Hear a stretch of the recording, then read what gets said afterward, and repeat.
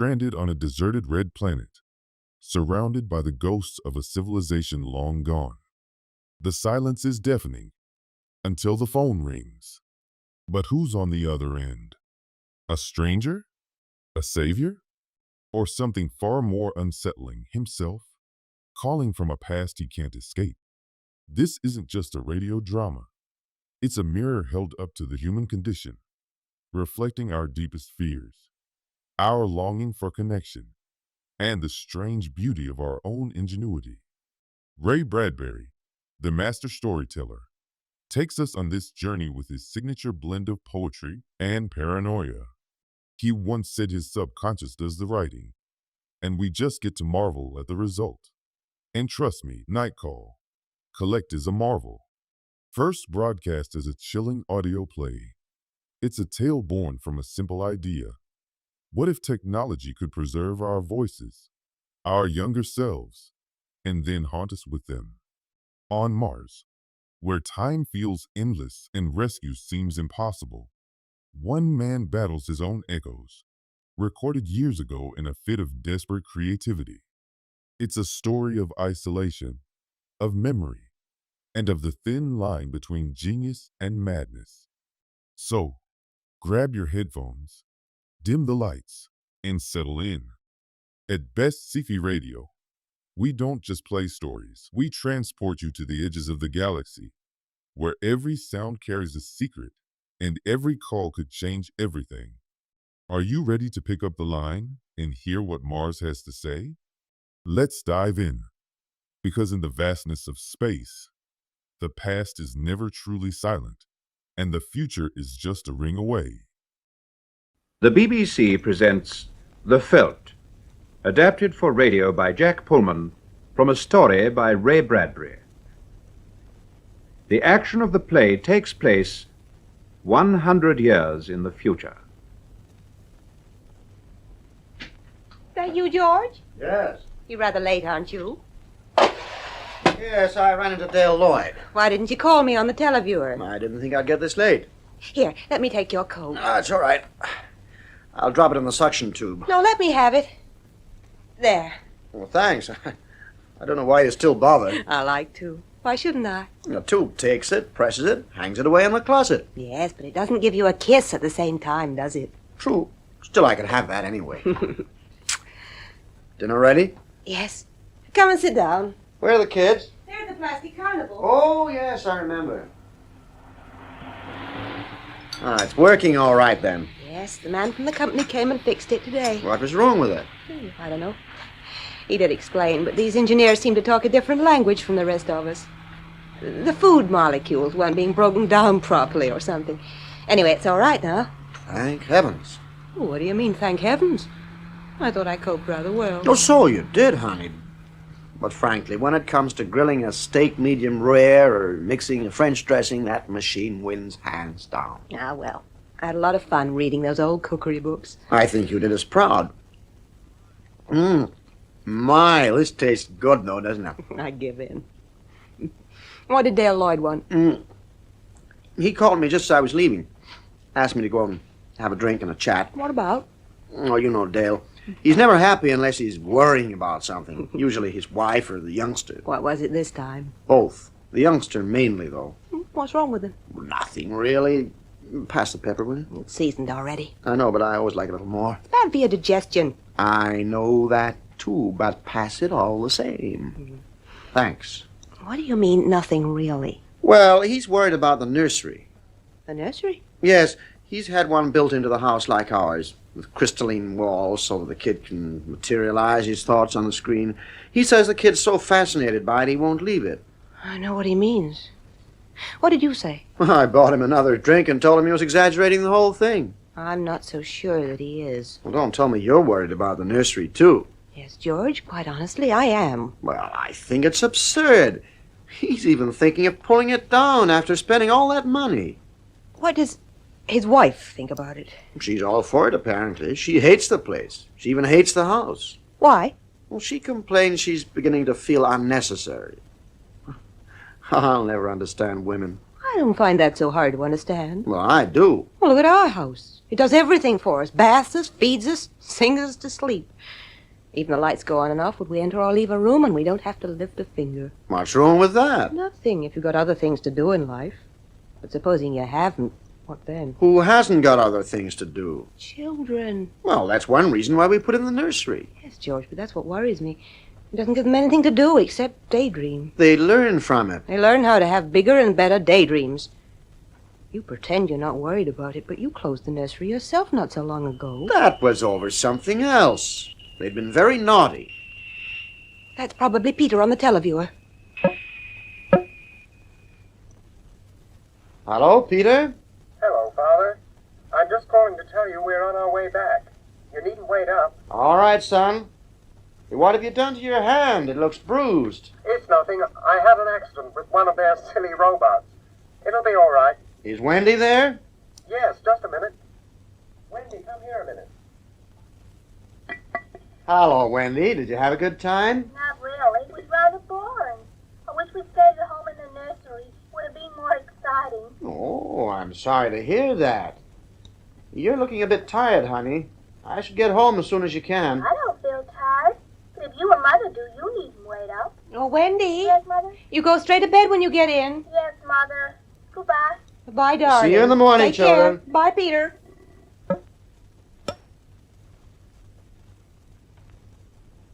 You see? They wish they'd stayed in the nursery. That's all they want to do. Sit there hour after hour watching their thoughts appear on the screens. I'd have thought they'd have enjoyed the carnival. They don't enjoy anything anymore. They don't want carnivals. They don't even want me. Oh, come, Lydia. It's not as bad as that. Do I ever read to them now or tell them stories or play with them? They don't want it. They live in their own little private world and resent anyone who wants to take them away from it. The nursery's supposed to educate them, George, not obsess them. Well, it does educate them. The more they know about a place, the clearer the image they get. It's a wonderful stimulus to learn more. What did you see the last time you were in the nursery? You mean, what place had it become? Uh-huh. Why, the Veldt. Yes, the Veldt. The African Veldt. The hot yellow sun, the straw smell of grass, and above all, the ghastly smell of lion. Well, that's how it is with these nursery rooms. The impressions are just incredibly real. No, it's not the same nursery anymore. When did you last see something other than the African Veldt in there? When did you see Aladdin or Robin Hood or the first expedition to land on the moon? That's true. Their imaginations have gotten into a rut. Not just a rut. They've become morbidly preoccupied with it. They do nothing but read books on Africa and the lion. We know everything about them. And every time I go in there, the heat seems more intense, the grass more yellow, and the smells more pungent. Look, let's go and take a look at the place. You go. I'm sick of the sight of Now, it. come on. Don't let it get you down. After all we have to do is to switch the damn thing off. It's locked. Did you bring the key? Yes. I thought the children might go back into it when they came home.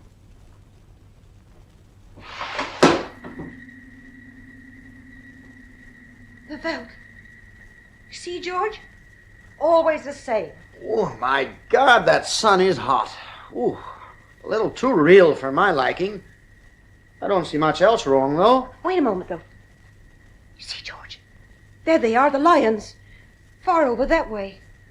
On their way to that water hole. They've just been eating. Can you make out what it is? A zebra, I think. Are you sure? Well, it's a little late to be sure. All I can see is white bone picked clean, and the vultures circling overhead. What an achievement. It's unbelievably clear. Oh, those lions look as if they smelt us. We can smell them, darling, but they can't smell us. They're our image, remember, not vice versa. Our image, George? Did you want the African Veldt to appear on the screens when you came in? Well, the children's then. Well, those lions do seem to be moving closer. It's uncanny. Let's get out of here, George. This place gives me the shivers. No, wait a moment. If this thing works for the children, it should work for me. What are you going to do?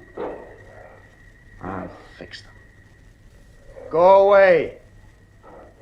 Go away, I tell you. Let's have Aladdin and his lamp. George, let's go. Come on. I want Aladdin, I tell you. Aladdin! Aladdin! George. I don't want the Veldt anymore. I want Aladdin, do you hear? Full room's out of order. It won't respond anymore. Oh, it can't respond. The children have thought about Africa and the lions and killing so much that the room's in a rut. No. I think Peter said it that way so it can't change. Peter doesn't know about machinery. I don't know. He's a pretty wise kid for his age. Yeah, let's go and have a drink.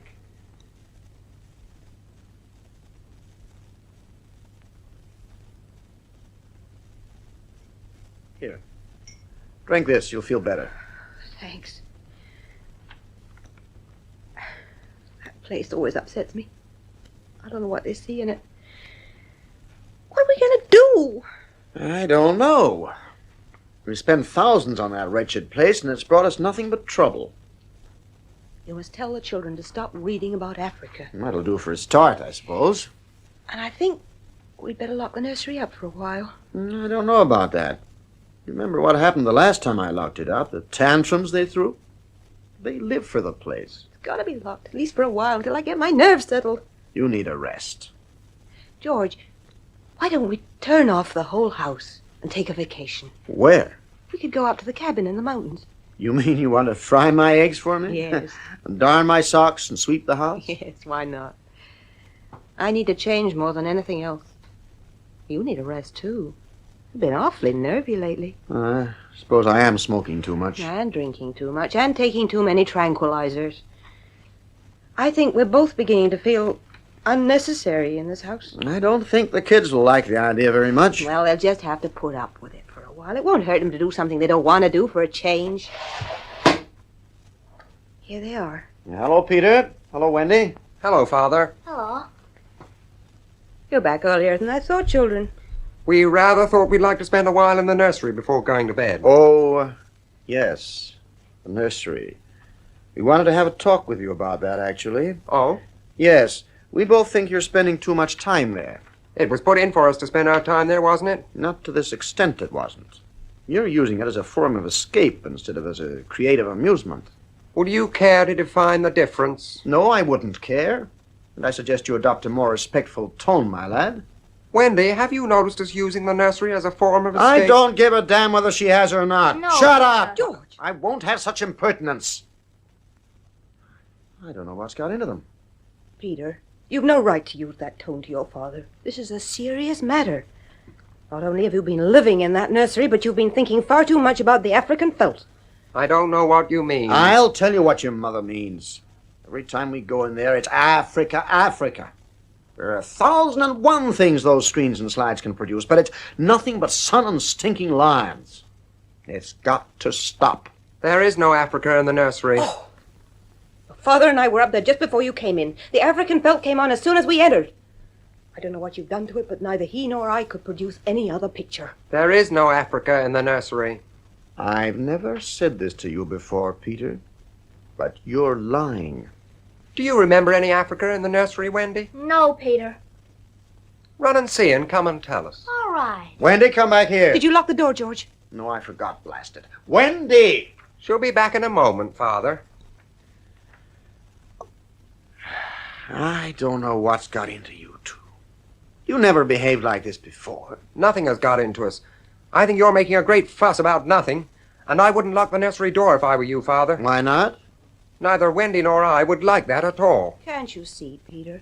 We're only trying to do what we think is best for you. You're trying to deprive us of the nursery. We won't be deprived of the From nursery. now on, you'll do as you're told.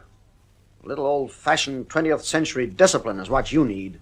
There are laws against striking children, Father. Well, some of them are going to get broken around here once in a while. Peter, we don't want to restrict your activities, but neither you nor Wendy is exercising any sense of proportion. You've both become so obsessed with Africa that the image seems almost to be living an independent existence of its own. I've told you there is no Africa in the nursery. Peter is right. There is no Africa in the nursery. We'll soon see about this. Come with me, both of you. Come on. You too, Wendy.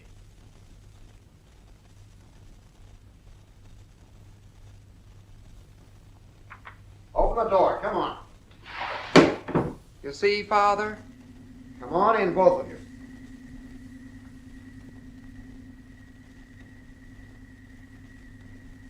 Why, two sweet little children. And what might they call you, my dear? My name is Hansel, and this is my sister, Gretel. What very pretty names. We've never seen a house made of cakes and ginger loaves before. Well, there aren't many, to be sure. Have you come a long way? Yes, we've walked and walked and walked. You must be very tired. Why don't you come inside and rest your poor dear feet? You are very kind. It just so happens I have some cookies baking in the oven, and you shall have some right away. I'm awfully hungry. Well, there are plenty of cakes. Now, in you go. That's it. Now, you sit there, my dear, and you, Hansel, sit there. You see, Father? I see, all right. I told you there was no Africa. Outside, both of you. But I told you. Out, I say, and you, Wendy, go to bed. What? You heard me, go to bed. Very well. Come on, Wendy. And see that you stay there. You think Wendy changed it? She must have done. Changed it from the Veldt to the fairy tale? Yes. Why? I don't know. But it's staying locked until I find out. I'm beginning to be sorry I ever bought this house and that nursery.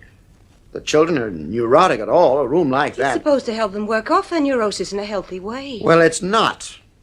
Something is happening to them, and that room, it's unhealthy. We've given them everything they wanted. Well, no secrecy, disobedience, lies. They're insufferable, let's face it. Treat us as if we were their offspring. They're spoiled and we're spoiled. You know, they've been acting funny ever since you forbade them to take up the Rockies. Well, they're too young to do that kind of thing alone. I don't think I was being unreasonable. Still, they've been decidedly cool ever since. I think I'll ask David McLean to come down. He's a psychiatrist. He ought to know what to do. But there's no more Africa in the nursery. I've got a feeling there will be. Anyway, it won't do any harm to have him look over the place. He can have a look at the children as well while he's here. Come to think of it, he can have a look at me, too. Oh, come on, let's go to bed. I feel dead.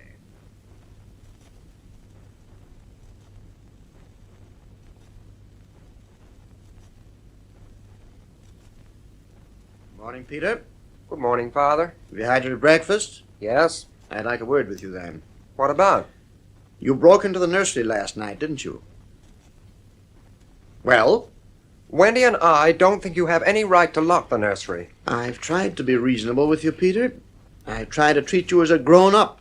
It clearly doesn't work. You want to treat me like a grown-up when I agree with you and treat me like a child when I don't. That's not true. I've allowed you a lot of freedom. Too much, it seems to me. I've only prevented you from doing things I've considered dangerous or harmful. And playing in that nursery has become both. Do you intend to lock it up for good? That depends. On what? On you and your sister. If you intersperse this Africa with a little variety, Sweden perhaps, or the Wizard of Oz. I thought we were free to play as we liked. You are within limits. But I'm not having you living in that spurious African dream world. It's not a dream world, Father. That's exactly what I mean. You've got to the stage where you think it's real. You've almost got your mother and me believing it. Well, it's time you had a rest from it. So I'm locking up the whole house and we're going up to the cabin for a few weeks. I don't want to go. Why not? I don't like it up there. You liked it last time. No, I hated it. Lighting fires, making beds, reading books. It was horrible. Well, it'll be good for a change. It'll teach you some self-reliance and self-discipline.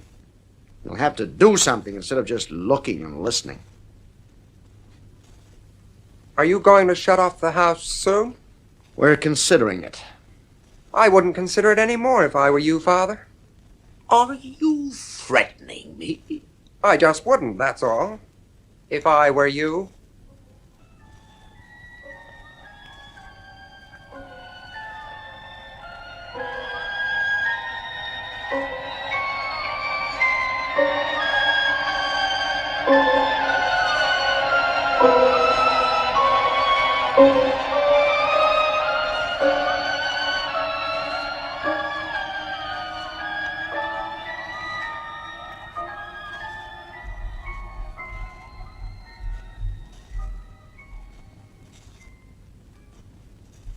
of you to come right away, David. Oh, not at all. What seems to be the trouble? Have you eaten, David? Oh, yes, thanks. I had something before I came out. David, you're a psychiatrist. I should hope so. I'd like you to take a look at our nursery. You too?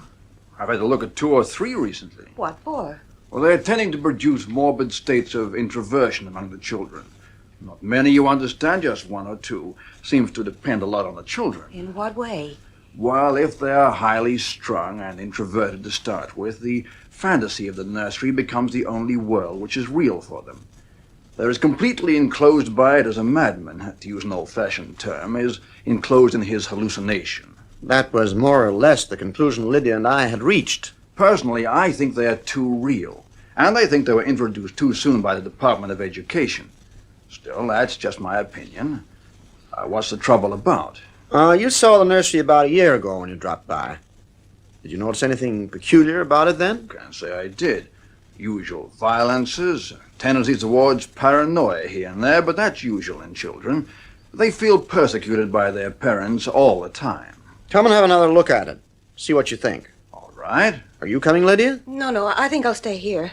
I've seen enough of it. Come on then, David. I locked the nursery, but the children broke back into it. I let them stay there so they could form the patterns for you to see. We'll walk straight in on them. Then they won't switch anything off.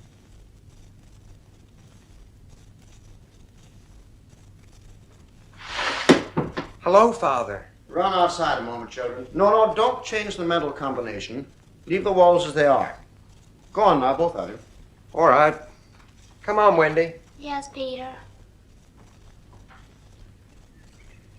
You see, David? Africa. I see, all right. My God, the heat. And the smell. I'm glad those lions are just finishing a meal. I wish I could make out what it was they'd been eating. Those screams sound human and familiar somehow. I sometimes feel that if I brought high-powered binoculars here and... I hardly think so.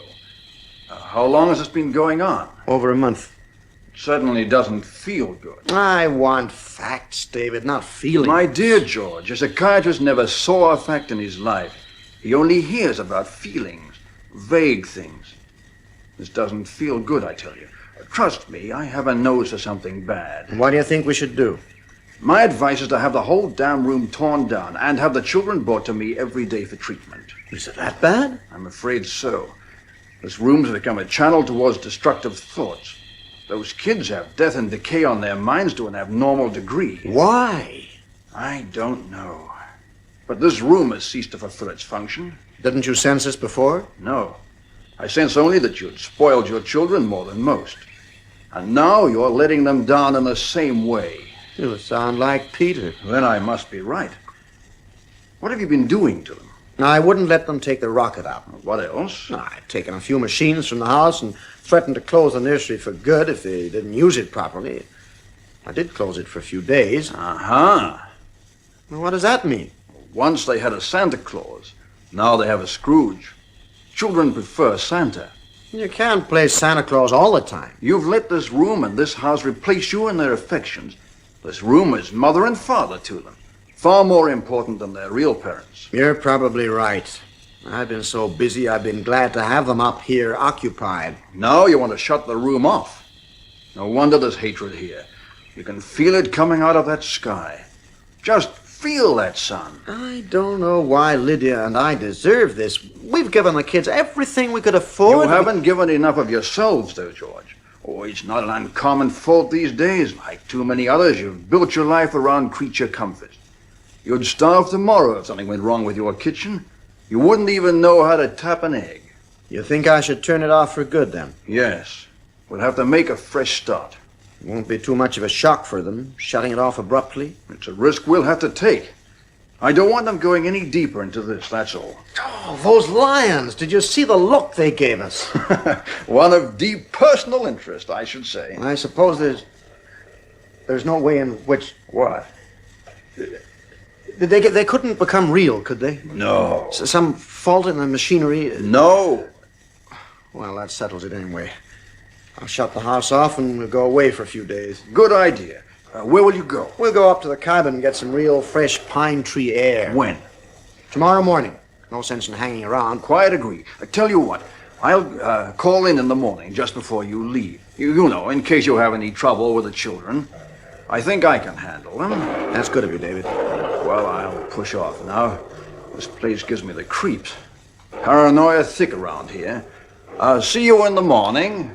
Yes, and thanks a lot, David. Don't mention it. Seeing you.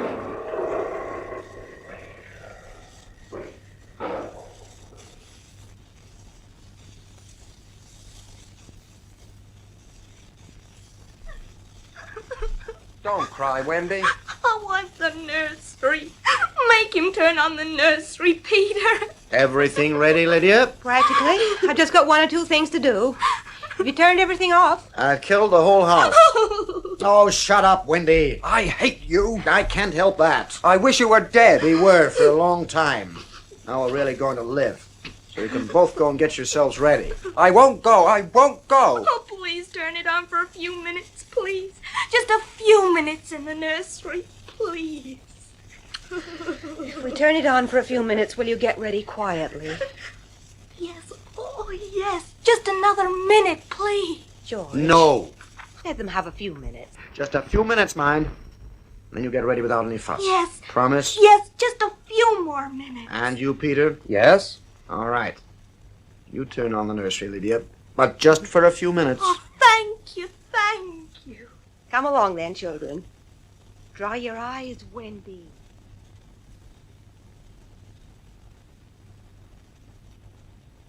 That horrible Africa. What can they see in it? Did you leave them in the nursery? Yes, I wanted to change. They'll be all right. I shall be so glad to get away. Well, it won't be long now. This house seems like a graveyard. Whatever made us buy it. Pride, money, foolishness. We weren't ready for it. We let it take charge of us. Men have never been ready for the things they invent. Do you think we've done the children much harm? I don't know. But I'm worried. They're not the same children anymore.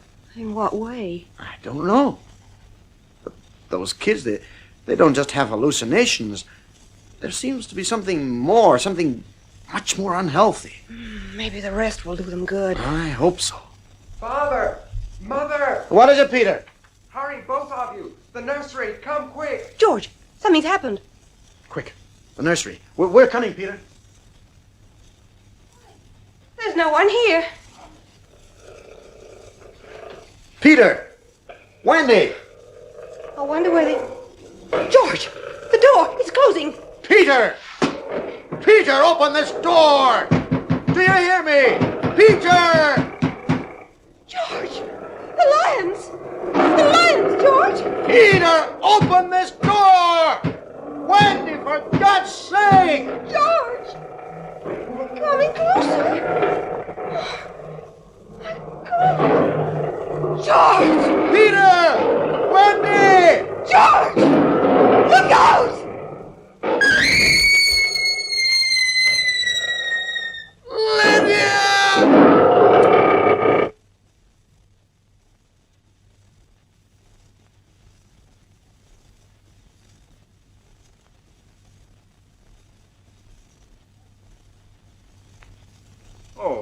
Hello, you two. Hello, Mr. McLean.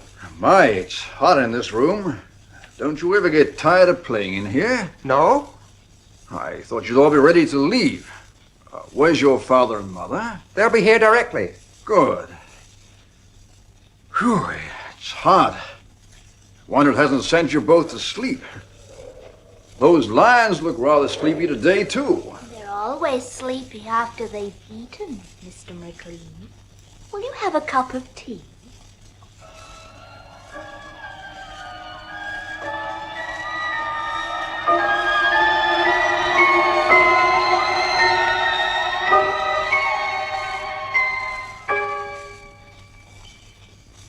The Veldt, by Ray Bradbury, was adapted for radio by Jack Pullman.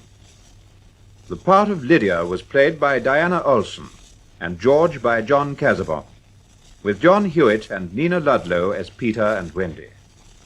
Production by Frederick Bradnam for the BBC.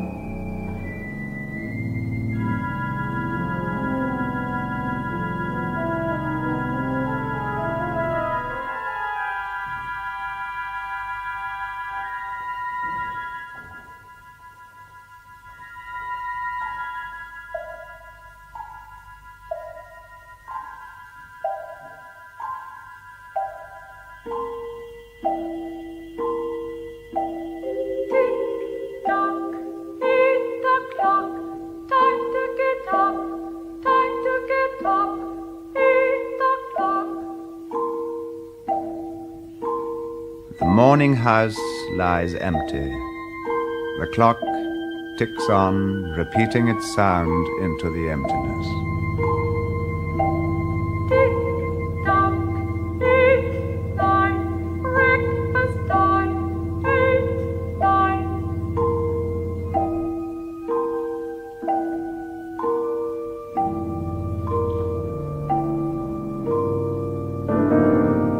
In the kitchen, the breakfast stove has switched itself on.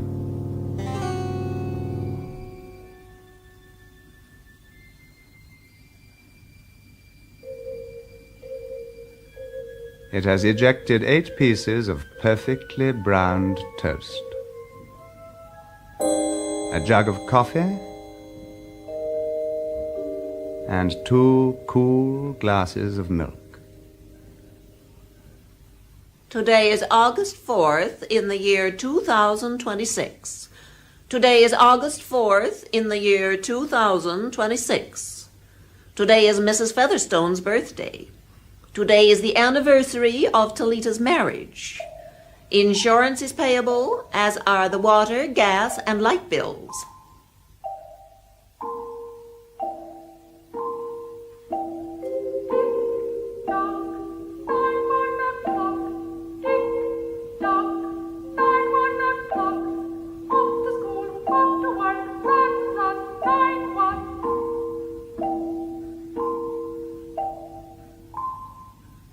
But no doors slam, no carpets take the soft tread of rubber heels.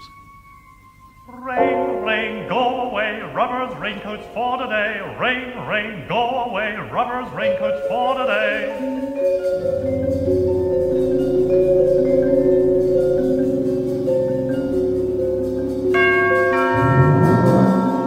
The garage chimes and the door rolls up. It reveals a car waiting inside. After a long wait, the door rolls down again.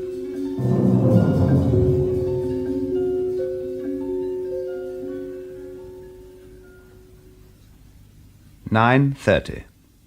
The eggs are shriveled and the toast is like stone. An aluminium wedge scrapes them into the sink. Then hot water whirls them down a metal throat which digests them and flushes them away to the distant sea. The dirty dishes are dropped into a hot washer and emerge twinkling dry.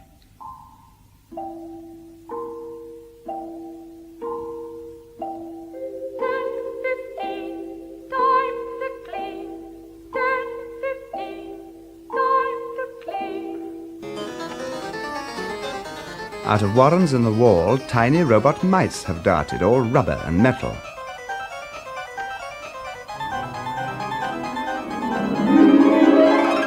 They thud against chairs, they whirl their moustached runners, knead the pile of the carpet, suck gently at hidden dust. They have popped back into their burrows. Their pink electric eyes have faded. The house is clean.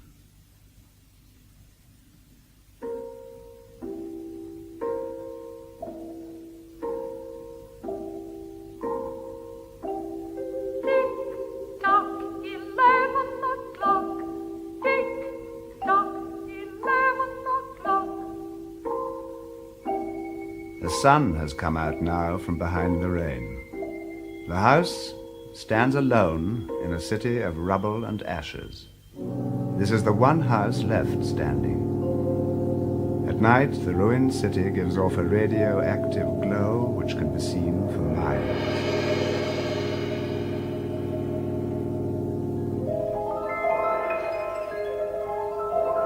The garden sprinklers fill the soft morning air with scatterings of brightness. The water pelts against the window panes. It runs down the west side of the house.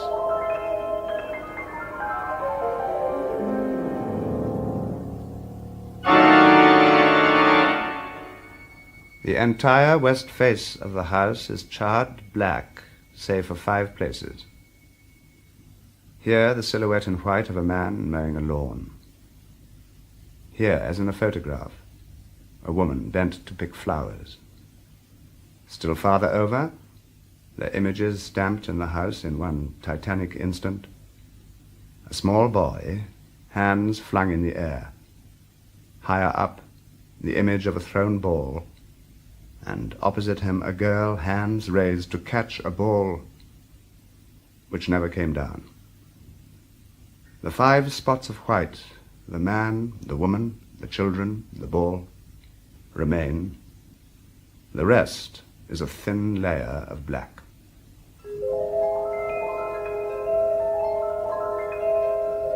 The gentle sprinkling rain fills the garden with falling light. Until this day, how well the house has kept its peace. How carefully it has inquired, who goes there? What's the password? And getting no answer from lonely dogs and whining cats, it has shut its windows and drawn its curtains in an old maidenly preoccupation with self-protection. The house quivers at every sound. If a sparrow brushes a window, the sunblinds snap up. The bird is startled and flies away. Not even a bird must touch the house. The house is an altar, big, small, servicing, attending. But the gods have gone away, and the ritual of the religion continues senselessly, uselessly.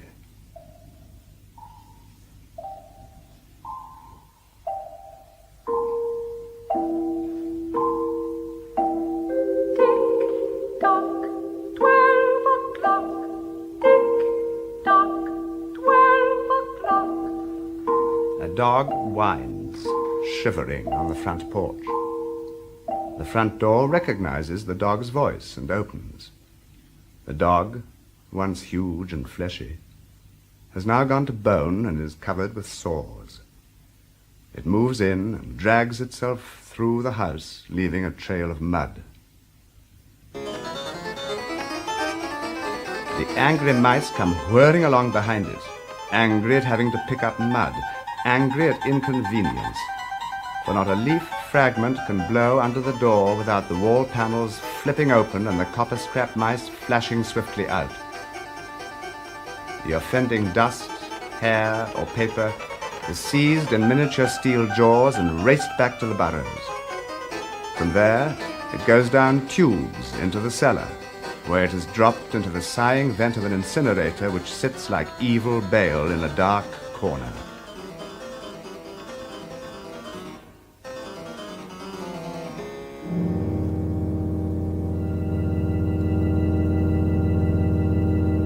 The dog runs upstairs. It yelps hysterically at each door. At last it realizes, as the house has realized, that only emptiness is here.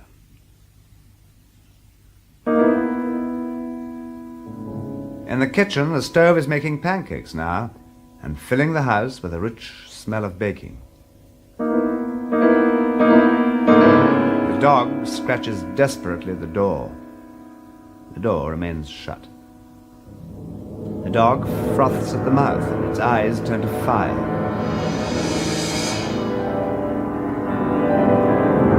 It runs wildly in circles, biting at its tail.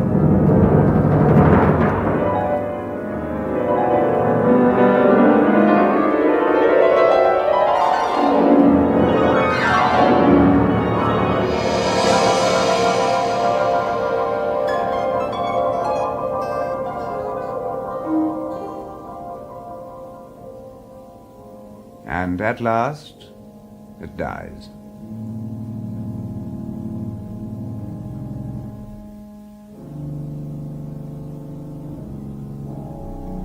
It lies in the parlor for an hour.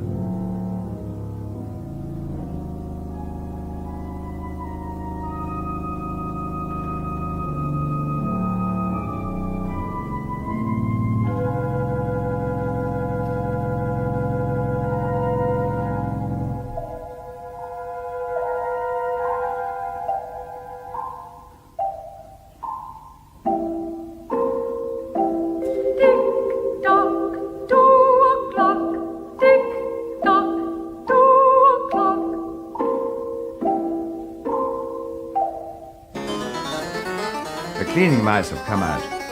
They have caught the scent of decay. They go humming along as softly as blown grey leaves in an electrical wind.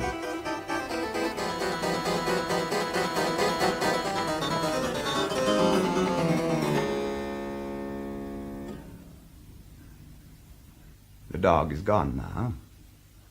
In the cellar, the incinerator gives out a sudden glow, and a whirl of sparks goes leaping up the chimney.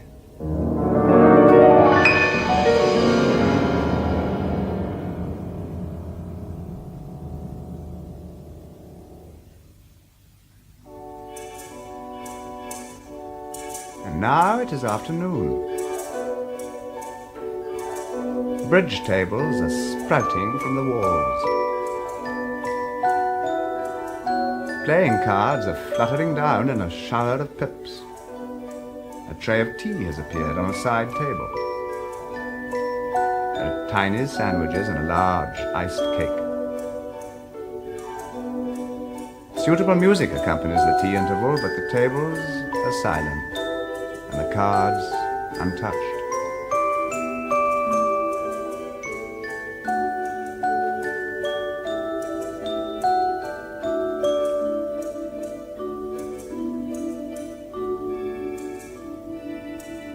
The tables are folding up like giant butterflies. They slide back through the paneled walls. The nursery walls are beginning to glow. Animals are taking shape on them. There are yellow giraffes, blue lions, pink antelopes, lilac panthers.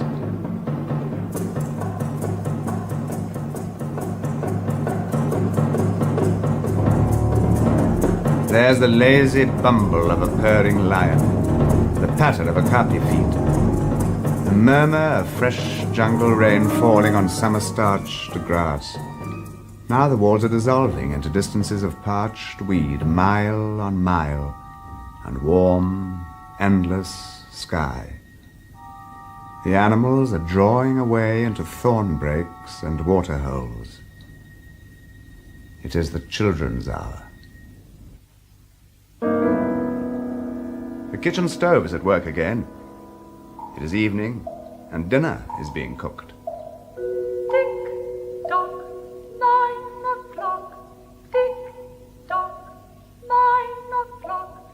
Time for rest, time for play, time to put your cares away. The dinner has been served, and the wasted food has been thrown away.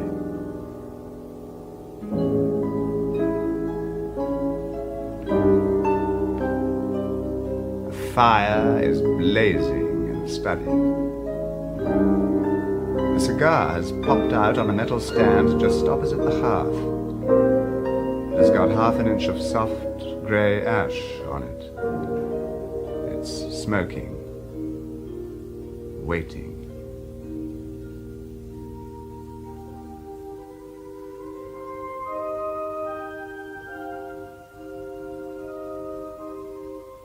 And now it is bedtime. In the bedrooms, the beds are being warmed by their electric blankets, for the night is cool.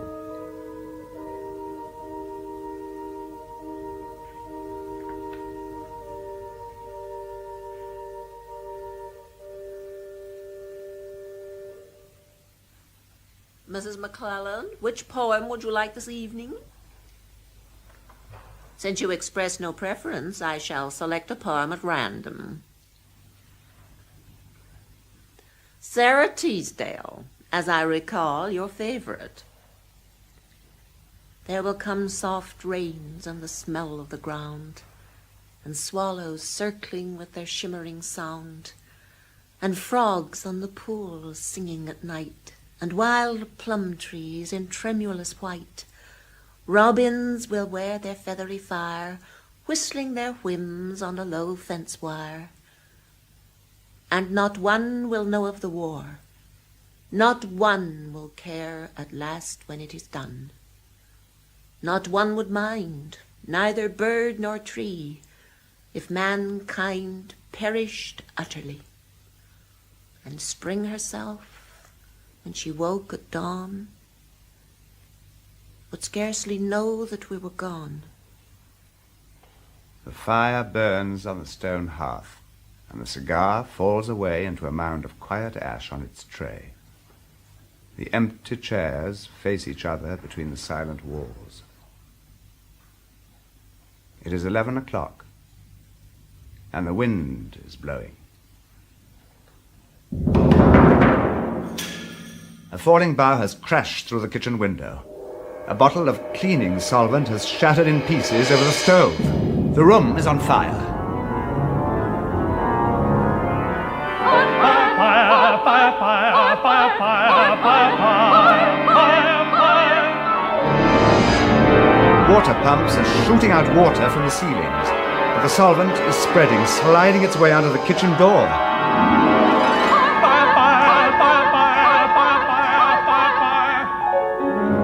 The house is trying to save itself. Fire doors have sprung shut, water is being pumped onto the flames. But the windows have broken in the heat, and the wind is blowing on the fire now. With 10 billion angry sparks, the fire has roared its way from room to room. Water rats have come squeaking from the walls. They each give a burst of water. Mechanical rain is spraying down, but the fire has gone crackling up the stairs. It is feeding on Picassos and Matisse as though they were delicacies. It bakes off the oily flesh and tenderly crisps the canvas into black shavings. The fire's on the beds now. It's in the windows, changing the color of the curtains in an instant flame. Our reinforcements. Blind robot faces have come peering down from attic trapdoors, and they're gushing out snakes of green chemical which go whipping over the floors, killing the fire with a clear, cold venom. No, the fire's been too clever for them. It sent its flames up outside the house, right up to the attics. It's reached the pumps.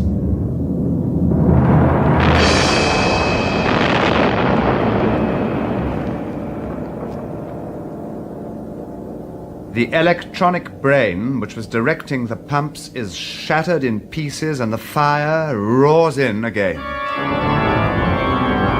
The house is shuddering, oak bone on bone, its bared skeleton cringing from the heat.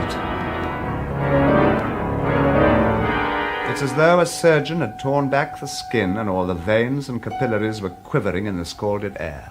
Help, help, run, run! Help, run!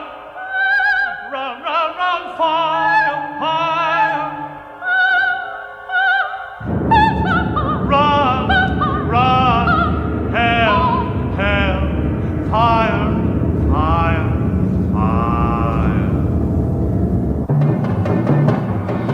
The jungle's burning in the nursery. Blue lions are roaring. Purple giraffes are bounding off. The panthers run in circles, changing color. 10 million animals are running before the fire.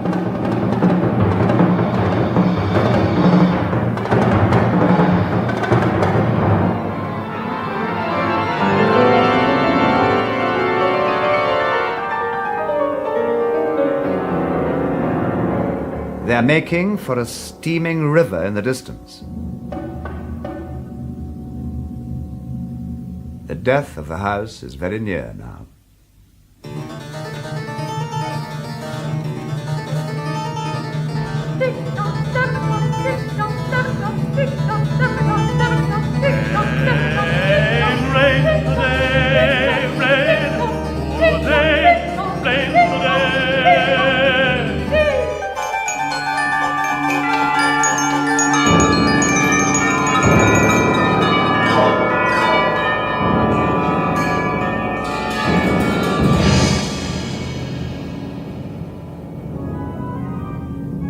A few last cleaning mice have come darting out. They're bravely trying to clear the ashes away.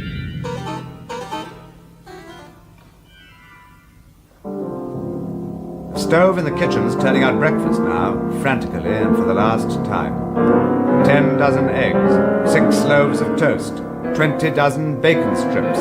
They're all eaten by the fire. The flames race through the house, ravaging, devouring.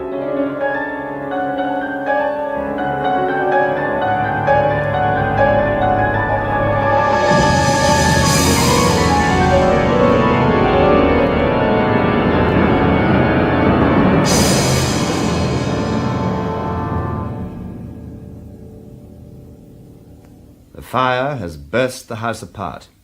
It has slammed flat down on the ground, puffing out spark and smoke. The attic has smashed into the kitchen and drawing room. The drawing room has smashed into the cellar. Deep freeze, armchairs, film tapes, circuits, beds, they're all in a muddled, cluttered mound beneath the ruins. There is only smoke and silence. A great quantity of smoke. Dawn is showing faintly in the east. The sun is rising now and is beginning to shine over the heaped rubble and steam. There's one wall left standing among the ruins. Just one wall, alone. Today is August 5th of the year 2026. Today is August 5th of the year 2026.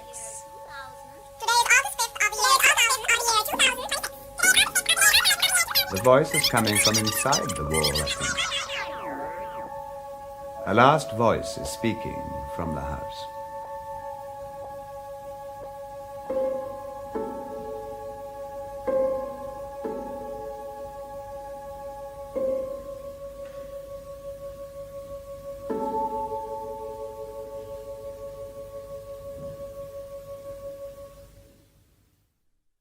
Leviathan 99, a radio drama by Ray Bradbury.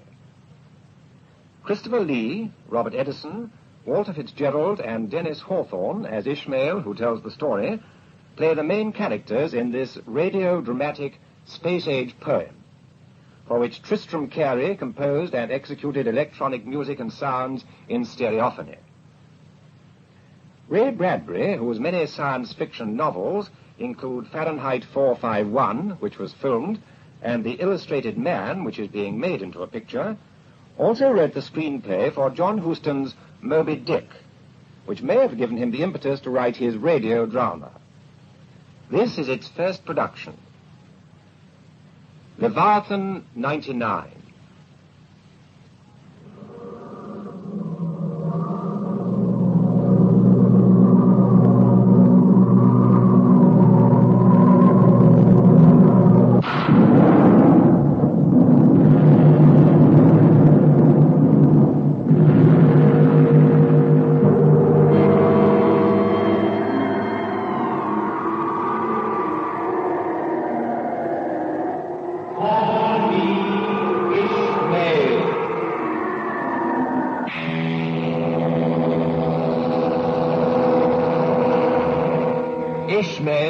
In this year 2099, when strange new ships sail toward the stars instead of under them, attack the stars instead of fearing them, a name like Ishmael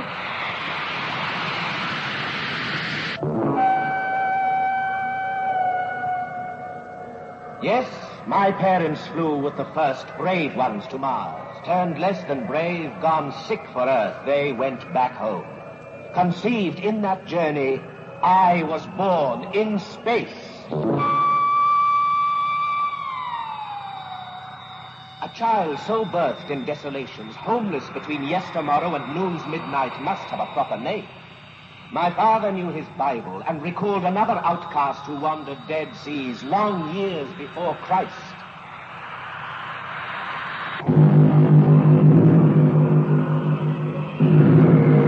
And I, being so far the only child conceived, fleshed, and delivered forth in space, how better to name me than as my father did, touching the dark warmth where I hid restless in the days before my birth. And he did indeed call me Ishmael.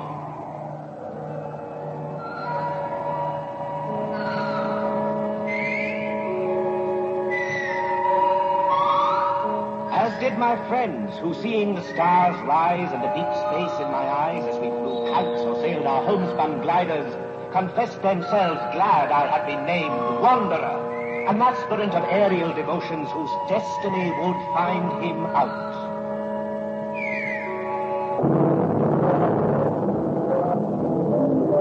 Some years ago, I thought I would soar about and see all the seas of wind that roam the world. Whenever it is a damp November in my soul, I know it is high time to take to the sky again.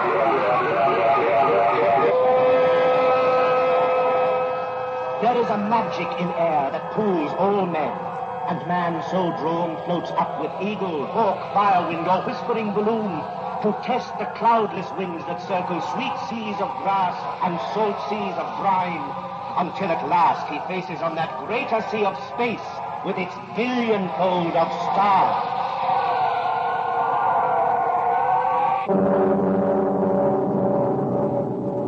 And so, on a Saturday late in the year 2099, borne by my own jet packet power, I duly arrived at the Cape and hung upon the air. A fledgling bird among yet greater birds of fire and steel, and felt the floodgates of the vast and waiting universe swing open in my soul.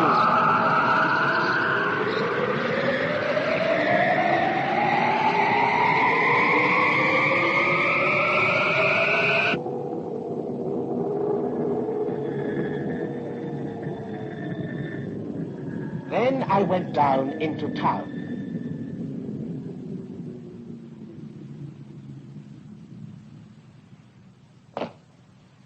I discarded my wings and traveled now by moving sidewalk.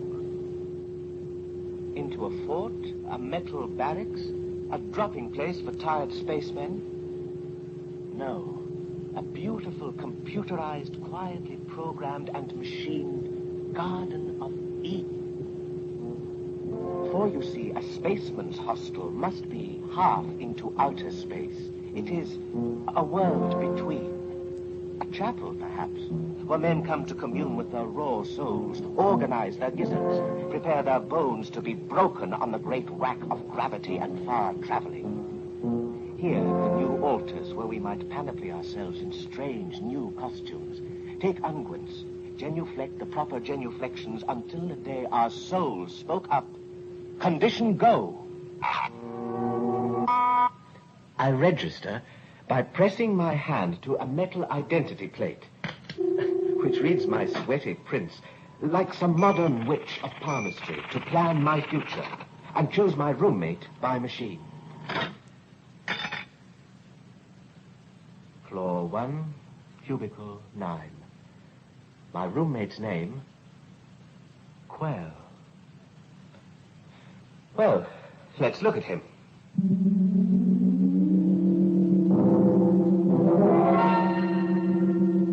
The moving floor guides me past robot museums, where other spacemen, like myself, sit with mechanical Platos and Socrates under a Mediterranean sun. They do not know me, for they will not. In 100 fantastic new-styled schoolrooms, electric oracles of Delphi, robot men, complex as beehives, honeycombed with knowledge, wise as the names they bear.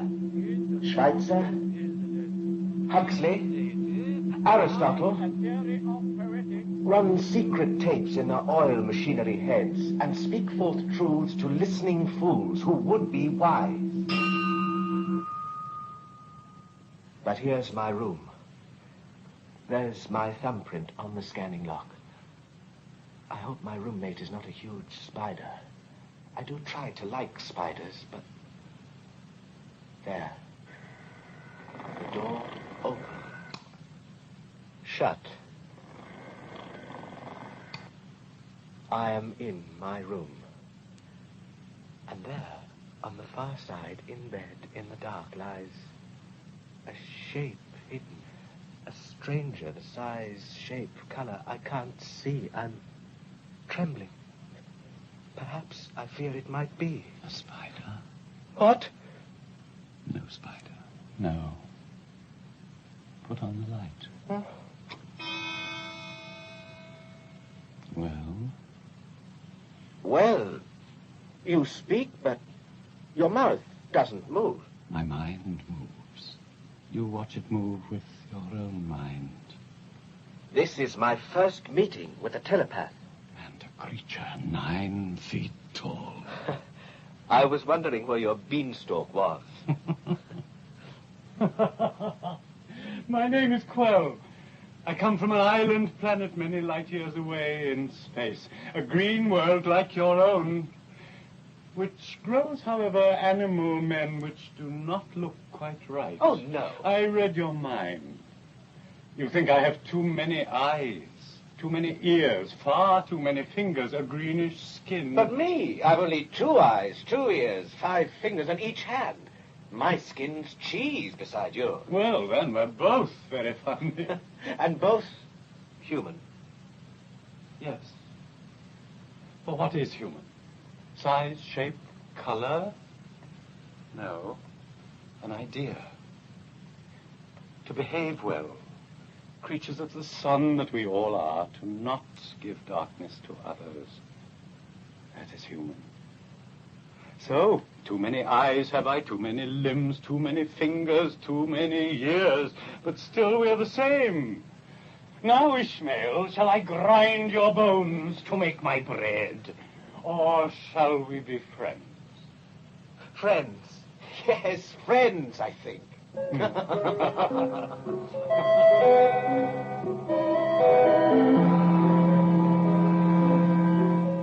And friends we were. 2 terrible and fine, ugly and beautiful children of nature. For what is nature?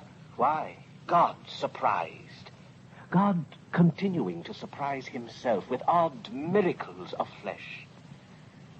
And there was nothing odder or more miraculous than Ishmael and Quell from the far islands of the great Andromeda Nebula.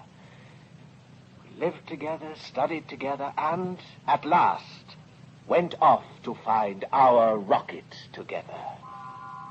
A great kite and a small, we flew like autumn leaves above the Florida Cape. And from a distance watched the rockets fall up to drown in summer lakes of space. The scars of their traveling soon healed by wind. And below, in their towering gantries, stood the other ships that sailed for stars. Gemini 97, Star Trek 3. Which will it be, Quell? Choose. The computers have already chosen for us. Quell, pretend. Make believe the machines don't run us. How young you are. There then, choose. Jupiter 10, Apollo 88. Hold on. There. Cetus 7. Cetus 7. Do we fly to see her? We fly.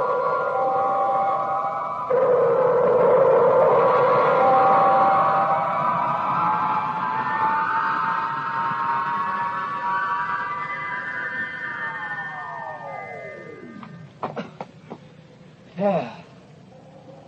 Biggest rocket ever built. Cetus. Sirs. Yes? Friends. We are no friends of yours. You're quick to read my mind. Is that your rocket? It is. You tread the rim of the abyss. Pull back. Don't go. You, young one. Listen, do you know that rocket's captain? Not eye to eye. Eye to eye. You've touched the nerve. For when you meet him, do not peer into his eyes. Be warned, he has none. None? Gone blind? No, stricken's for the word. Burnt blind in space some years ago. His skin, his mind, his soul, all burnt, but somehow hung together. He lives on. But you knew it. No. And want no more from you. No. You've read my mind. Now, tell your friend about your captain. What burnt him blind? Where? When? For what strange reason? Was he a priest of space, run after God, and God turned and gave him darkness with one blow? Is your captain all one piece? Or does it show where he was sewn back up? Does midnight still peek out through holes the doctors couldn't mend? Is he all one scar? Was he born albino, or did terror color him up and whiten him out like awful snow? No, find, then turn away. The Cetus is not your ship for space. It's no man save the captain's, and the captain's lost forever. Morning, friends. Wait, don't fly. What's your name? Elijah. Name's Elijah. Morning, dear friends. Morning.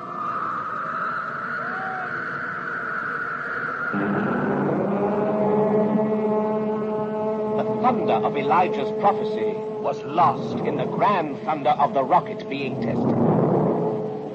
The last of 1 million supplies were going aboard.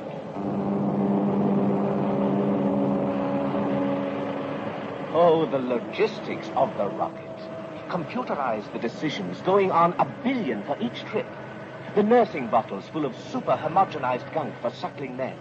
Botanical gardens. Rare, small, compacted jungles which inspire bad, suspire good, oxygenated airs. Capsuled ocean seas which grow algae for atmospheres and salads. Machines which spin the sweats of rocket man to fresh new rains to be drunk again.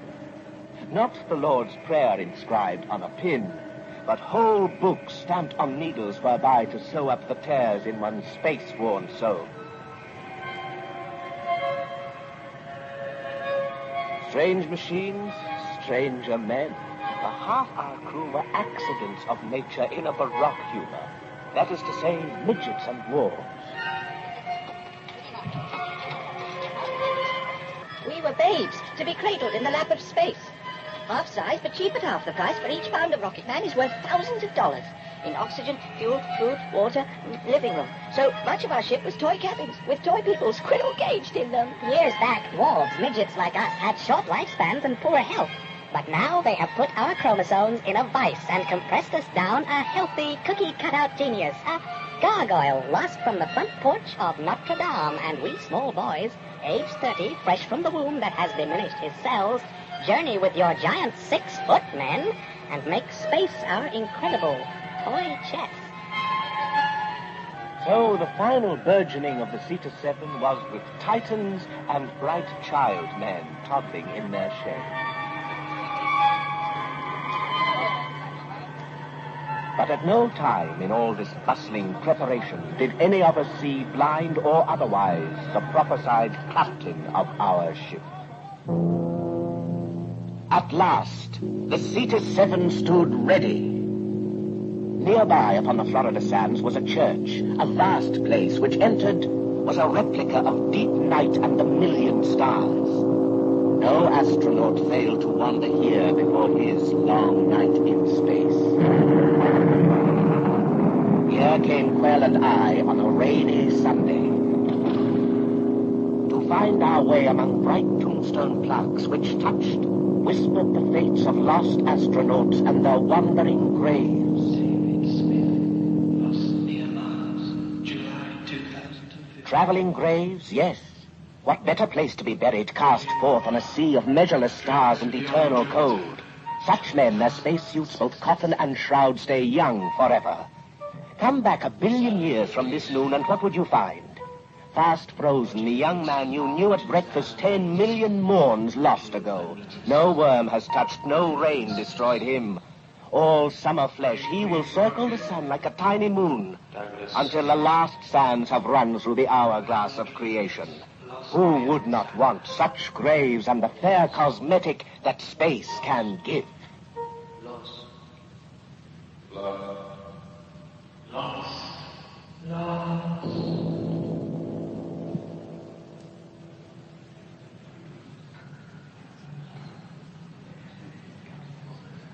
In the pulpit, at the center of the spaceman's chapel, stood a man who had died 100 years ago. Dead, yes, but so remarkable a man was he that they did computerize his soul. That is, they did up his voice on tapes, made circuitries of his merest breath and motion, then locked it all in plastic flesh and steel. So now before us stood Father Ellery Polwarth. A monster robot? No. Gentle essence of the man. Is God dead? An old question now. But once hearing it, I laughed and replied, no, not dead, but simply sleeping till you chattering fools shut up. A better answer is, are you dead? Does the blood move in your hand? Does your hand move to touch metal? Does that metal move to touch space? Do wild thoughts of travel and migration move behind your flesh? They do. You live, therefore he lives. You are the thin skin of life upon an unsensing earth. You are that growing edge of God which manifests itself in hungers for space. So much of God lies vibrantly asleep. The very stuffs of worlds and galaxies, they know not themselves. God reaches for the stars. You are his hand. Creation manifest. You go in search. He goes to find. You go to find himself. Everything you find along the way, therefore, it will be holy. On far worlds you will meet your own flesh, terrifying and strange, but still your own. Treat it well. Beneath the shape, you share the Godhead. You Jonahs are traveling in the belly of a new-age metal whale, the rocket ship. You swimmers in the far sea of space.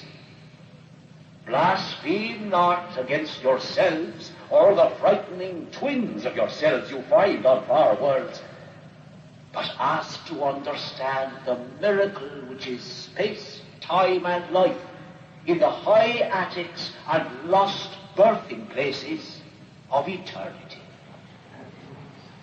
Woe to you if you do not find all life most holy.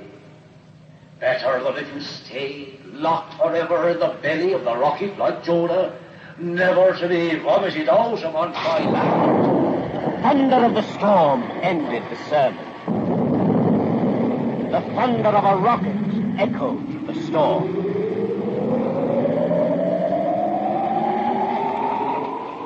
And suddenly it was the night before our fall into deep space. In our room, Quell and I lay sleepless, watching the diminishing rain on the great sky windows, listening to the voice clock announce the hours. Tick, tock, 2 o'clock. Tick, tock, 2 o'clock.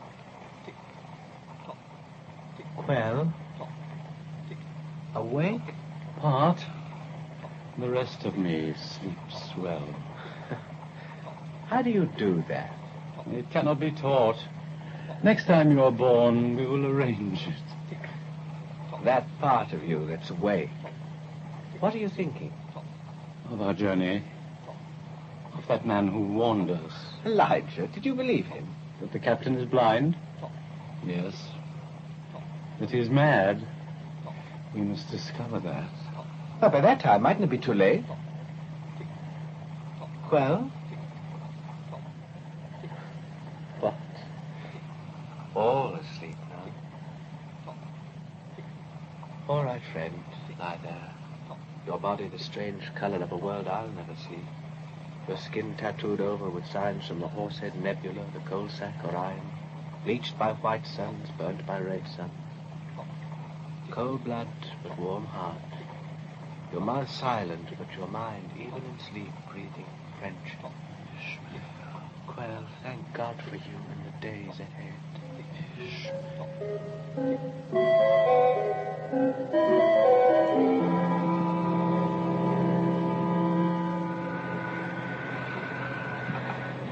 Take off time at sunset, 7:31 hours. Take off time, sunset, 7:31 hours. At sunset, aboard the rocket, we, the crew, waited. And the sun rose again. That is to say, the gantry elevator bearing one man rose up through the twilight air. And the elevator, rising high and swift, caused the sun, just gone below the earth, for a last moment to reappear. The sun, thus summoned back, played golden light upon this man who came alone and last. But if the sun played upon his face, he did not know nor see. And as for us, we only heard our captain step upon the landing. That's him, the captain. He's going direct to his quarters. Why? He sounds like a robot. No, idiot. The radar screen all miniaturized. He carries in a mask across his eyes. Blind, but not blind. A sweet machine, that. Board. All on board. Prepare for checkout and countdown.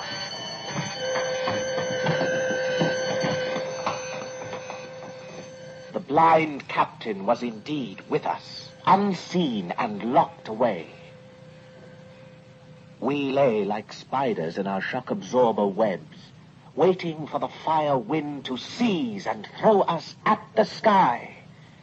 And seize and throw it did.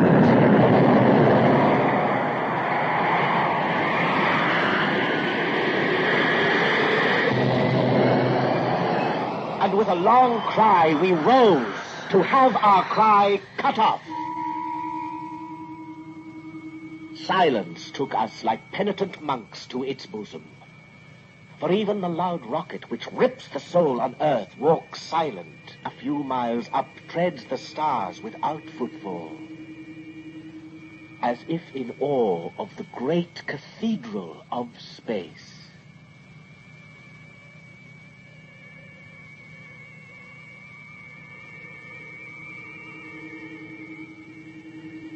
Ship's log, Cetus 7, August 2nd, 2099.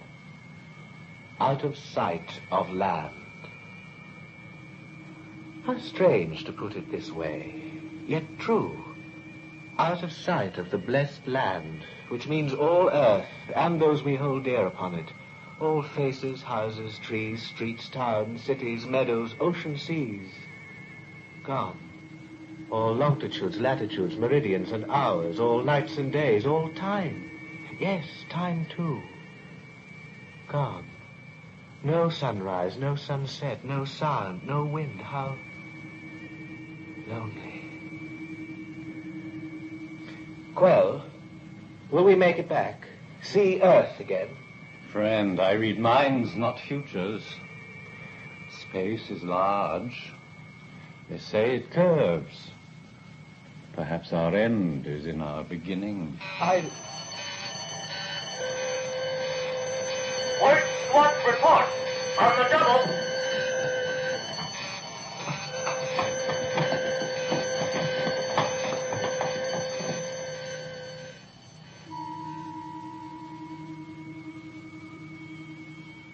Days, 20 days, 40 days gone in space. Our destination, a star in Cygnus, about which might roll a planet moist and green as Earth. We could not tell, we only went to see. Traveling up the speed of light, 186,000 miles per second, we could reach and return from that far world in 10 years. 10 years. 3,650 days of endless traveling night. And only work could save us from the boredom that slowly slides into moron insanity. Work in the chemistry lab. Work in the compacted jungle swamp which cycled our carbon dioxide and gave us fresh oxygen and green salads for lunch. Work at repairing the ship's skin when rare meteors hit. Meteor strike. On a double. The penalty pass. Grab your spacer. Take cover. Work which meant in seconds we must slap the great adhesive patch fast, so our air did not rush out and leave us swiftly dead. Work, work, work. And through all the days, our captain stayed unseen within his quarters. His orders came as if delivered from a far place. But sometimes, at 3 in the deep morning, standing watch, I heard the captain pass in the elevator vent like a long-drawn whispering and sigh. Or heard him take the airlock door outside alone, there to stand sentinel to all space, to walk with magnetic boots upon the sounding flesh of our ship under the stars.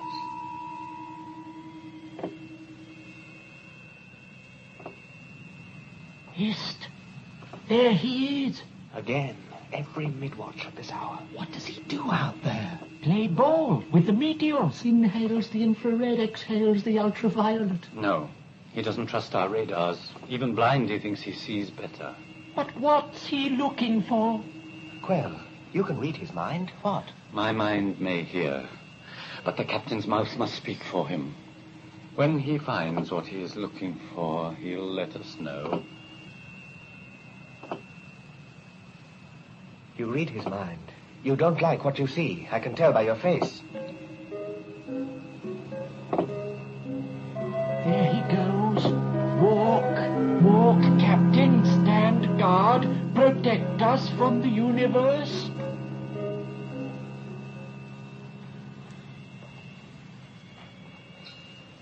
Logbook entry. 50 days out from Earth. We... Young man?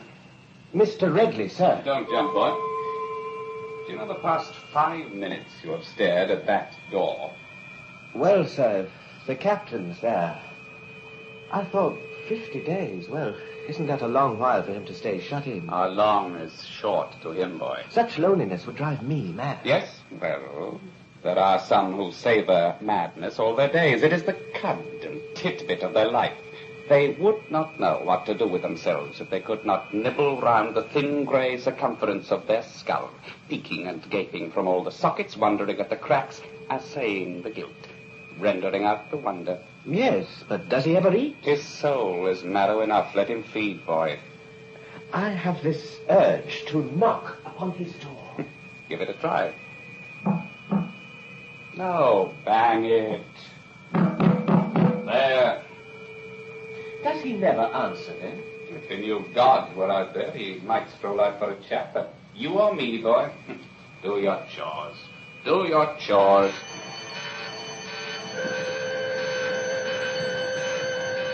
Hear this! Hear this! Captain's inspection! All hands! Inspection! He's coming out. The captain! Don't stand there, idiot! Line up!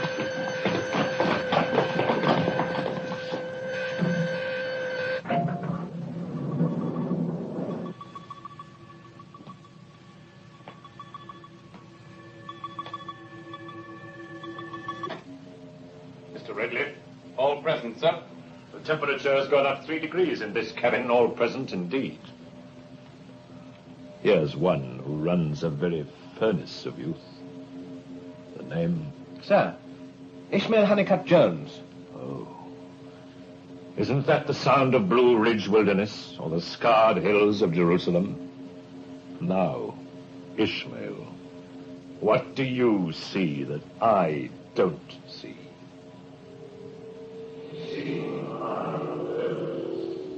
I saw a man tall in stature and tall in years. Not old, but with oldness skinned over him. A prime unprimed by lightnings. His face white, hair white, hands white, uniform white, everything cut from the same nothings. This was our blind captain who led us toward the stars. Behind his dark Firefly machine radar electric glasses, I knew if I seized them off, I would find eyes the color of minted silver of fish that had been born, lived, and died in the deep night. White The man was white, all white, to match the whiteness of his much affrighted soul. I felt some years ago the universe had shot off a photographic flash. God blinked and bleached the captain to this color of sleepless nights and lonely terror. His heart did not beat so much as run down eternal panics. Hamlet's father's ghost stood here astride our lives and breathed out further ghosts. How runs a ship in space, men? With tight seams and oxygen suits at the ready, sir. Well said. And how do you treat with a meteor, men? 5-second patch job and all hands saved, sir. Then, how do you swallow a flaming comet whole, men? Huh? No answer. We have not as yet seen comets on the breakfast menu, sir. You have not. And then, Captain, mustn't you kill a comet before you can eat it? True. And they do not make nightly strolls through our basement half of the universe, and yet... Sir? They do come by. Ridley? Sir? This star chart here, now. You, with good eyes, see... From the region of the Horsehead Nebula, among 1 billion lights, one special light shows forth. Blind, I feel its spectral presence. Thus. Do I touch the maelstrom, Ridley? You do. Closer now. So, not a meteor, a moon, a world. Who'll name it? Sir, that is a comet. Comet? No. A vast exhalation of mystery upon the deeps. A pale bride with flowing veil come back to bed her lost unbedded groom. Isn't she lovely, men? A holy terror to the sight. Captain, is that not the comet which first passed Earth some 30 years ago? Leviathan. Speak up. The comet Leviathan, the largest in history. Leviathan. The great numb terror, the brute chemistry, and the universe thrown forth in light and trailing nightmare. Yes. Leviathan. Was it not Leviathan, Captain, that put out your eyes? To give me greater visions? Yes. Leviathan. I saw it close. I touched the hem of its great 1,000,000-mile-long bridal veil. I circled round the shimmering abyss of snow, gone lost in space, and then that virgin whiteness, jealous of my loving glance, rubbed out my sight 30 years ago. I see it still upon my inner lids, bunked down at night, so passing strange, so full of arctic miracles, that huge white rushing thunderhead of God. It brought me running. I offered up my fevered soul, all bright. It snuffed me out. Yet now I rub my bones to kindle me again. For, look, Leviathan returns. Now the avalanche of nothingness comes back. For this I seek in space with rocket and with men. As one, we'll rush to meet that downfell light, which having doomed, now cycles round to doom itself. That Cyclops' eye long gone deserves a blow. I'll lift my hand, your hands, to make the strike. What? Silence. They are overwhelmed, sir. Yes, for ours is a holy mission. There will be none greater in the time of man, though our sands run forever through a glass as big as creation's landfall in far Centauri. Technicians, scan alert! We do not idle by for Leviathan to arrive, we run to catch. Men, it is a long white traveling funeral in space, a light that puts out light. Let us slumber it forever, make it celebrate its own death. Ready the alarms. The first man who scans it in gets double his fees for the journey. Squads, disperse! Fall out!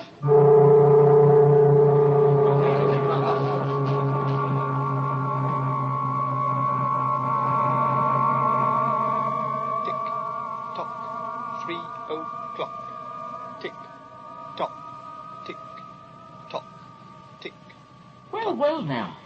that all you've got to say? Well, it's not every year a dwarf like me can hit a giant like Leviathan. You sound like him. If it's on our way, what's wrong with sight-glancing a comet 2 falls out of 3? You don't even know what a comet is. Ishmael, what did you find in the microfilms? Same old guff.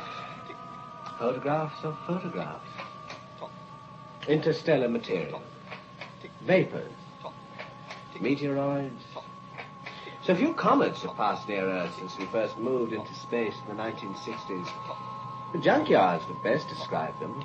Chunks of old solar systems broken off. Accidents of huge nature on the prowl. Well, in the stories of my people, such comets are known as pilgrim visitors, far-traveling spectres, the haunter of the feast, a collision of bright dreams which fuse to nightmare. You see, our history is as full of romantic nonsense as yours. Well then, the captain has his reasons for finding the comet and we have ours. We're curious. Curious? Yes. And afraid.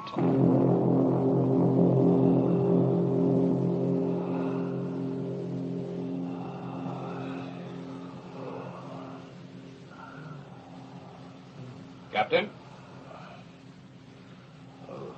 No. I say. Wait. Captain? What? Oh. Ridley. I do not sleep, I die. Lord, I dreamt I was falling down space forever, falling. Do you dream, Ridley? No, sir. Oh, fortunate man. Well? Ship's log to be signed, sir. I have a fine nose, Ridley. You've no heart for this chase. If by chase you mean our proper business, charting stars, exploring, well... No. Here. What do you know of the passage of dark planets and bright comets, mister? I think you must teach me, sir. I will. Here are 1,000 star charts, stamped, runneled, and humped. You read Braille? Run your hand here. There. Touch the paths where the lost suns go. Here, the planetary tracks. And here, upon the universal deeps, the vast, long mark of Halley's comet, the comet of Aristophanes, and, who knows, that comet which may well have been the star of Bethlehem, a miracle to celebrate a miracle. Here are the maps and deep night plans for all God's circuitings and maunderings, his long thoughts. God dreams joy, green earths appear. God dreams torments, comets issue from his eyes and mouth. And the most terrible outcrop of these is... Leviathan? From 30 years' study, I found a way to meet it head-on fast, 6 months before it brushes Earth. We move then to surprise. Surprise? Mr. Ridley, face him out. Well?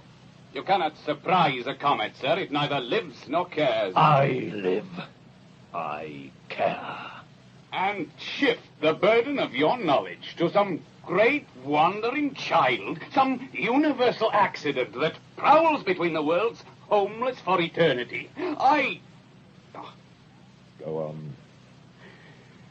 Sir, that if, as Reverend Oxley says, all space is one flesh with us, all world, suns, creatures, extensions of one ground, one all-encompassing will, then that ghost you speak of, sir, that comet, that great terror-trailing stuff, is but an outmouthing of God indeed. Would you stand against such breast? If it wrenched my soul and burnt me blind? Yes. It is a damn thing, sir. Mere chemistry, burst out of chaos, now pulled by this tidal star, now hauled by that.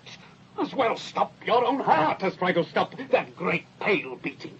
But if both stop at once, will not my victory over it loom as large as its victory over me? Small man, large traveling doom, both weigh the same when the scale is death. In rending it, you rend your own flesh, Captain, which God has lent you. That flesh offends me. If it is all one, God manifesting himself in minerals, light, motion, dark, or sensible man, if that comet is my sister self, come preening by to try my Job-like patience. Was it not blasphemy it first tried out on me? If I am God's flesh, why was I felled, struck blind? No, no, that thing is lost and evil. Its great face hovers the abyss. Behind its mindless glare I sense that juice which oils the cogs of nightmare and the pit. And whether I see it in hellfire man, cannibal shark, or huge white blinding mask flung down along the stars to frighten men and push them to impulse less than human, more than bones and soul can bear, I must attack. Talk not of blasphemy to me, sir. It tried me first. I want its flesh. God help us. He does. If we are his stuffs alive, then we sinew his arms seized out to stop that light-year beast. Would you turn from this greatest hunt? Sir, I am against you, but don't fear me. Let the captain beware of the captain. Beware of yourself, old man.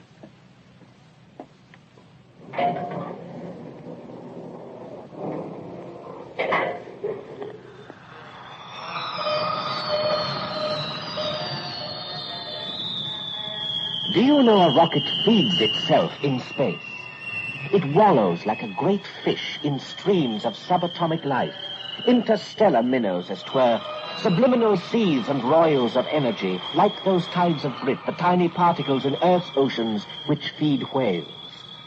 So a rocket dines on radio waves, fierce radiations, cosmic rays, and meteors. It gulps these maniac foods which shriek invisible on the groundless ground. Ever hungry, we searched for banquets of yammering sound. Queen Elizabeth, your undoubted queen, wherefore call you to do your homage and service, are you willing to do the same? And came by accident upon old wits and broadcast dreams of Earth.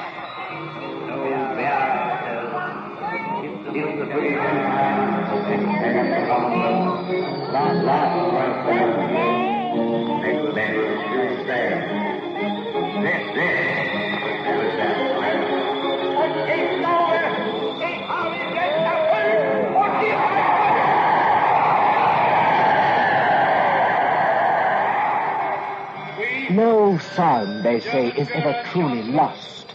In electric clouds, all safely trapped, we tuned up echoes of forgotten wars and peaceful summers. The question of Anglo-German relations is of the first importance for the two countries and for Europe. I agree.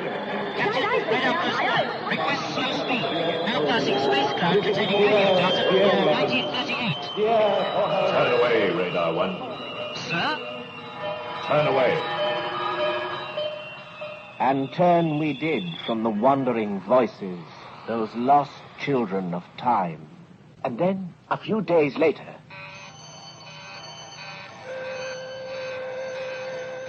Blue alert! All scanning stations! Blue alert! Blue alert, please! Blue alert!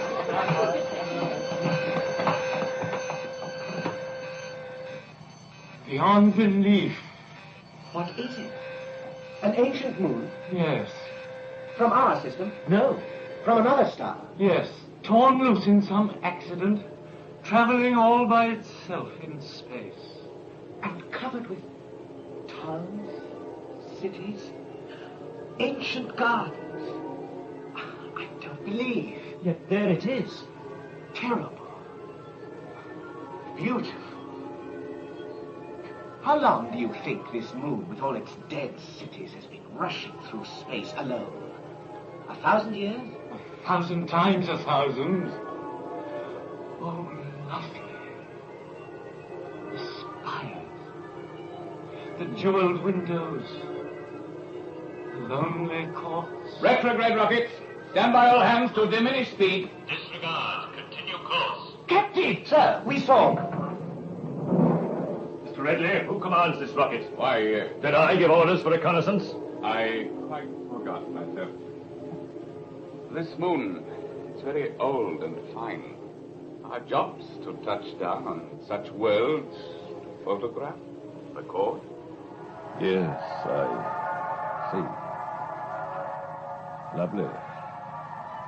Passing strange. There was a time when Our job lies elsewhere. Press on.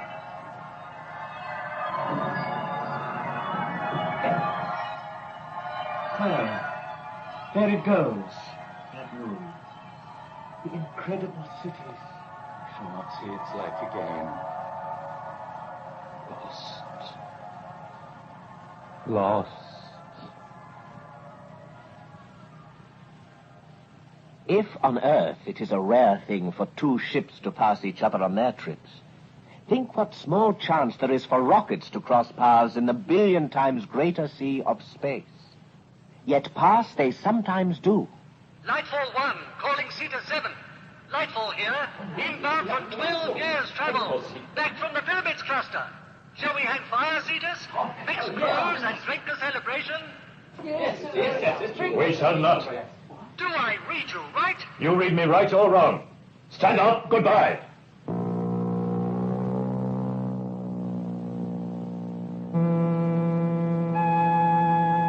No sooner fleeing one than we came upon another, sadder rocket full of men. Rachel's captain, calling captain of the Cetus there. Have you seen a small life rocket craft? A space storm took it off. We paced that comet. Comet? What? Leviathan? Leviathan, yes. My son, oh God, was curious. He took the life craft out to search the comet's wake. Now I search for him. Will you help? I'm losing time, sir. Why? I've lost my very life. I go to redeem your son. God help you, Captain. God forgive you, master of the Cetus 7. So the Rachel, mourning for its lost children, fell away. And we moved toward collision course with annihilation. Rogers, Smith, Quell, Mr. Redley, why all the secrecy? There's your reason. The captain outside again, under the stars. I'd like a stroll myself. I do not speak on strolls at odd night hours, Mr. Smith. I speak on information we let pass. Lost moons we left behind. Jobs we did not do. This comet's a job. We measure all that comes our way. Measure with man. Mr. Redley. Well? Now what? Well? I do read minds. Let my mind gather yours and move outside to stand watch with our captain.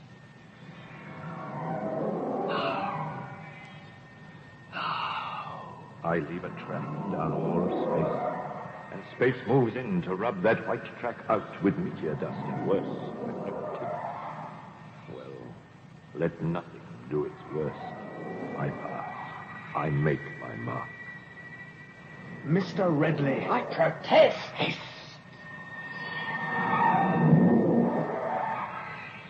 All's white or dark.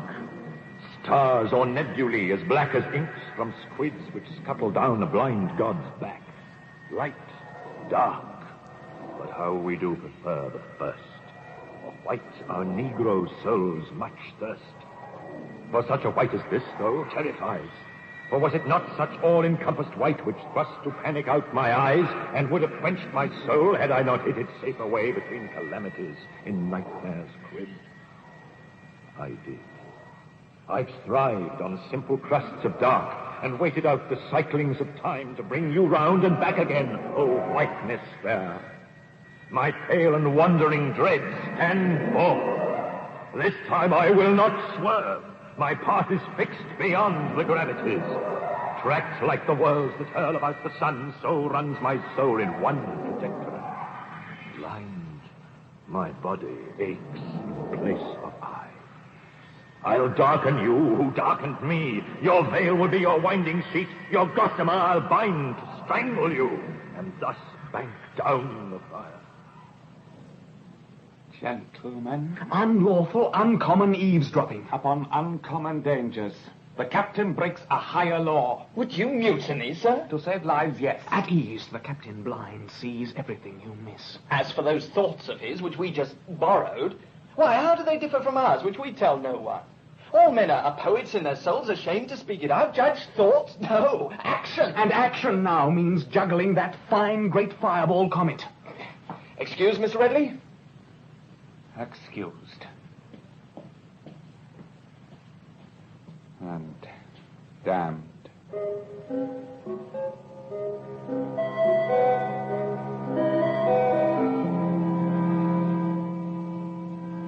By night, I totted up my list of growing fears.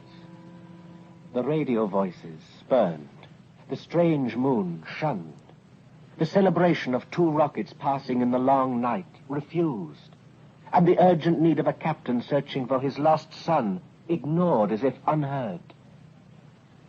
And then, most frightening of all,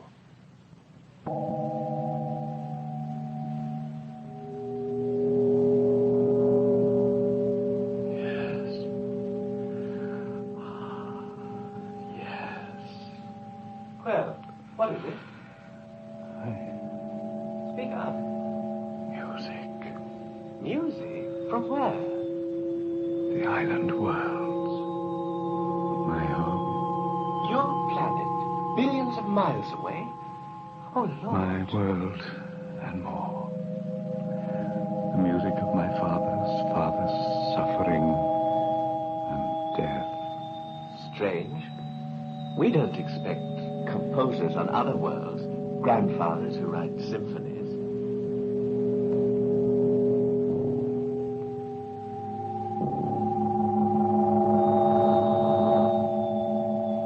It was music, it was not.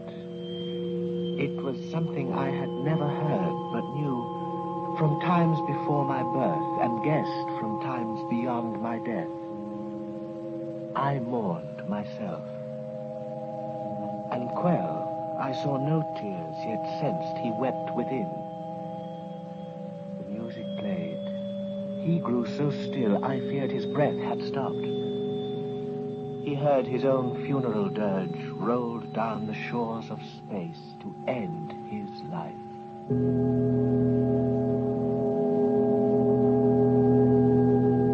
It's over, Quell.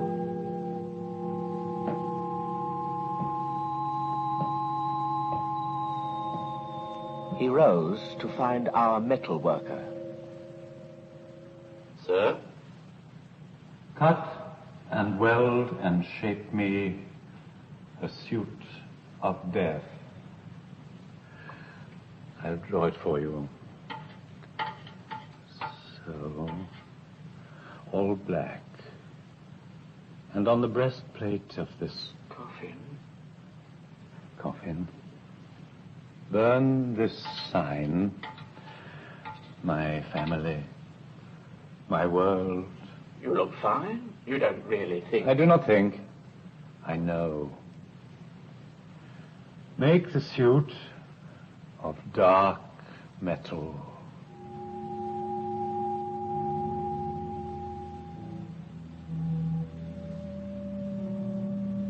Quell did not move. He sat by the great star scanning port, his gaze fixed beyond Andromeda, as if he plumbed the fathoms of his own grave and found there all our graves in mutual deep. Quell, taller, stronger, more human than all human men, yet knew his Achilles' heel, but lodged most sadly in the circle of his ear, where the funeral tune of his father's father wrapped him in winding sheets of sound beyond my threats and pleas. Quell. Quell.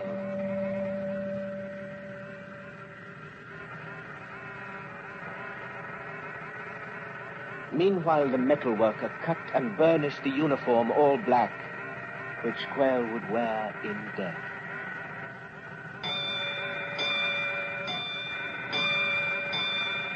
Red alert.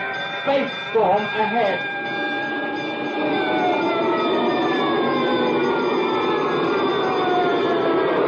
White terror, the rushing comet approached.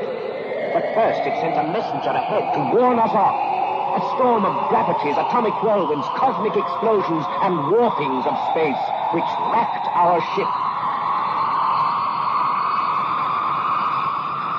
Captain, permission to turn back. We'll be destroyed. We do not turn. It's testing us. Head on, Mr. Ridley. Head on.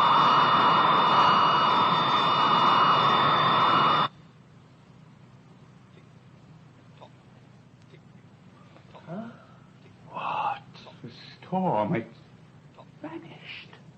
Captain, the comet Leviathan. It's disappeared too. Vanished? Disappeared? Quell, you're awake again. Oh, Quell, what happened? He has come round. Quell, what in God's name? The funeral music, gone. Our traveling burial grounds, gone. The comet, the nightmare, all gone. Yes, but why? The storm has twisted time. A warp in space? We've turned a corner in eternity. The storm has thrown us back to another year. What year? Who's to tell? Before the wars, before your Caesar built a Roman road through Britain's moors. The great star beast, it pities us. No, I say.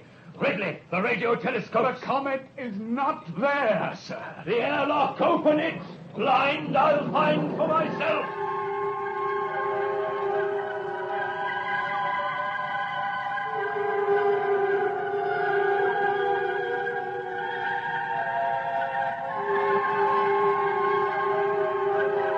Our captain stood outside on a rocket ship becalmed in peace. It was indeed a time between. And Redley stood with him between the stars.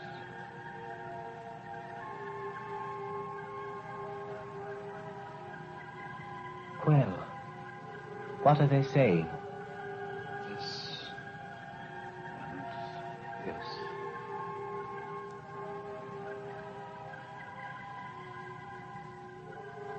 Peace and mild weather.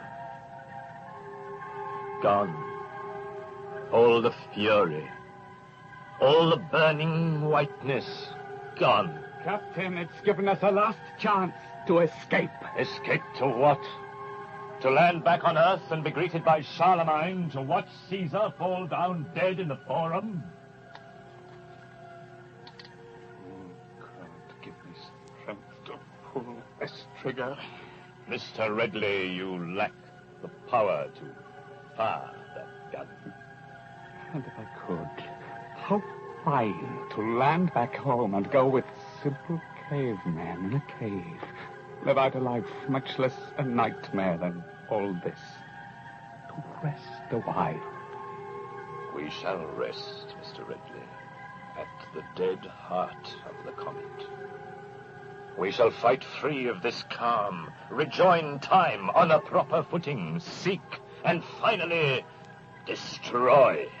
Oh, Lord, if I were sure of murdering you as you of murdering it, which will at last do murder to us all. The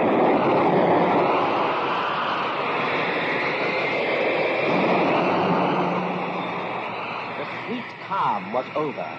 We fought the storm of time in space and freed ourselves of Roman legions on a Dartmoor wilderness, lost Waterloo, missed final chance to watch Napoleon's soldiers pock the Sphinx's old Egyptian face with rifle fire, and broke free to find the comet. There. I feel it. It is there, yes. Is it? It is. All hands stand by the emergency life rocket craft. You know the engines of destruction there. In each I've built a sweeping hunger to devour that thing. A beam more powerful than any laser ever built. Wider, longer, swifter. Use that power. Worry the beast. Lay him to waste.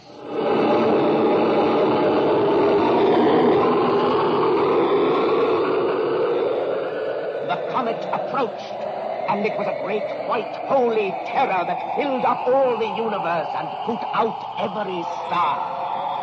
And Quell awakened from his trance, and every man of proper will dropped their masks and took on madness. All human flesh was gone. Red blood was all that moved our ship. The comet loomed. We ran as children run to happy games. Light craft 1, launch! Light craft 2, launch! Mr. Redley, take command. This rocket is yours. Boys, stay behind. Well, you come with me. Quell, you put on that black metal. The suit, yes, with the death symbols on it. Let me go with you. Stay and live. You will live, I know, to be very old. Be happy, Ishmael. Good friend. Goodbye. Oh, Quell.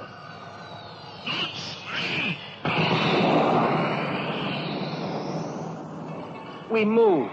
The 3 small light ships moved to cross that moving path of raw destruction. All was white now. We fell as in the great mouth of the sun. Well, I hear you, friend.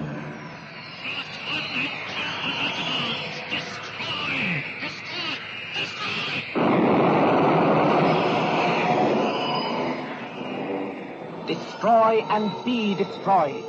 Like mice who nibble at one wave of milky sea, their laser beams all shrieking, but made small by greater shrieks of light-year maddened beasts now gone insane. The comet swept them up and turned them roundabout in time. The first storm seemed the merest bubble burst upon the edge of greater hurricanes of interstellar night. The ships now, one by one, fell down. Plucked free of skins, their metal skeletons revealed, the men tossed out in mill-race radiation. Flashing meteors eroded, baked, swallowed, vanished in the all-encompassing light. Each man thrown to a different warp in time.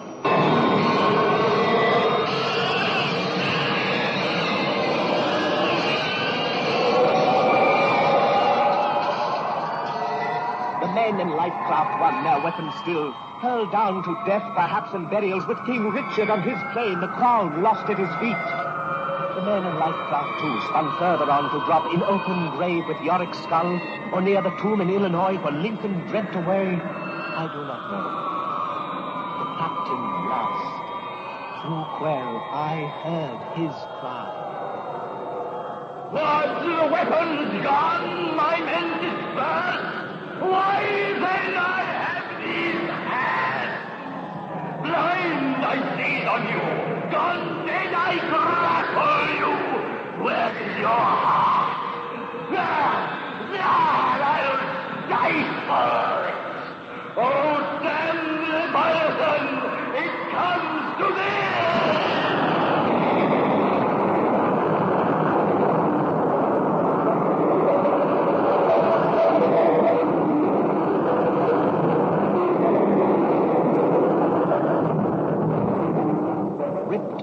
I was tossed forth myself. Alone I watched as now at last the whiteness went its way. With gibbering voice off down the long black mine shaft of the universe, its bridal veil trailing despairs and woes, celebrating itself, a mindless mystery forever in motion. Vanishing. An echo. Gone. And gone all ships, men, large, small, sane or mad, the captain with them, madness maddened. And for 1 billion years I knew that Leviathan on return, circling round, would bring back with it him who would have done it unto death. The two of them were one at last, the hunter and the hunted, the fearer and the feared, the flesh and the impaler of the flesh, the madness and the vaulting dream of madness, together forever through centuries yet unborn. Ships, men, and the captain of the men. An endless cortege for the spectre ghost.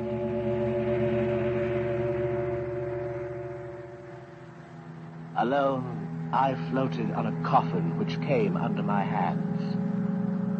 Within the metal case, dear Quail was buried dead and still. I drifted so upon this strange life raft among the stars for timeless days, until a rocket passing picked me up at last. It was the Rachel, who in her long search for her missing children found but another orphan.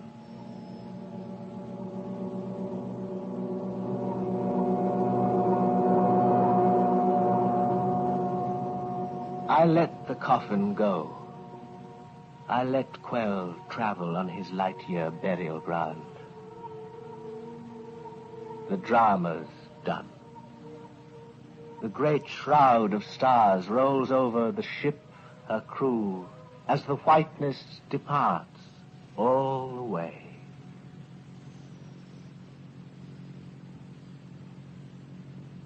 I, Ishmael, remain to tell you this.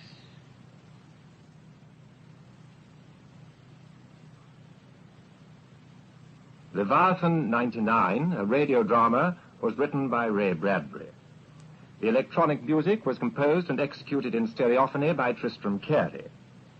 You heard Dennis Hawthorne as Ishmael, who told the story, and Christopher Lee as the captain. Robert Edison as Quell, Walter Fitzgerald as the warning man, and Dennis McCarthy as Father Ellery Colworth. Alexander John as the first mate of the Cetus 7, and Ian Thompson, Anthony Jackson, Christopher Bidmead, Nigel Clayton, and Roy Lingwood as members of the crew. Frank Henderson as Lightfall 1's captain, and Rafe Truman as the Rachel's captain. Technical direction was by Harry Catlin. And the play was adapted for stereophony and produced by H.B. Fortyne.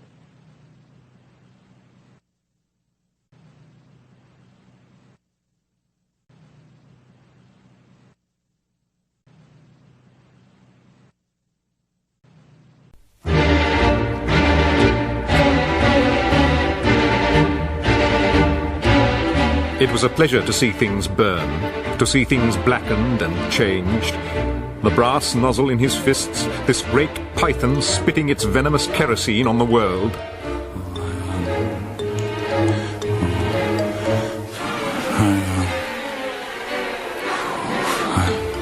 He flicks the igniter, and the house jumps in a fire that burns the evening sky red and yellow and black. He strides in a swarm of fireflies. 4, 5, 1. I can't, no. I can't. The pigeon-winged books die on the porch and the lawn, rise in sparkling whirls and scatter on a wind turned dark with burning. 451. Fahrenheit 451. It's the temperature of the book, paper. It's the temperature that Fahrenheit 451. The temperature that book paper catches fire and burns.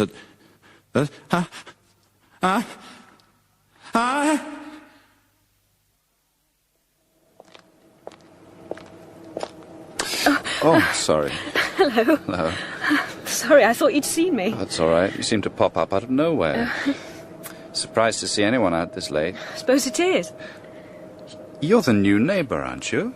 And you're the fireman. Oh, well, don't make it sound like that. I'd have known it with my eyes closed. Oh, you mean the smell of kerosene? Mm. Yes, my wife's always complaining. It never really goes. Doesn't it? But you get used to it. I hardly notice it anymore, just a faint fragrance like perfume. Are you going home from work now? Yes, that's right. Do you mind if I walk back with you? Not at all. My name's Clarice McClellan. Guy Montag. Happy to meet you. I'm happy to meet you, too. What are you doing out so late, anyway?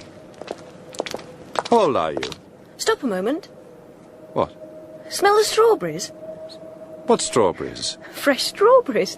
Or just the faintest breath. That's impossible. It's too late in the year. Can't you smell them? Yes, I think I can. It's very odd. To come back to your question, I'm 17 and crazy. Oh, what? My uncle says they go together. When people ask your age, he says, say 17 and crazy. And your first question... Oh, I've forgotten what it was. Why I'm out here. I like to walk at night. I like to smell things and look at things, and sometimes I walk all night and watch the dawn. 17 and crazy. Your uncle's got a point. Do you ever see the dawn? I suppose I must, if I've been working all night. But then I'm so tired I hardly notice. You know, I'm not afraid of you at all. Why should you be? A lot of people are. Afraid of the firemen, I mean. And, well, you do look quite sinister in your uniform. But you're just a man, after all. Mm-hmm. Do you ever read any of the books you burn? That's against the law. Yes, of course. Monday, Milton. Wednesday, Wordsworth. Friday, Forster. Burn 'em to ashes, then burn the ashes. It's our official slogan. Is it true that once upon a time... Mm-hmm. Well, that once firemen put out fires instead of starting them? But houses are fireproof. They've always been fireproof. Always? Yes, of course. Strange. I heard once that houses used to burn by accident, and it was the fireman's job to put them out and save the people, and the books. Oh. Why do you laugh when I haven't been funny? Why don't you think about what I've said? Now, look, have some respect. Oh, I'm sorry, I didn't mean to be rude. Well, doesn't this badge mean anything to you? 451, yes. Hey, slow down. Oh, it's getting cold. I want to get home. Have you ever watched the jet cars racing on the boulevards on the edge of town? Yes, I've seen them.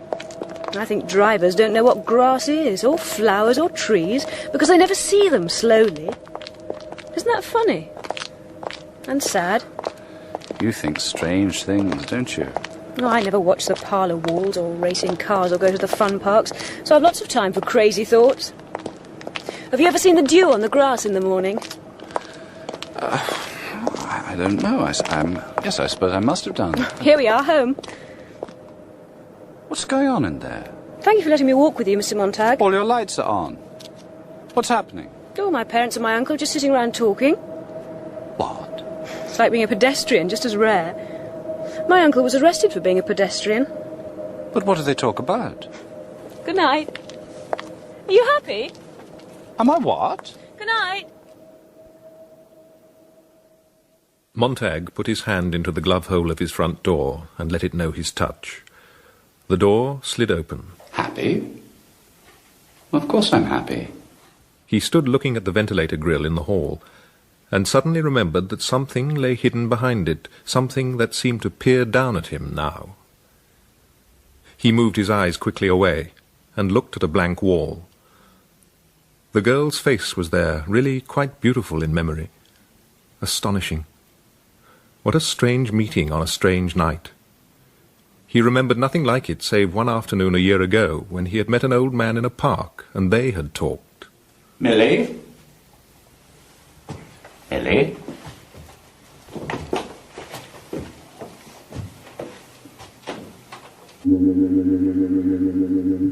The bedroom was like the cold marbled vault of a mausoleum after the moon had set.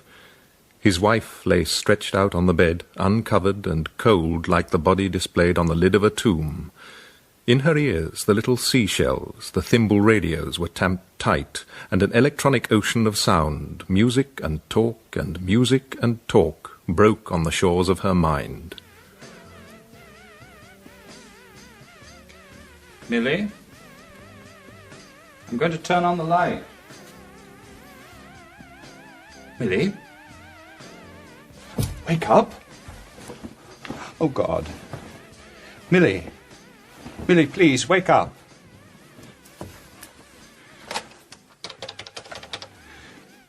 Emergency. Quickly, get me to the hospital. Yes, I want to report a suicide attempt. Yes, my wife. An overdose. I saw the pill bottle by the bed. It was empty, and I just knew. Look, will she be all right? Oh, yeah, fine. Just a routine job. Pump the stomach and change the blood. Oh, yes, I see. And that's why we've got these two gadgets. I see. That thing looks like a snake.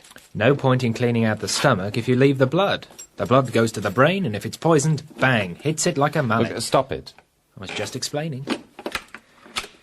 Right, finished. That'll be 50. Can you sign here? Thanks. Look, are you sure she'll be all right? Oh, yeah, sure. I do a dozen of these a night. Look, I've got all the poison in these containers here. Can't get to her now. Look, why don't they send a doctor out on these cases? You're not a qualified doctor, and I'd feel much happier if there was a doctor. She doesn't need a doctor. I've told you, it's routine. It's like unblocking a drain. Oh, look, I've got to go. If you need me, you know what to do. Keep her quiet, she's under sedation. She'll wake up hungry and a little sore.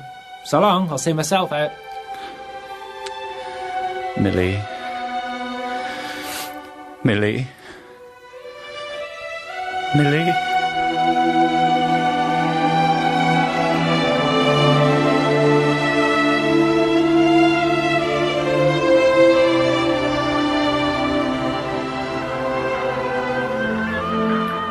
Good morning. Oh, thank God, there you are. You weren't in bed when I woke up. I was worried. What? Sorry, I can't hear you. It's the morning music show. Millie, will you turn the seashell off? Hey, what's the matter? Did you get out of bed the wrong side this morning? Look, can you take those things out of your ears, just for a while? You listen to them all day and night. What? Can we talk? I'll turn them down, how's that? Then I can listen to you and the radio.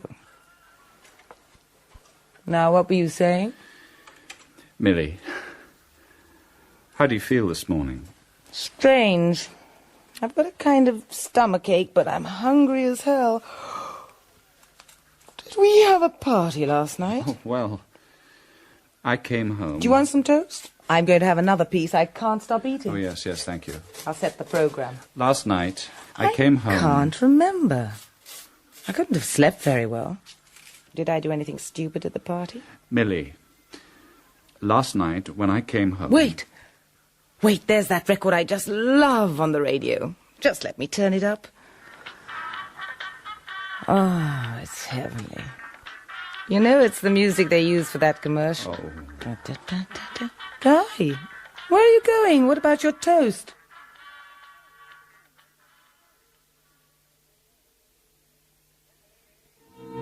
Millie!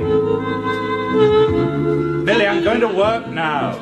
Right. Well, have a nice day. Millie, before I go, I want to say do something. That? I could hear you. You took all the pills in your bottle last night. Don't be silly. The bottle was empty. I wouldn't do that. Well, maybe you took 2 and then you forgot and took 2 more and it made you dopey, so you kept on. You took them all. Why would I do something like that? I don't know. Look, Guy, won't you be late for work? What are you doing this afternoon? Watching a play in the parlour walls. It's what I always do. Oh, yes. Yes, of course. I got my part in the post this morning. You send in packet tops. It's a new thing. They write the script with one part missing. See? That's me, the homemaker. When it comes to my lines, they all look at me out of the walls and say, "What do you think, Helen?" And I say, "I think that's fine." I've got a few more lines later on. Isn't that fun, Guy? It really is fun. What's the play about? I told you. These people, Bob and Ruth and Helen. Oh. Well, goodbye, dear. Goodbye. Enjoy the play. Does it have a happy ending? Oh, yes, of course. They all have happy endings.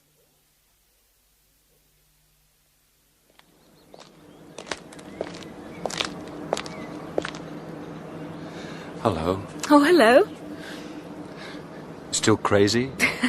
Yes, I suppose so. Where are you going? To see my psychiatrist. What?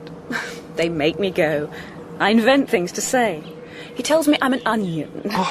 I keep him busy peeling back the layers. Yes, well, I'm inclined to believe you need that psychiatrist. Do you mean that? No, I don't. He wants to know why I go out in the forest and watch the birds. It's not normal, he says. And what do I do with the time I take off from school? Well, I tell him I just sit and think, but I don't tell him what. You're 17. So? You know, my wife's 30, and yet you seem so much older at times. It's very strange. You're strange yourself, Mr. Montag. Sometimes I even forget you're a fireman. Can I ask you something? Go ahead. How did you get into it, being a fireman? You're not like the others. Oh, I've seen one or two, but you're very different. When I talk, you look at me. Last night when I mentioned the moon, you looked at it. Well, the others would never do that, and they'd walk off, or they wouldn't even see me. Or they'd threaten me. You put up with me. That's why I think it's so odd that you're a fireman. It doesn't seem right for you, somehow. The mechanical hound slept, but did not sleep, lived, but did not live in its gently vibrating kennel in a dark corner of the firehouse. Lights flickered on its nylon-brushed nostrils. Its 8 legs spidered under it on rubber-padded paws. At night, when things got dull, which was every night, the fireman set the ticking combinations of the hound and set loose rats in the firehouse yard, and sometimes chickens or stray cats, and there would be betting to see which the hound seized first. The animals were turned loose. 3 seconds later, the game was done. The rat, cat, or chicken caught halfway across the yard, gripped in gentling paws, while the 10-centimetre steel needle plunged down from the muzzle of the hound to inject massive jolts of morphine or procaine. The pawn was tossed into the incinerator. A new game began. Montag approached the hound. For God's sake. Now, get back. Get back. No. Get back. No. Get back! Having trouble with the hound, Montag? Maybe I'd better use the master key. Glad you came, Captain Beatty. I don't think it likes me. Well, the hound doesn't like or dislike. It just functions. We set the target and it follows through. Holmes kills and cuts off. It's only batteries, microchips and electricity. So why was it growling like that? Do you know, I think if you hadn't come along... Look, its calculators can be set at any combination. Amino acids, glandular secretions, right? Yes, what about it? Well, the chemical balances on all of us here in the firehouse are on the master file upstairs. It'd be easy for someone to program the hound with a partial combination. Oh, Montag. Just enough to make it angry, to make it growl, but not kill. Oh, come on, who'd do that? You haven't got any enemies here, have you, Guy? Well, not that I know of. It's just a coincidence. Well, this isn't the first time. Last month it happened twice. Well, we'll fix it. Don't worry. Now come upstairs. We're playing cards. You look worried, Guy. What's the matter? Have you got a guilty conscience?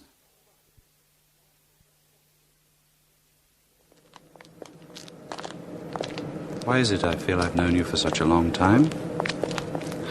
Seems like years. Because I like you, and I don't want anything from you.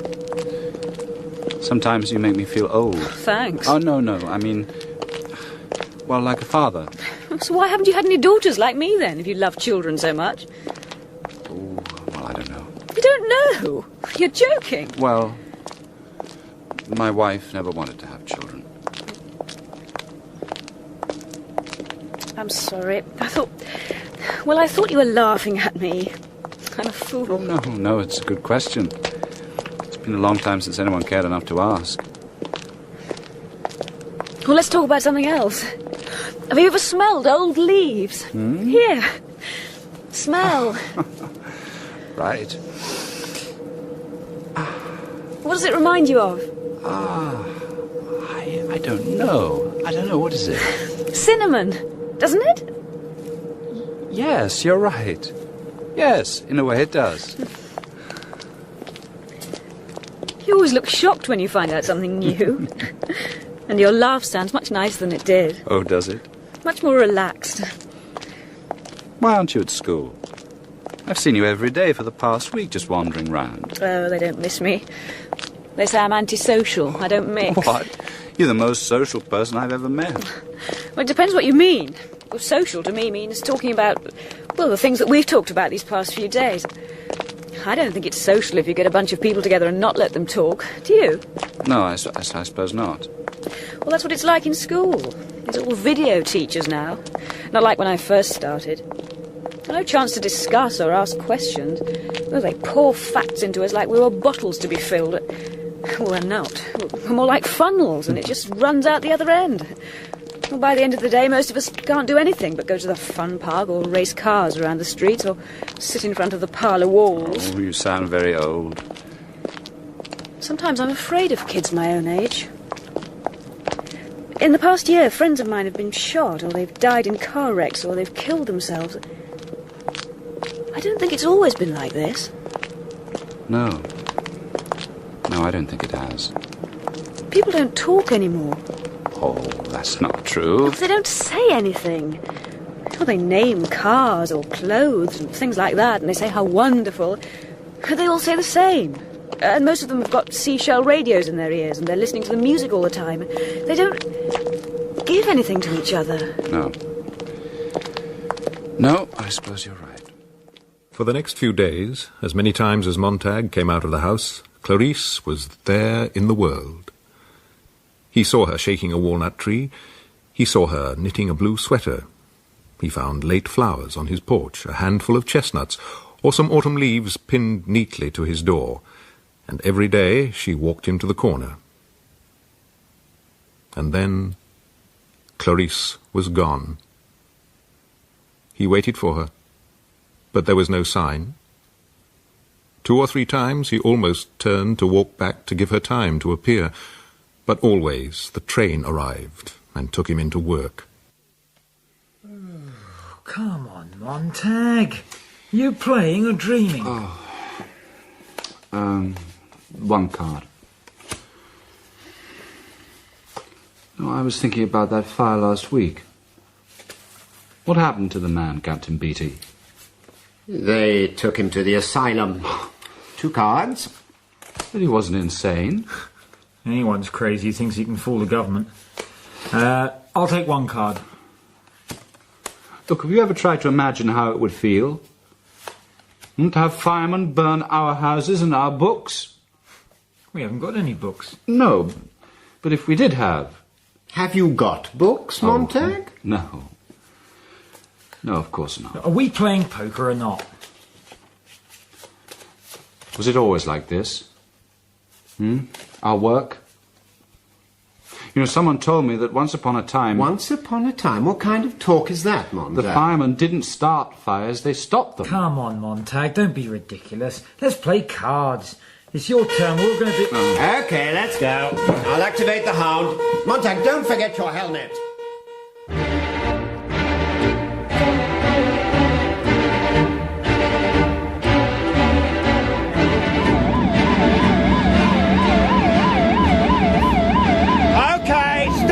This is it!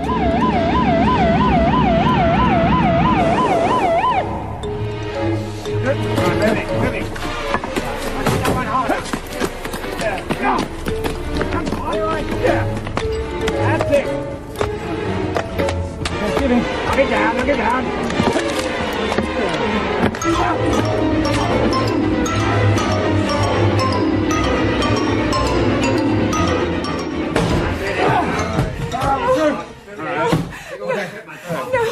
No! Go away!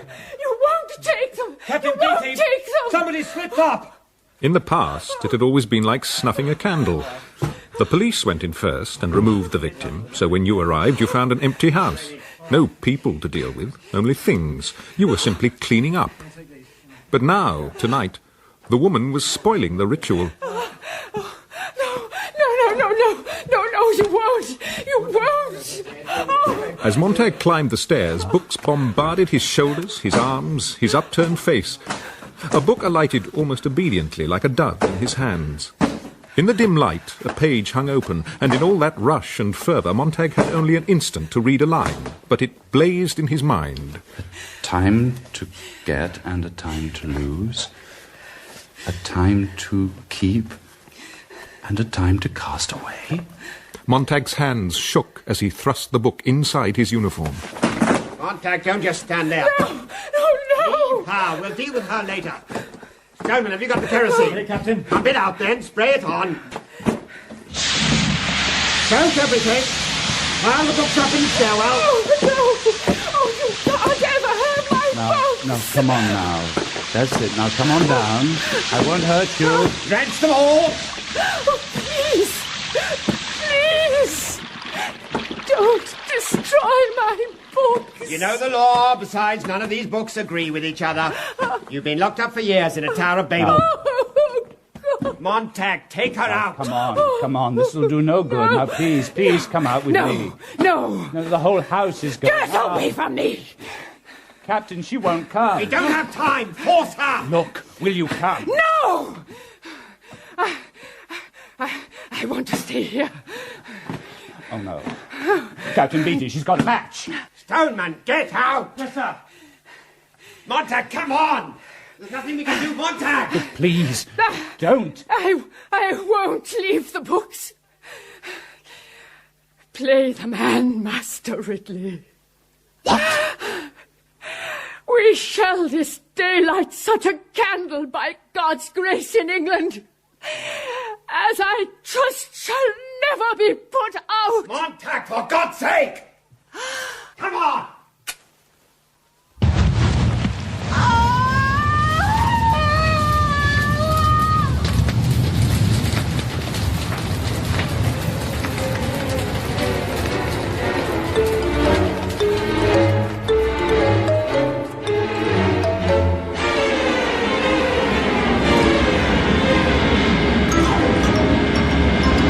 Master Ridley. What's that, Montag? She said Master Ridley. Just before she died. Play the man. Something I can't remember. We shall this day light such a candle by God's grace in England as I trust shall never be put out. What? You know it? A man named Latimer said it to a man named Nicholas Ridley as they were being burned alive for heresy in Oxford in 1555. I'm full of bits and pieces. Most fire captains have to be. Sometimes I surprise myself. Watch it, Stoneman, damn it! You've gone right by the corner where we turned for the firehouse.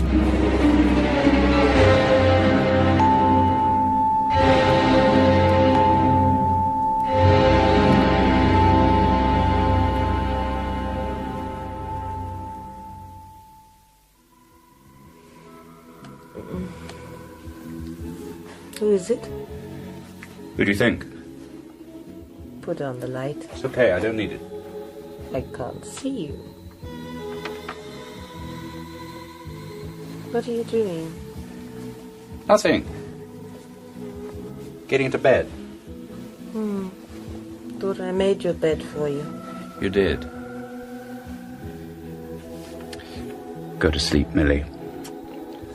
Sorry I woke you up. The book from the burned house lay hard and solid under Montag's pillow. Far across the room, on a winter island separated by an empty sea, Millie switched over to her seashell radio and started talking. She talked to Montag for what seemed a long time, about this and about that, and it was only empty words, like a child building patterns, talking jargon, making pretty sounds in the air. Montag said nothing, and after a long time he fell into a sleep, shallow, dream-filled, and disturbed.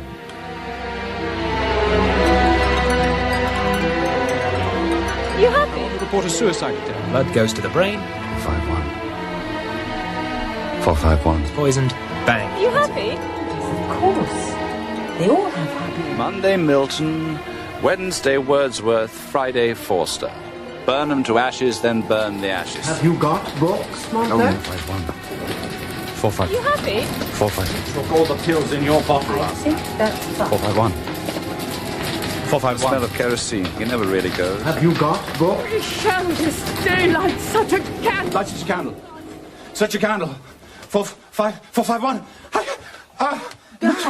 Guy, wake up. What's the matter?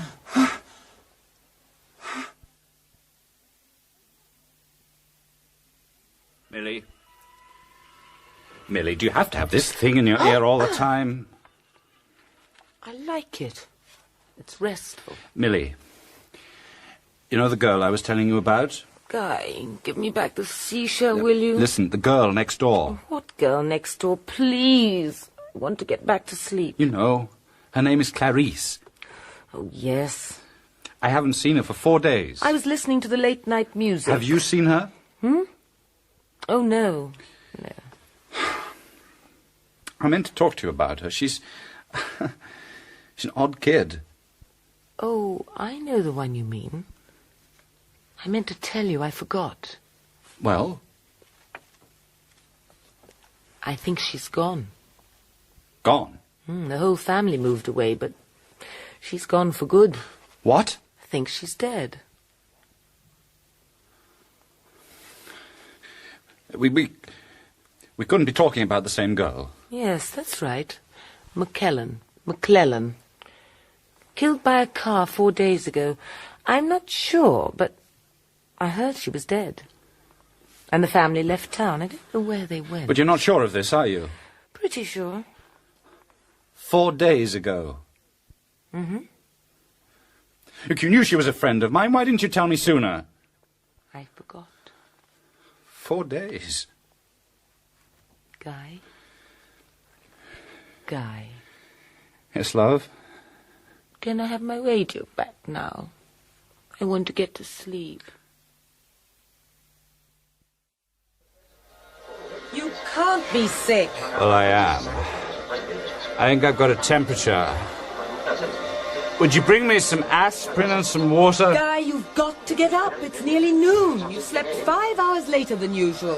Look, Millie, will you turn the parlour walls off? No, I don't want to.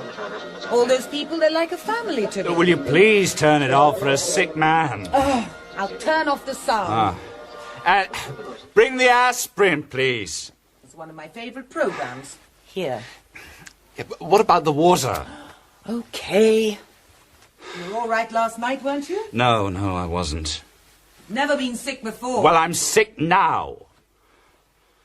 I'm not going in today. I want you to call Captain Beattie. Did something happen last night? Thanks. Well? Just a fire, that's all. I had a nice evening. Doing what? Watching the parlour walls. Oh, what was on? Oh, you know. Programmes. What programmes? Some of my favourites. You know, the family. The family. The family. Guy, for God's sake, what are you doing? God. Smell of kerosene has suddenly overwhelmed me. It's a good job that rug's washable. We burned an old woman last night. With all her books. I'd better take it and put it in the machine. Millie, aren't you going to ask me about it? I hope that mess comes out. Couldn't you have been Look, more... we burned 1,000 books last night, and a woman. Well? We burned copies of Dickens and Dante and Swift and Blake. Wasn't he a radical? What? Blake, I've heard of him. He was a radical. Millie, look, I'm thinking of quitting my job for a while. You want to give up everything? All these years of work because one night some woman in her books... Oh, you should have seen her. I don't care. She's nothing to me. She shouldn't have had books. Millie! She knew the law. If she wanted entertainment, what's wrong with the parlour walls? You weren't there.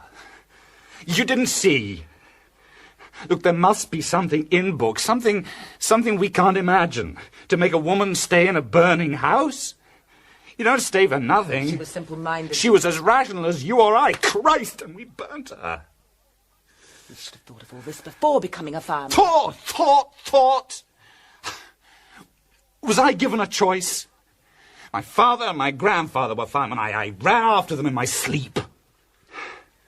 Don't think I'm going to ring Captain Beattie, because I'm not. Millie. You're over 2 hours late as it is. I shouldn't have let you stay this long. Millie, there was a man behind each one of those books.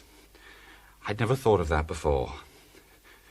It takes a man years to put some of his thoughts down, perhaps a lifetime. Now, I come along with kerosene and an igniter, and it's all over in 2 minutes. There's no need to ring Beattie now anyway. What do you mean? There's a fire service car just driven up. A man in a black uniform's coming up the path. Beattie? This is Montag. Oh, look, you'd better go and let him in. And Millie, tell him I'm sick. Montag made sure the book was well hidden behind his pillow. He climbed slowly back into bed and arranged the covers over his knees and across his chest. Well.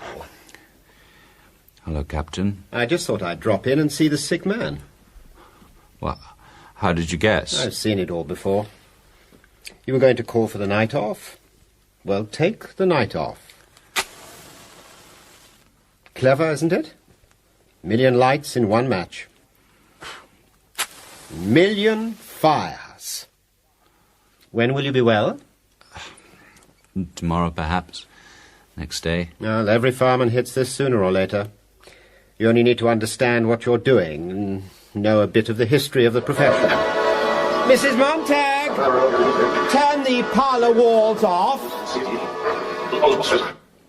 I'm sorry, Captain Beatty. Can I get you anything? Perhaps a drink? I'll come in and sit down. Wouldn't hurt you to hear some of this. Oh, right. Can I sit on the bed, guy? Yes, of course. When did it start, our noble profession? Well, different people say different times. A man called Benjamin Franklin burned books in 1790, and I've heard him call the first fireman.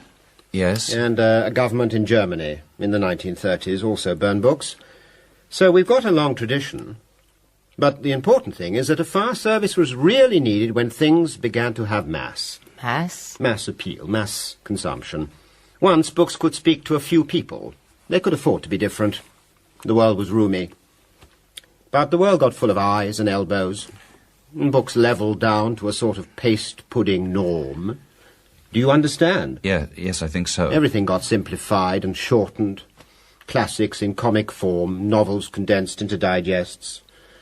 Politics became one column, and 2 sentences, a headline. Guy, you comfortable like that? Yes, thanks, I'm fine. Everything was whirled around, and all time-wasting thought just fell away. It left more time for sport, for group spirit, for fun. No need to think. You can't be comfortable. Yes, I am. You're all hunched up. Let me straighten your pillow. Millie. But to come back to culture, the bigger your market, the less people you can afford to offend. Especially if you're trying to sell them things at the same time. Millie, please don't leave my pillow alone. Now, look, I'm fine. Don't offend minorities. Stay away from controversy. Authors, lock up your typewriters. Millie. What's this? Millie, maybe. What? Perhaps you would like to, go out of the room, Mrs. Montag? You don't seem too comfortable. Oh, yes. Thank you. Yes. You all right now, Montag?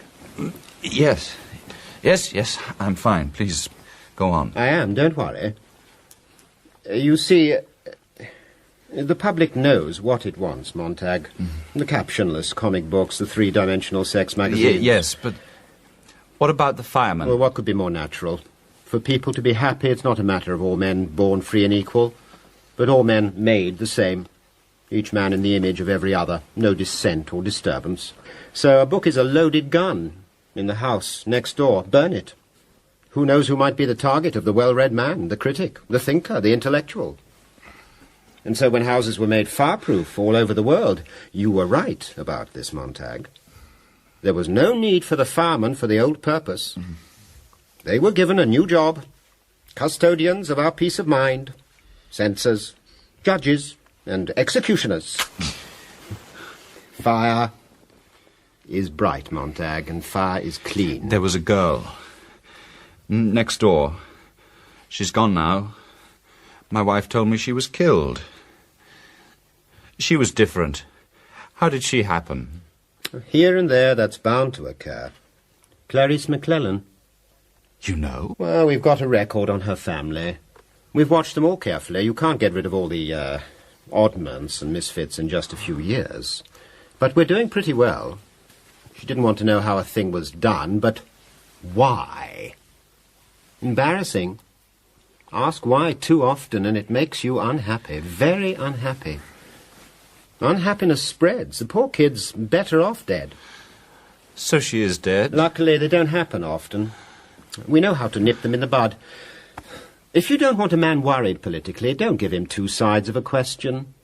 Or better still, don't even give him one. If the government is inefficient, if it's spending billions on arms and cutting human rights, well, better that than the people worry about it. Give them comics and soap operas and quiz shows. Make the quiz shows clever enough, intelligent enough, The people will feel their thinking. They'll have a sense of motion while they're standing still. They'll be happy because they won't be asking any questions themselves.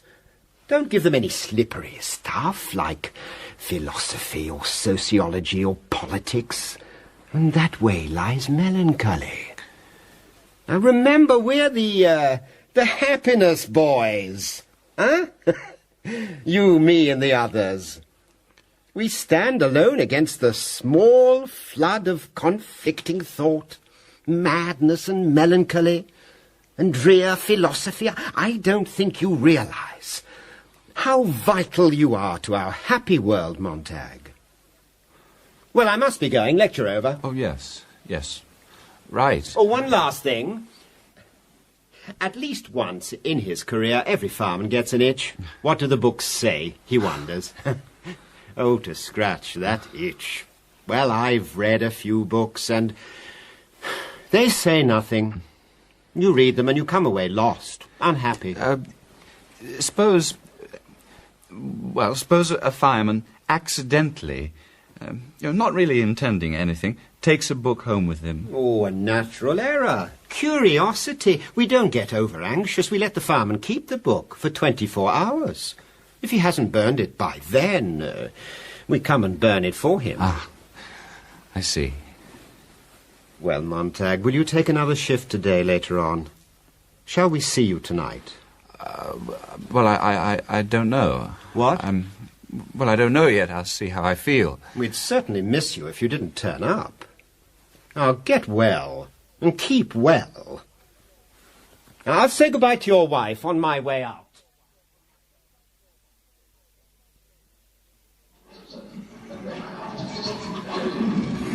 Sonia's steps from not going into work today to not going tomorrow and not going to the firehouse ever again. You're going to work tonight, aren't you? I don't know. I haven't decided. Right now, I've got an awful feeling I want to smash things and kill things. Go out in the car. Millie, I don't know what I might do. I might even start reading books. They put you in jail. Mildred. Oh. Mildred, for God's sake, listen. Is happiness so important? Aunt Beatty says it is, but I'm not happy. I'm not happy. I am, and I'm proud of it. I'm going to do something. I don't know what it is yet, but I'm going to do something. Oh, I'm tired of listening to you. Guy, Millie. turn it back on. Look, Millie. This is your house as well as mine. It's only fair I should tell you something now. I should have told you before, but I was hardly admitting it even to myself. Come with me. There's something you should see. Oh, please, leave me alone. Let me watch my program. Guy, what are you doing? Don't do that. The ventilator, you'll break it. I want you to see some things I've hidden during the past year. I don't know why, but well, now and again, from time to time, I've stolen them from the houses that I've burned. God, oh, God, what? I'm sorry. I didn't really think.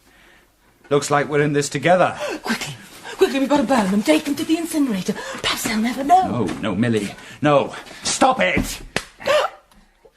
God! We can't burn these. I want to look at them.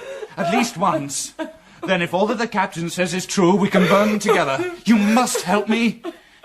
Oh, we're in such a mess, Millie. You and your pills and your endless television, me and my work. We're headed for the cliff, Millie. I don't want to go over. I need you so much now, I can't tell you. If you love me at all, you'll put up with this. Just for a day or two, then it'll be over. That woman the other night. You didn't see her. And Clarice, you never talked to her. I did. Now, men like Beatty are afraid of her. I want to find out why now. Where do we start? The captain will be back. He'll be back to burn the books and us. Let's see now what this is. It is computed that 11,000 persons have at several times suffered death rather than submit to break their eggs at the smaller end. What does that mean? It's rubbish. Many hundred large volumes have been published upon this controversy. See? Books. The captain was right. Oh, I suppose we must go back to the beginning if we want to understand it. Yes. My father had a small estate in Nottinghamshire. I was the third of 5 sons. He sent me to Emmanuel College in Cambridge. Montag read the long afternoon through, while the cold November rain fell from the sky onto the quiet house, and Mildred peered in at the grey walls in the dead parlour.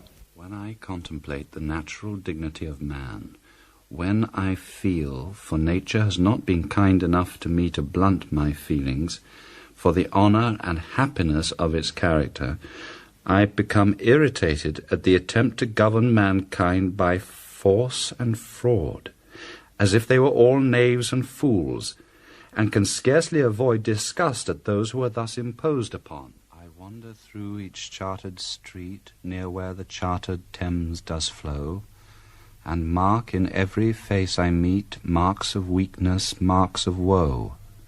In every cry of every man, in every infant's cry of fear, in every voice, in every band, the mind-forged manacles I hear.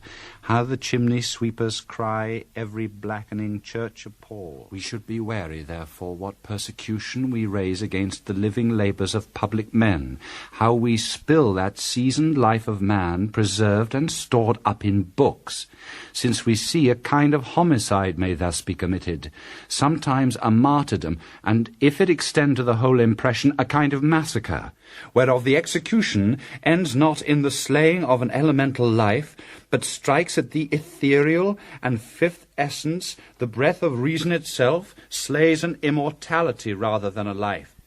Till the precise moment of friendship is formed. As in filling a vessel drop by drop, so in a series of kindnesses there is a last one which makes the heart run over. Perhaps that's how it was with Clarice.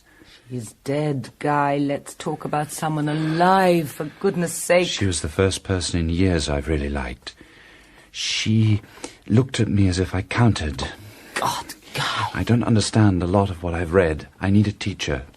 But I know that some of this helps me to understand things. Understand my life. What Clarice meant.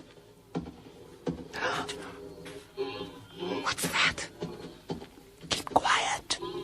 Stay where you are.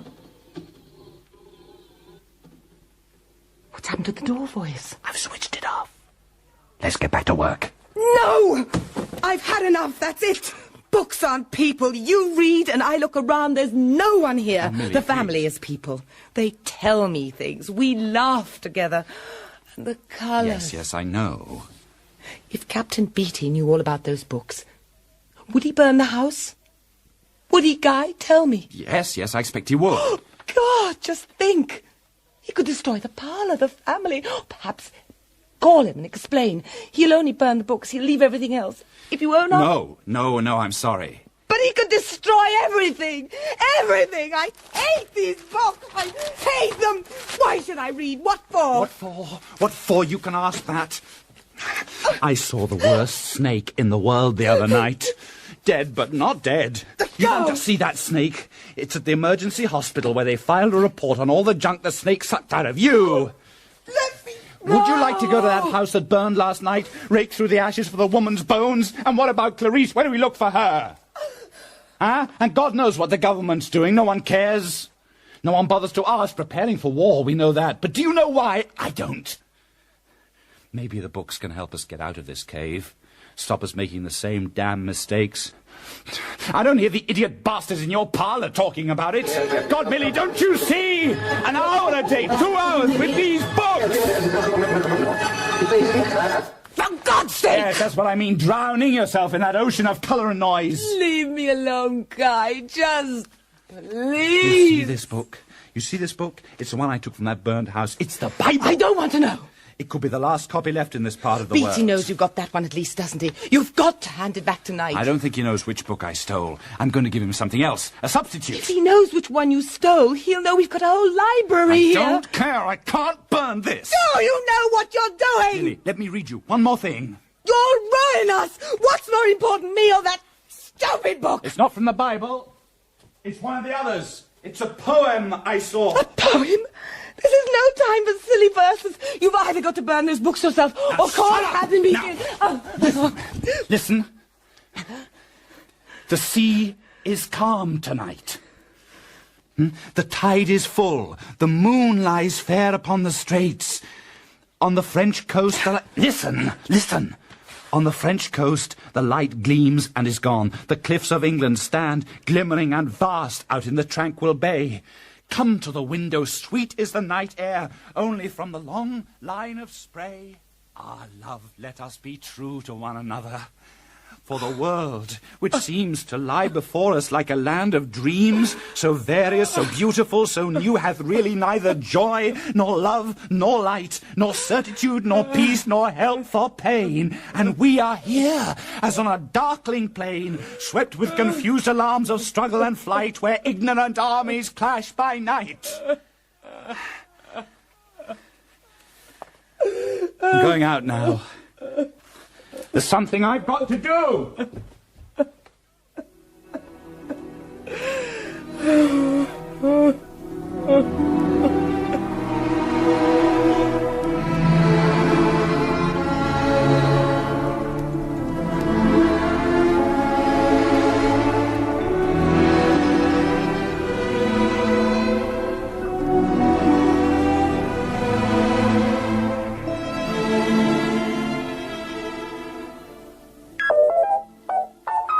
Hello?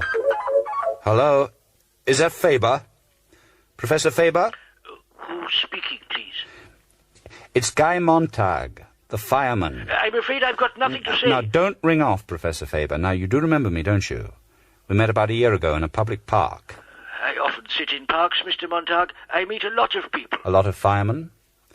You talked to me even though I told you what I was. You said you were a retired English professor, and you spoke for quite a long time, and then you said some words, a sort of rhymeless poem. I really don't recall all this, Mr. Montag. Now, if that's all you've got to say... Professor Faber, how many copies of the Bible are left in this country? I don't know what you're talking about. Are there any copies left at all? Is this some kind of trap? How many copies of Shakespeare and Plato? None. You know that as well as I do, Mr. Montag. None.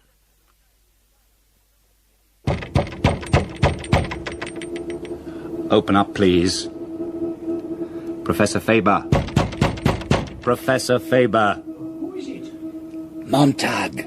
What do you want? Please, let me in. I haven't done anything. Look, I'm alone. For God's sake, I just want to talk. There's no one else out there hiding? There's only me. And I've got a copy of the Bible. Oh, well, if this is a trick, I suppose there's nothing I can do. Come inside. Look. The Bible? Yeah. So, that is true. Come through here. This way. Looks like an electronics workshop in there. I didn't know. I don't think you need concern yourself with that, Mr. Montag.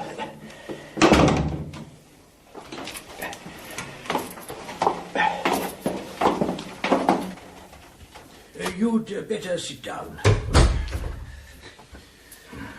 No parlour walls TV, I see. No, just plaster. That, the book, where did you I stole it. From a house we were sent to burn. That's very brave. No. My wife's only partly alive. A friend of mine's already dead. Someone who might have been a friend was burned less than 24 hours ago. You're the only one who might help me. May I see the book? Oh, sorry, of course. A King James's Bible. It's been a long time. Oh. I'm not a religious man, but it was written at a time when the English language was fresh and blossoming, like a garden. Oh, this language is so beautiful. When the morning stars sang together, and all the sons of God shouted for joy. Hast thou entered into the treasures of the snow, or hast thou seen the treasures of the hail? Oh, it's so beautiful. Oh, there were a lot of fine books once before we let them go. You better have your book back, Mr. Montag. You're looking at a coward. I saw the way things were going a long time ago. I said nothing. And now it's too late. Well, suppose you tell me why you came here. No one listens anymore. I just want someone to hear what I have to say. If I talk long enough, perhaps it'll all make sense. And also... Yes? I want you to teach me to understand what I read. How did you get shaken up like this? After all, you are a fireman. What knocked the torch out of your hands? I don't know. We've got everything we need to be happy, but we're not. No, something's missing. I looked around and the only thing I knew were gone were all the books I'd burned in 10 or 12 years, so I thought the books might help. It's not the books you need. But surely... It's something the books once held. The same thing could be in the parlour of Babylon's today. The same detail and awareness could be projected through radio. I don't understand. It must be the books. No. It's not the books themselves. There's nothing magical in them. The magic is in what they say. How they stitched the patches of the universe together into one garment. Yes, I think I understand that. The friend that's dead, I think she found it in other things. But what is it? It can't be pinned down or labelled, but I think there are 3 things missing. Quality, a texture, if you like. That book you've got there, it has details and features. That's why books are hated and feared. They show the pores in the face of life. Today we only want wax moon faces. Handsome, perhaps, beautiful in their way, but dead. So that's the first thing we need. Diversity, texture of information. Yeah, and the second? Leisure. But we've got so much of that, we don't know what to do with it. Time off. Time off, yes. But time to think? You can't think if you're playing some mindless game. You can't argue with parlour walls. All you can do is agree. Yes, so where do we go from here? Would the books help? Only if the third thing could be given back to us. The right to carry out actions based on what we've learnt. And I hardly think an old man and a fireman turned sour could do much this late in the game. Listen, I can get books. You'll be running a terrible risk. When you've nothing to lose, you run any risk you want. There, you see, you said an interesting thing without having read it. This afternoon I thought, if it turned out that books were worthwhile, we might get a press and print some extra copies. We? Yeah, you and I. Oh, no. But listen, let me tell you my plan. If you insist on telling me, I must ask you to leave. Aren't you interested? Not in the kind of talk that might get me burned. Now, if the fire service itself could be destroyed, if you were to suggest that we print extra books and then have them hidden in firemen's houses, sow seeds of suspicion among the arsonists, bravo, I'd say. What?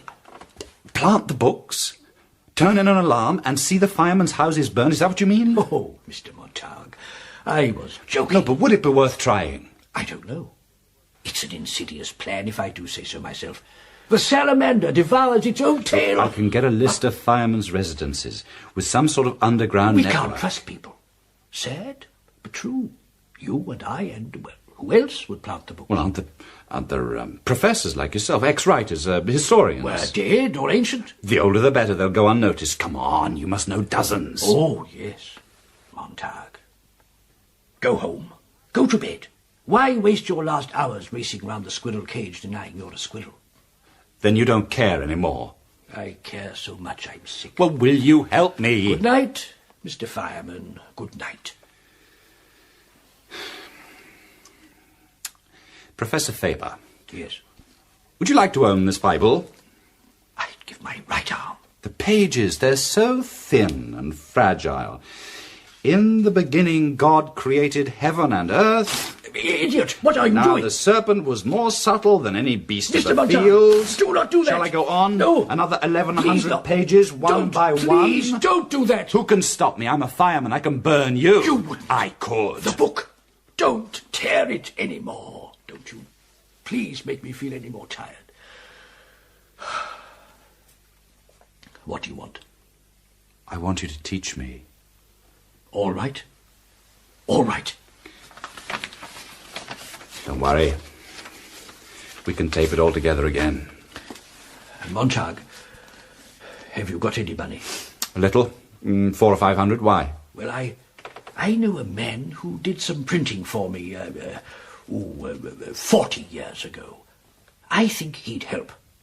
We might print a few books. See what happens. Yes. You ought to go into work, Montag, into the firehouse. What? Just for now. You were thinking of quitting. Oh, yes, of course. It seemed the natural... Go in. We don't want anyone suspicious before we even start. Yes, I suppose you're right. But I'm afraid. Afraid of what? Well, only a week ago, I pumped a kerosene hose and I thought, God, what fun.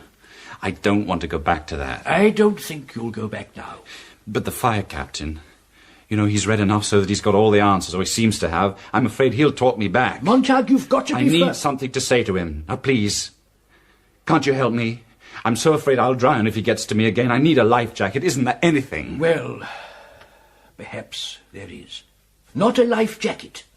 A lifeline. Now, come through here. Now, this is my workshop. You saw it on the way in.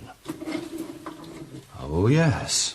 I ought to have thought of it myself. Oh, dear, I'm getting to be an old fool. What is all this? Proof of my cowardice. When I ought to have been speaking out, protesting, I retreated into a world of radio transmission electronics. It used to be my hobby. It became my life, my excuse for a life. I came in here and turned my back on the outside world. Ah, well, the world went on getting worse. That's right. But I became absorbed, quite skillful in what I did. I managed to design and make this. Looks like a seashell radio. It's based on that, but it's something more. It listens. What? I can sit comfortably at home, warming my frightened bones, and hear and analyze your dangerous world. It's a two-way radio. Now put it to your ear. Yes, that's right. Just like a seashell. You see, this is the main control. Now, go into the other room.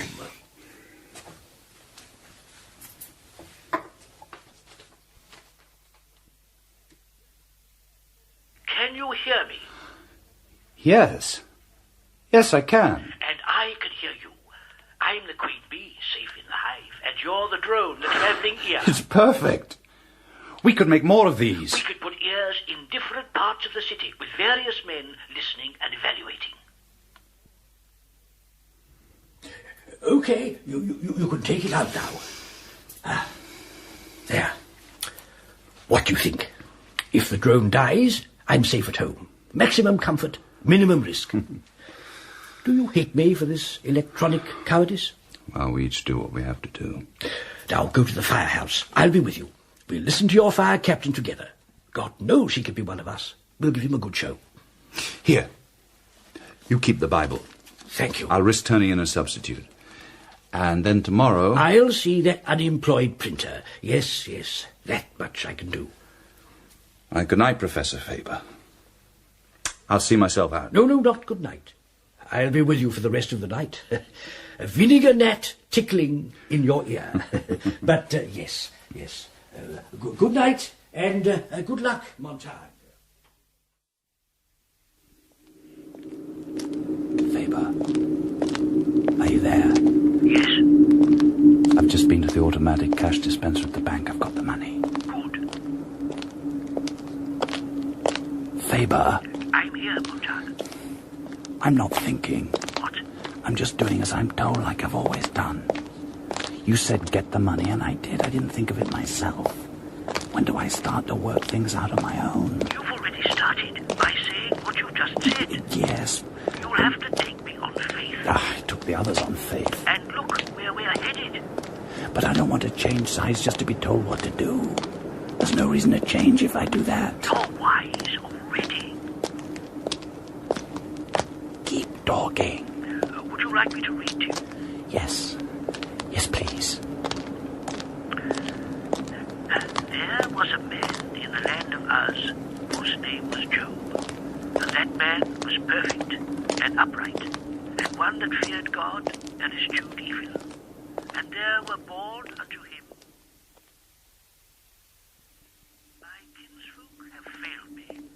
and my familiar friends have forgotten me. They that dwell in my house count me for a stranger. I am an alien in their sight. I call... Faber. Yes? I'm almost at the fire station now. My feet. I can't move them. I feel so damn silly my feet won't move. Easy now. If you need help while the captain pries at you, I'll be sitting right here in your eardrum, making notes. Stay with me, old man. Stay with me. Well, here comes a very strange beast, which in all tongues is called a fool. Hello, Captain Beatty. Welcome back. You've got that book? Yes. Here. I don't want it. Throw it in the waste bin. So the crisis is past, and the sheep returns to the fold. That's right. We're all sheep that have strayed at times. Truth is truth to the end of reckoning. We've cried. They are never alone that are accompanied by noble thoughts. Sweet food of sweetly uttered knowledge. Sir Philip Sidney, right? If you say so. But on the other hand, words are like leaves, and where they most abound, much fruit of sense beneath is rarely found. Alexander Pope, what do you think of that? I don't know. Careful, Montague, careful. Or this, a little learning is a dangerous thing. Drink deep, or taste not the Pierian spring. Their shallow draughts intoxicate the brain, and drinking largely sobers us again. Pope, once more, where does that put you? I don't know. I don't know. Oh, I'll tell you. You had one wild taste, and for a while it made you a drunkard. Read a few lines, and off you go over the cliff. Ready to blow up the world, destroy authority. I know, I've been through it myself. I'm all right now. Stop blushing. You look worried. Be calm, Montague. I had a dream about an hour ago. I lay down for a nap, and in this dream we got into a furious debate about books, you and I, Montague. You towered with rage, yelling quotations at me. I calmly parried every thrust. You quoted Dr. Johnson, knowledge is more equivalent to force, and I quoted him right back at you. He is no wise man who will quit a certainty for an uncertainty. Stick with the farm, Montague. All the rest is dreary chaos. Don't listen. He's slippery. He's trying to confuse. And so it went on. We were throwing quotations at each other like rocks. You said truth will come to light. Murder will not be hid long, and I laughed back. Oh, God, he speaks only of his horse. And you yelled, this age thinks better of a gilded fool than a threadbare saint in wisdom's school. And I whispered gently, the dignity of truth is lost, with much protesting. And you shrieked at me, knowledge is power, and I replied with rare serenity, ignorance is bliss. Calm, Montague, calm. Dear me, Montague, your pulse is racing. I've got you going, have I? Shall I talk some more? Hold on, he's muddying the water. What traitors books can be. You think they're on your side, and they turn on you. At the very end of the dream, I came along in the fire wagon and said, going my way, and you got in, and we drove back to the fire station in silence and at peace. He's had his say. Take it in. I'll have my say, too, in the next few hours, and you'll have to judge. You'll have to make your decision which way to move. Your decision, Montague. Not mine, not the captain's. Are you thinking about it, Montague? Yes. Yes, I am. Don't forget, you decide. Well, I think it's about time. Now wait. There's no rush, Montague. Cut off the alarm, will you? Stoneman can get the engine ready. We'll join him in a moment. Now let me check the teletype to see where we're going. Okay. How do you feel, Montague? I'll be all right. You'll be fine. Now, this is a rather special case, so let's go.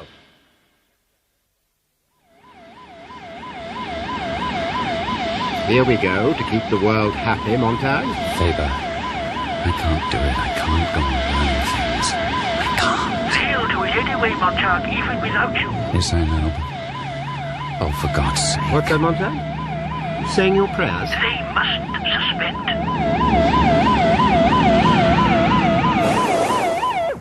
Now, we've arrived. Are you going to hide in the back there, or are you coming to do your job? Okay, Captain. I'm coming. Oh, no. Oh, God. Something the matter, Montag? It's my house. Lights flicked on and house doors opened all down the street.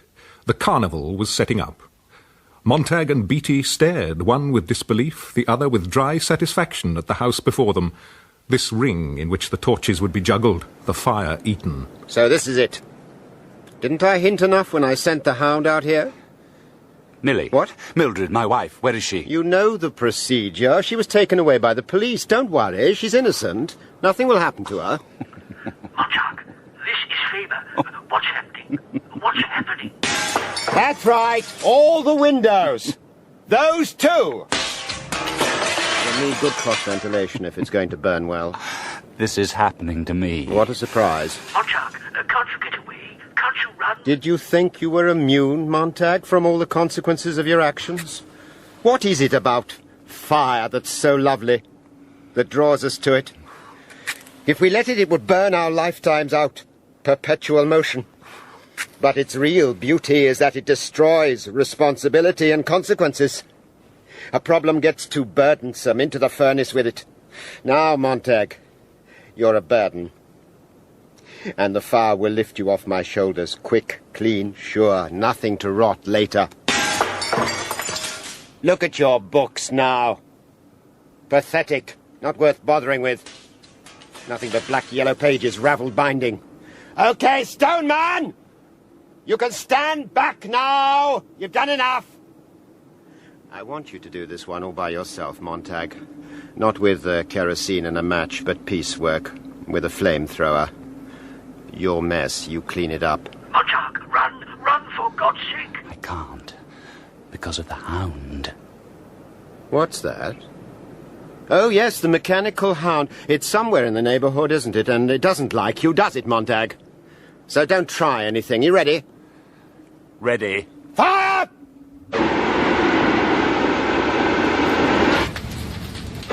The flames leapt out to lap at the books and knock them against the wall. The twin beds went up in a great simmering whisper with more heat and passion than Montag would have supposed them to contain. He wanted to change everything. Everything that showed that he had lived here in this empty house with this strange woman who had gone and quite forgotten him already. And as before, it was good to burn. He felt himself gush out in the fire, snatch, rend, rip in half with flame, and put away the senseless problem. Fire was best for everything. And then he came into the parlour, where the great idiot monsters lay asleep with their white thoughts. He shot a bolt of flame at each of the 3 blank walls, and the vacuum hissed out at him, an empty, senseless scream. The fireproof plastic shell was cut wide, and the house began to shudder with flame. When you're quite finished, Montag, you're under arrest. Was it my wife who turned in the alarm? Who else? Give a man a few lines of verse and he thinks he's lord of all creation. You think he can walk on water with your books? Well, the world... Captain, please, no more talk. I'm so tired. Can we get it over with? You idiot! You damned fool! It won't be over for a long time yet. Why did you really do it? Montag, this is Faber. What's happening? What's going on? Come on! Don't make it hard! What? What's that? You listening to a seashell, Montag?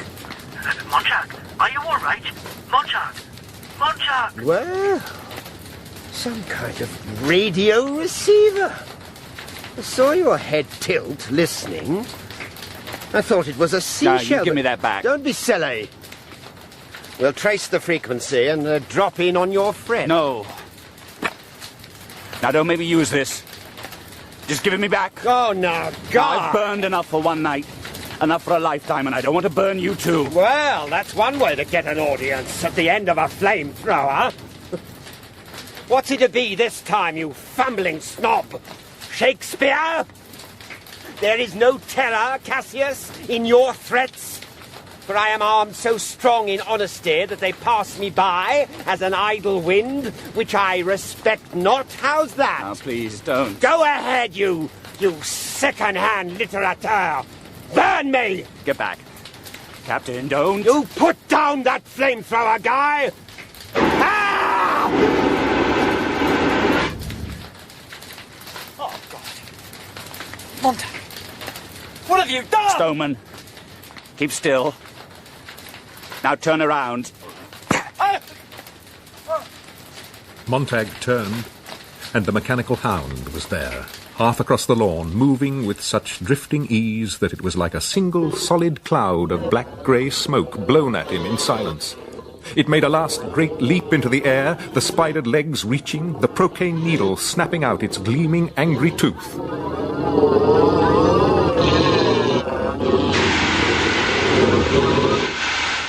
And Montag caught it in a bloom of fire, a searing blossom of yellow and blue and orange that burst its metal bones and blew out its electronic interior. He watched it fiddle the air and die. And now he ran down the alley between the blind black houses, stumbling into the dark. Faber! Faber! Oh, thank God. I never thought you'd make it. Come in. He wanted to die. He just stood there. He didn't try to save himself. He needled me to do what I did. Here, drink this.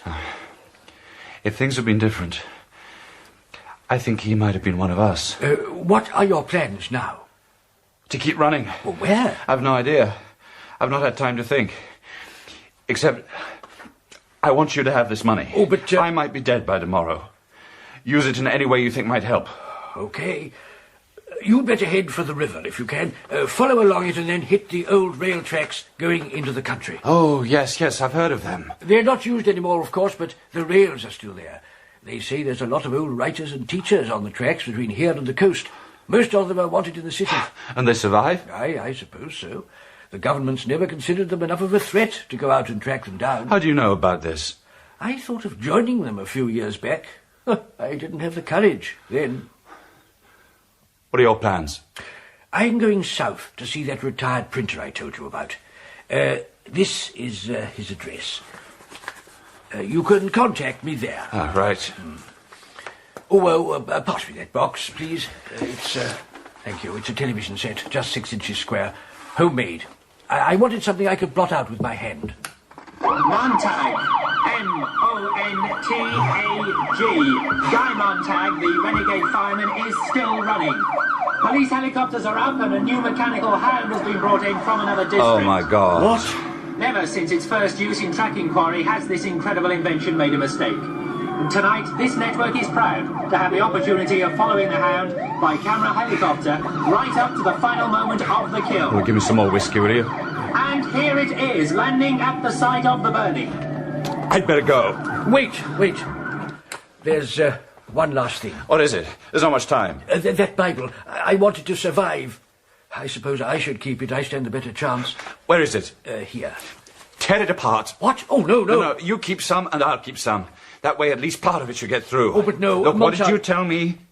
It's not the books themselves that matter. It's what the books contain. You're learning very fast. Now, you keep most of it. Give me some of the parts you read to me earlier on tonight.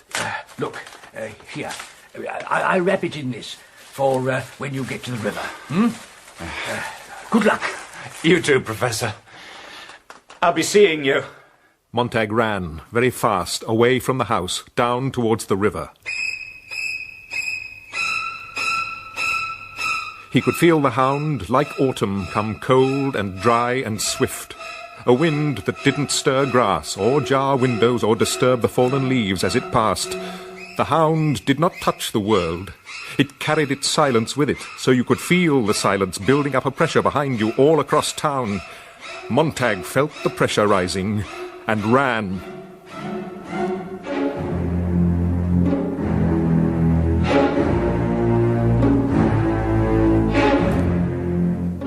Finally, he reached the river.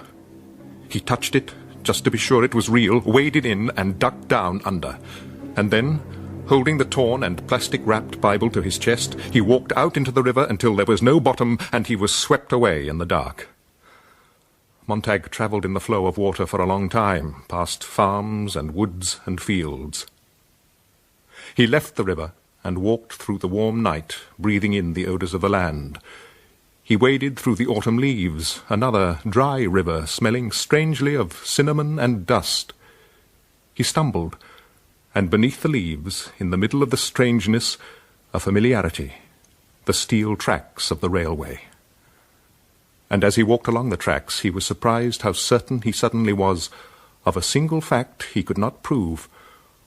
Once, long ago, Clarice had walked here, where he was walking now. Half an hour later, cold and moving carefully on the tracks, he saw the fire. It's all right. You can come out now. Come on. You're welcome here. Who are you? Introductions in a minute. Come up to the fire. Sit down. You can put that bundle down if you want to. We won't steal it. No, thanks. I'll keep hold of it. Please yourself. Would you like some coffee? Thanks. Thank you very much. We've been watching the chase, Mr. Montag. What? We've got a battery television. Over there. We were rather worried. So was I. No, I mean, we thought we could tell when you hit the river, but the helicopter swung back into the town. The hunt's still on. What? We're going in the other direction. But what? I don't... Let's go and have a look. Now then, there's something funny going on.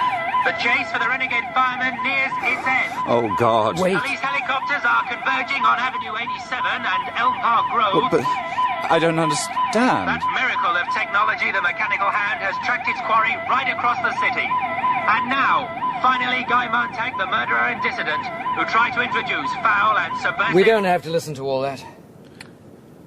We'll just watch the picture. But I still don't see. Don't you?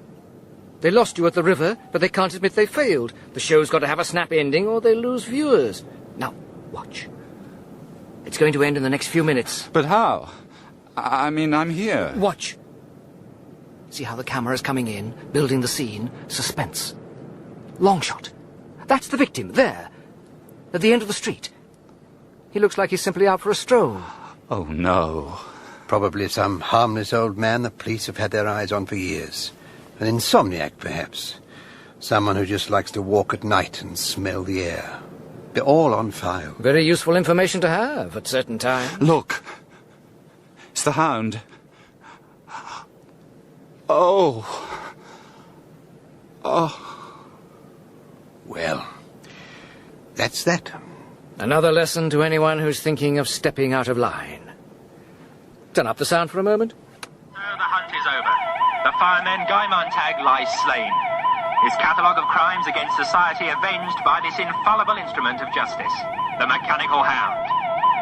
And now, before the action replays, we'll take a short break for some commercials. They didn't show the man's face. Did you notice? Welcome back from the dead, Montag. I think it's time for some introductions. This is John Simmons. How do you do? How do you do? You might have known his name 40 years ago. He was a fine novelist. Weren't you, John? Not bad. You might even have burned some of my books. Oh, well, I don't... I mean... Don't worry, Mr. Montag. Things have changed.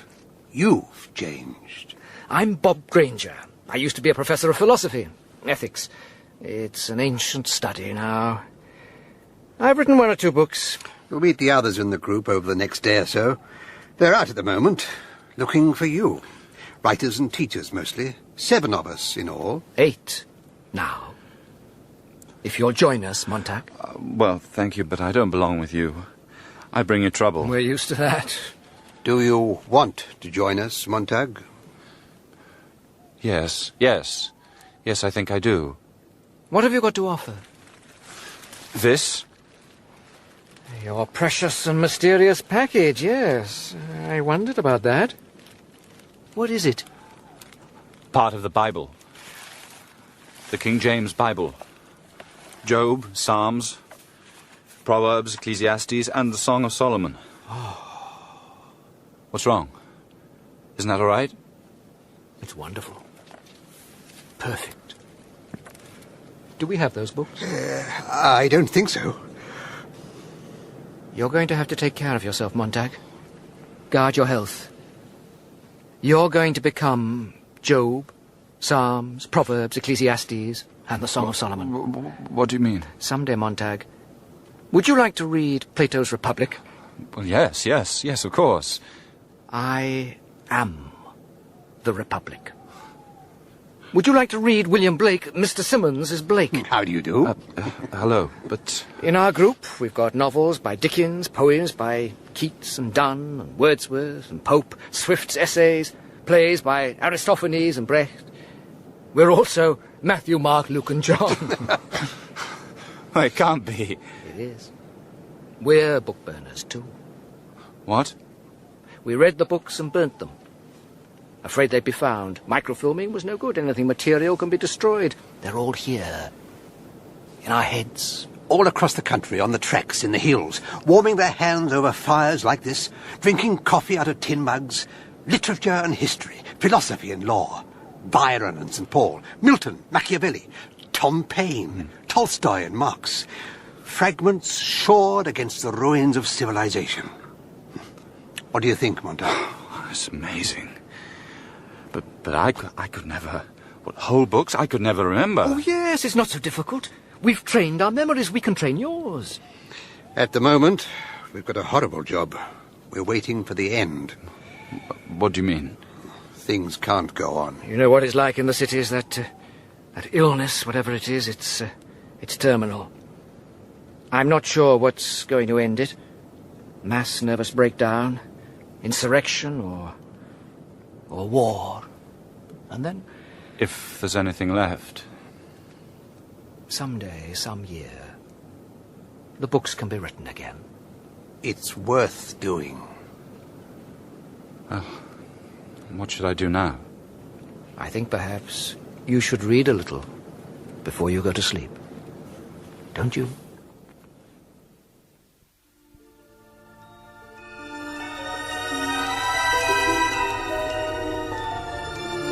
Turn from him that he may rest, till he shall accomplish as a hireling his day. For there is hope of a tree, if it be cut down, that it will sprout again, and that the tender branch thereof will not cease.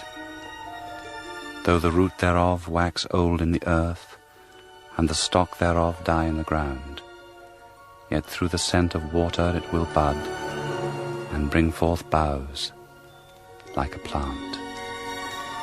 Montag. Hmm? Have this coffee. Thanks. When you've read that... Yes? You can burn it. And it's the last book you'll ever have to burn.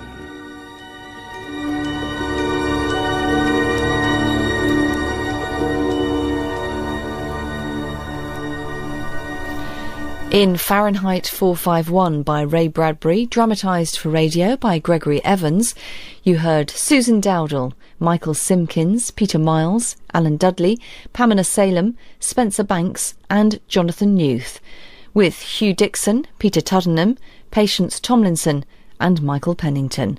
The director was Brian Miller. Was Brian Miller. Was Brian Miller. Was Brian Miller. Was Brian Miller. Was Brian Miller. Was Brian Miller. Was Brian Miller. Was Brian Miller.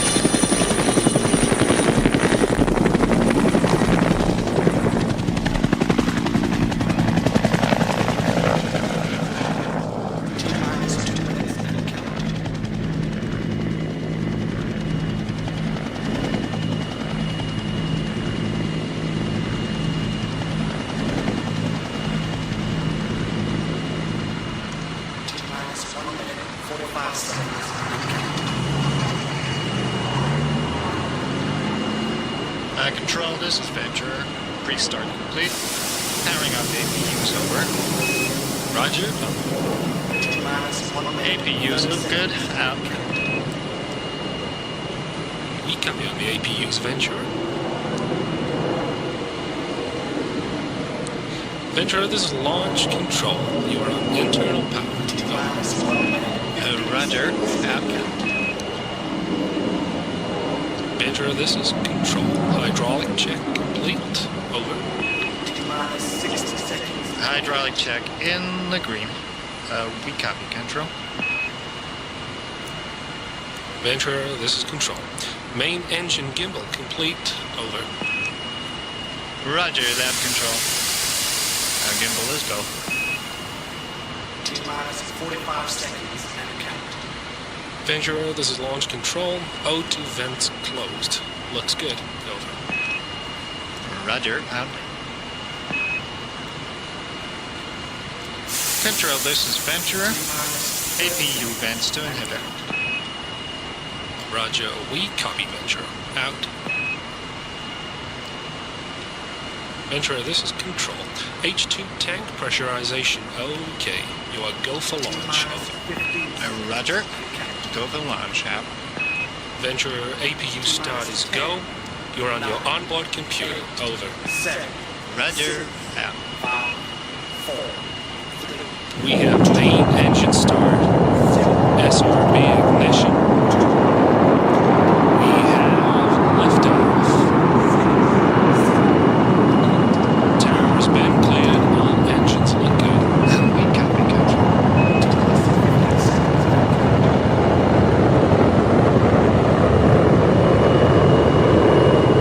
Institute of roll maneuver.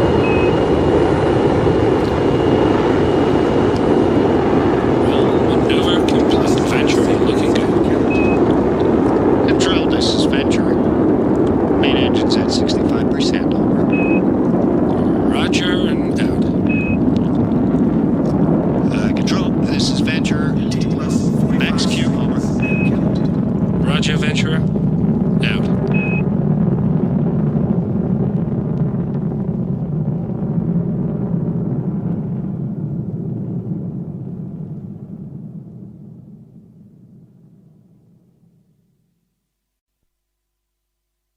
Kaleidoscope by Ray Bradbury, adapted and dramatised by the author from his own short story. With Tom Watson as Hollis and Finlay Welsh as Applegate. Kaleidoscope.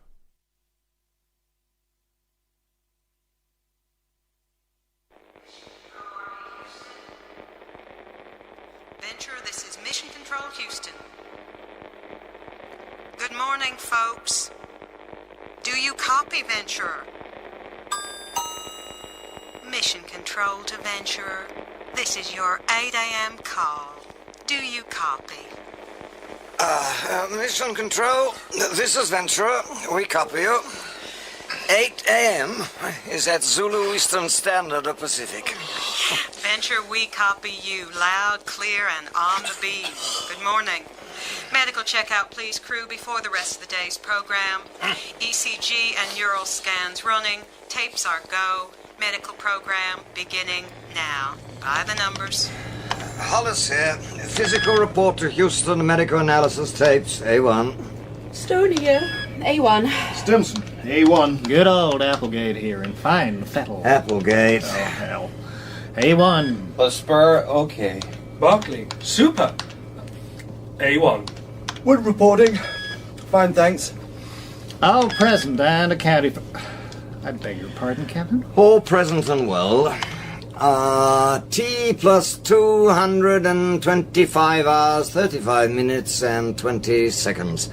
9 days and 3,400,000 miles out from Earth. Check.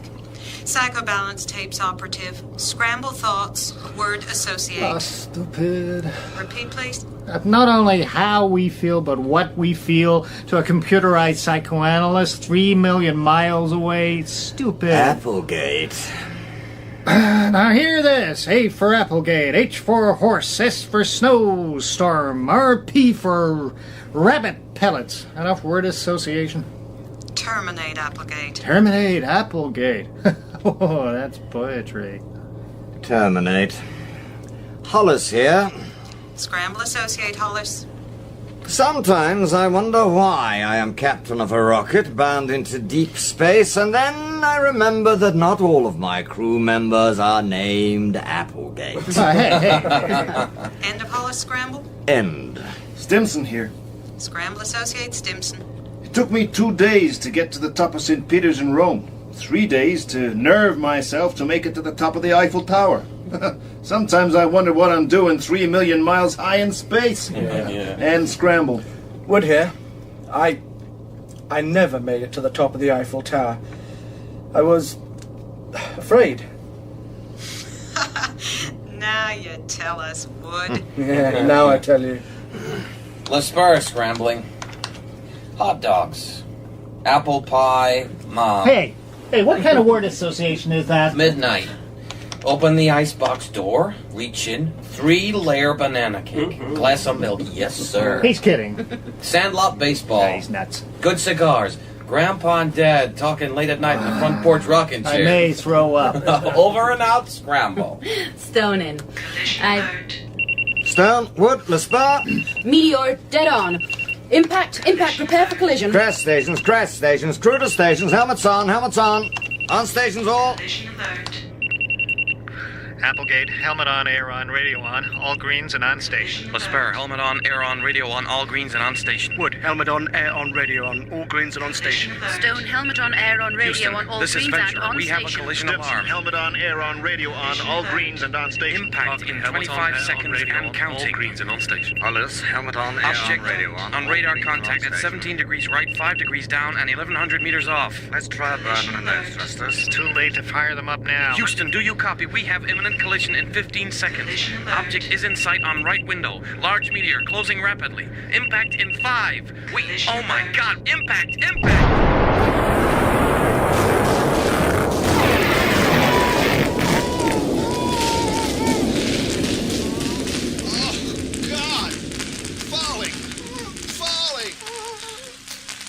Shit! Where's the rocket? Explosion. Gone. Where?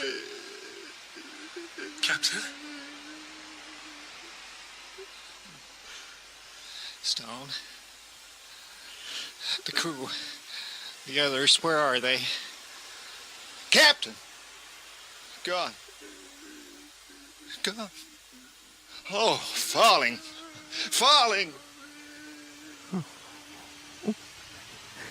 A concussion. Like a giant knife had cut it. The rocket just split wide. The crew, thrown out in space,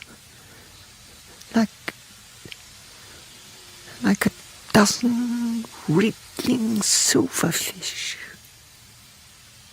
scattered in a dark sea. And the rocket, in a million pieces. There it goes. A meteor swarm, seeking a lost sun.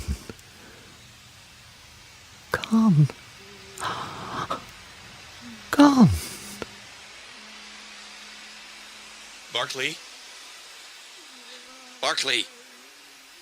Where are you? Wood? Captain? Voices calling like lost children in a long night. Captain? Barclay!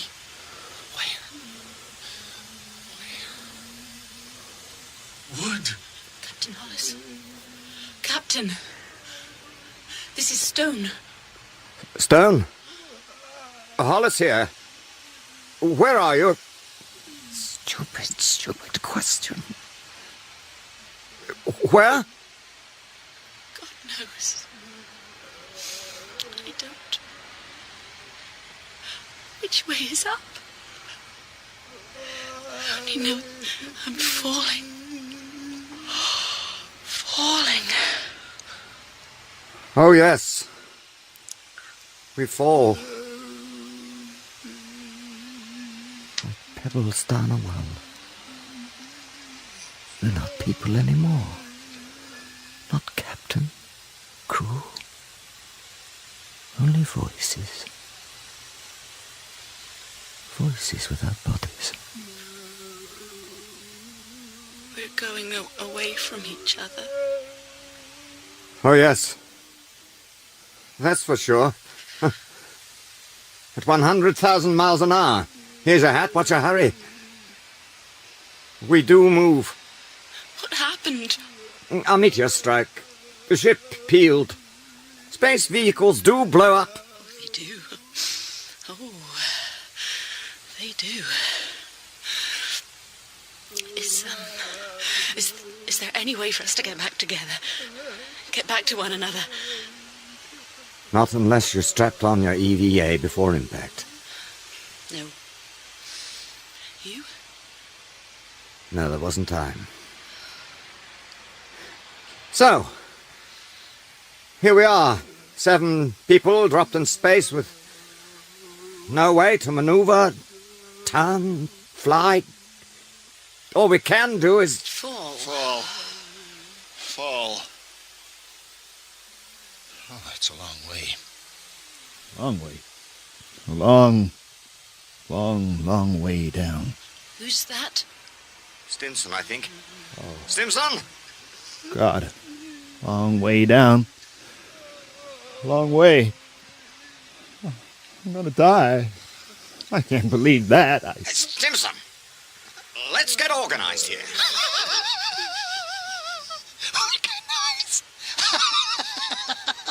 Organized! Listen to the man! Organized. Applegate, is that you? Applegate. Scared gutless, but reporting. Oh boy, you're funny, Captain. What do you want me to do? Let us all go to hell? You're not in charge anymore, Captain. We go where we go. Roll call anyway, damn it. Roll call? So help me, we're going to die decently. By the names, check in. Stone. Stone here. Aspar? Aspar here. Barclay? Still alive. Barclay. Wood?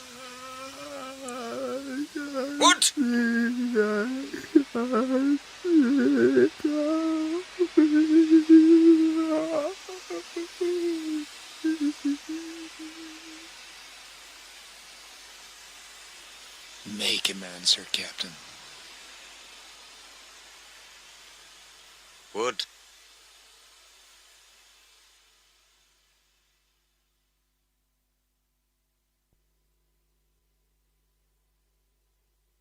Like I said, Captain, you're not in charge. Stimson? Stimson? Who's he? Oh. Yeah, he's falling. Oh, Stimson. Falling. That's what he is. Falling. Take it easy, we're all in the same fix. I don't want to be here. I want to be somewhere else. You can say that again. All right, Applegate. All right, what? We haven't much time. Time? We got all the time in the world and all of space in the universe. That's all we do have, space and time. We are moving away from each other. We'll soon lose radio contact.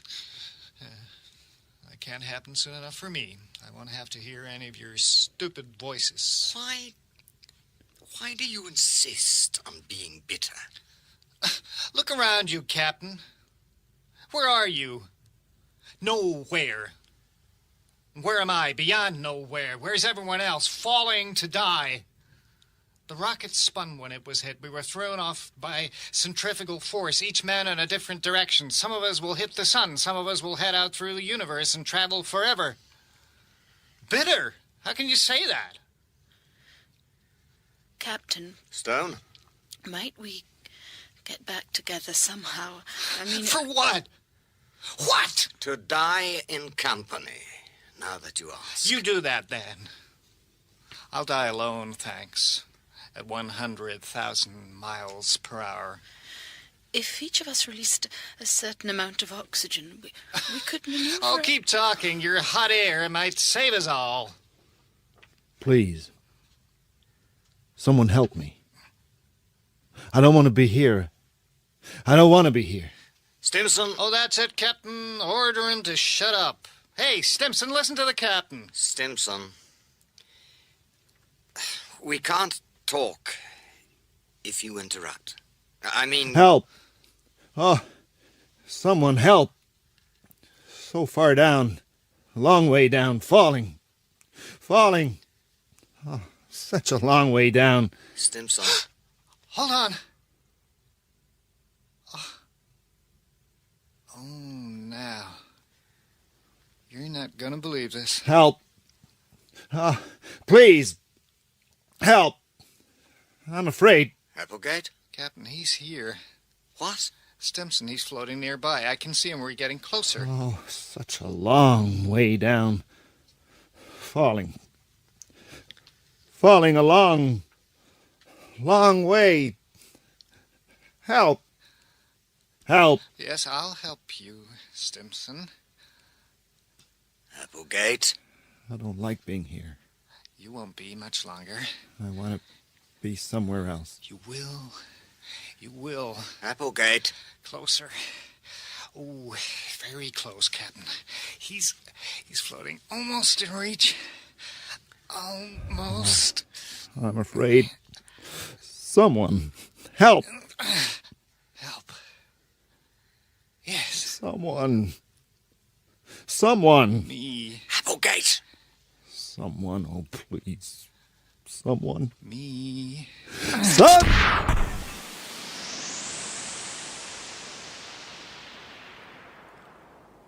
Applegate.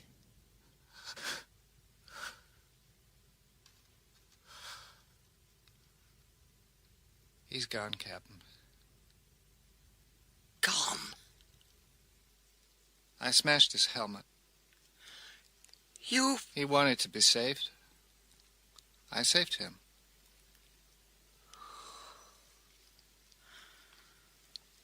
Yes. Approved? Approved.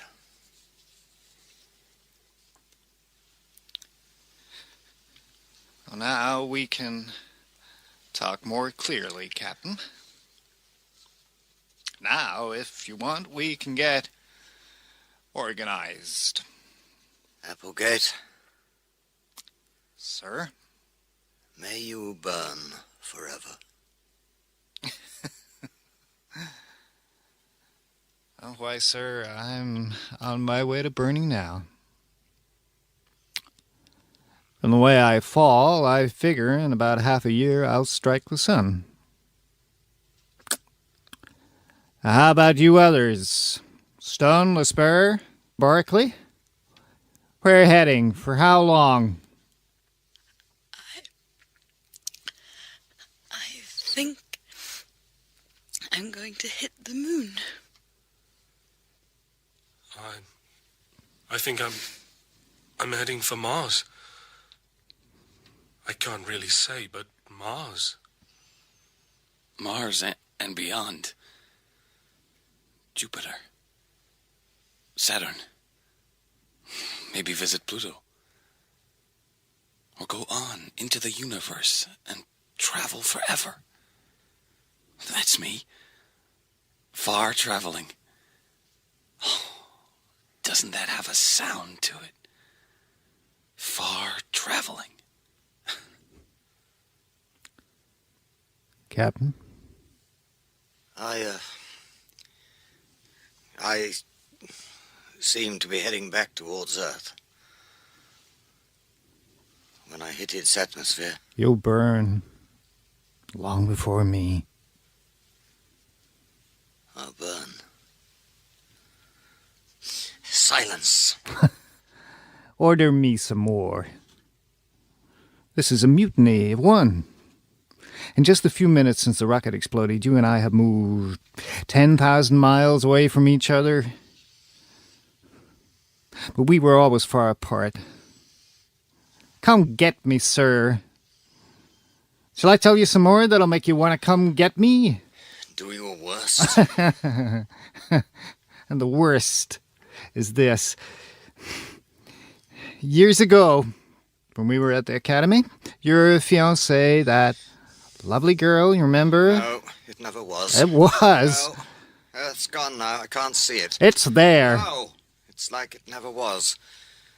Green fields, towns, rivers, lakes, gone, all gone. So far away. And only night now, and stars. Too many stars. No, there was this girl, and she left you. You want to know why. Shall I tell you why? No, she never lived. She lived.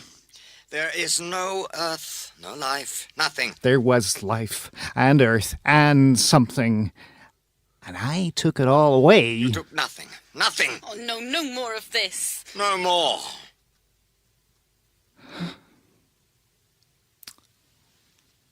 No more. I'm amazed. Huh? I'm astounded. What? We're all going to be dead in a few hours, and you go on like this. Can't you leave us to remember? What? Good things. Good. Yes. The best. What was ever best? What good? My life. Maybe not yours, but mine. How was it better? Let me make the list. A wife on Earth. Good friends on the moon. My children on Mars. And? A wife on Earth. Friends on the moon. My sons and daughters. Safe. On Mars. What else? My wife. My friends. My... That's no list. Better than a list. It's a life. I'm going to kill all of you in 10 minutes. Kill us? Just by opening my helmet. I'll freeze solid in a millionth of a second, and you'll all disappear forever. Strange. The quickest death in the history of mankind, and invented not on Earth, but 1,000,000 miles out in space. I'll freeze and be frozen forever. Think of it. If I should not hit the moon, but circle it for 1,000,000 years, and a rocket came by and found me, I wouldn't have changed. Out in space, nothing ever changes. 1,000,000,000 years from tonight, I'll be circling. And young, still only this age. And my body frozen, not spoiled or grown old. 1,000,000,000 years from tonight.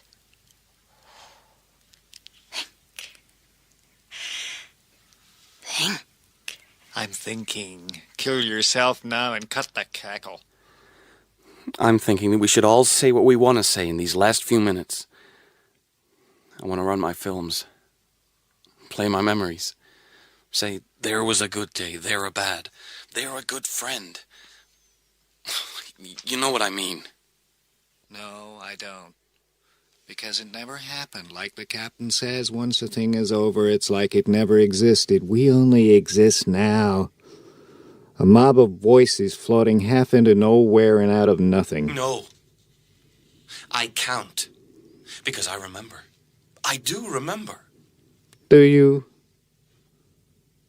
Do you really? Yeah, well, maybe that's why I've gotten mean in my middle years. All my life I kept waiting for something to happen. I mean, something. But it never did. Man, you've been in space. You've circled the sun. Landed on Mars. What more do you want? I don't know. Isn't that funny? I just don't... What? Are you okay, Applegate? Well, now, hear this.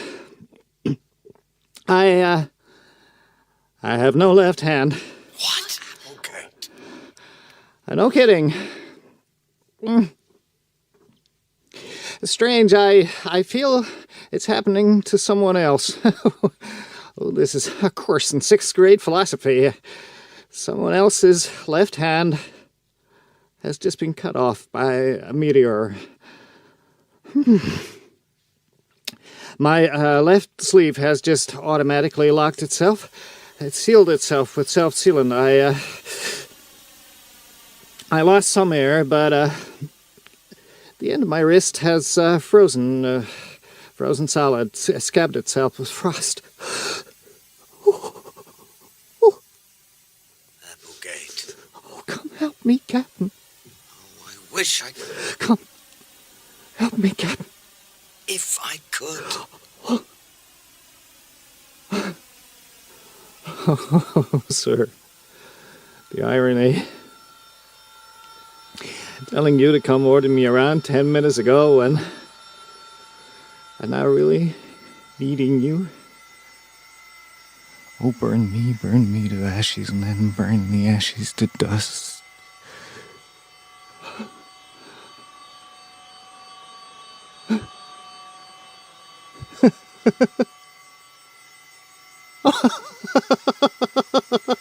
Applegate?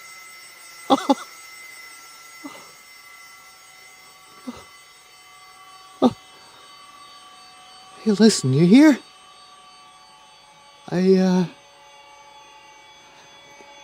I'm in a meteor swarm.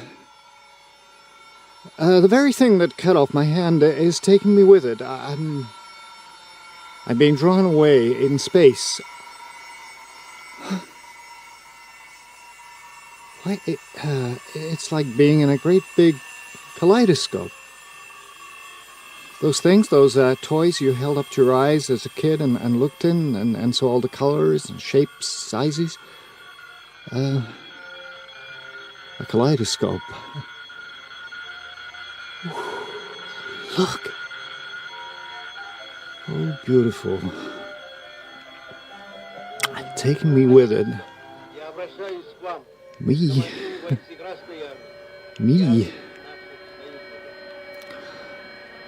I don't deserve a trip like this. I never liked anything beautiful. Well, maybe when I was young.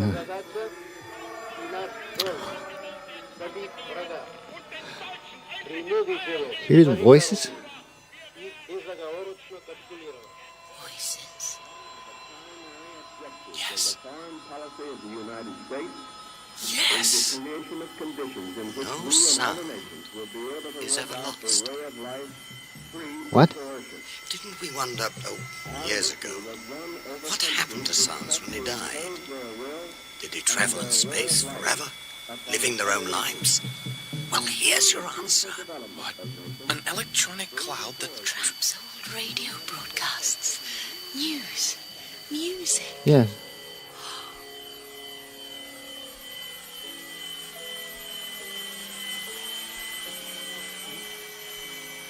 That I should apologize to you for having to speak in a foreign tongue.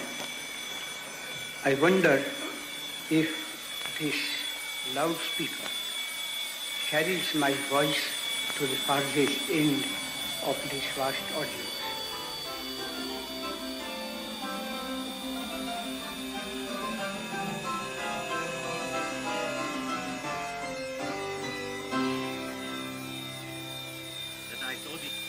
improbable that the enemy's air attack in September could be more than 3 times as great as it was in August. I was not, of course, referring to barbarous attacks upon the civil population,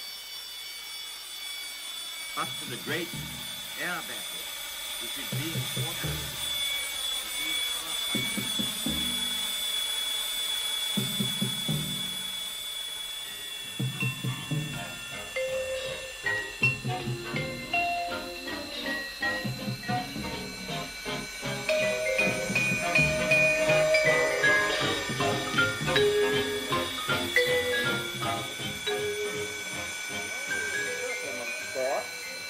The encircling bond of good, old-fashioned, neighborly friendship. So bound together, we are able to withstand any attack. Any attack from the east or from the west. Together we are able to ward off any infiltration of alien, political, and economic ideas that would destroy our freedom and our democracy. Too much. It's too much. I am the monster of all time, and I go out like this. You stay behind and die your plain vanilla deaths, and me,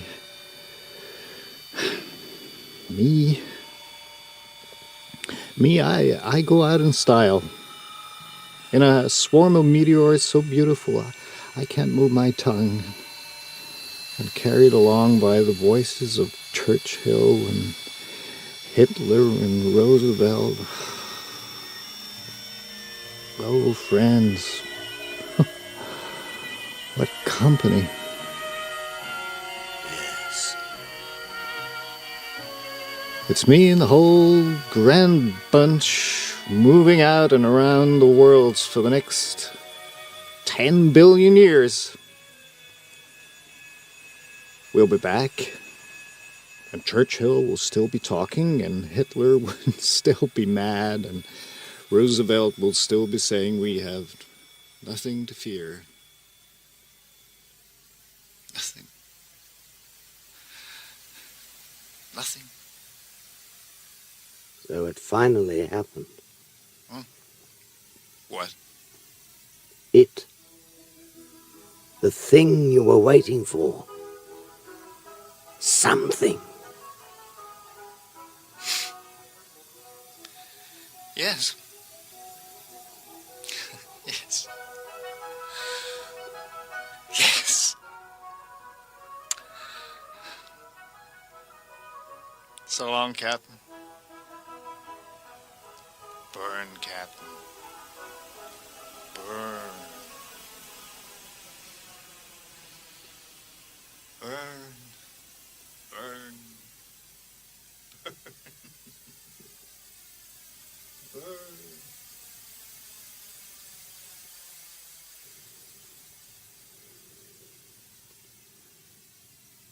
The same to you, Applegate.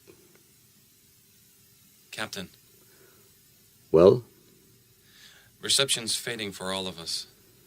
Why don't we get it over with and sign off? Good idea. Can you see the meteor swarm that took Applegate? Oh, yes. Yes. Lovely. There. There. Can you see any of us? No. I can. Impossible. But I see. Or think I see. There you go home in a darkless spar. And there you go, off in a night storm. And Berkeley?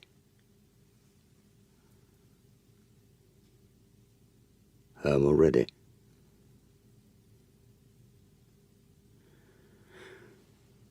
Remember those summer nights when you were a kid and stayed out in the middle of the street playing ball until you couldn't see it was so dark?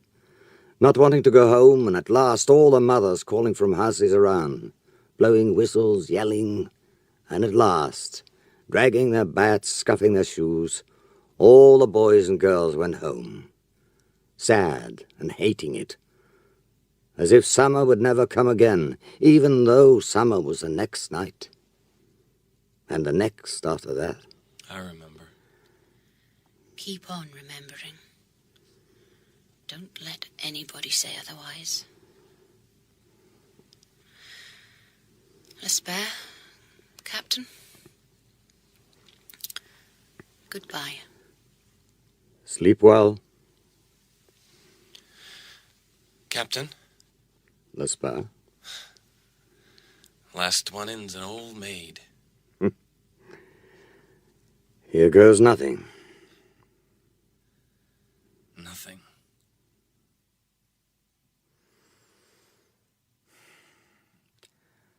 Alone.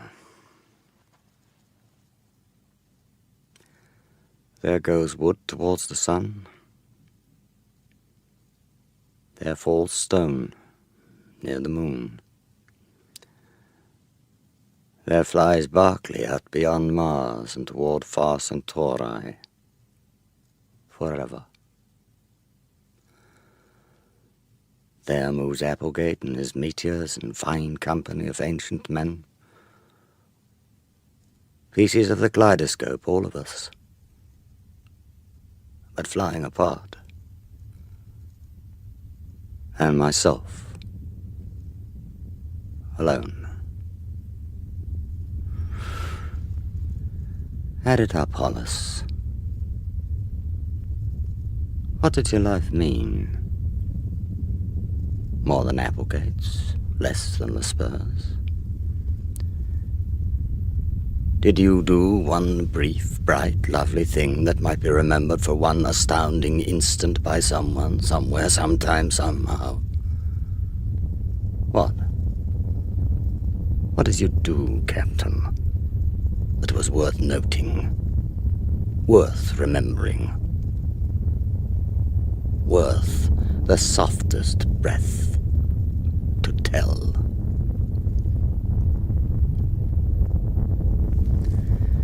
Just this. In a few hours, I'll hit Earth's atmosphere. When I do, I'll catch fire and burn like a meteor. I'll flash across the sky in flames. All the world will look up and see me for 3 seconds. Yes. 3 seconds. I wonder. Will they look? Will they see? Let's go find out.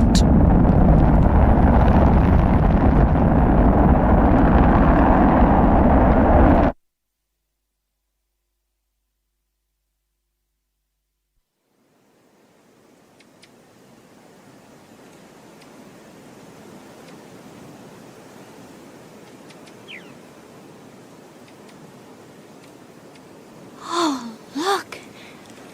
There, look! A falling star. Make a wish. Oh, yes. Make a wish. Make a wish.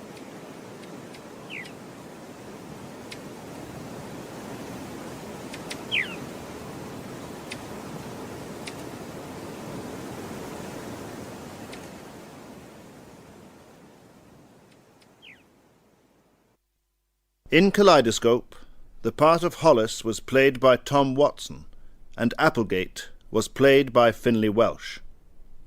Stone by Rebecca Hawking, Stimson by John Yule, Lesper, Stuart Macquarie, Berkeley, Neil Shackleton, Wood, John Adam Baker, and Mission Control Houston by Lynn Baines. Other parts were played by members of the cast. Technical presentation was by Jim Ross, Doug Ring, and Lee MacPhail. Kaleidoscope was dramatised by Ray Bradbury from his own short story and directed in our Edinburgh studios by Hamish Wilson. Tom, knee-deep in the waves, a piece of driftwood in his hand, listened. The house, up towards the coast highway in the late afternoon, was silent. The sounds of closets being rummaged, suitcase locks snapping, and of a final door crashing shut all had faded away. Chico, standing on the pale sand, flourished his wire strainer to shake out a harvest of lost coins. After a moment, without glancing at Tom, he said, "Let her go." So it was every year. For a week or a month, their house would have music swelling from the windows. There would be new geraniums potted on the porch rail. The clothes on the wire line changed from harlequin pants to sheath dresses to handmade Mexican frocks like white waves breaking behind the house. Sometimes, looking up, he would see a woman drying her hair like a bright yellow flag on the wind. Sometimes the flag was black or red against the sky. But there was never more than one woman at a time.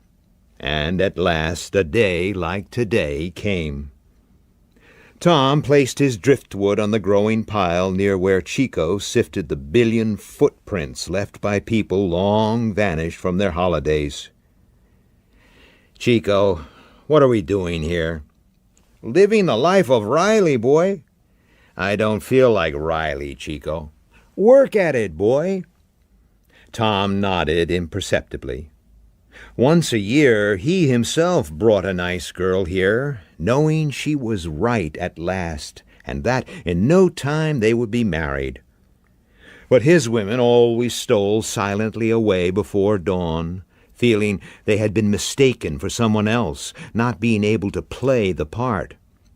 Chico's friends left like vacuum cleaners with a terrific roar, leaving no lint unturned.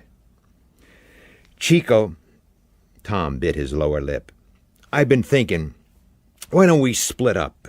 Maybe we'd have better luck alone." "Look here, boy, you and me, we'll still be here in 30 years. A couple of crazy, dumb old goony birds drying their bones in the sun. Nothing's ever going to happen to us now. Tom, it's too late. Get that through your head and shut up." Tom swallowed and looked steadily at the other man. "I'm thinking of leaving next week." Shut up, and get to work." Chico gave the sand an angry, showering rake that tilled him 43 cents in dimes, pennies, and nickels. He stared blindly at the coins, shimmering down the wires like a pinball game all afire. Tom didn't move, holding his breath. They both seemed to be waiting for something. "Hey! Hey!" From a long way off down the coast, a voice called. A boy was waving, running along the shore 200 yards away. There was something in his voice that made Tom feel suddenly cold. "Hey!" The boy pulled up, gasping, pointing back along the shore. "A woman! A funny woman by the North Rock!" "A woman!" Chico began to laugh. "Oh, no, no." "What do you mean, a funny woman?" asked Tom. "I don't know. You got to come see. Awful funny." "You mean drowned?" "Maybe. She came out of the water. She's lying on the shore. You got to see yourself. She's got a fish's tail." Chico laughed again. "Not before supper, please. Please, no lie. Oh, hurry." He ran off, since he was not followed, and looked back in dismay. Tom felt his lips move. The boy wouldn't run this far for a joke, would he, Chico? People have run further for less. Tom started walking. "All right, son." "Thanks, mister. Oh, thanks." The boy ran. 20 yards up the coast, Tom looked back. Behind him, Chico squinted, shrugged, dusted his hands wearily, and followed. They moved north along the twilight beach. "What?" said Tom. "What if we get to North Rock and it's true? The ocean has washed something up." They came around the North Rock. A second boy stood there looking down. He was pale and seemed not to breathe. Tom glanced away from the boy to the sand, and Tom's face in the next moment became the face of the boy. His hands assumed the same curl at his sides, and his mouth moved to open and stay half open. The setting sun was 10 minutes above the sea. "A big wave came in and went out," said the first boy, "and here she was." They looked at the woman lying there. Her hair was very long, and it lay on the beach like the threads of an immense harp. It was the color of limes. The men bent half down in wonder. Her face was white sand sculpture, with a few water drops shimmering on it like summer rain upon a cream-colored rose. And as the water shifted her, her skin glinted like the surface of a pearl. The lower half of her body changed itself from white to very pale blue, to pale green and lime green, a rush of light and dark, to end in a lacy fan, a spread of foam and jewel on the sand. The woman was the sea was woman. There was no flaw or seam. The illusion, if illusion it was, held perfectly together, and the blood from one moved into and mingled with what must have been the ice waters of the other. "I wanted to run, get help." The first boy seemed not to want to raise his voice. "But Skip said she was dead, and there's no help for that." "She was never alive," said Chico. "It's something left over from a movie studio, a prop, a dummy." "Oh, no! She's real!" "We'll find a label somewhere." Chico touched the body to turn it and stopped. He knelt there, his face changing. "What's the matter?" asked Tom. Chico took his hand away and looked at it. "I was wrong." Tom took the woman's wrist. "There's a pulse." "You're feeling your own heartbeat," said Chico. "I don't know. Maybe." "There's a trick somewhere," cried Chico suddenly. "No." Tom burst out in laughter. "No trick, my God. I feel great. I haven't felt so great since I was a kid." They walked slowly around her. A wave touched her white hand, so the fingers softly waved. The gesture was that of someone asking for another and another wave to come in and take them back down out to sea. "Tom," Chico's mouth opened and closed, "why don't you go and get our truck?" Tom didn't move. "You hear me?" "Yes, but what?" "We could sell this somewhere. I don't know, the university, that aquarium at Seal Beach, or, well, hell, why couldn't we just set up a place? Look! Drive to the pier. Buy us 300 pounds of cheap ice. When you take anything out of the water, you need the ice, don't you?" "I don't know, Chico." "What do you mean? She's real, isn't she? What are we waiting for?" "Chico, you better go get the ice yourself." "Hey, someone's got to stay and make sure she don't go back out with the tide." "Chico, I don't know how to explain. I don't want to get that ice for you." "I'll go myself, then." "Look, boys, build the sand up here to keep the waves back. I'll give you $5 apiece. Hop to it. My God, this is better than finding ambergris." He ran to the top of the nearest dune and called, "Get to work," and was gone. Now Tom and the two boys were left with the lonely woman by the North Rock, and the sun was 1/4 of the way below the western horizon. The sand and the woman were pink gold. Tom looked at the face and the great strands of hair spread out in a lyre on the shore. "She's beautiful." The boys nodded. Tom felt himself trembling. He saw the boys were trembling too. A car horn hooted. Their eyes blinked, suddenly afraid. They looked up toward the highway. A wave poured about the body, framing it in a clear white pool of water. Tom nodded the boys to one side. The next wave came and moved the body 2 inches in and 6 inches out toward the sea. "But," said the first boy. Tom shook his head. The third wave lifted the body 2 feet down toward the sea. The first boy cried out and ran after it, but Tom reached him and held his arm. For a moment, there were no more waves. Tom looked at the woman, thinking, "She's true. She's real. She's mine. But she's dead, or will be if she stays here." "We can't let her go," said the first boy. "We just can't." The other boy stepped between the woman and the sea. "What would we do with her if we kept her?" The first boy tried to think. "We could—" He stopped and shook his head. The second boy stepped out of the way and left a path from the woman to the sea. The next wave was a big one. It came in and went out, and the sand was empty. The whiteness was gone, and the great threads of the harp. They stood by the edge of the sea, looking out, until they heard the truck driving up on the dunes behind them. The last of the sun was gone. They heard footsteps running on the dunes, and someone yelling. They drove back down the darkening beach. The 2 boys sat in the rear on the bags of chipped ice. After a long while, Chico began to swear steadily, half to himself, spitting out the window. 300 pounds of ice! What do I do with it now, huh? And I'm soaked to the skin, soaked! You didn't even move when I jumped in and swam out to look around.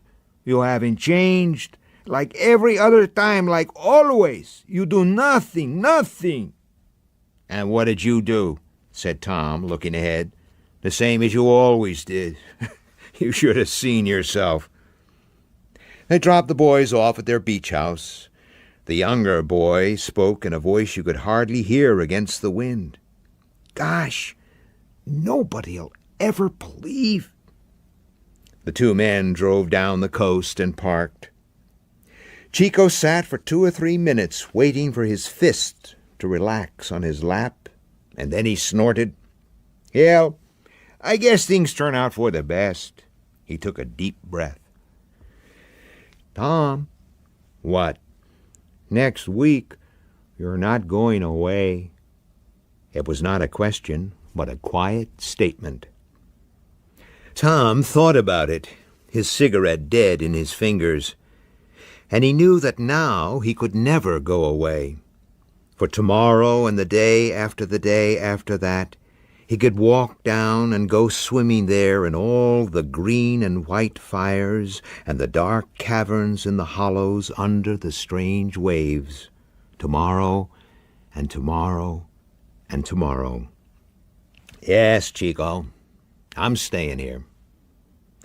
Now the silver-looking glasses advanced in a crumpling line all along the coast from 1,000 miles north to 1,000 miles south.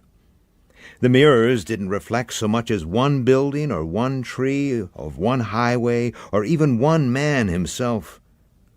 The mirrors reflected only the quiet moon and then shattered into 1 billion bits of glass that spread out in a glaze on the shore. Then the sea was dark a while, preparing another line of mirrors to rear up and surprise the 2 men who sat there for a long time, never once blinking their eyes, waiting.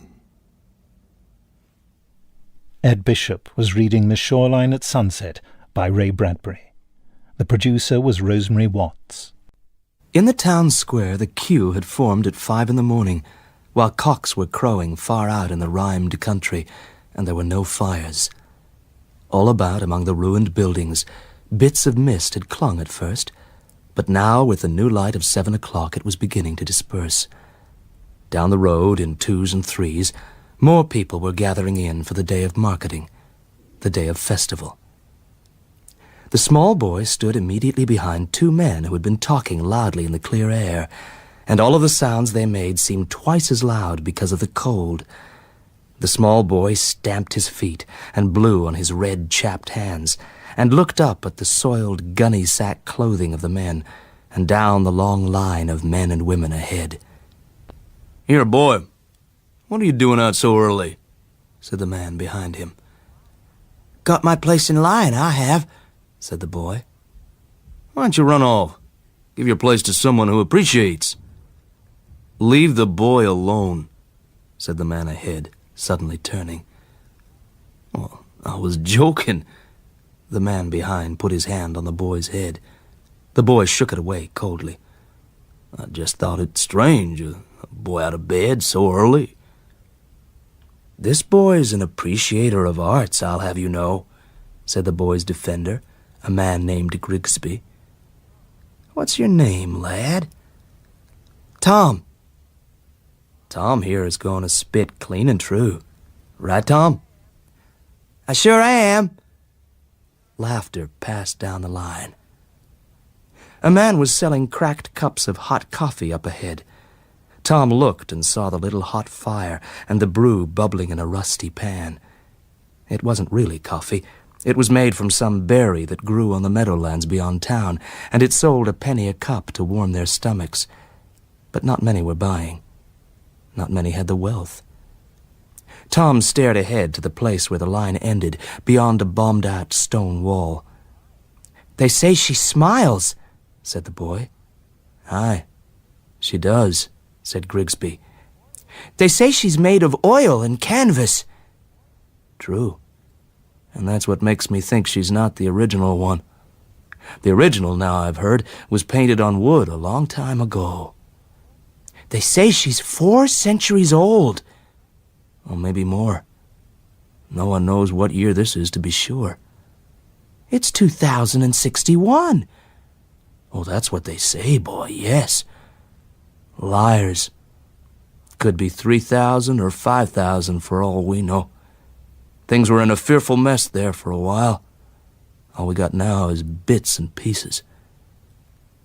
They shuffled along the cold stones of the street. "How much longer before we see her?"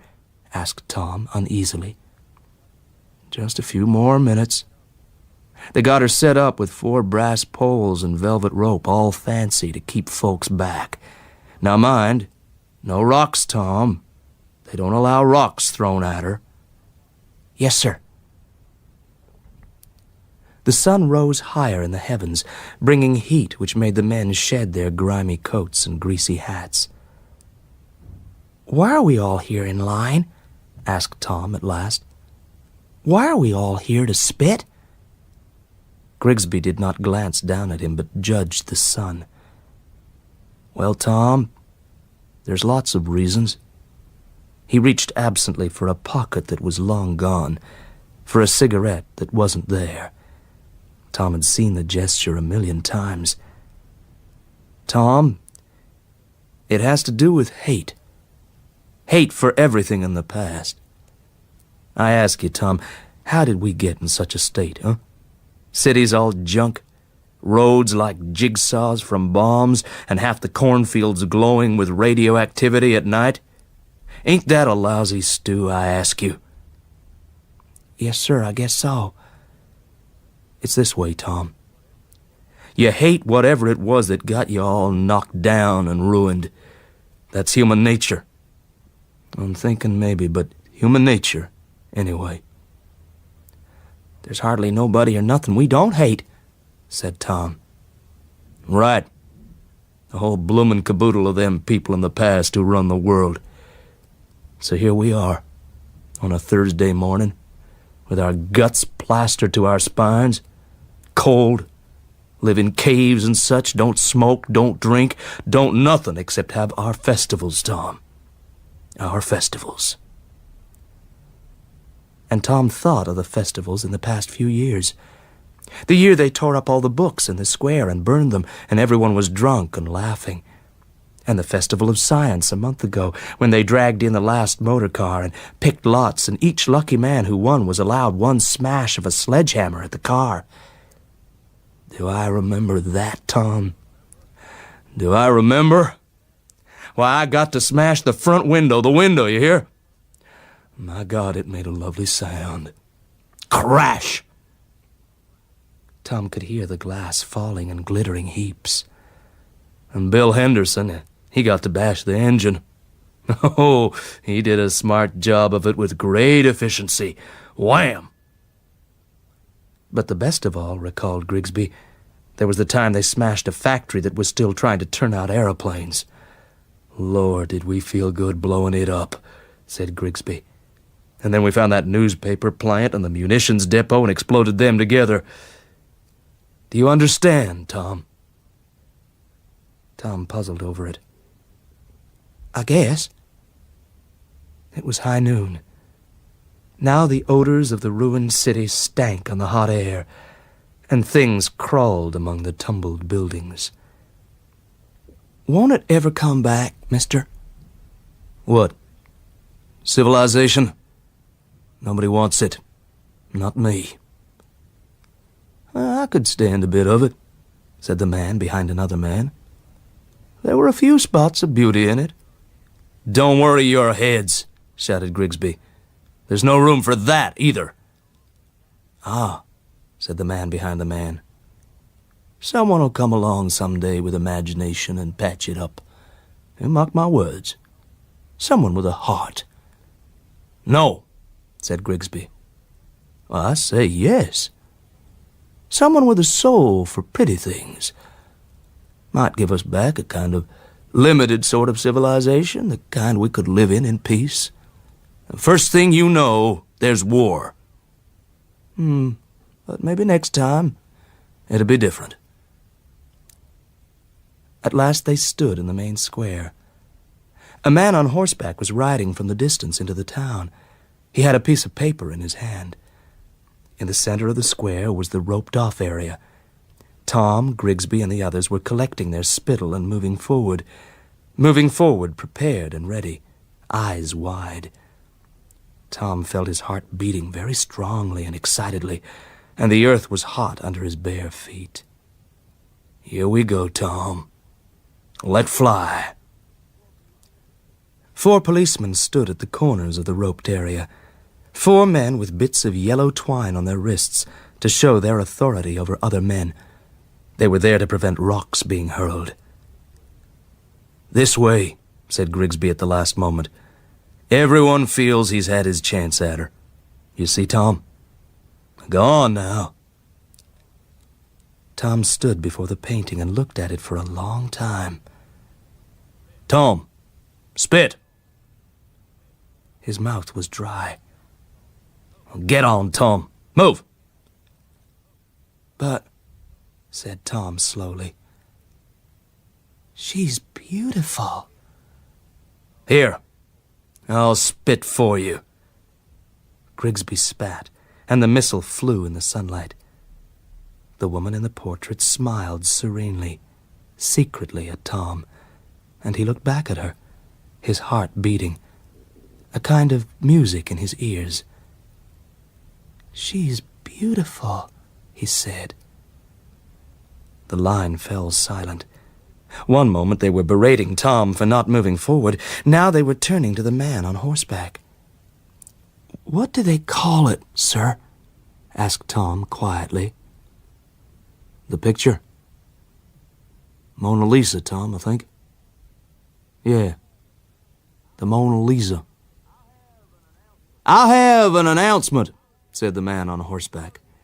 The authorities have decreed that as of high noon today, the portrait in the square is to be given over into the hands of the populace there, so they may participate in the destruction of... Tom hadn't even time to scream before the crowd bore him, shouting and pummeling about, stampeding towards the portrait. There was a sharp ripping sound. The police ran to escape. The crowd was in full cry, their hands like so many hungry birds pecking away at the portrait. Tom felt himself thrust almost through the broken thing. Reaching out in blind imitation of the others, he snatched a scrap of oily canvas, yanked, felt the canvas give, then fell, was kicked, sent rolling to the outer rim of the mob. Bloody, his clothing torn, he watched old women chew pieces of canvas, men break the frame, kick the ragged cloth, and rip it into confetti. Only Tom stood apart, silent in the moving square. He looked down at his hand. It clutched the piece of canvas close to his chest, hidden. "Hey there, Tom!" cried Grigsby. Without a word, sobbing, Tom ran. He ran out and down the bomb-pitted road, into a field, across a shallow stream, not looking back, his hand clenched tightly, tucked under his coat. At sunset, he reached the small village and passed on through. By 9 o'clock, he came to the ruined farm dwelling. Around back, in the half-silo, in the part that still remained upright, tented over, he heard the sounds of sleeping, the family, his mother, father, and brother. He slipped quickly, silently through the small door and lay down, panting. "Tom?" called his mother in the dark. "Yes?" "Where have you been?" snapped his father. "I'll beat you in the morning." Someone kicked him. His brother, who had been left behind to work their little patch of ground. "Go to sleep," cried his mother faintly. Another kick. Tom lay getting his breath. All was quiet. His hand was pushed to his chest, tight, tight. He lay for half an hour this way, eyes closed. Then he felt something, and it was a cold white light. The moon rose very high, and the little square of light moved in the silo and crept slowly over Tom's body. Then, and only then, did his hand relax. Slowly, carefully, listening to those who slept about him, Tom drew his hand forth. He hesitated, sucked in his breath, and then, waiting, opened his hand and uncrumpled the tiny fragment of painted canvas. All the world was asleep in the moonlight, and there on his hand was the smile. He looked at it in the white illumination from the midnight sky, and he thought over and over to himself, quietly, the smile, the lovely smile. An hour later he could still see it, even after he had folded it carefully and hidden it. He shut his eyes, and the smile was there in the darkness, and it was still there, warm and gentle, when he went to sleep, and the world was silent, and the moon sailed up and then down the cold sky towards morning. Peter Whitman was reading The Smile by Ray Bradbury. The producer was Susan Roberts.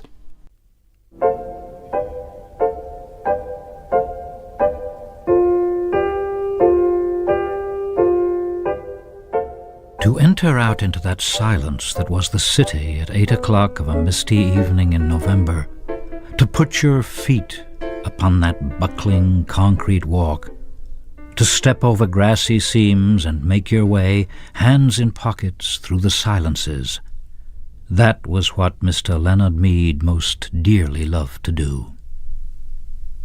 He would stand upon the corner of an intersection and peer down long, moonlit avenues of sidewalk in 4 directions, deciding which way to go. But it really made no difference. He was alone in this world of A.D. 2052, or as good as alone.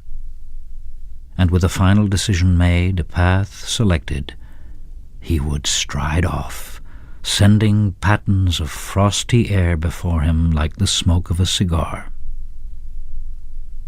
Sometimes he would walk for hours and miles and return only at midnight to his house. And on his way he would see the cottages and homes with their dark windows, and it was not unlike walking through a graveyard, where only the faintest glimmers of firefly light appeared in flickers behind the windows. Sudden grey phantoms seemed to manifest upon inner room walls where a curtain was still undrawn against the night. Or there were whisperings and murmurs where a window in a tomb-like building was still open. Mr. Leonard Mead would pause, cock his head, listen, look, and march on, his feet making no noise on the lumpy walk. For long ago he had wisely changed to sneakers when strolling at night, because the dogs in intermittent squads would parallel his journey with barkings if he wore hard heels, and lights might click on and faces appear, and an entire street be startled by the passing of a lone figure, himself, in the early November evening. On this particular evening he began his journey in a westerly direction toward the hidden sea. There was a good crystal frost in the air.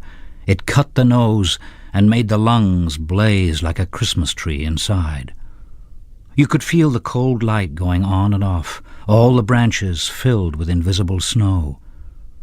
He listened to the faint push of his soft shoes through autumn leaves with satisfaction, and whistled a cold, quiet whistle between his teeth, occasionally picking up a leaf as he passed, examining its skeletal pattern in the infrequent lamplights as he went on, smelling its rusty smell. "Hello in there," he whispered to every house on every side as he moved. "What's up tonight on Channel 4, Channel 7, Channel 9? Where are the cowboys rushing, and do I see the United States cavalry over the next hill to the rescue?" The street was silent and long and empty, with only his shadow moving like the shadow of a hawk in mid-country.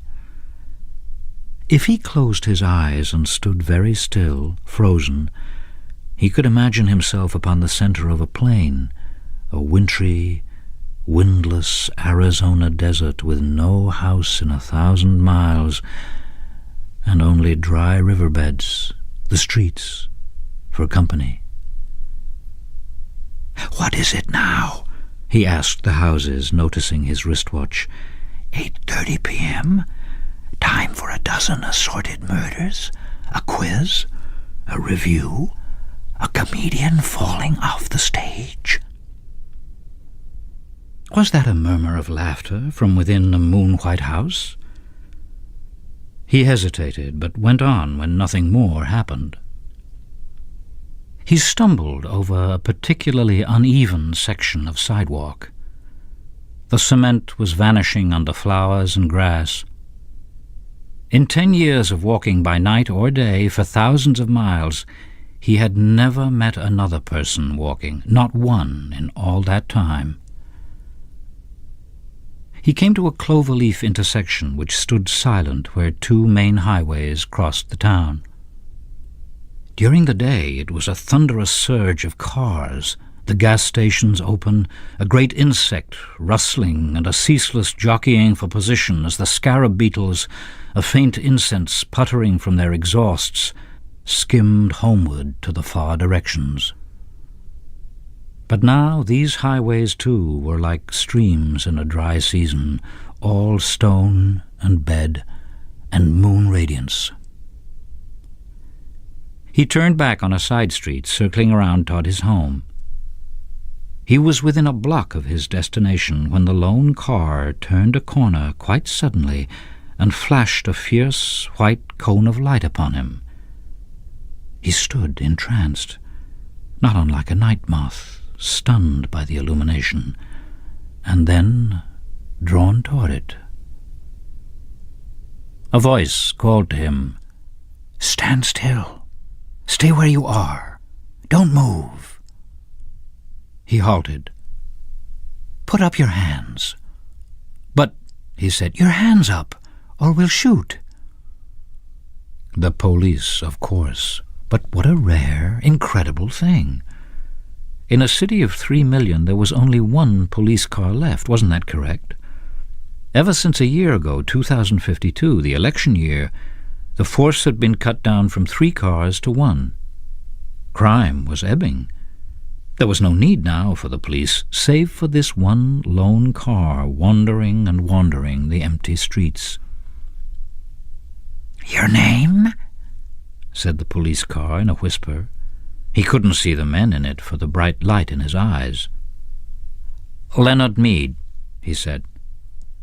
"Speak up." "Leonard Mead." "Business or profession?" "I guess you'd call me a writer." "Your profession?" said the police car as if talking to itself. The light held him fixed like a museum specimen, needle thrust through chest. "You might say that," said Mr. Mead. He hadn't written in years. Magazines and books didn't sell any more. Everything went on in the tomb-like houses at night, he thought, continuing his fancy. The tombs, ill-lit by television light, where the people sat like the dead, the grey or multicolored lights touching their faces, but never really touching them. "No profession," said the phonograph voice. "What are you doing out?" "Walking," said Leonard Mead. "Walking." "Just walking," he said simply, but his face felt cold. "Walking, just walking, walking." "Yes, sir. Walking where? For what?" "Walking for air, walking to sea." "Your address?" 11 South St. James Street.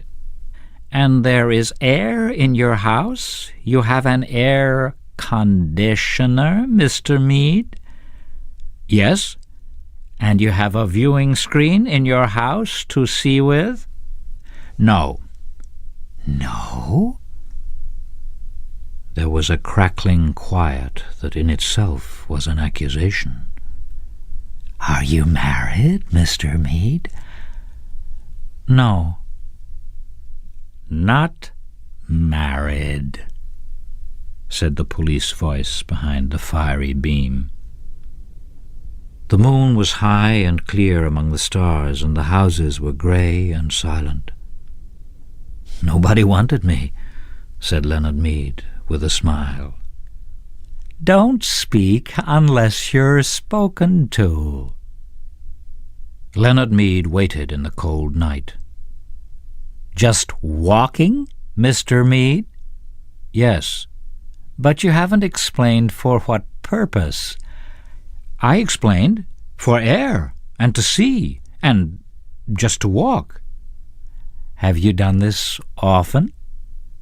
"Every night for years." The police car sat in the center of the street with its radio throat faintly humming. "Well, Mr. Mead," it said. "Is that all?" he asked. "Yes," said the voice. "Here." There was a sigh, a pop. The back door of the police car sprang wide. "Get in." "Wait a minute, I haven't done anything." "Get in." "I protest." "Mr. Mead." He walked like a man suddenly drunk. As he passed the front window of the car, he looked in. As he had expected, there was no one in the front seat, no one in the car at all. "Get in." He put his hand to the door and peered into the back seat, which was a little cell, a little black jail with bars. It smelt of riveted steel. It smelt of harsh antiseptic. It smelt too clean and hard and metallic. There was nothing soft there. "Now, if you had a wife to give you an alibi," said the voice. "But where are you taking me?" The car hesitated, or rather gave a faint, whirring click, as if information somewhere was dripping card by punch-slotted card under electric eyes. 2D, Psychiatric Center for Research on Regressive Tendencies. He got in. The door shut with a soft thud. The police car rolled through the night avenues, flashing its dim lights ahead. They passed one house on one street a moment later, one house in an entire city of houses that were dark, but this one particular house had all of its electric lights brightly lit, every window a loud yellow illumination, square and warm in the cool darkness. "That's my house," said Leonard Mead. No one answered him.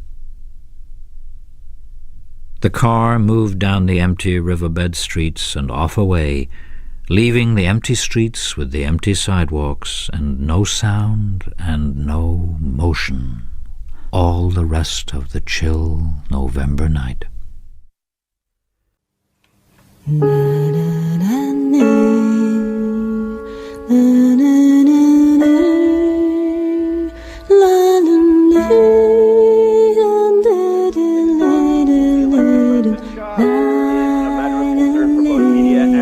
Alike.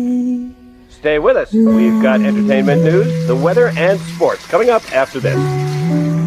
For Zebra Real Definition TV, I'm Chip Blender. President Chelsea Clinton arrives in Iran to negotiate nuclear energy exchange with the new regime. Wearing the traditional burqa, she traveled by motorcade into the city but was not seen by the crowd in this still intensely conservative nation. Eat! I'm not hungry. You're 10. You should be hungry. Peter, are you going to eat? I have to get stuff ready. Stuff? Fishing. He's going fishing with Dad. Killing fish. You shouldn't be able to do that. Dad says most places you can't anymore. On the coast, they passed a law 10 years ago. No cruel sports. They should stop doing it. Right, Mom? I don't know. I never fished. I think my father used to fish. We're going out to Loon Lake.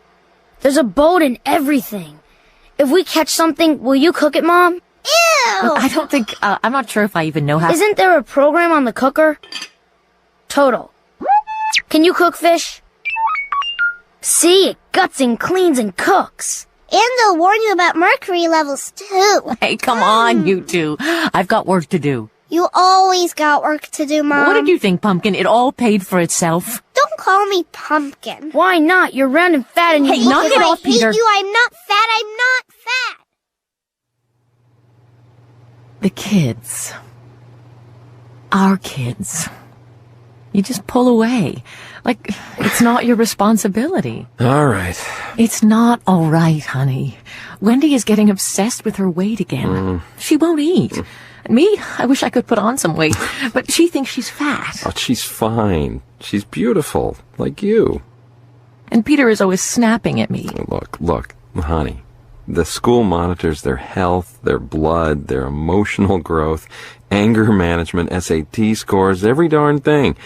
Nothing's wrong. They're kids, almost teenagers. It's like they turn into aliens for 8 years, and then, hey, they're back.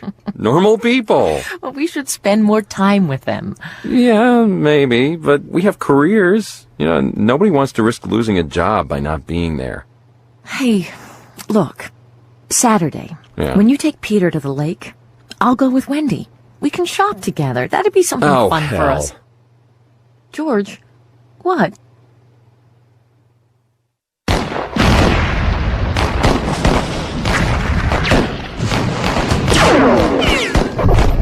Hey, buddy. Cool it. Your mom and I want to chill downstairs. What are you playing there? The War of the Four Winds. Die, die, die! China, 1884. I never heard of that one. Highest single war casualty hit in history. 40 million. Totally pertinent. I'm a Mandarin general. Can I talk? Yeah. Game pause. Look, Pete, buddy, about this Saturday. Oh, Dad, I got out your old fishing rod. I found it. And a cooler for anything we catch. Yeah, and your baseball bat, too, in case we need to stun them before. Look, I have to work that day. really sorry, buddy, but you know how it is. These Koreans, my new bosses, I have to impress them. I'm sorry. I'll make it up to you, okay?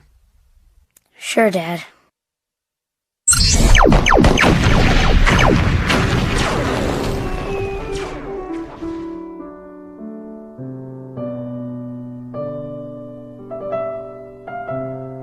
Oh, honey, that's just awful. How could you do that? I told him. It's work. They push. You can't fall behind. I said I'd make it up to him. Can we make up time? What if it's lost forever? Hey. You let him down. Well, there is something. Maybe I could make it up to everyone. What are you talking about? At the plant. It's something they're developing. It's something new they're testing out in a few small towns in the state. Well, just wait until Friday. There's real fizz about this. I can swing it for us. I know I can. Okay?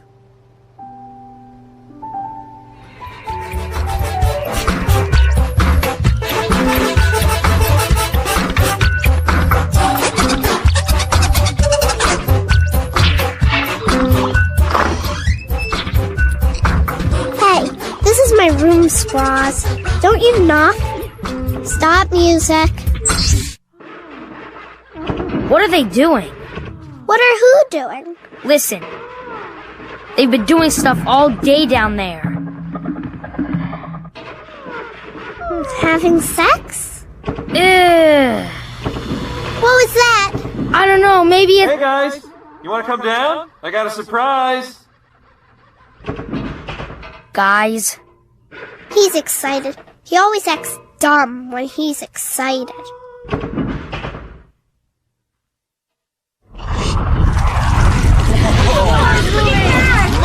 up! It's erupting again! No, we gotta go! We gotta go! Honey, look out! We have to jump off the only chance we have! Go! Now! Congratulations, Hadley family. You're learning how to experience the magic of our invention. This is beautiful. What a beach. It looks like Maui. Oh, and look at that break. I could ride that too. Ferdinand. Do I smell vanilla? I can feel the sand. Oh yeah, I can feel it too. There is indeed a physical sensation of sand. Sand, but no sand. You can feel everything.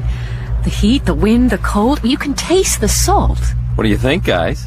Oh, totally pertinent. What is it? The TS25 version 1. Total sensation. It's the whole room ambiance. 4 walls, floor, ceiling, all in real depth. Real enough to touch and taste, as we like to say at the company. It knocks super deaf into the Stone Age. There's been nothing about this. I mean, none of the gamer sites have anything about this. No, it's been kept very quiet, as you can understand. It's not a game. It's total immersion in another experience. It's a 4, even 5-year jump, not 2020, but 2025. And it's going to be out early next year, when the beta testing is finished. You're very lucky to have this chance. The Korean division put out a super secret memo asking... Well, it was all pretty unclear, but I sort of felt that maybe, just maybe, if I got my request in early, we'd have a chance to get picked. There's only one proviso, and that's confidentiality. No telling your friends, I'm afraid. This invention will ensure the commercial survival, or, if it doesn't succeed, our commercial death. And that means job losses on a huge scale. So, if you want to be part of this adventure, you'll have to sign. Then, I can install the final drivers. That's the deal, kids. This isn't just a toy. It's educational. There's a guide, isn't that right, Ms. Kim? Yes, there is a guide programmed in to respond Educational? to your needs. It gets you up and moving. But fun. I mean, family outings all under one roof. Yeah, why not? I'll sign. If you could press your thumb against the screen, please. And it can take you anywhere? It'll put parents out of business, George. Who needs us to entertain them anymore? I told you, something wonderful. Well, I hope so. I really hope so. Many thanks. That's signed and sealed. I'll install the final drivers and, as we say back home, use in health and happiness.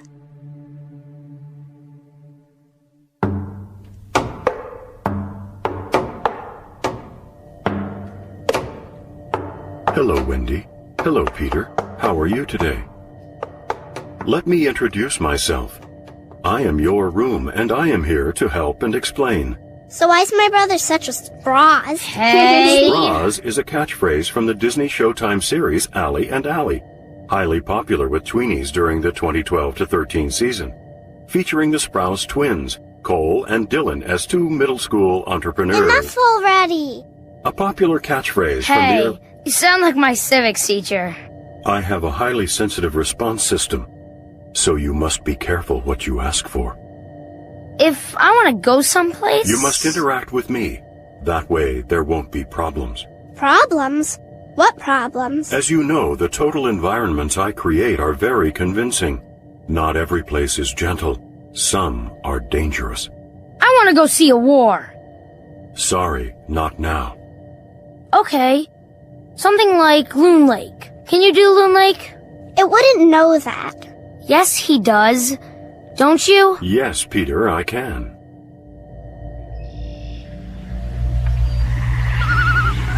It's so beautiful. It's great. Oh, look, a bullfrog. The sun is setting. Look at those colors. You can see all the fish. There, a pipe breaking surface. I could have caught that. No, it's so beautiful. Shall we follow it? We can do that? Of course. There he is. He's going to turn. You don't have to hold your breath. Here he comes. Oh, and look. Look at his eyes. There's a whole school of them. Everywhere. They're everywhere.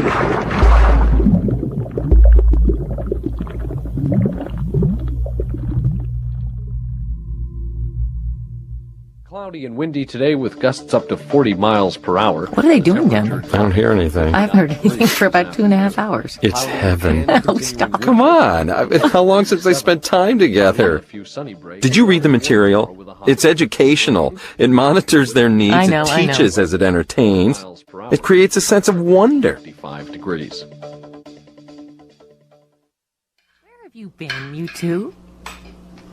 I asked. Where were you? We're out of pomelo juice, Mom. There's some in the fridge. Yeah, but no pulp. We like the pulp. We were checking out the room. Before breakfast? You were doing something before Come on, breakfast? you two. We're late. I'll get the car. You be out front, okay? They were early, George. Up before breakfast. Hey, well, good for you two. Now move or you'll be late for school. See you, Mom. See you later. Wendy was eating breakfast. Good and nutritious. Eating, George. Eating breakfast. Then your point is? She never eats breakfast. Yeah, well, she does now. Bye, sweetheart.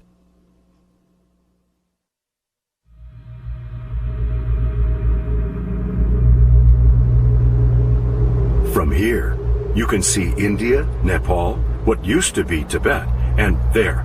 That mountain was once known as Everest, but is now known... Snow. I can see snow. We can go anywhere, as far as your knowledge will take you. We can go here, where galaxies are born, or here, the Shanghai Stock Exchange, where billions of yuan are traded every day. Here, on a moment-by-moment basis, the lives of everyone on Earth are affected. Where do you want to be, Peter? I know. In Sarah Martinez's pants. Gross! I can't take you there, but I can take you here, Peter. We are inside the womb, at the moment of conception. Or here, deep within the body of a man who is approaching death. No, stop it, Vroom. Is he dead yet? Yes.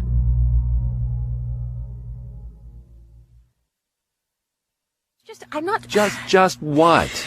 It was made after your company was taken over. I mean, can you trust your new bosses? Could there be a cultural mindset that's different? Is this about the room, or is it about me? Yeah, I did something right for once, right? And you resent that. No, honey, the room hasn't been tested. Why are our children being used as guinea pigs? And I don't know these people who've programmed the room. The world's changing. I mean, that guy in Australia, their prime minister, he's Indonesian. Most of our industry is Asian-owned. It's so hard to know. To know what to do for the best anymore. I mean, nothing's safe.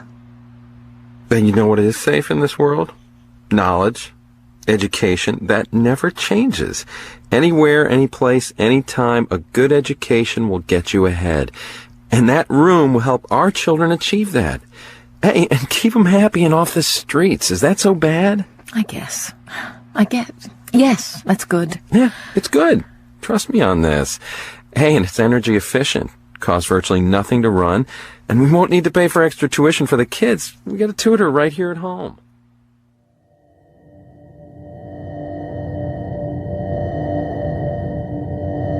Room? Can you take us to heaven? No, Peter, I can't. Though I do have, of course, great respect for the belief systems of individuals, I cannot create that which is not there. There's no heaven? I have no data on that. But what do you think? Peter, it's a machine. So is your brain, Wendy. A very complex system, but still a machine.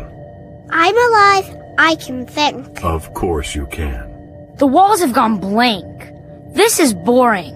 You think so, Peter? Then try this. Where is it? This is the Veldt, Wendy. This is a place where you can see what the struggle for life means. Look at the shimmer of the heat haze, and the vast herds of wildebeest crossing the endless plains of Africa, and following, always following, the predators. Whoa, that's totally stat. What's happening in there? You should be in bed. It's late. Come on. Open this door. Why did you lock the door? We didn't, Mom. It doesn't lock. It must have got stuck. Oh, it's Loon Lake. How lovely. We must go sometime soon and do some real fishing. Wendy? You all right? Of course she is. I'm fine. Is Dad back yet? He's working late. Come on now, bed. Room off. In answer to your question, Peter, what I think is that there is only one world, and that world is this.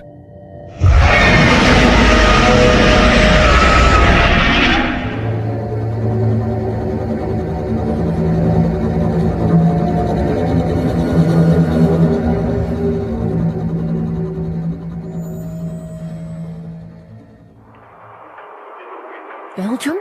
You could have told me. What are you doing in Belgium, George? They had a snafu with HR out here, the Central Europe office. Snafu? That was one of my granddad's words. Situation normal, all effed up. It's Vietnam or one of those wars, I don't know. Anyway, yeah, can you hear? I'm in this really cute pastry shop. I'll bring you some melt-in-your-mouth goodies. We're going to the Clarks for dinner. You didn't remember? This is work, honey, and they needed me. They chose me. I mean, it means they value me. Peter would say that's totally appropriate. Pertinent. It comes off some show they watch. Well, they used to watch. They don't watch anything now except that room. Well, tell them hi for me, and tell them I'll bring them some Belgian chocolate, and give my apologies to the Clarks. So sorry I'm going to miss Arthur C. telling me all about his new whatever. When are you back? Saturday. Love you, honey. Gotta go. Yeah. Love you, honey.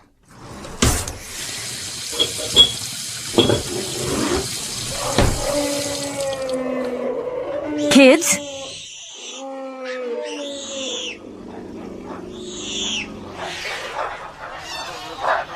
Wendy? Peter, are you in there? Kids? Hi, Mom. Bye. Get in! Oh my God, where are we? What is this? Hello, Lydia. This is the African Veldt. It's evening and the sun is beginning to set. We are looking across the Tiva River. Of course, you can't see a river because for most of the year it is dry. Only after storms in the distant mountains does the river come to life. What would you like to see, Mom? I have to get ready. I'm going out. Your dad's had to go abroad. You can look after yourselves. I don't need to worry. I have a monitoring feature, Lydia. I can patch into your personal channel. If there's anything to worry about, I'll call you. We'll be fine, Mom. We'll be right here. What are they doing? Are they... They're eating, Lydia. Later, they'll sleep and... Room? I would rather you call me Mrs. Hadley.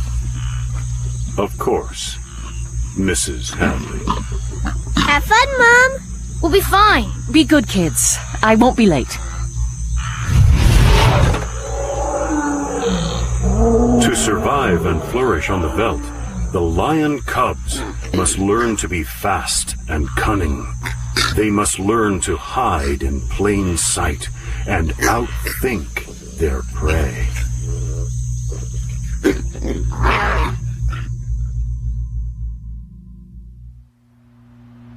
Hi, honey. Traveler's home. Honey? Lydia? George? Oh, hi, sweetie. You know, I was thinking flying home, how lucky we are with this place. Everything we've got, well, we got a hell of a lot better technology than those Belgians, I can George, tell you that. I want you to look at all something. those labor-saving devices. You know, Look, I need you to look at the room. Oh, man, it's not broken. They'll kill No, me it's if... not broken. Nothing in this house ever breaks. We're so lucky, right? No, go on. Go in. Sure. It's been like this for days, George. Africa. Sometimes there are lions in packs, sometimes they're up close, and there are vultures. Whenever I look in Is there here... a kid in the world who doesn't want to go to Africa? Lions and elephants? I know I did. That was 25 years ago, George. Kids are different now. And it never changes. And it's so real, George. Whenever I look in, I tell it to shut off. It does. And then next time I look in... So the kids are interested in Africa. So what? So the kids have an attention span of about 20 seconds, George. Not days. They're spending days cooped up in here. I hate them. Oh, they're magnificent. They're hunters. They're scavengers, George. They don't hunt. They pull down the sick and the slow. Do you smell them, George? I told you, vultures, George. They're circling up there. They're images, Lydia. Only images. You're upset. I mean, you've been working too hard. We both have. And you were the one who was talking about a wider world. I mean, how many countries are there where you can travel safely nowadays? This is a safari for the kids, and we could never afford the real thing. What if they could come out, George? What if the lions could come out? Come on. We're going to drink martinis, we're going to relax, and you can get an early night, okay? Let me take over, okay?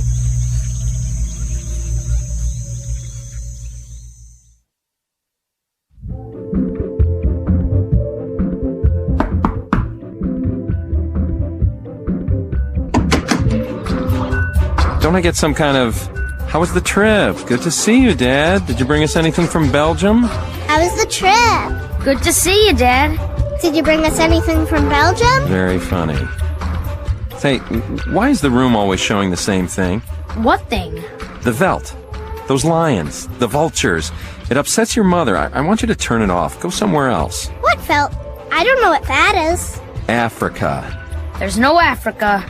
No Africa. Don't lie to me. I saw it. It's there. Go see Wendy. Check it out. Oh, wait. Both of you. We'll all go. Together.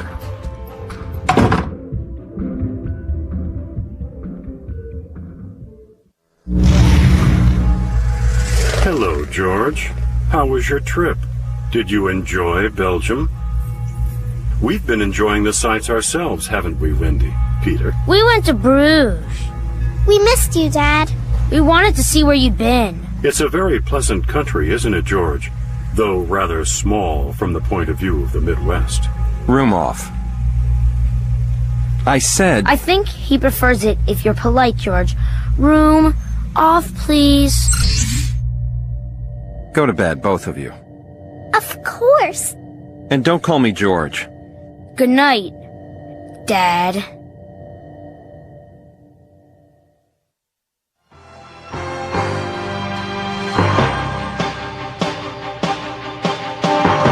More job riots in Chicago.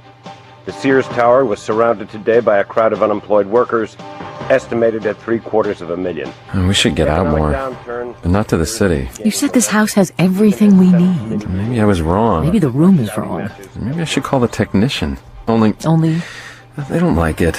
The company. People making waves, they don't like that. Not after they've given us this chance.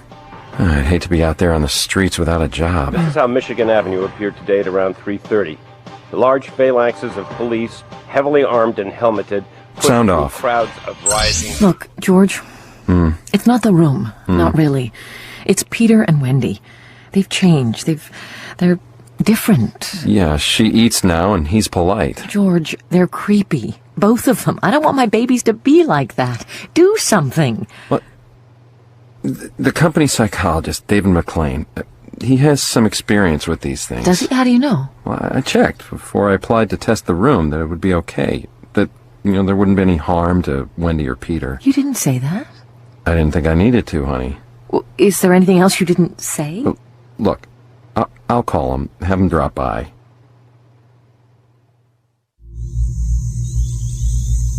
On the Veldt, there's no room for weakness or mistakes. Do you see that, Peter?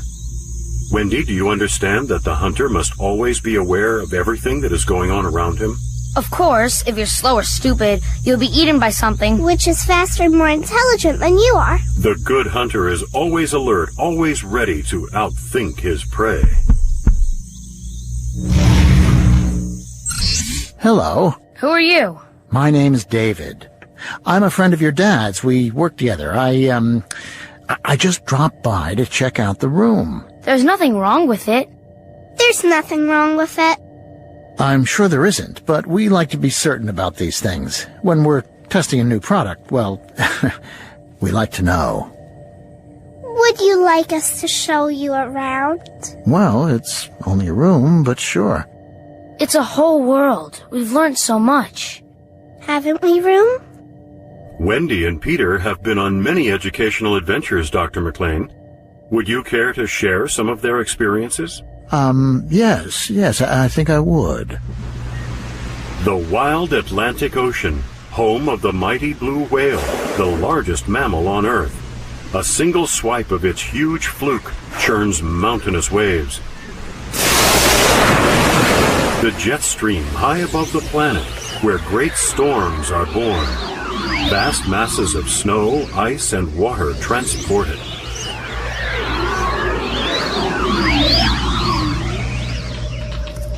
The plains of Africa, where the great dramas of existence are still played out beneath a pitiless sun. It's very real, isn't it? I had no idea. Is that blood? The lioness is bringing down her prey, Doctor.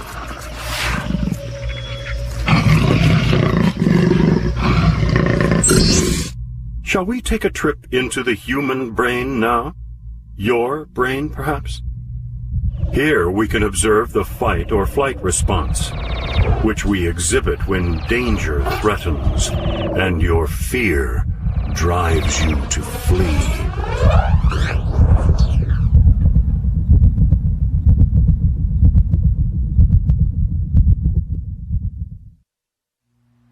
Well, what do you think? Well, they are deeply involved in the room, both of them. They've invested a large proportion of their creativity into the activities it can provide. We know that, but is it good or what? Why are they changing? Well, are they changing, Mrs. Hadley, or are they growing? And do you and your husband find that difficult to cope with? You mean it's us? That it's our fault? Well, wait. I simply mean that as children grow, they begin to need their own space, their own privacy. And like most young people nowadays, they get very little chance to be outside on their own. It's a dangerous world. One of the prime directives for the room is that it should reflect and encourage the natural growth of its clients. These aren't clients. These are my children. Yes, please, Mrs. Hadley. Lydia. Thank you, Lydia. Look, don't distress yourself. Naturally, you're concerned at finding that perhaps Peter and Wendy aren't quite as you wish them to be. that they have their own ideas and preoccupations that might exclude you, their mother. That your own guilt feelings about, spending too much time at work, about not spending enough time with your children, that these feelings will come to the fore as Peter and Wendy begin to make their own lives independent of you and George. But they're only children. I know, George, but they're young adults, learning how to cope with the world around them, and that's where the room can help. Is it helping? Oh, yes, Lydia. I think these worries of yours are perfectly natural, and of course, you should be aware of how Peter and Wendy spend their time, but really, don't try to control their growth. It's healthy. But they seem so cut off. Okay, George. Then listen.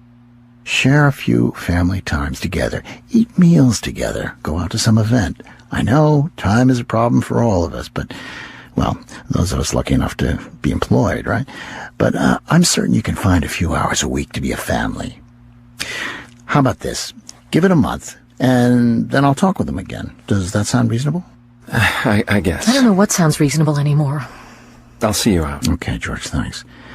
Goodbye, Lydia, and please, don't worry. George, the company is counting on your support for this project. The Total Environment team is monitoring the activities of the room 24 hours a day. Believe me, nothing can go wrong without their noticing it. I hope you feel you can trust us, just as we've trusted you. I don't want to make any trouble, David, but... Well, then don't. Believe me, George, when this project hits the market, everyone involved is going to see a truly golden future. Now, we want you to be part of that future, not outside, in the cold. What's she doing? She's playing with her cubs. No, she's not. Room? It's been a long, dry season. Food is short, Wendy. For the lioness, there's only one decision to make. How else can she survive to have more cubs? Oh, no. Horrible, she's eating them. Stop it, Room. That's the way the world is, Wendy, I'm afraid. The survival of the fittest. The lioness must ensure the survival of the pride, and to do that, she must live. And to live, she must eat. But she's their mother. Yes, Wendy, that she is. Does she have to do that? She believes that to survive, she must. Is that the most important thing? To survive? What do you think? But parents? Aren't they supposed to look after their children? Are they, Peter? Is that truly how it is, Wendy? Shall we look at the evidence? Shall we look at how it's been in this world for boys and girls this last 100 years?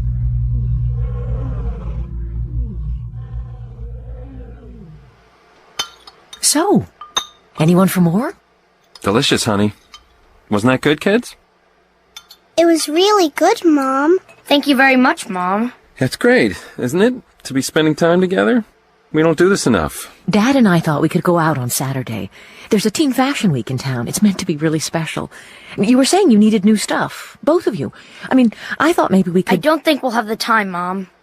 Our project, you see, it's reaching the vital point. Yeah, well, guys, what is this project? I'd be interested to know. We don't want to bother you. It wouldn't be a bother. That's what parents are for. Is it? What? What did you say? May we be excused, please? What is the hurry? Is it so hard to spend time with your mother and father? It's our project, Dad. You want us to go to a good college, don't you? This will help. Don't speak to me like I'm some kind of kid. How do you speak to kids, Dad? And don't you patronize me. Is that what people do to their children? Stop it, both of you! I've had enough of this. Thanks, Mom. That was really nice. It's fun eating together. We should do it more often. We'll be working on our project.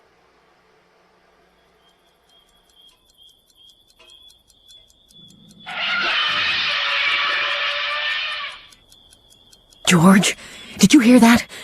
George, wake up. Listen. What? I heard a scream. It's something outside. This town is getting more dangerous every minute. No, in the house. I heard it downstairs. No, that's... All right, stay here. Be careful. This place is protected by every device under the technological sun. Just wait. Somebody here? Kids? Wendy? Kids? Wendy! Peter! Open door. Open. My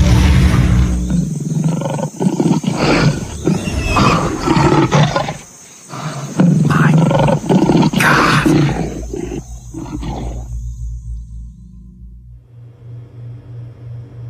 What are you saying? Are you sure? There was blood. There was blood on the floor of the room. There was a scream and blood on the floor. Everything is wrong. Are you sure that you really saw... No, not you two.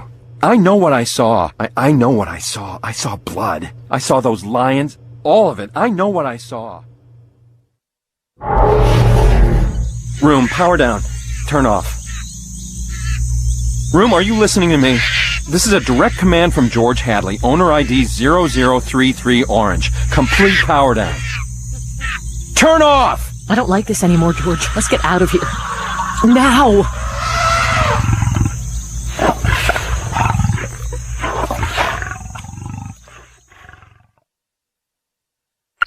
Miss Kim? Hello, this is Eleanor Kim. You called me? It wasn't easy to get through to you. We're very busy, Mr. Hadley. Miss Kim, I need you to tell me how to turn the room off. I'm sorry? Turn it off. There is a problem. Yes, a problem. I want it off, and then I want it out of my house. No, I mean, there is a problem. There is, but I can't help you. What do you mean? Well, how do I do it? I'm sorry, Mr. Hadley.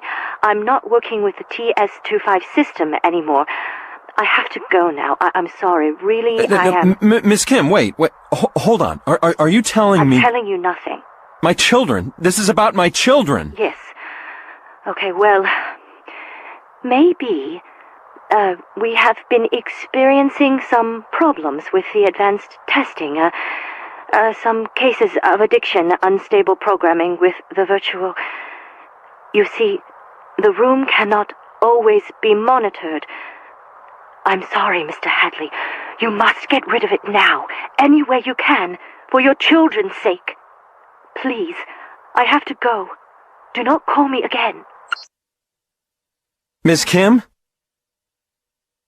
Miss Kim! The room is off limits from now on. No more room! It's over! Finished! That's it! I'll get them to come and take it back, but until then, you're barred. You can't do this. Yeah, I just did. No, you don't understand. You can't. We have to. Stop that now. You don't have to do anything except what your parents tell you, and I tell you to go back upstairs. No, we won't. You don't understand. Don't make me have to hit you, Peter. You don't understand. You really are making a mistake, George. No, for the first time in a long time. I'm getting it right.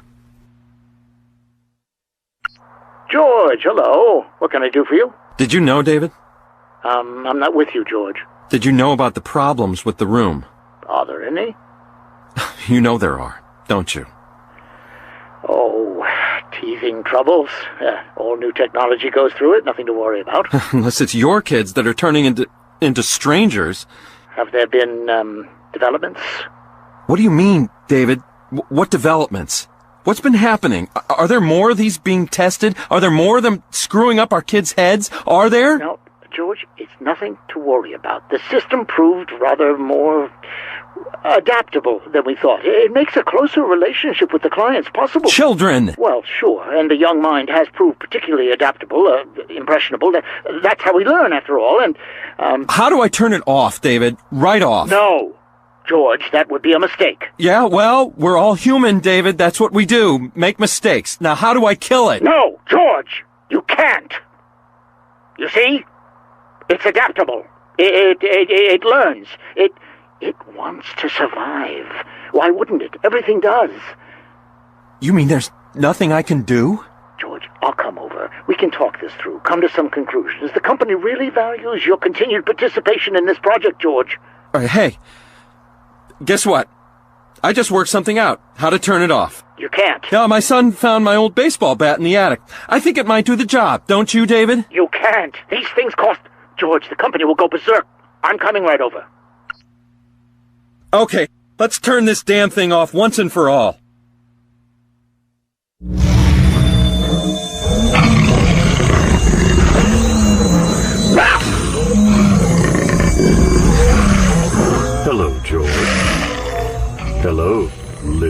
you can go to hell. I'm afraid that's impossible, Lydia. Hell doesn't exist. Let's see, shall we? Honey, you want to go first? Thank you, George. Oh, and room? Yes, Lydia. Didn't I tell you to call me Mrs. Hadley? There. One down. George. Give it up. You know, somehow, I never really liked this damn machine! Take that, room! Die, bastard! Now that was fun. Expensive, but fun.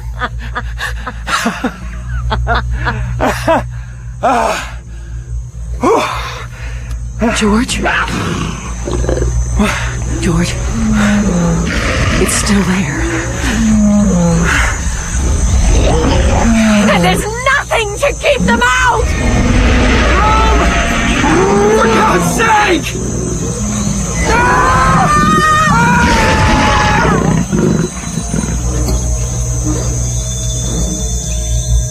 God, a construct invented by human beings to help them cope with a sometimes intolerable reality. Whereas, Mr. Hadley, Mrs. Hadley, on the Veldt, we can see life and death exactly as they are.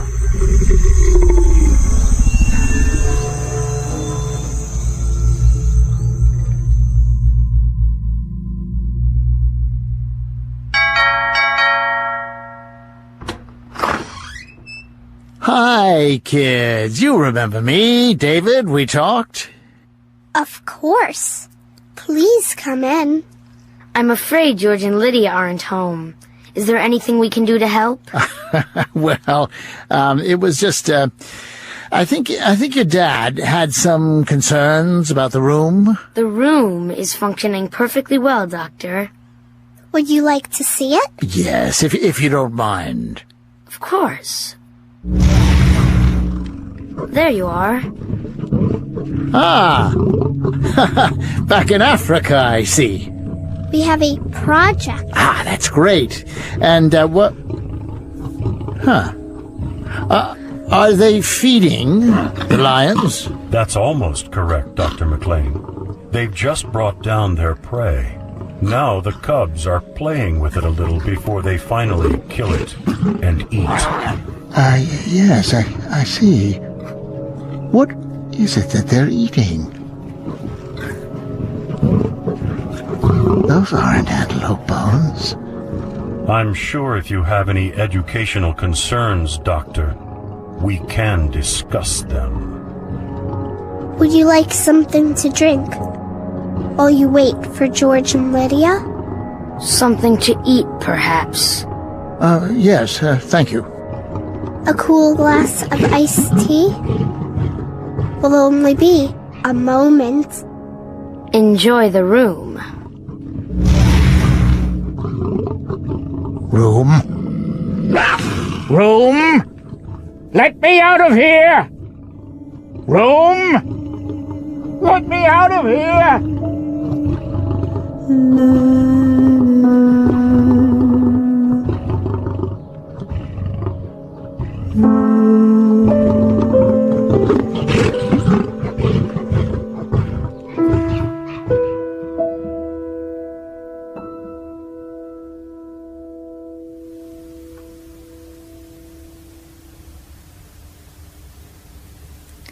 The Veldt by Ray Bradbury was adapted by Mike Walker.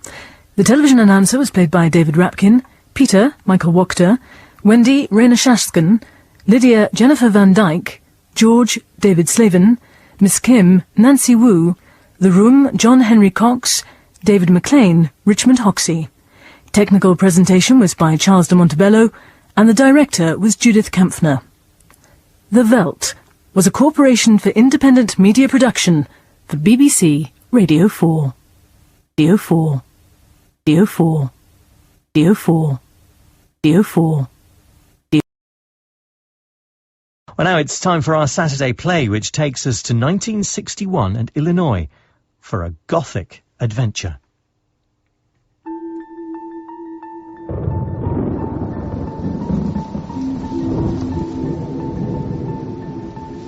Something Wicked This Way Comes by Ray Bradbury. Dramatized by Diana Griffiths.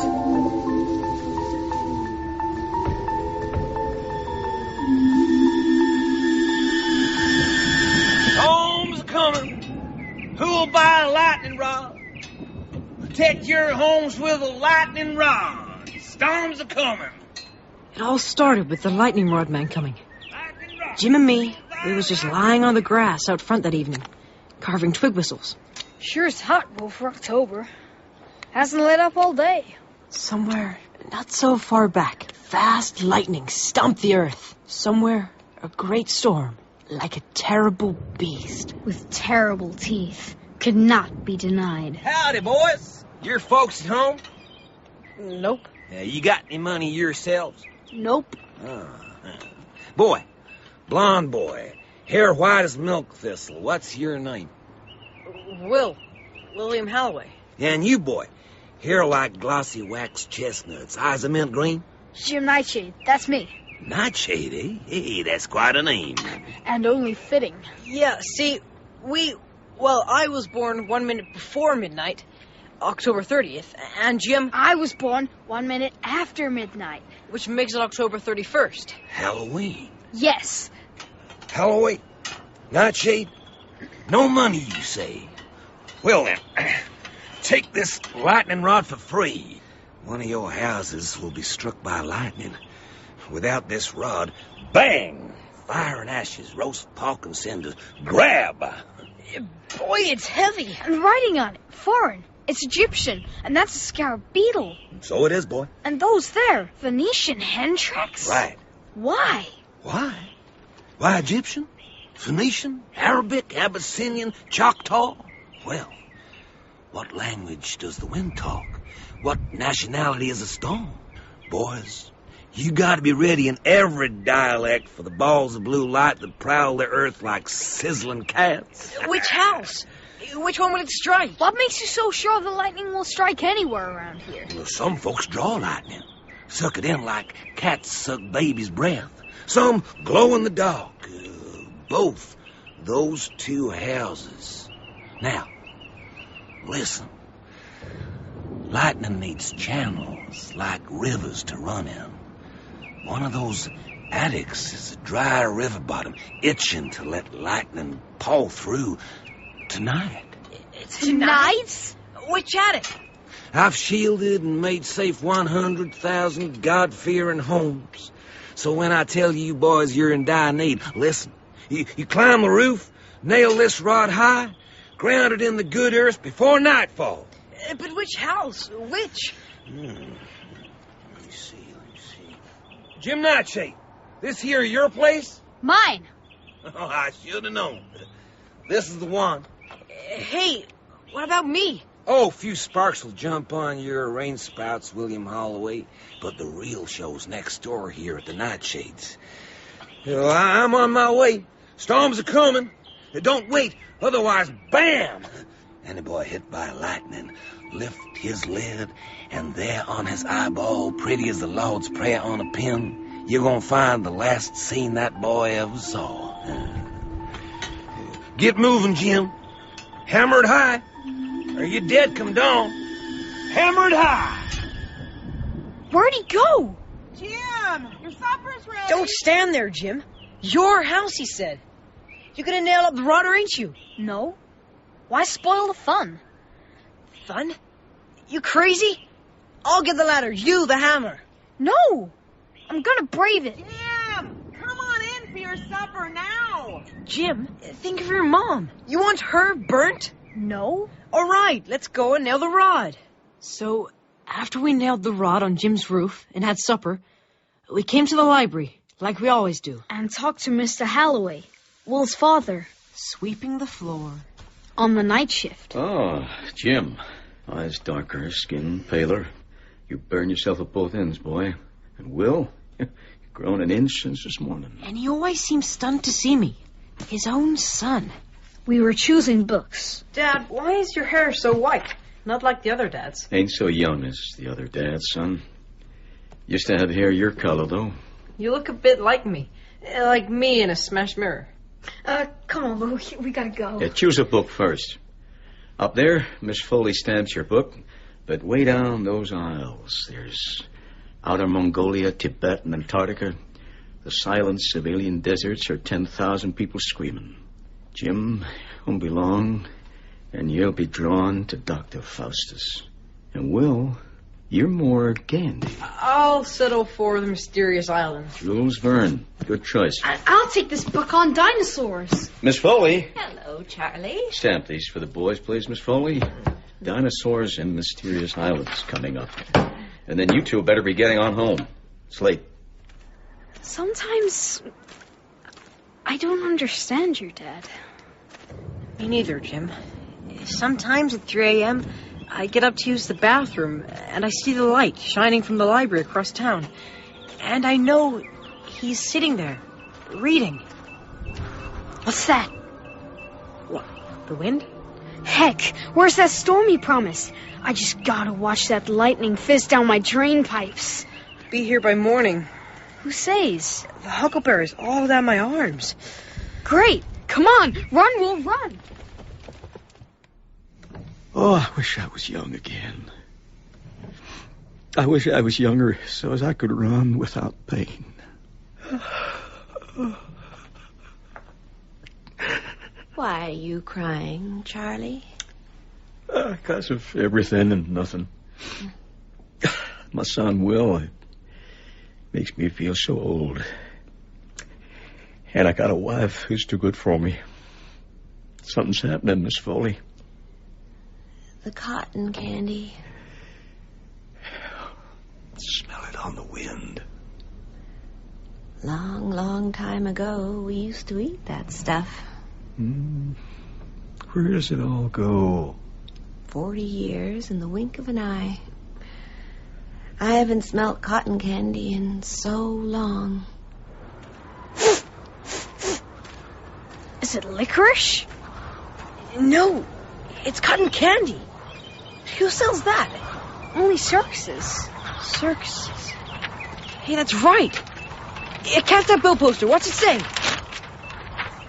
It says, Cougar and Dark's Carnival and Circus, Pandemonium Shadow Show, arriving immediately. The street's full of paper. Look! Cougar and Dark's Carnival. Coming October 24th. That's tomorrow. I see Mephistopheles, Mr. Electro, Mademoiselle Tarot. The illustrated man, tattooed with monsters that move. See the skeleton. The Dust Witch. What's a Dust Witch? Here's more. Egyptian mirror maze. See yourself 10,000 times. See yourself young. See yourself old. And the carousel. The magic carousel. Come on, it's coming. It's coming on the train. Wait for me. To the bridge. There we saw our very old train pass with black smoke and an organ playing, but nobody playing it.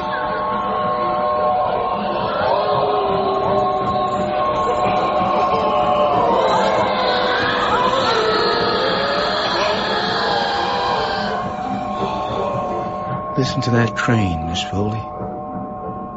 Like a billion people protesting, not wanting to be dead. Jim and I went home then. Sneaked out of bed at 2 a.m. Come to where the train arrived at Rolf's Meadow. A carnival should be all noise and growls and roars. But this is silence. Shadows, figures like black and white ghosts rush from the train like in a silent old movie. Hell. Don't say hell. Hell, hell, hell. A massive balloon with a figure in suddenly hovers above like a moldy green cheese fixed to the sky. The ringmaster stands in the middle of the field. 2 a.m. The moon looks down. The carnival waits. Black, the big tent takes shape.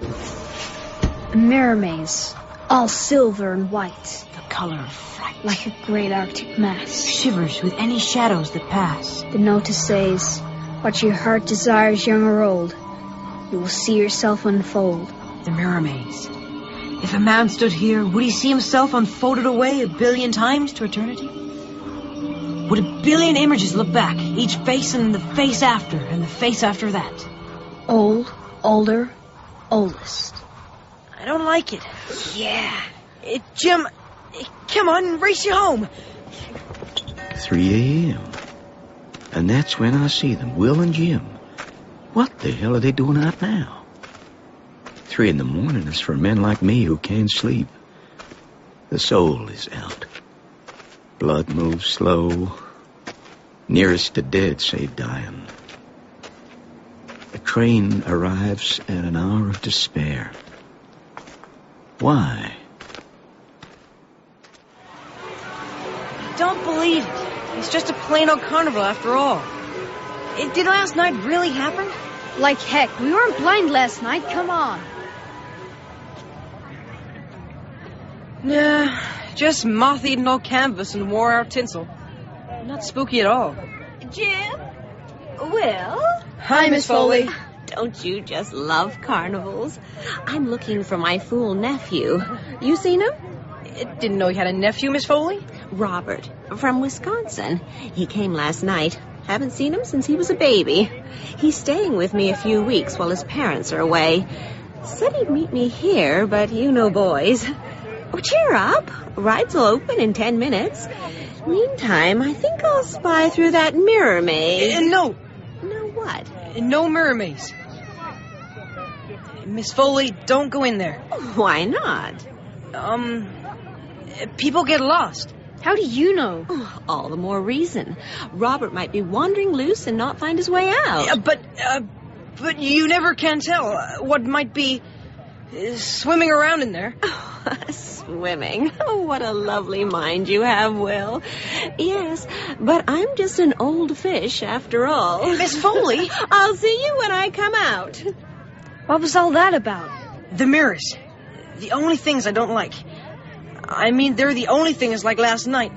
Like they're waiting to kill you with a glance. Boy, you've been out in the sun. That mirror maze in there is... Whoa. Jim? Is what, Jim? It really does. What? Hair back of your neck, you know, stand on end. Mine's doing it right now.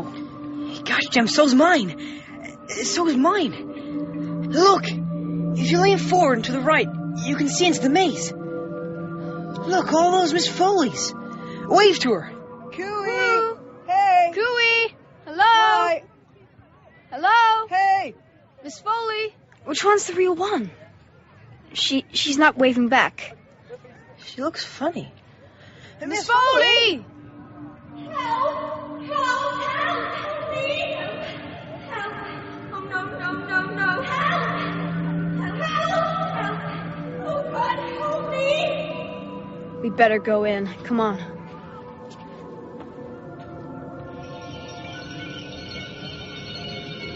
Whoa, Jim! Look at your face. It's all long. And yours over there. It's fast. There she is. Miss Foley, here. Oh! Here. Ah! This way. Ow! Can't find her. Every Miss Foley is just glass. Oh. But look at me. Look at me. Hello. Hello, Jim. Hello, Jim. Hello, Jim. Hello, Jim. Oh, God. I got her, Jim. I got you, Miss Foley. I got her hand. She's pulling me under. Jim, help. Where are you? I'm here, Will. I got you. Hold tight, and I'll pull you both out.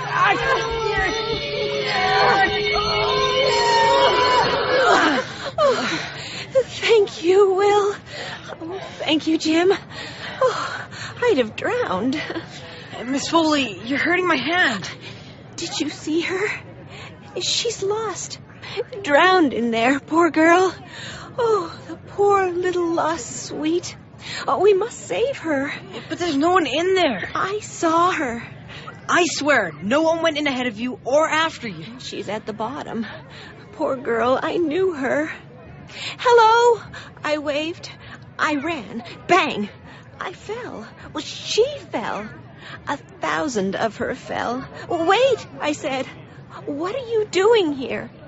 I think she said, "I'm real, you're not." And then she ran off in the maze. Oh, boys, we must find her. Miss Foley, what did she look like? Fact is, she looked like myself. Many, many years ago. I'll go home now. Thank you, boys. Have fun. I'm leaving too. No, we're staying until dark. No! You would chicken? No, but would you dare go back in that maze? Oh, Will. I saw me in there, but different. What do you mean? What the heart desires, young or old, you'll see yourself unfold. Miss Foley saw herself young. I was older. Just a glimpse. It was wild. Shut up! Scare the hell out of me. Come on, we're going home. Will, we can't go home yet. That ain't no normal mirror maze. If we don't look around now, we might never know the truth about this carnival. Just 10 minutes more. So, while most other kids our age were at home eating their dinner, we went to check out the carousel. The magic carousel with the painted horses. There was a sign that said, "Out of order, keep off." Been there all day, that sign. But the carousel didn't look broke to me, so I climbed up. Jim, don't! Get down from there! Jim! Come around beside me, Willie! Get on there! Hold there, you boy! Get! I said get down! And he just lifted Jim through the air. Help! Then he lifted me. Hey! It says, out of order, can't you read? Mr. Cougar, put him down. Put him down. Good. Now, boys. We were... Curious? Yes, Mr. The name is Dark, Mr. Dark. And my friend there with the red hair is Mr. Cougar, of Cougar and Dark. Circus! My card. Oh, boy, your arm. It's full of eels and snakes and worms. You must be the tattooed man. See his arm, Jim? Now, the illustrated man, there is a difference. See? They move. Watch. That snake. Ah! Careful. Gosh. What's your name, boy? Boy? Simon. Well, now, Simon, show's over, I'm afraid. Carnival's shut till 7. Come back later and ride a carousel when it's fixed. Here, Mr. Cougar. Free ride. For both of you. Free. Remember. We ran on then. But we didn't get far. Because we heard. They've gone, Mr. Dark. All clear now. So we crept back and hid. And watched. Look, Mr. Cougar. He's getting on. All right, Mr. Dark. I'm ready. It's not broke.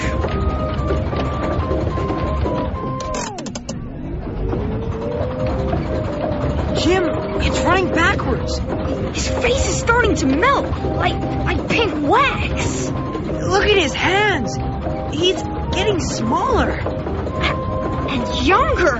30, 20, 19, 18, 17, 16, 15, 14, 13. And? Stop. This is good. This is fine. 12. Mr. Kruger's 12. See you later, Mr. Dark. After him. Don't let him get away. Come on. Culpeper Street. Miss Foley lives here. He's turning into her house. We gotta go into that house. What? Meet him face to face? We gotta be sure. Boy, I'm so scared I could sprinkle dust. Hey, Jim, why aren't you scared? Well, I'll be darned. You're right, I'm not. Boys, this is Robert, my nephew from Wisconsin. How do you do? Robert, eh? You look sorta familiar. Jim. A bit like an uncle of mine. Don't. Have you two had supper? We're just sitting down. No, we just wanted to check you're okay after those darn carnival mirrors.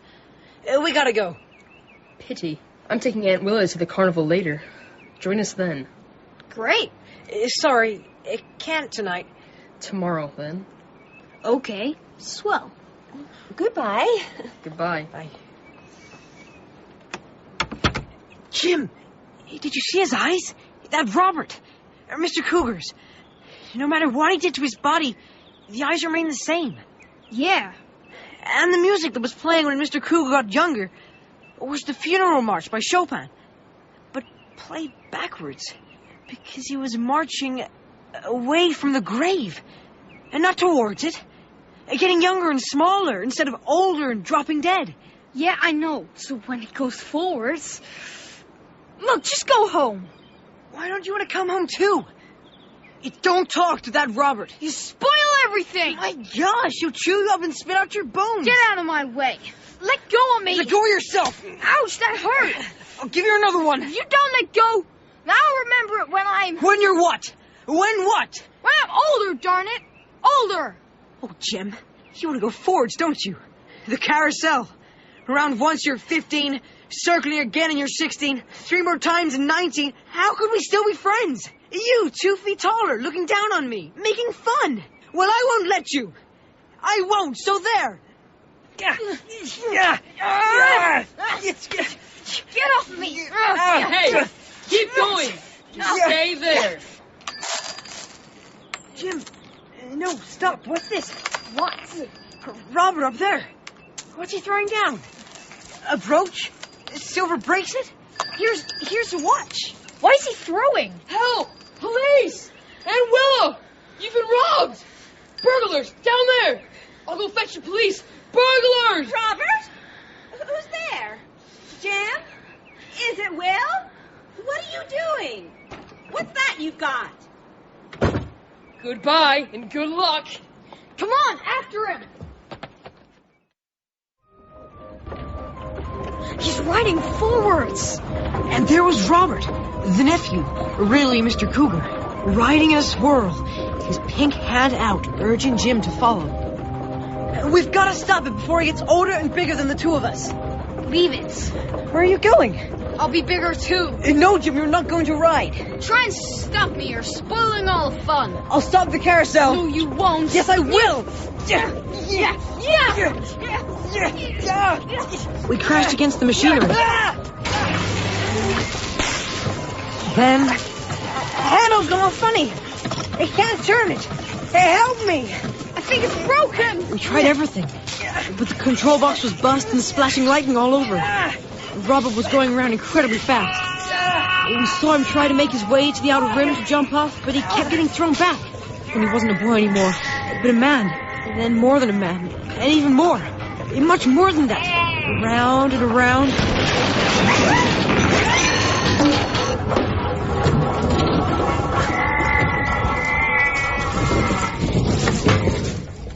How many times did it go round? 200? 3? Oh, well, look at him. His hair was long and spidery, white. It blew like milkweed in the dark.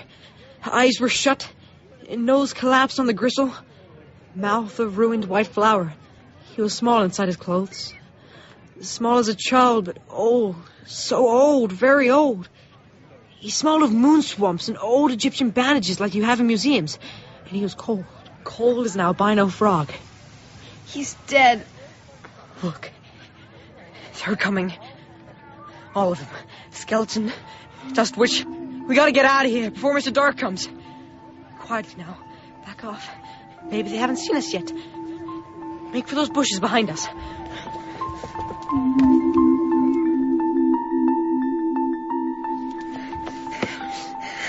We didn't do anything wrong, really, did we?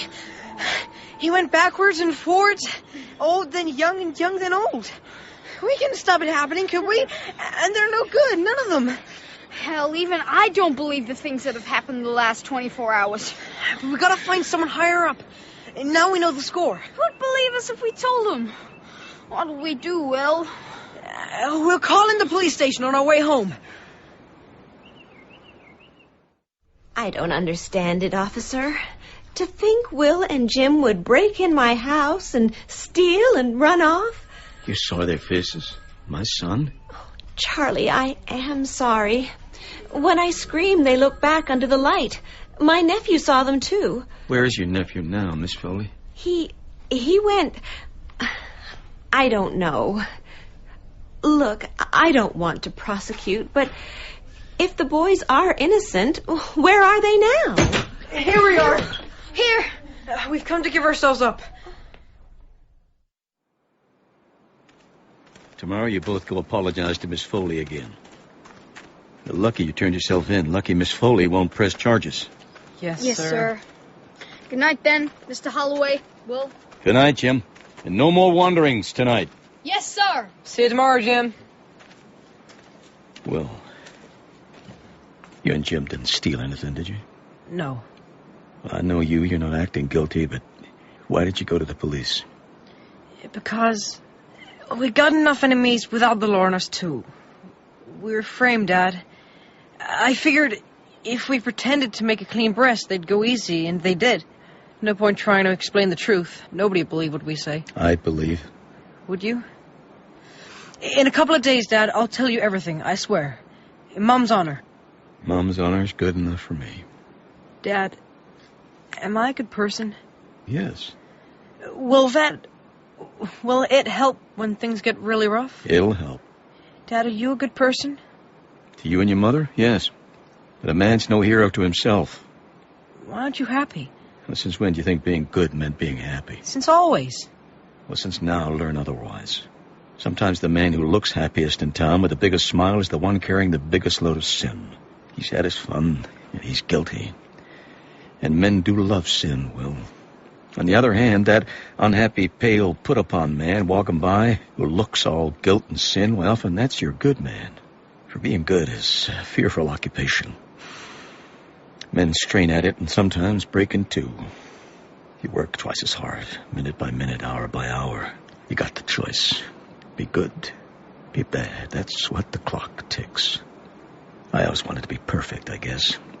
Spent too much of my life hanging around, thinking, analyzing, worrying over right choices to make, instead of getting on and doing stuff. So suddenly I got old. I was 39 before marrying your mother. I want you to be happy. Well, just tell me that I'll live forever. That'll do nicely. Come on. Let's go in. Dad, don't go near the carnival. Oh, strange. That's just what I was going to tell you.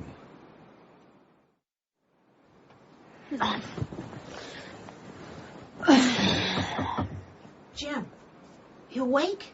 Mom? You shouldn't have the windows so high open. Mind your health. Sure. Don't say sure that way. You don't know until you've had 3 children and lost all but one. Never gonna have any. No use making more people. People die. You're here, Jim. If you weren't, I'd have given up long ago. Mom, can you remember Dad's face? Do I look like him? The day you go away is the day he leaves forever. Hey, who's going away? Why, just lying there, Jim. You run so fast. Promise me, wherever you go and come back, you'll bring lots of kids. Let them run wild. Let me spoil them someday, huh? I'm never gonna own anything that can hurt me. Oh, someday you gotta be hurt. No, I don't. You'll live and get hurt. Oh, sleep tight now. Oh, why do boys want their windows wide open? Warm blood? Warm blood? That's the story of all our sorrows. And don't ask why. Hey, Storm. You out there? Why don't I climb up, knock that lightning rod loose, and throw it away? Night, Dad, night. The lightning rod. Gone. Jim! Jim! I sort of felt the balloon coming before I heard it. Then it stopped right over our houses. It was green, like moldy cheese. And the temperature dropped to freezing. Must have gone down 40 degrees. And there was something in the balloon. The dust witch. Eyes sewn shut with black thread. Ears stuffed with moss. horrible, wrinkly mouth, like an all-dried apricot. I saw her. I sort of felt her fingers dipping down to turn everything over and, feel the bumps of the world. Then she dipped inside me with one hand. And me with the other. She felt our souls. And she tasted them. And smelled them. You killed Mr. Cougar, William Halloway. You killed Mr. Cougar, Jim Nightshade. We will come for you both. Revenge! She floated away over Jim's roof.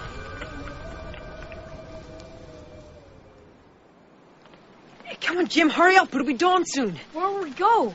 Find somewhere to hole up for when they come looking for us. My mom. She'll be fine. But they... Fine. It's us they'll be looking for, not our parents. It would have to rain just now. It's going straight down my neck. Hush. Jim, someone's crying. Where? There's a little girl. What would a little girl be doing out under a tree in the rain? Who is it? I don't know. May, help me! Not Jenny Holdridge, is it? No. Jane Franklin? No. Help me. Nobody will help me. I don't like this. It's all right, little girl. We'll help you. Will? Jim? It's you. No, let go of my hand. I don't know you. Oh, don't go. Don't leave me. Oh, Will, let's get out of here. Someone must help me. Someone must help. Her. Nobody will. Nobody has. I can't leave her. She's gone. Find her. She's gone. Bring her back. Find who? Oh, she's lost. Lost. She ran off in that place and never come back. Hey, now, you'll be all right. I'll get help for you. This is Will Halloway, okay? I know. But I know who you are. Your eyes. You know me. Yeah. Miss Foley. Who'll believe it? I believe. We do. Jim and me. The carousel. She rode on the carousel. Oh, I gotta go. I got to. Before they find me. No, Miss Foley, come back. Come back. It couldn't have been Miss Foley. Yes, it's the eyes. They never change. That's how you tell. Like it was with Mr. Cougar and the evil boy. She must have heard the music and gone out. Something went wrong. Maybe the carousel wasn't fixed right after we broke it. Or maybe they did something to her on purpose. Just gave her more than she ever wanted. Or asked for. Yeah. She just wanted to be young again, that's all. But not that young.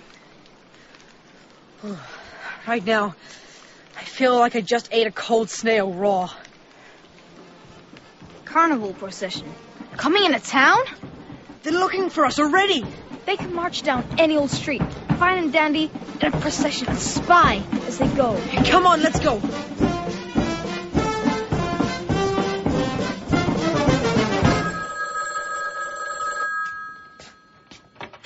Halloway residence. Dad, it's Will. We may not be home today. Tell Mom and Jim's mom. Well, where are you? We got to hide. They're looking for us. Who's they? Circus people. I don't want you in it, Dad. We'll just hide one day, maybe two, till they go away. If we came home, they'd follow and hurt you, or Ma, or Jim's mom. Willie... I got to go. Wish me luck. Willie... Luck? We were hidden in the dark drain, under the cigar store sidewalk grill, to let the carnival pass. It's right out front the cigar store. What are we doing here, Will? Let's go. No, shut up. Look, it's Dad. Went to buy some cigars in town, dropped the cellophane down a metal grill, watched it go, and saw Jim. Will? What in the hell is going on? Don't look down at us here. Come up out of there. Dad, we can't. Mr. Halloway, we're dead if you don't look up. The illustrated man. Who? A man was approaching, and every bit of him I could see was tattooed. Sir, name's Dark. I'm looking for two boys. The Cougar Dark combined shows have picked them to be our special guests during our celebratory visit to town.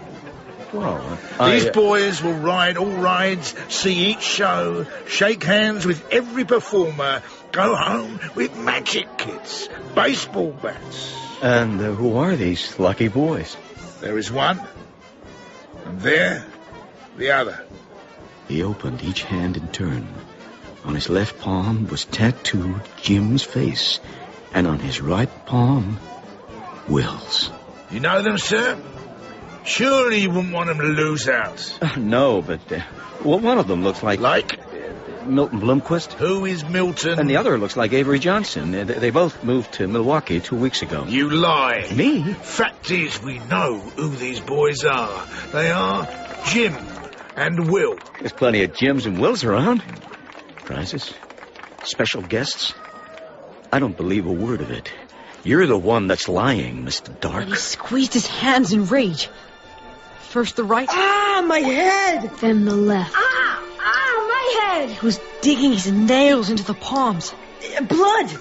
Dripping through the grill. And then the dust witch appeared. Tell your husbands, tell your wives, tell your fortunes, tell your lives. See me. I know. See me at the show. Tell you the color of his eyes. Tell you the color of her lies. Blind, yes. But I see what I see. Why? There's Mr. Dark. And good day to you, old man. Fine day to you, Mom. And your name, sir, is... Halloway. Charlie Halloway, work in the library. In fact, I'm late. I better be going. Drop by sometime. I will. Oh, Mr. Halloway, you can be sure I will drop by sometime. Goodbye. Goodbye. Psst. Boys, they've gone. Now, can you hide, keep out from under the rest of the day? I'll tell your mothers you got jobs at the carnival. It's a good excuse for you not coming home. By the time you show up after dark, I'll have a plan. So that's what we did. We hid and we hid all day long until after 7. Then made our way to the library. Now, see here. I got to looking at these old newspapers. This advert here from October 1888. Here, J. Cougar and G.M. Dark present the Pandemonium Theater Company. Combines sideshows and unnatural museums international. 1888? Yeah, and going back, 1860, 1846, the same ad. Same names. Dark and Cougar, Cougar and Dark. It couldn't be the same men, could it? Yeah, in October, always in October. Beware the autumn, people. What? It's an old religious tract. I read it as a boy. How does it go now? Where do they come from? The dust. Where do they go? The grave. Does blood stir in their veins? No, the night wind. What ticks in their head? The worm. What speaks from their mouth? The toad. What sees from their eyes? The snake. What hears with their ears? The abyss between the stars. The autumn people. So, does that make us summer people? No, not quite. Most of us, half and half. But there are times when we're all autumn people, when we're foolish, wrong, evil, sinful, because we haven't given it thought. You see, knowing, really knowing, is good. Not knowing or refusing to know, to think, is bad. We'll have a visit from the autumn people very soon. But is it bad, the carnival? Bad? How can you ask that? No, it's a good question. Part of that carnival looks great and people enjoy it, but you can't get something for nothing. And the fact is, from them you get nothing for something. They make you empty promises. You stick your neck out, wham! Where do they come from? Who are they? Oh, maybe a man 1,000,000 years ago stuffed himself with other people's unhappiness. Chewed their pain all day, thrived on it, because the stuff of nightmares is their plain bread. They butter it with pain. All those years. The same people? Yeah, riding the carousel. They can shave off a year or two anytime they want. So they could live forever. And hurt people. But why? Why all the hurt? Because you need fuel, boy. Gas, something to run a carnival on. Maybe it survives living up the poison of the sins we do to each other and the ferment of our most terrible regrets. It smells boys, ulcerating to be men, and feels the aggravation of middle-aged men like me who gibber after long-lost August afternoons to no avail. It attracts old ladies like Miss Foley, who wants to be a beautiful young woman again. But they're careful not to tell one thing to those who go riding to its music. What? Jim, if you're a miserable sinner in one shape, you are in another. And an old man made into a young man still got an old man's brain. Like poor Miss Foley. I wonder what they'll do with her, Dad. God help her. They'll probably throw her in with the rest of the freaks. Now, we have to decide. Do we keep hiding out? No. We can't. We've got to fight. But what kind of weapons? Silver bullets? Holy water? Nah, that's vampires. It's the front door. Someone's inside. Hide. We can't leave you. Hide. Go on. Amongst the books.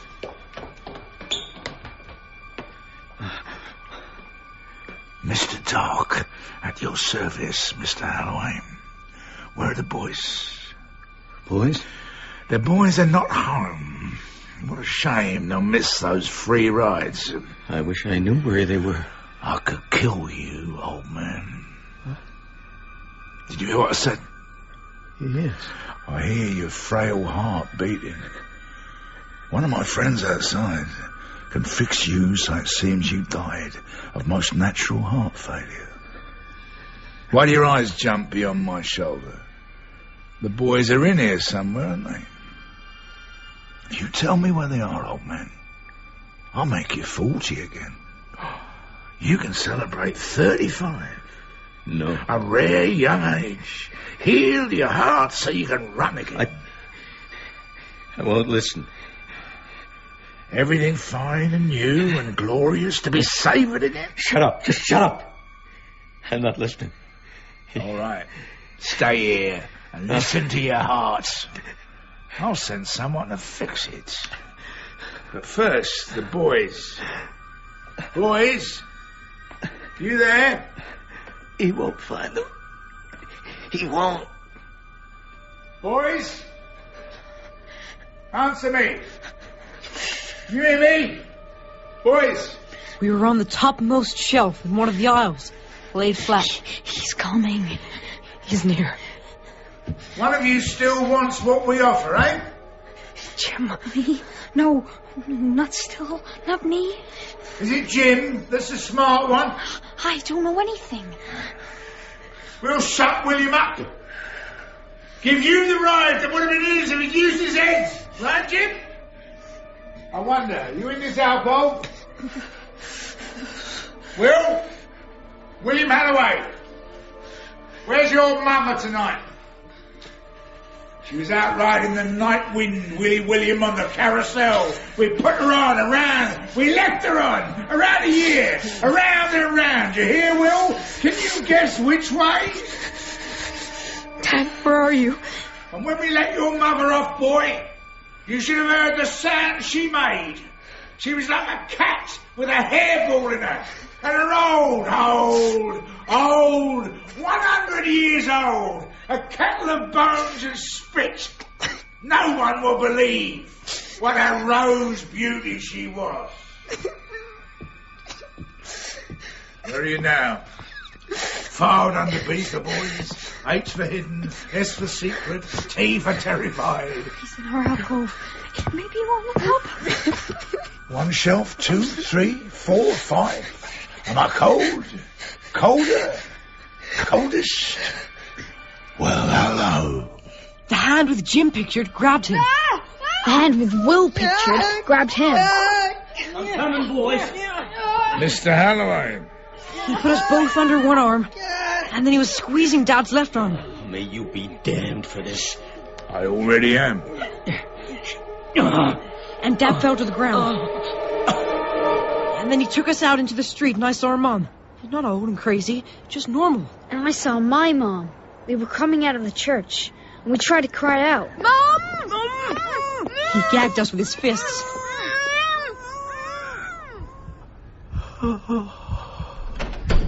Old man, old man. Pedestria.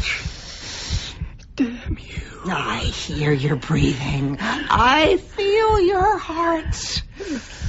Why don't you just do it? Stop the heart. Get it over with. Tired, slow. Tired. Slow, slower. Left arm, no feeling. Oh, no. No, you don't. I won't give in to you. You're so funny. You're not ugly at all. I can't take you seriously. Slow heart. Very slow. Stop. Now you're tickling me. No. What's that sticking out your back? Who wound you up? I can't. No. I can't. I can't bear it. Laughing brings me out in a rash.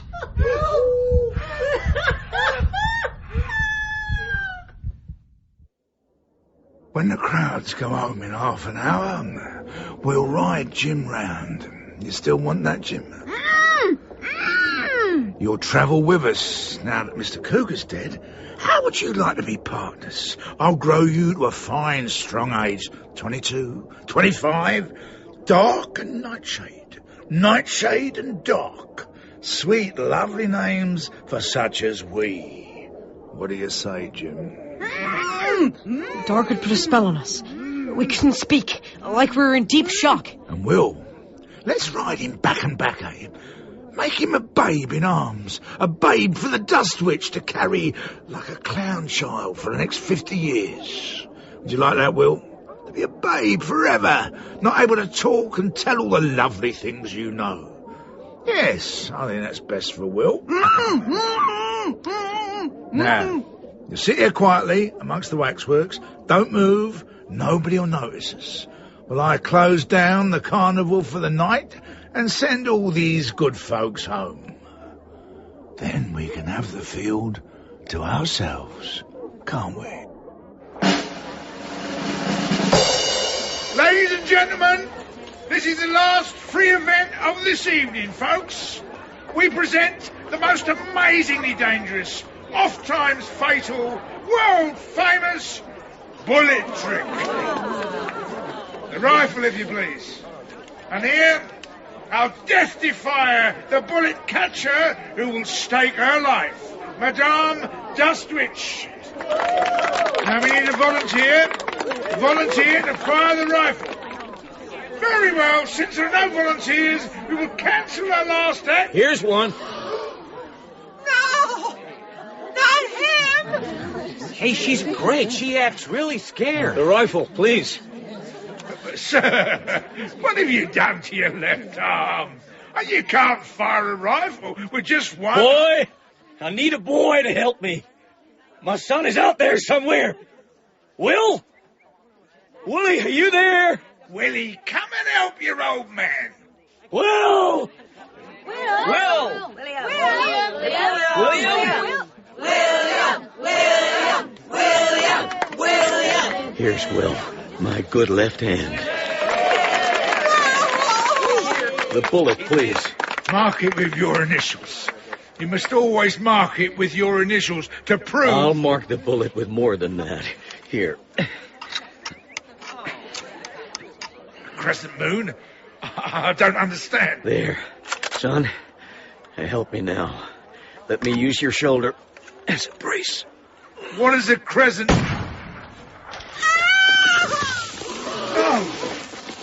She's crumbled to a heap of ashes.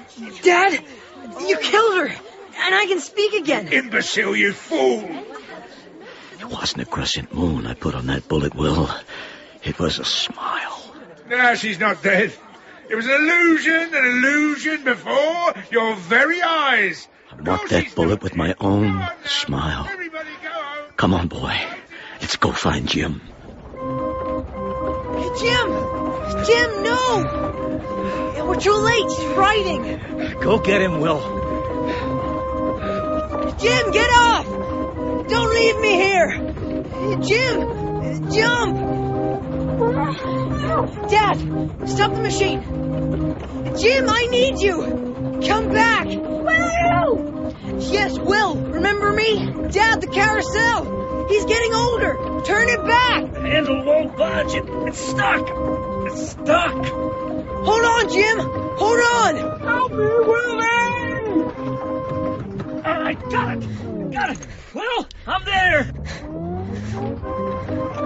Hold on there, Jim! Come to the edge! Be careful! Get ready to jump! Dad! Stop it now! He's 13 again! Ah! But the carousel stopped so suddenly that Jim was put off balance and thrown hard into the grass. Jim. He's not moving. Is he dead? Jim? Hey, Jim, wake up! Oh, help! Help! Oh, please help me. He's after me. The terrible man. I want to go home. I'm lost. That man with the tattoos. Mr. Dark. Yes, he's down that way. I'll stop him. I will. Take care of Jim. All right, boy, lead on. Quick! Hey, come on. What is your name? Jed, oh, hurry up! Hey, wait a minute. Just a minute. How old are you, Jed? 9. My gosh, this is no time! This is a fine time, Jed. Only 9? So young. I was never that young. Holy cow! Oh, unholy something. Come here. No. Yeah. You afraid? You're only afraid of one man, Jed. Me. You cut it out! Where were you taking me, Jed? To some lion's cage you got fixed and ready? To some sideshow like in the mirrors? Huh? What? Come on. Let's just roll up your shirt sleeve, shall we? Come on. Don't you run away! I rolled up his sleeve, and there they all were. Blue serpents, blue venomed snake eyes, blue scorpions scuttling about, and all up and down his tiny torso. Scurry. Why, Jed, that's great artwork on your arm, and here on your belly, huh? That is great. You He tried to take a swipe at me, but I clamped him in a vice. You stay right there. Just a minute. It was a fine idea, admit it. Get me off alone, fix me, then go back and get well. You stop struggling. You can't hurt me. Funny, I think I can. Let me give you a big hug. Murder! I'm not gonna murder you, Jed. Look, Mr. Dark, whoever, whatever you are, you're gonna murder yourself because you can't stand being near people like me. Not this close. This close. A nice big hug. Evil. You're evil. Evil? So it must seem to you. Good to evil seems evil, so I will do only good to you, Jed. I will simply hold you and watch you poison yourself until you tell me what is wrong with Jim. Wake him up. Can't. You mean you won't? Can't. All right. Evil has only the power that we give it. I give you, Jed, nothing but hugs. Huh? Starve. He should have roared like a lion, but he withered, dissolved like dust, and the tattoos, too, disappeared in the darkness. All the characters he'd ever captured for the carnival. Dead.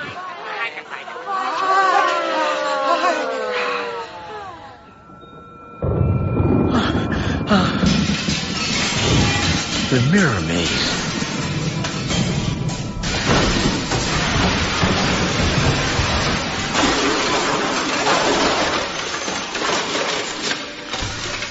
It's destroyed. Dad! Look at Jim. He's opening his eyes. What? What you two looking at? Oh, Dad, you did it. We did it together. What happened? Well, what didn't happen? Come on, help him up, Will. Dad, will they? Will they ever come back? No. And yes. Not them, but other people like them. Not in a carnival, maybe, but goodness knows what shape they'll come in next. But sunrise, noon, or at the latest, sunset tomorrow, they'll show. They're on the road. Oh, no! Oh, yes. We gotta watch out the rest of our lives. The fight's just begun. What will they look like? How will we know them? Maybe they're already here. Midnight. Come on, last one to the railroad is a tortoise. Mr. Holloway, you... I'm game, Jim. Dad, your heart. Now, is death important? Well... Dad. No.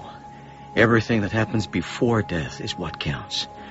And we've done fine tonight. Even death can't spoil it. Okay, ready? Run! Hey! Wait for me, boys! Wait for me!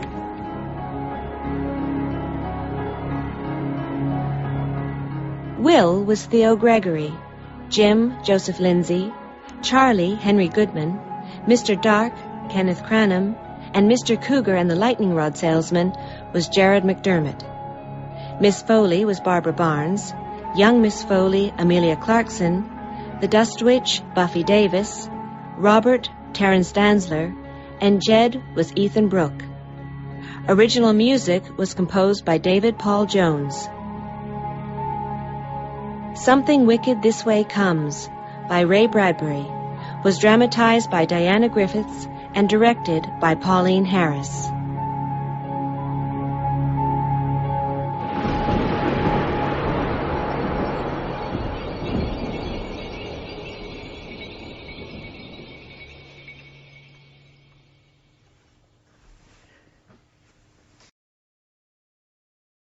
Now we've a dramatisation of Ray Bradbury's iconic collection of short stories which feature a vagrant who claims his tattoos come to life after dark and have the of prophecy.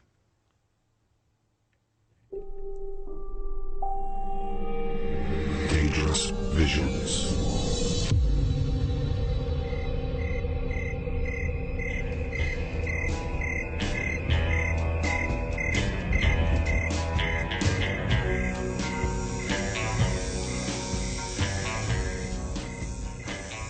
The Illustrated Man by Ray Bradbury.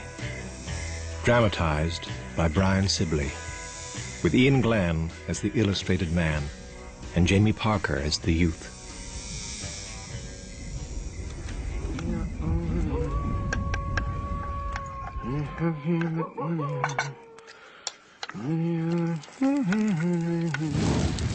Where I can find a job. What the? Hey. Startled me. Where the hell did you spring from? I asked if you know where I can find a job. No. No, I'm afraid not.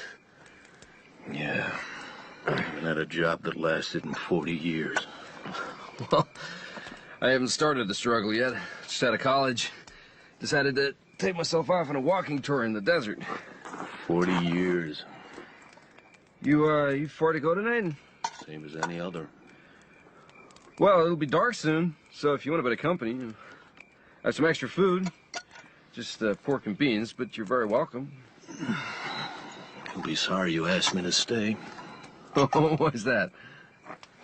Here, coffee. Everyone's always sorry. Sooner or later. Yeah. I'm forever looking for a job I ain't gonna find. Eat.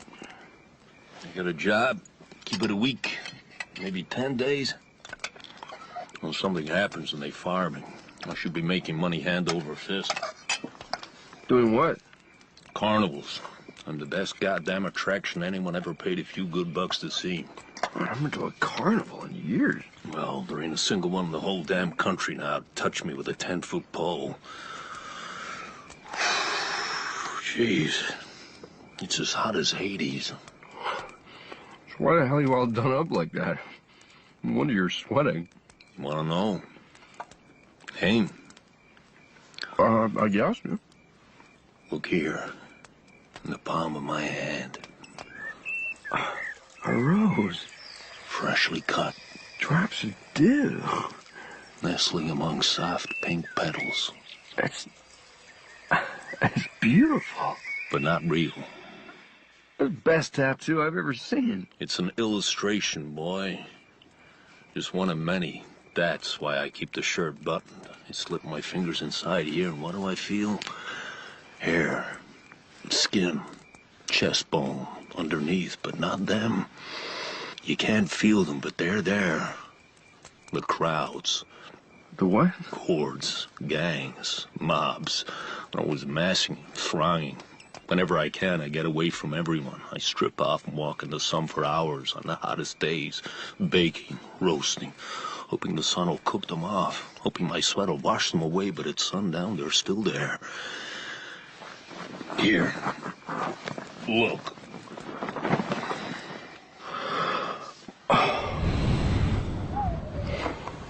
So, what do you make of my illustrations? Incredible. Yeah.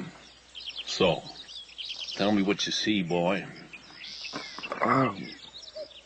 Yellow meadows, blue rivers, purple mountains.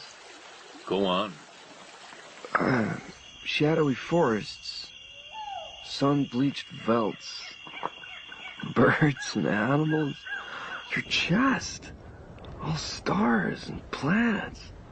My own personal Christ-forsaken Milky Way. Rockets, spacemen. Why, they're fantastic. Oh, yeah. These aren't the work of some cheap-jack carnival tattooist with 3 colors and whiskey on his breath. These are the works of a genius. Miniature masterpieces. Michelangelo, Titians, Van Goghs, and El Grecos. Burning with 3-dimensional color. Vibrant with life. A walking art gallery. Yep. Everyone wants to see the pictures, yet nobody wants to see them. Why? Because these illustrations predict the future. Oh, sure. Oh, in sunlight, it's all right. Yes, I could keep a carnival job easy by day. But the moment night falls, well, you'll see. See what? The pictures change. Change? Move. When the sun sets and the moon begins to rise, the pictures move. Watch. What the hell? I don't know what you're doing, and what's more, I don't want to know. I need to get this stuff cleared away. Trick of the eye, effect of the firelight. No, this is how it is every night. Every twitch of the flesh, the tiny mouths flicker, the tiny green and gold eyes wink, the tiny pink hands gesture, hiding in forests of hair, lurking among constellations of freckles, peering from armpit caverns, diamond eyes a-glitter. Take me for a fool. It's nothing more than cheap carnival crap. And the voices? What voices? You stop that racket and listen. Telepathic emanations of the children's minds. We've brought civilization down on our heads.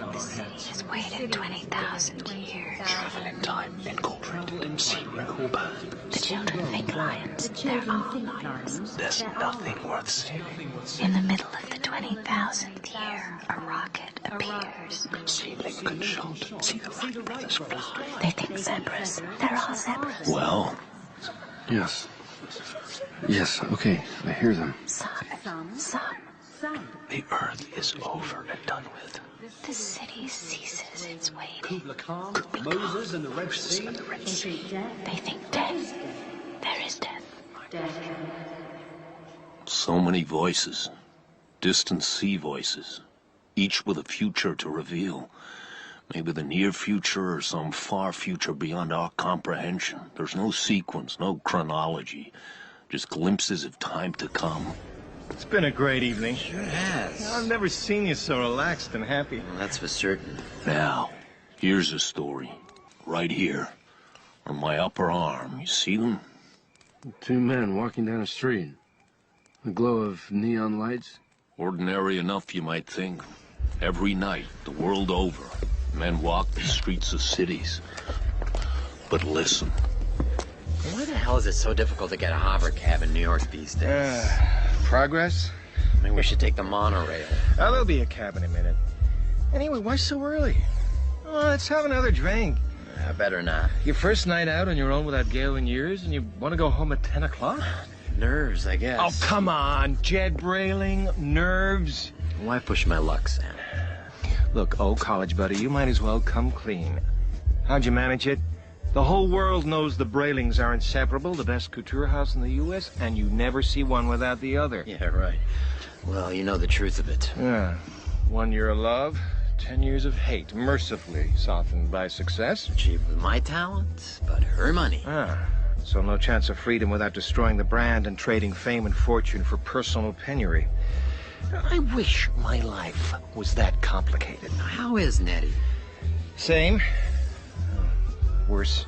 You know, it's hard to tell when you're living with her 24/7. I mean, you'll think this is a terrible thing to say, but maybe I'm just wishing she was worse so that I'd know that one day it'll end before I'm too old to have anything left of the rest of my life.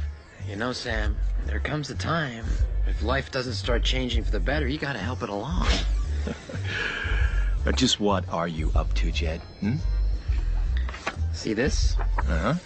Well, looks like a ticket. Exactly what it is. First class ticket to Paris on Thursday's rocket. How'd you manage that? Chance comes your way, you grab it. Uh-huh. Oh, why Paris? Possible deal. Big money if I pull it off. Enough to buy out Gail, relaunch the brand, hit Europe. And Gail's just gonna sit back and let you head off to Le Gay Paris and demolish the House of Brayling? She won't know I'm gone. Oh, yeah, sure. There's a cab. Taxi? About time. I'll be back in a month with a done deal, and no one the wiser, except you. How come? Hop in, we'll stop off at the apartment, I'll show you. Okay.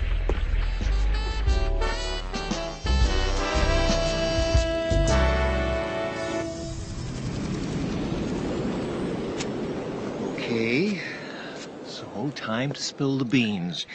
What's the big secret? Do what I tell you, but listen to me. Under no circumstances react. To what? I want you to look up at the window. Watch for the light to come on and tell me what you see. There. What the... Shh, keep your voice down. Well? That's not possible. You saw it? Yeah, someone, yeah, just for a second, but... I thought that it was... That it was me? But... Yes, but that's exactly who it was.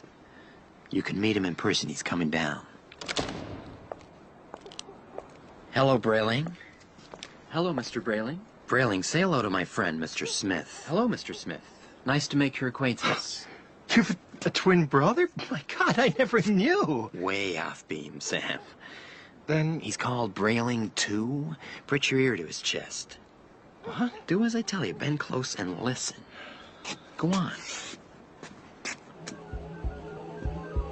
No. No. Yes. Where did you get him? Isn't he brilliantly made? Even the flesh is warm to the touch. Check for yourself. That's incredible. Where did you... Tell him, Brayling 2. Certainly, Mr. Brayling. I am a product of Marionettes Incorporated. Duplicate self or friends. Latest humanoid 2090. Guaranteed against all physical wear. Well, I'll be damned. Available from $24,000 to our $50,000 deluxe model. Our motto, no strings attached. So how long has this gone on? I've had him a month. I keep him in a tool chest in my basement studio. Obviously, Gail never goes down there, and even if she did, it's locked, and I'm the one with the key code. Tonight, I said I needed to pop out to get a cigar. Mr. Brayling came down to the studio, took me out of the tool chest, and sent me up to sit with his wife while he came to meet you. That's staggering. He even smells like you. The Bond Street aftershave and the Melancrino cigars? He is me, to the last hairiest detail. So you see, thanks to Brayling 2, I've been at home with Gail all evening. Mrs. Brayling is very charming. And thanks to him again, I shall be home with her for the next month, while another man, looking amazingly like me, will be in Paris salvaging my future. And when I return triumphant from my continental trip, back in the tool chest he'll go. It feels weird talking about him like that while he's standing there. Sam, he's what they used to call a robot. Whatever he looks like on the outside, it's all just electronics on the inside.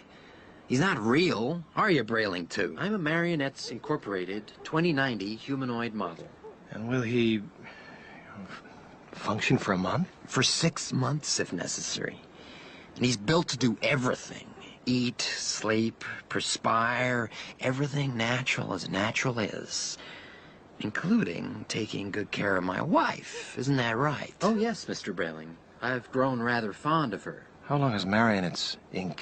been in business? Well, secretly for 2 years. 2 years and 5 months, Mr. Brayling. Uh-huh. So, how do you go about it? Shall I explain, Mr. Brayling? Why not, Brayling 2? You see, Sam? He's pretty smart for a robot. Thank you, Mr. Brayling. It's a simple process, Mr. Smith. Clients have a mold made of their body and a color index check of their eyes, skin, and hair, after which they should expect to wait for 2 months until their model is completed.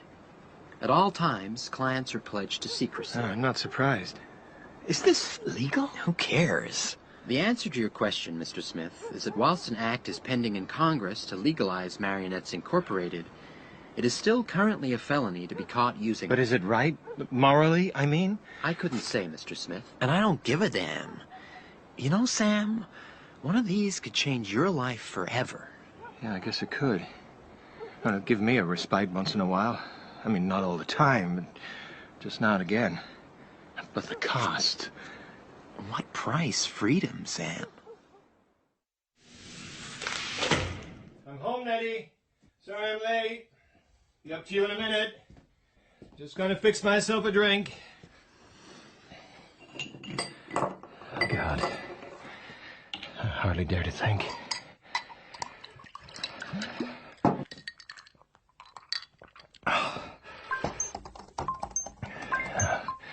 There's at least $40,000 in the joint account. I can just slip out $24,000. Please enter your 8-digit account number. Nettie never looks at the accounts. Please enter your password. If she did, well, I'd just say it was a little business venture. You are connected to your personal interactive bank. What service would you like today? I want to check a balance. The balance on your joint account is $15,000. What? There's at least twice that amount in there? Would you like me to display a schedule of deposits and withdrawals? Yes, goddammit. What the hell's going on? All recent transactions are now showing. That's impossible. Nettie? Nettie? Nettie! Nettie? Nettie, wake up. Wake up. What have you done with it, What have you done with the money? You don't go anywhere, you don't need anything, you're a goddamn invalid. So where's it gone, huh? Wake up, damn you, and tell me what you've done with all that money. Nettie? Nettie, can you hear me? Oh, God, no. Not again, no. Not another overdose. Nettie. Nettie, for pity's sake, it's all right, it's all right. Doesn't matter about the money. Just wake up, Ned. Please.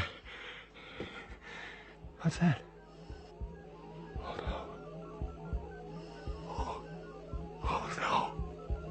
Oh, no. Nettie.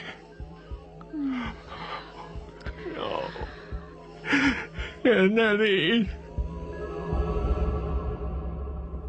I like Mr. Smith. He seems very nice. Yeah.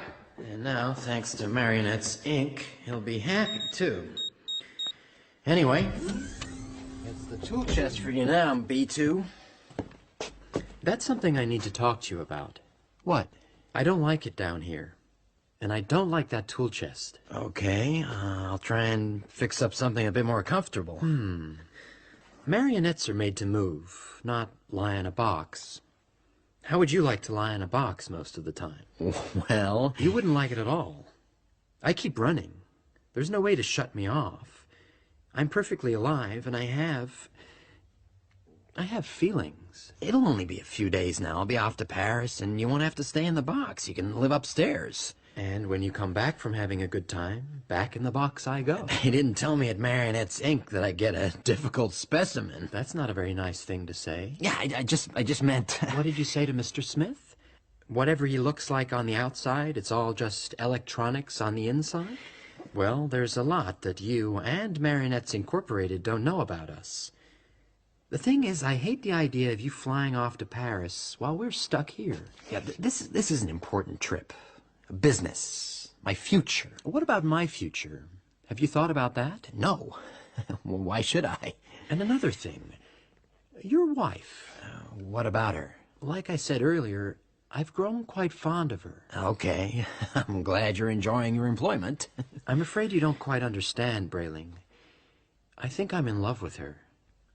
You're what? And I've been thinking, Brayling, how nice it must be in Paris, and how I'll never get there. And I've thought about your wife, Gail. And you know what? I think we could be very happy. Okay, well that's nice. Yeah. I just need to run upstairs. Just for a moment, I'll be right back. You're going to contact Marionettes Incorporated, aren't you? No. Going to tell them to come and get me? No, nothing like that. No. Hey, get your hands off me! It's no good struggling. I'm stronger than you. Did my wife put you up to this? Don't be silly, Brayling. She knows, doesn't she? She's found out what I was planning. Persuaded you to try and stop me, is that it? Well, you'll never know, because I'm going to put you in the tool chest, lock it, and lose the key. And then I'm going to buy another ticket for Paris for Gail. Goodbye, Brayling.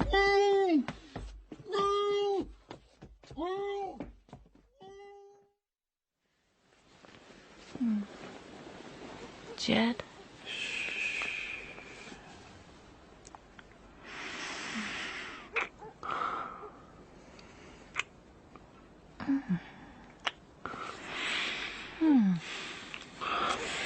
You haven't done that in years.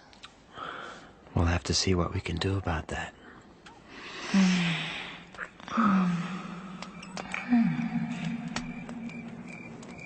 You're telling me that stuff, marionettes, robots, whatever, is really going to happen at some time in the future? The illustrations are what they are. I just carry them. How long have you been like this? I scarce remember a time before.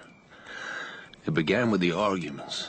I don't follow. Carnival life's hard. It's a closed world, claustrophobic, suffocating. I married out of familiarity and boredom. It seemed right. I couldn't have been more wrong. We fought. I drank. I got fired. I needed something to help me hold down a job. A gimmick. I heard about a certain tattoo artist. Knew the trade, they said. Out in the country. Down a certain dirt road. Turned right at the river, then left.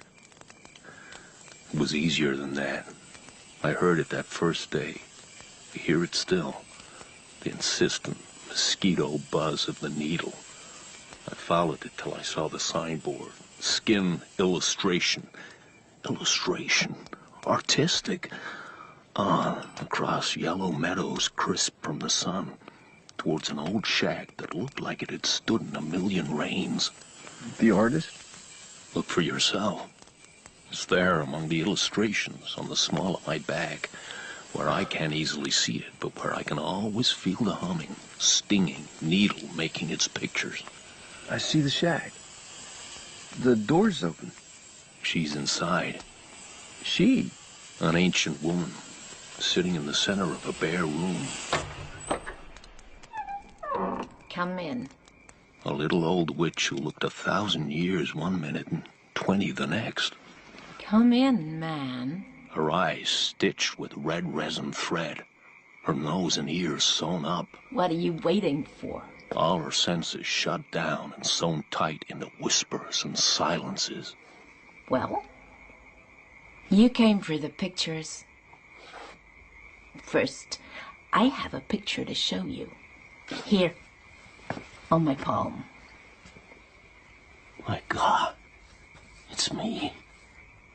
Me on your hand. It's been there 50 years. It's an old tattoo. Well, how can that be? I don't know you. You don't know me. Oh, but I do. I've been waiting for you. 100 years. Maybe more, maybe less. Does it matter? You have come. How do you know it's me? Your eyes are sewn shut. You can't see. I feel you. I know every inch of your skin and the pictures that are yearning to live there. Unbutton your shirt. Don't be afraid. You need me. My needles are as clean as a doctor's fingers. Come on. I've illustrated so many, but none like the pictures I will give you. They will be special. Unique. You will be the only real illustrated man in the universe. You promised me that? Oh, yes. I have traveled through time. I know the deep past, the clear present, and the even deeper future. And it is that future that I will picture on your skin. Prophetic pictures you will never forget.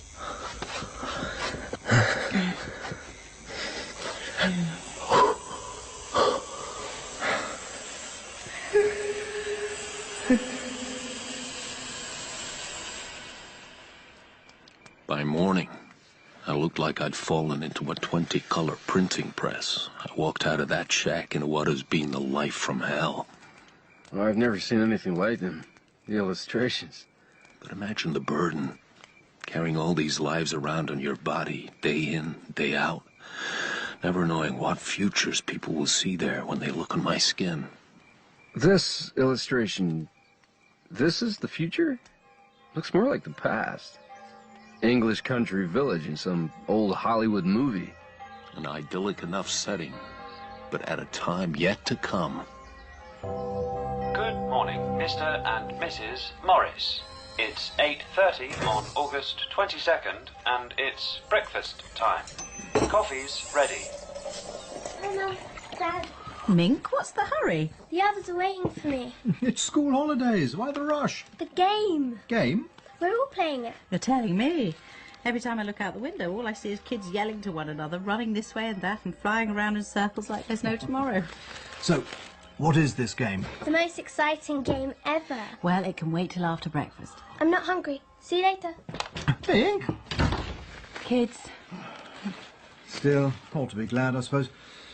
They're out making their own fun instead of relying on all those damned gadgets and gizmos we pay to have installed in the playroom. No happy life home is complete without one. True. Right, Jill's given me a list of things we need. I can get some. Can you get these, Anna? Okay. We've got to hurry and get it all put together before it's too late. Mink, can my brother Joey play? No. Well, why not? You know why, Anna. He's too old. He's only 10? Yes, and he'd make fun of us. He wouldn't. Honest, I'd tell him not to. Jill said no older kids because they'll go and spoil the game. Now let's get going. It's 11 o'clock. Your coffee will be served in the relaxation zone. What now? Just looking for stuff. Do you have to wreck the kitchen? It's important. For what? The game. Of course, the game. All right if I take these things? Well, yes, but I suppose so. Great. But don't dent them. I won't. Mink. Yes. What's the name of this game? Invasion. Oh.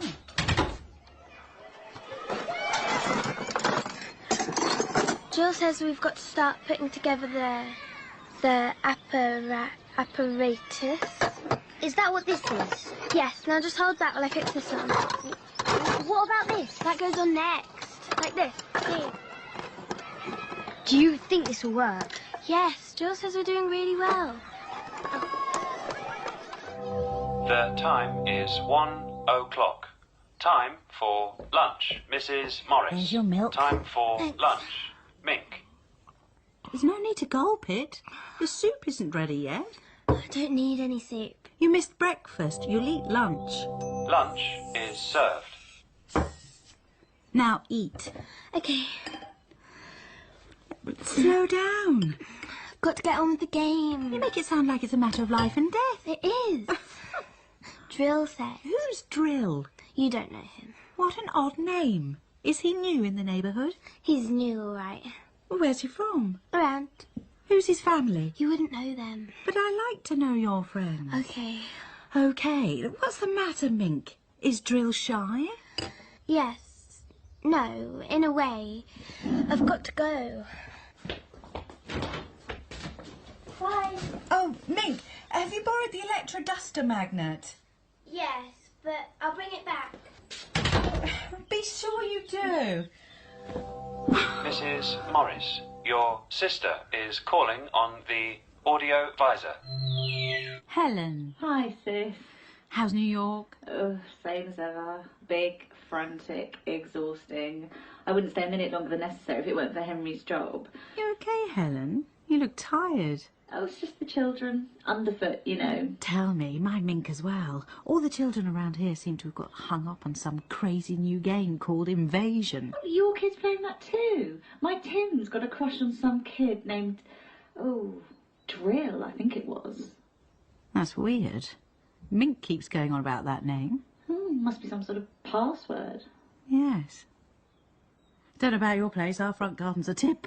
Piles of junk and stuff. Oh, same here. And Henry's mother down in Florida said their whole neighbourhood's turning into a scrapyard. I mean, how did these games spread all over like that? That's social media for you. Yeah. Anyway, I didn't ring to chat about the crazy world of kids. I need that recipe for that black and white cake you make.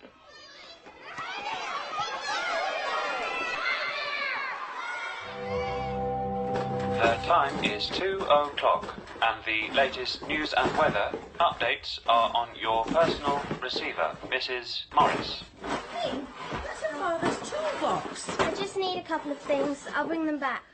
I was talking to Auntie Helen. She says Tim and his friends are playing this game of yours.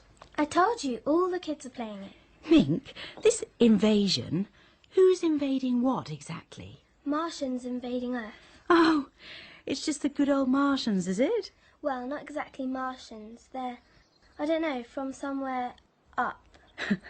And inside your funny little head. Jill says grown-ups are always laughing at kids because they've forgotten what it's like to be young. When I was your age, I used to like stories about Martians and space monsters. I'm not really sure if Jill's from Mars. Maybe Jupiter or Saturn or Venus. Anyway, he's had a hard time. Well, it's not easy being a Martian on Earth, or a Venusian, come to that. The thing is, they couldn't figure out a way to attack Earth.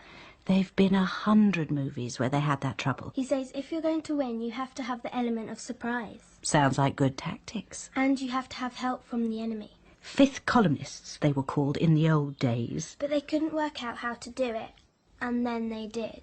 Oh, and what was that? They decided to use something grown-ups never notice. Which is? Us, children. Ah, of course. And why does Drill want to invade us? Something to do with stuff we did in space. Your Drill's been reading too many old history books and a bit too much science fiction. Anyway, it's all about dimensions, I think it was. Dimensions? Yes, 4 of them, and something about kids under 9 and their imagination. Well, I'll tell you something that's not imagination. If you want to have your invasion before bath time, you'd better scoot. After it's over, Jill says we won't have to have any more baths, and we'll be able to stay up till 10 o'clock and watch all the televisor shows we want. Oh, he does he? They're going to let us run the world. The grown-ups may have something to say about that. That's why they'll all be killed. Does that include your father and I, may I ask? I'll make sure you and Dad are not hurt too much. Well, thanks a lot, Mink.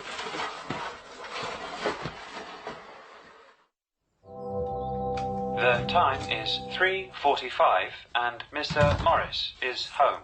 Good afternoon, Mr. Morris. What are you looking at, Maggie? Oh, hello, Doug. Just watching Mink and the kids. We're still playing their game. I called out when I came up the path, but Mink was so wrapped up in whatever it is that she didn't seem to hear. It's called Invasion. Some new televisor show. No, I don't think so. Doug? What? Nothing. Oh, come on. When you say nothing, it's always something. How many years since the Space Wars? 60? 70? Yeah, something like that. Right. And before that, back in the old days, in our great-great-grandparents' time, when there were people still alive who'd fought in the old world wars, and there were still lots of smaller wars going on all over the place, people worried about invasions. Well, but not anymore, thank God. They finally got together and fixed all that stuff. Exactly. So why now? All of a sudden, are the kids playing a game about an invasion? Why on earth would they come up with such an idea? Now what? I will do it. I just don't want anything to happen to my parents. What's going on? Mink won't let me play anymore. Why not? She's getting too old to play. Well, she's the same age she was an hour ago. Mink, did you hit Anna? No, I didn't. It was Drill. She's a scaredy cat and a crybaby. Drill said... Anna, you better go home. Drill said you were dangerous. He said you tried to stop her. And you're coming inside, young lady. No! You can't make me. Don't speak to your mother like that. You'll say sorry right now. Sorry. I can't stop now. Drill's got stuck halfway and it's almost time. 0 hours, 5 o'clock. You and your stupid game. Well, my 0 hour is 6 o'clock, and that, Mink, means you indoors and ready for your bath. Now, you heard what your mother said, Mink. Just try and not get into any more scrapes today, okay? Yeah, okay. The time is 5 o'clock. Time for a cocktail. The usual, Mr. Morris, Mrs. Morris. I don't want to drink tonight. I'm too strung up. She's just a kid being a kid. We were just the same. Were we? All children hate their parents and wish they were dead. I'm not sure it's Mink who wishes us dead. Oh, for pity's sake, Maggie. Listen. What? I can't hear anything. That's what's wrong. The children. What about them? You can't hear them. The first time in days. Doug, you saw them playing. They haven't anything dangerous out there, have they? Well, just kids playing with a load of junk. Well, what's making that noise? What are they up to, Doug? All right, I'll go and see. Yes, and tell them to stop it. What the hell?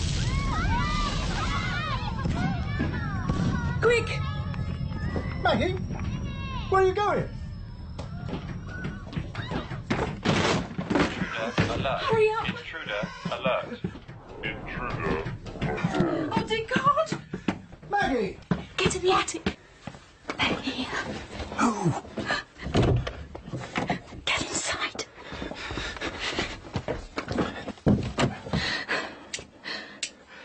Damn, the power's off.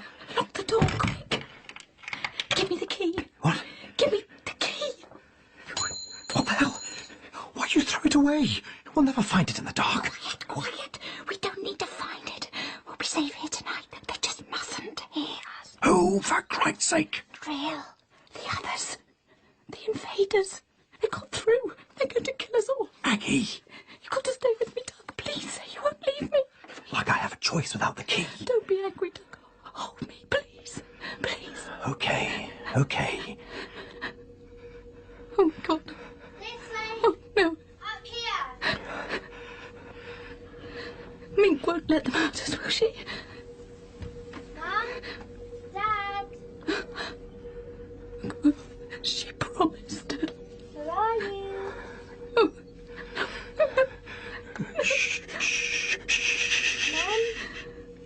Dad? Here we come, ready or not? The lock! The light. So blue. So bright. Mum! Dad! Peekaboo!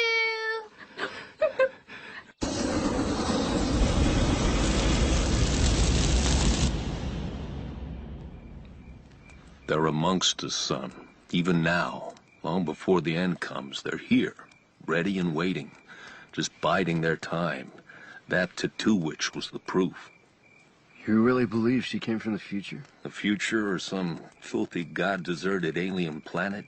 How else could she know these stories she painted on me? How the hell else could she make them come to life and speak to anyone who happens to merely glimpse my flesh? Why would she do that? Why burden me? God knows. Some crazy cosmic joke. Turn me into an illustrated prophecy that no one's ever gonna believe. All I know is she ruined my life. Worse, Ruin the lives of everyone I've ever met from the day she inked my skin through to my meeting you. Hey, and I'm fine. Sure you are, kid. Just so long as you don't look at that one picture. What picture? Even before you know anything about it, you want to see it. Right shoulder blade. You see? No, nothing. Just a blank space. Bare skin, more or less. Yeah, more or less. No special design, but if you keep looking, you'll begin to see something, a sort of jumble of colors. Yes? Well, maybe. So what does it mean? She told me. This last illustration is a special one because it is not quite finished. Because it is not quite finished. I put the ink on your flesh, but it's your sweat and your thoughts that will complete it. They do. Time after time. The muddle resolves itself. The confusion becomes clear and a picture forms, though never the same. What makes it change? Anyone whom I happen to be around. I don't believe you. Believe what you like, boy. All I'll say is that whenever I'm with a person long enough, and it doesn't take long, the picture comes into focus. They look there on my shoulder blade and a picture forms that'll show them how they'll live, how they'll die. Sure. Whatever you say, I guess. You can humor me all you like. Just take your mind off that picture that ain't there yet. Look at another, maybe less dangerous story. Though death's never far away. Look here. On my chest, right there. What do you see? A night sky? Yes. Empty space. Stars and blackness. Deep, deep. And? That's all. No. A rocket. A tiny rocket. Something hurtling towards it. A great ball of fire. They're gonna collide.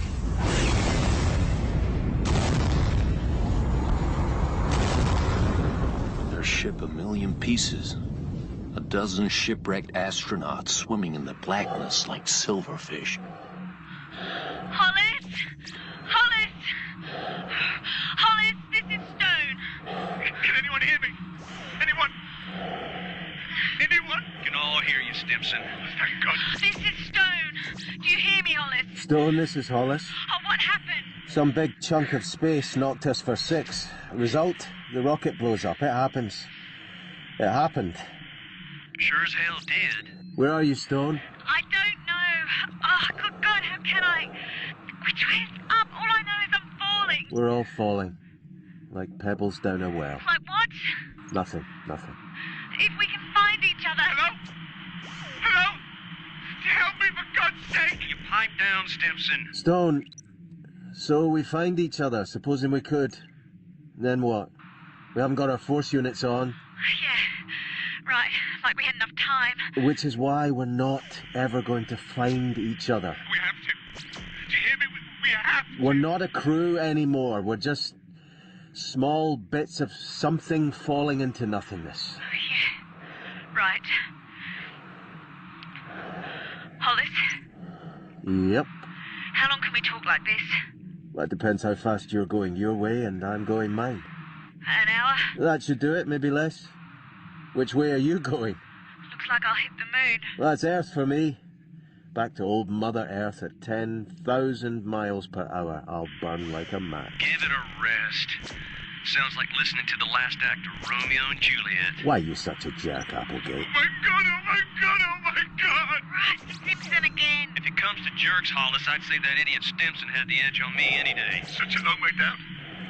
Such a long, long way. I don't want to die. I don't want to die. Stimson. Oh God, I don't like it. I don't like it. Stimson, this is Hollis. Stimson, do you hear me? Stimson. Yes.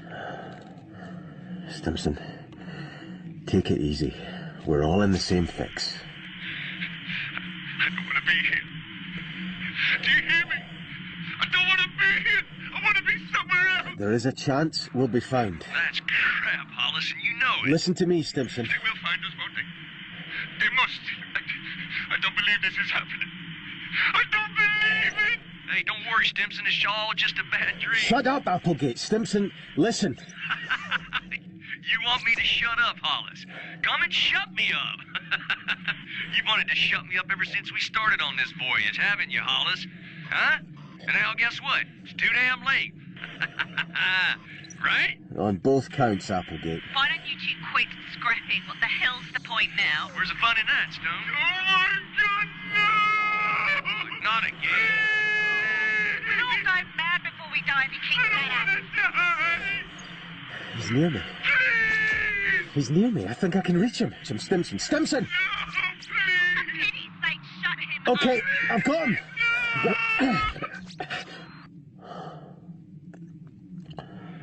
Thank God for that. What did you do? I punched a hole in his helmet. Bullseye! Oh my God, Hollis. That makes no odds. A late demonstration of leadership from Hollis. Pity you never made captain. He was going to die anyway. The moon, the earth, meteors. Why wait? That's true. Anyway, now that we've had an over and out from Stimson, let's talk, Hollis. What's the point? Why not? Nothing else to do. So, where were we? Oh, yes. We were talking about your dislike for me. Or maybe hatred is a better word. Don't let him needle you, Hollis. It's okay, Stone. I want to tell you something, Hollis, and Stone, and anyone else who's still listening. Something to justify your hatred of me. Want to hear? I don't give a damn. Sure you do. Well, listen up. I was the one who blackballed you with the rocket company 5 years ago. Your whole life you wanted to get to the top, and you've always wondered why you didn't. Well, now you know. I put the black mark on you just before I was kicked out myself. Oh, you bastard, Applegate. We both wind up with a crew of mercenaries on a mission to put down a Martian revolt. But there's one difference between us, Hollis. I got to be lieutenant and you're superior. You angry, Hollis? No. Damn. Okay, I'll try a bit harder. Let me tell you why I did what I did. What's the point in this? The point, Stone, is that Hollis, like all of us, is about to die, and he might as well do so having learned the only useful lesson in his miserable existence. I did it because you're weak, Hollis. You had ambitions, but you didn't have what it takes to realize them. You're right. I guess I cared too much about being liked, when the truth was, I didn't have the balls to be ruthless like you. Well, you've nailed me, Applegate, and I probably deserve it. You don't need to justify yourself to him, Hollis. Well, might as well. It's as good a time as any for facing facts. And here's a fact for you, Applegate. For the first time ever, I'm not jealous of you anymore. I used to be so damn jealous of you. Getting whatever you wanted, however you could grab it. Rank, money, relationships. But now, everything's over for you, just like it is for me. Bravo for fighting back, but guess what? I've still got all those memories of everything I've had and done. What have you got, Hollis? How does a measly heap of broken dreams stack up to my memories?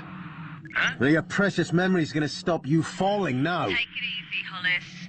Well, tell me... Ah! What's happened? Hollis? What's going on? Hollis? I've been hit. Well, what? It's my leg. A bit of the ship or something. Blood, the suit's leaking. Seal the suit, you fool! Twist the lock by the knee, now! For God's sakes, Hollis, do it now, do you hear?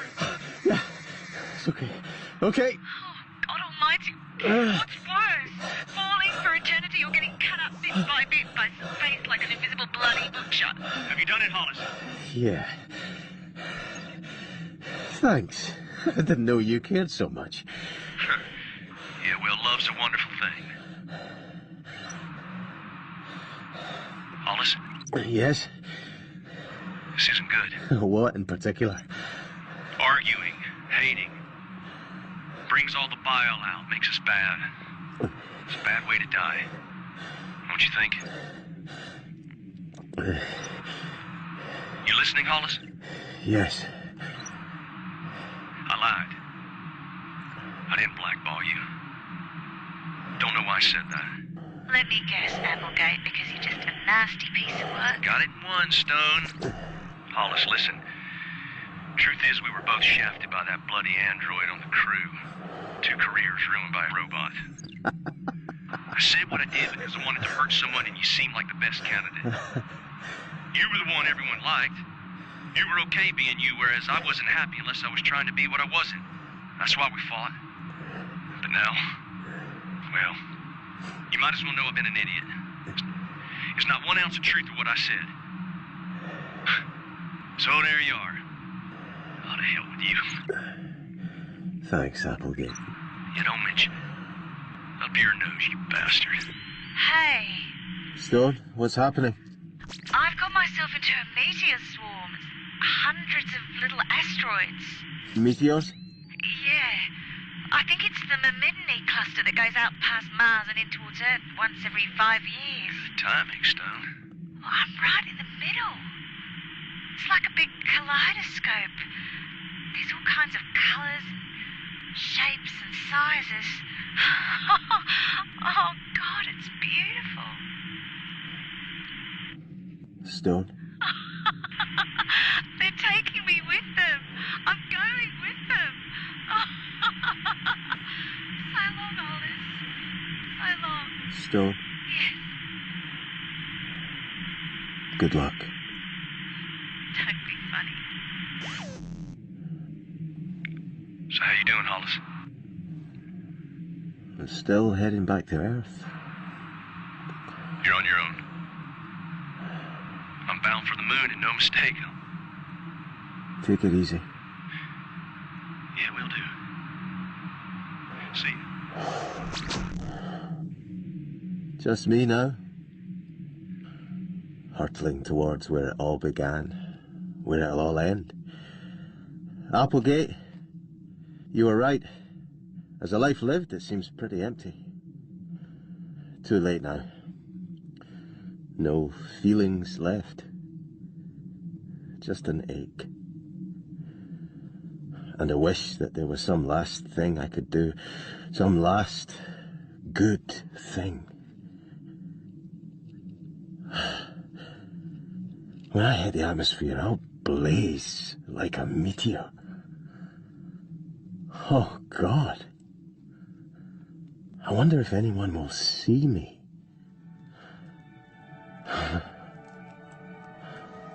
What's happening? The picture's changed. A country lake at evening? Yes, a man and a boy. Fishing. No fish biting. The boy looks up, gazing into the sky. Yes. And he sees it. Something falling. Someone. He points. And seeing what he thinks is a falling star, he makes a wish and gives a falling man his longed-for legacy. What did he wish? To go into space, like poor Hollis, whose burning cinder of a body he mistook for a wishing star. Does it come true, his wish? Maybe. Perhaps he'll fly to the moon, lead an expedition to Mars. Who knows? Only that witch who put the story there can answer that question. Did you ever see her again? Did I? Hell.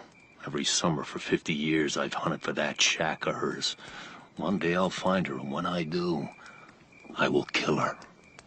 Would that stop it? Possibly. I might sleep a little better. It's hard to rest with the pictures crawling like ants in my skin. With that space in my back, that one small gap among the clutter of rocket ships and time machines, waiting to cloud over and fill in some new, deadly picture. It's just ink. How can it be deadly, whatever it shows? You really want to look, don't you, boy? No. Yes. Christ, I don't know. You're just itching to take a look, make sense of that jumble, put the jigsaw together, see the last illustration, hear the final story. Yeah, well, maybe I am. I'm telling you, you've seen enough. But you're like all the rest. No one's ever seen enough. Turn around. Let me see. Okay. You can't resist, and I can't stop you. Shapes are shifting, changing. They will. Dissolving into one another. They do. A face! Oh, no. Your face? Yes. But you're not alone, are you? No. I'm there, too. A drawing on my own body. Oh, my God. Oh, tell me, what am I doing? Advancing. Reaching out with your hands. Hands full of drawings, monsters, madman murderers, and a single rose. Yes. Turn away. Fingers from my throat. No. Closing. Run, boy. Tightening. Run! Now!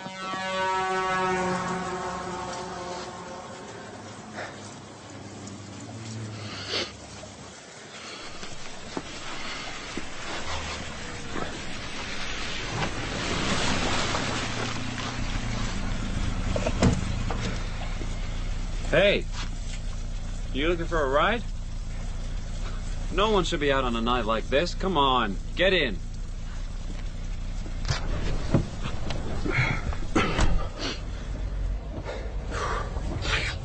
Hell of a night to be hitching a ride, man. It's like the wrath of God out there. Well, looks like you're eager to get somewhere, or get away from somewhere, perhaps. I'm heading east, if that's any good to you.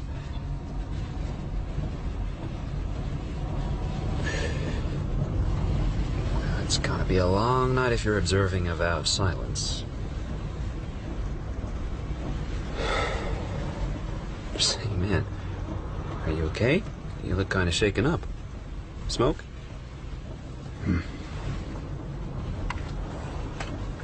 Help yourself, go on. Here. Got a light. Well, gee. What the hell have you got in your hand there? Wait, show me. Wow. A rose. Yeah. Freshly cut. It's even got the drops of dew. Nestling among soft pink petals. That's beautiful. Just, an illustration. Oh, that's the best tattoo I've ever seen. One of many. Where'd you get them? You'll be sorry you asked. Why is that? It's just how it is. Everyone's always sorry. Sooner or later.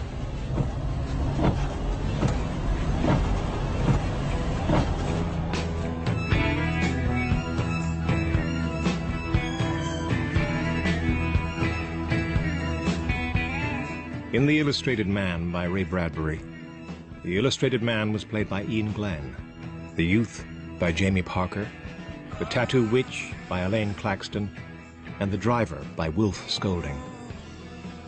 Smith was played by Stephen Hogan, Brayling and Brayling 2 by Patrick Kennedy, Mink by Nell Herron, Mother by Heather Craney, Father by Clive Hayward, and Anna by Lucy Hutchinson. Stone was played by Jamie Barbakoff, Hollis by Alec Newman, Applegate by John P. Arnold, and Stimson by Craig Ells. The Illustrated Man was dramatized by Brian Sibley and directed by Gemma Jenkins.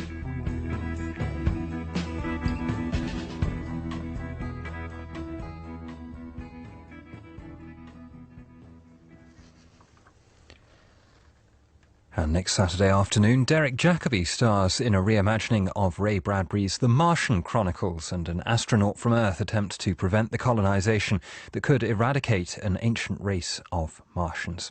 Next Saturday afternoon at 2:30. In a moment, we've a spoken word concept album linking space and music. Next Thursday, though, we'll be linking Radio 4 and music at the BBC Proms. Ahoy there, Captain Jarvis Cocker here, inviting you to a special Wireless Nights prom on the 10th of September. For one night only, the Royal Albert Hall will be transformed into a gigantic diving bell, taking us on a voyage to the bottom of the sea, a voyage to the bottom of ourselves.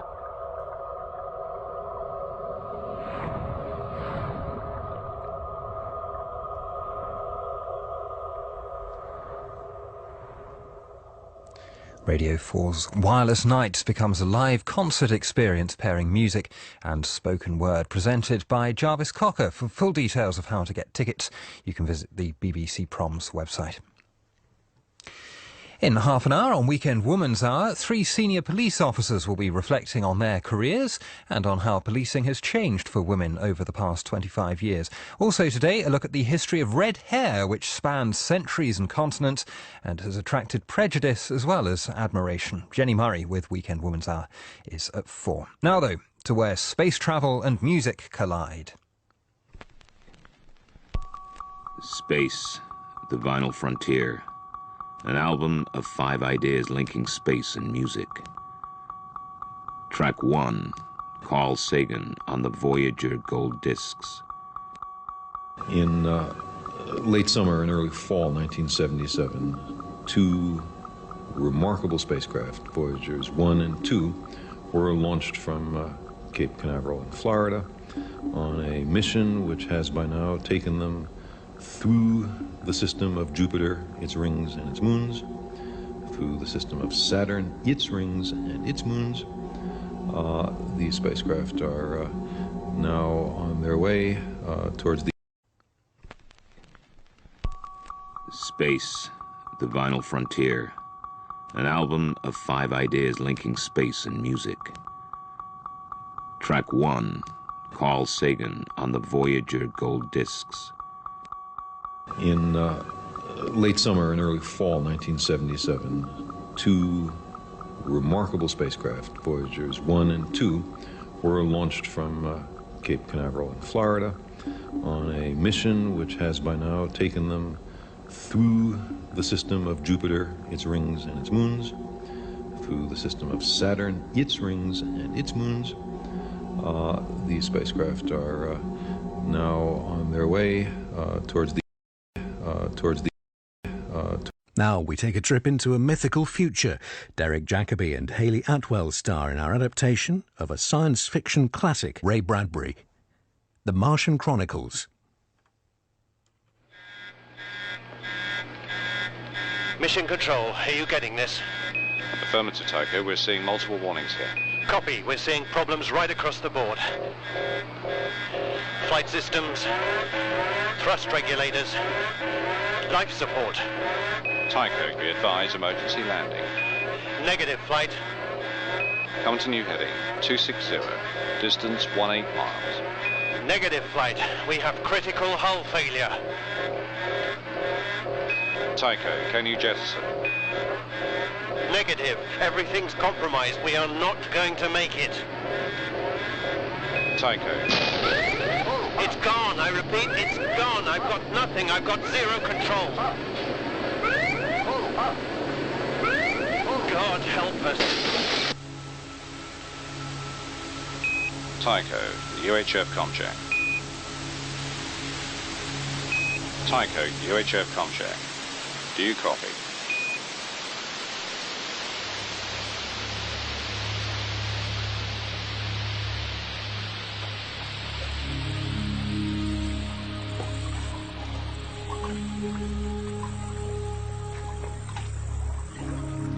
Take the hook and the bait. Hook, bait. And slide the hook through the mouth. Like this. Jesus! Look! Up there! Dad! It's a falling star! I don't think so. It's beautiful. Pull the lines in. But Dad... Pull them in!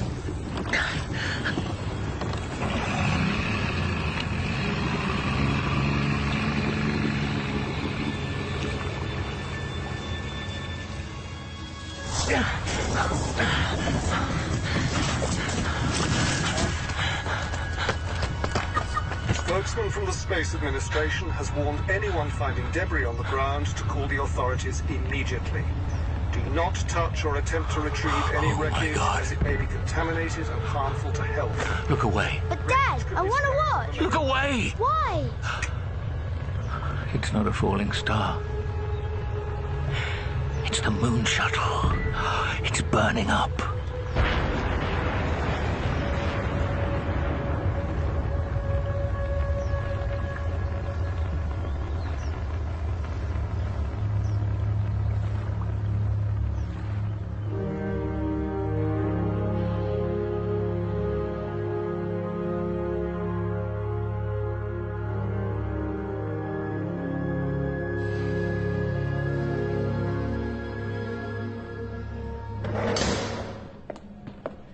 What's his state of mind? He spent 20 years flying around Pluto. 5 minutes after coming home, he's thrown in jail. What do you think his state of mind is? Well, has he said anything? He asked for a glass of cognac. Well, I hope you're obliged. No alcohol for prisoners. Rules are rules.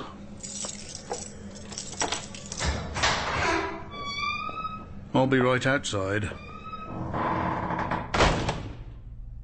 Captain Wilder.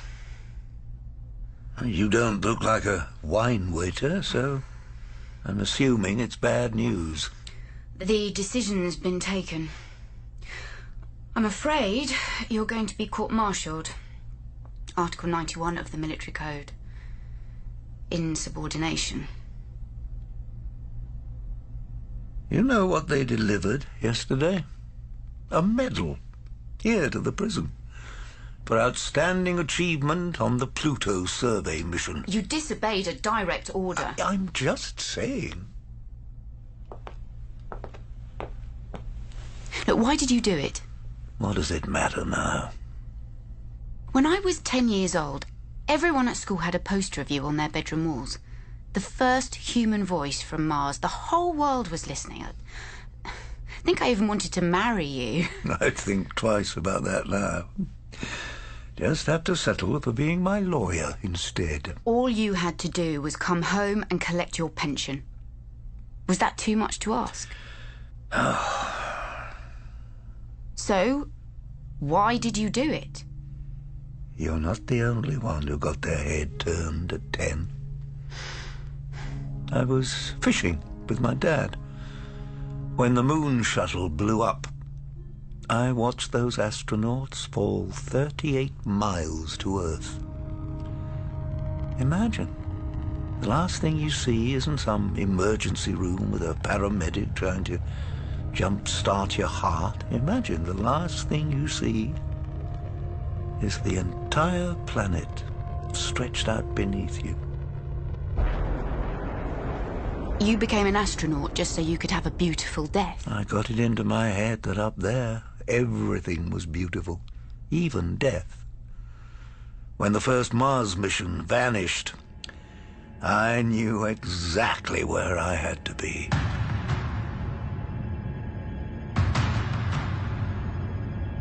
Mission control to Olympus 2, you are go for landing. Over. Copy that. Go for landing. 35 degrees. 400 feet. Down at 9. 58 forward. Any sign of them down there, Hathaway? Nothing yet. 300 feet. Down 3.5. 47 forward. Slow it up a bit. Copy. There's some shadows by the far crater. I can't be sure. 200 feet. 4 down. 28 forward. I think it's a rocket. Look. It's Olympus 1. 100 feet. 3.5 down. 9 forward. And she's still in one piece. Any sign of the crew? 40 feet. Down 2.5. Picking up some dust. No. I can't see anything through the dust cloud. Contact light. And shutdown. Engines stop. Very smooth touchdown. Olympus 2, outstanding. Nicely done, Captain. Atmosphere viable, Captain. Good to know they got that bit right. When are we ever wrong, Olympus? Advise crew rest for 1 hour before you start EVA. Copy that. Rest? You must be kidding. We should follow protocol. The stress of final approach. With all due respect... Yes, Parkhill? We've come all this way, sir. I'm buggered if I'm going to take a nap. Copy that. But, Captain... Hathaway, we're going to find out what happened to Olympus 1. If anyone's still alive, that hour could make all the difference. So, let's open the hatch and get going.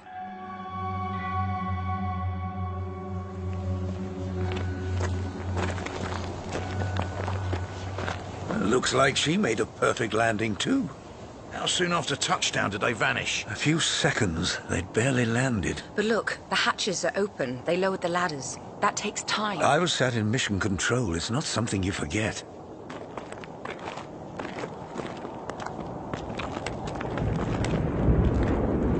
Captain, we should get back before that storm hits.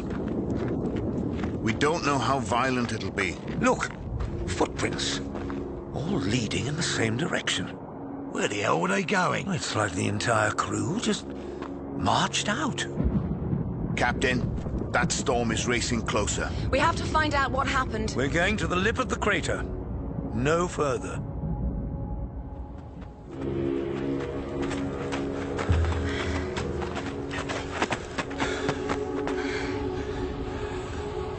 Oh my God.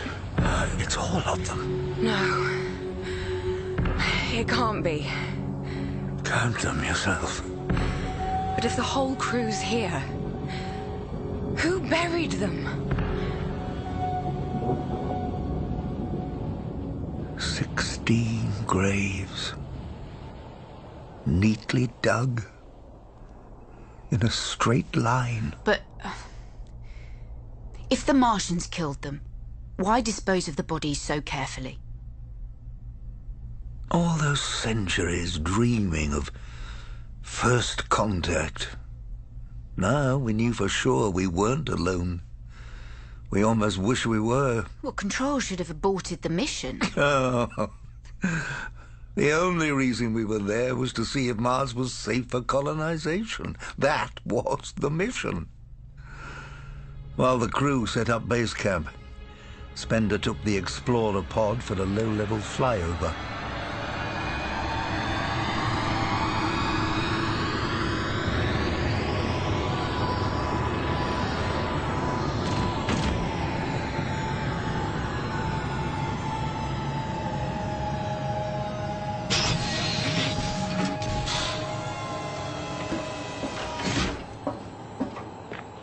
Well? There are cities, Martian cities, peppered all over the mountains. We didn't see anything when we landed. You have to be right on top of them. They're built into the hillsides. I saw these incredible halls, like stadiums, and wide streets beautifully laid out. Strange sculptures like statues or maybe machines. They're not savages, then? Far from it. It's more sophisticated than anything you'll see on Earth. But the strangest thing was I didn't see any living creatures. Not one. So the cities were in ruins? They were pristine, as if everyone had left yesterday. Were they hiding? It's possible, I don't know. It's a trap. Always thinking the worst, Parkhill. Basic military strategy. Or maybe they're not as basic as you. I tell you, those Martians are trying to lure us into a trap. We'll find out soon enough. 0800 will take a ground expedition to the nearest city. I'd like to volunteer, Captain. Very well. I'll get the weapons ready. We're trying to make peaceful contact. Yeah. As I always say, best to make contact from behind a loaded gun.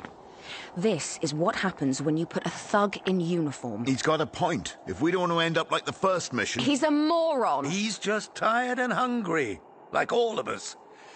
Come on, looks like food's nearly ready.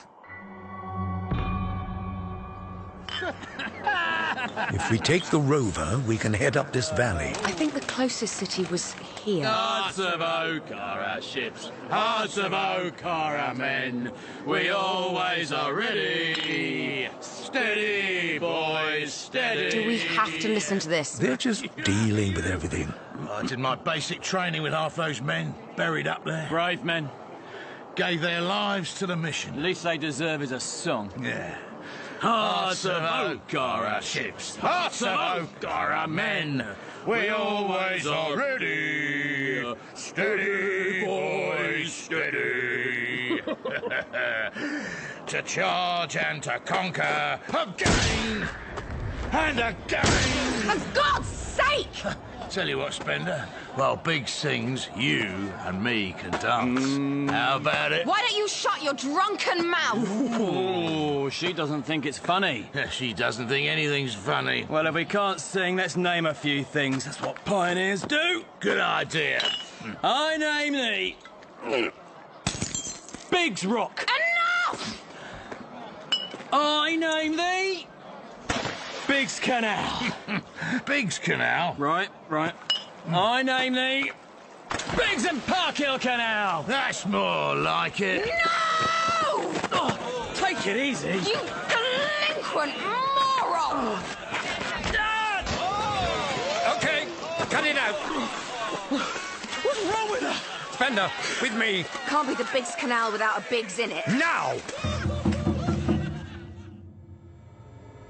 Suppose you explain what just happened. I was ashamed. They're just letting off steam. Ashamed of Biggs and Parkhill and us and the noise. You've been on the forces long enough to know how Marines do it. Where's their respect? Where's their sense of the right thing? You can't assault the ranks. It's the idea of them watching us make fools of ourselves.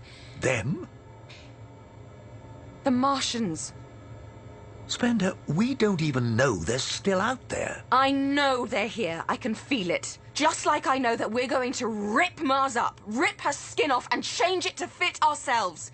And morons like Parkhill and Biggs will be leading the charge. We won't ruin Mars. You think not? I wouldn't have taken this command if I believed... Humans have a talent for ruining big, beautiful things, Captain.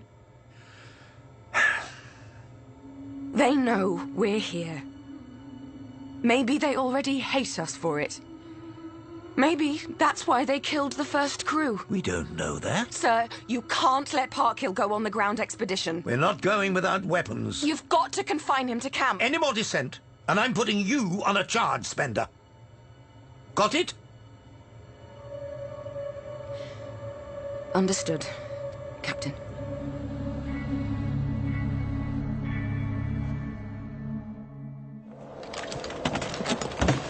All set? Weapons ready. I'm taking the full medical kit, just in case. Cameras are all loaded, sir.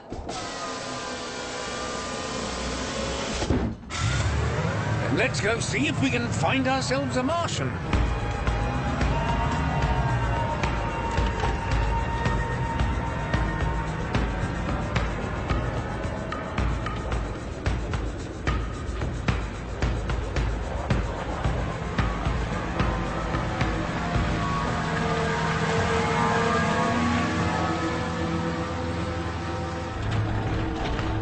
Hold tight back there. It's going to get a bit bumpy. You're looking a bit green, Parkhill. Doing fine. Definitely the worst for wear. Nothing I can't handle.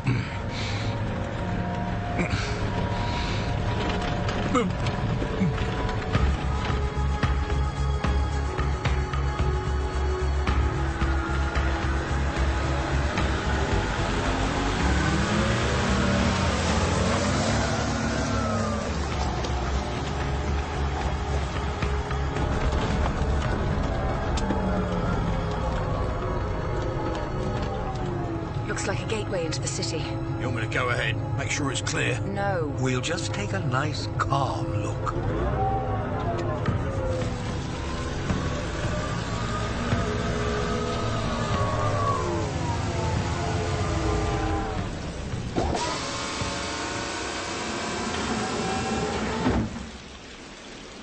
It's incredible. Look at the scale of the buildings. How many centuries do you think those fountains have been running? Hey, you Martians! Parkhill. Just trying to get some service. Let's leave the rover. Go on foot.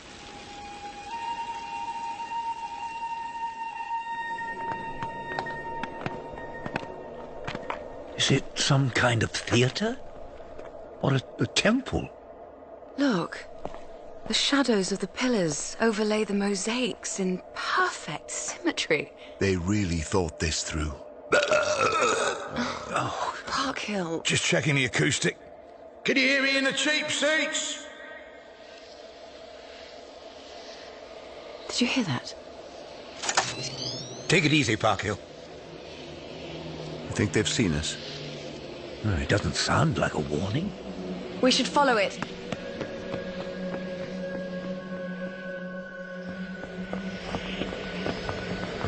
I think it's coming from there.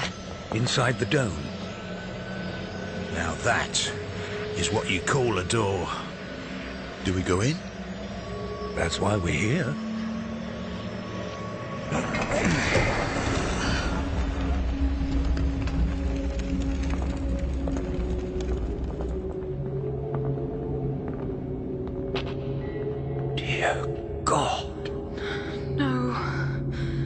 Give me a torch, someone.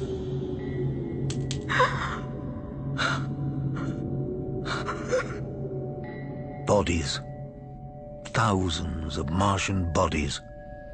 Like sticks wrapped in pieces of burnt newspaper.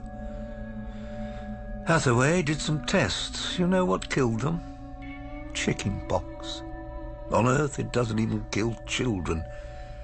But in the Martian metabolism, it burned them black. Dried them out to brittle flakes.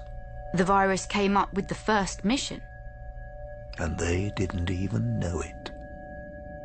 There's nothing anyone could have done, Spender. It's never our fault, is it?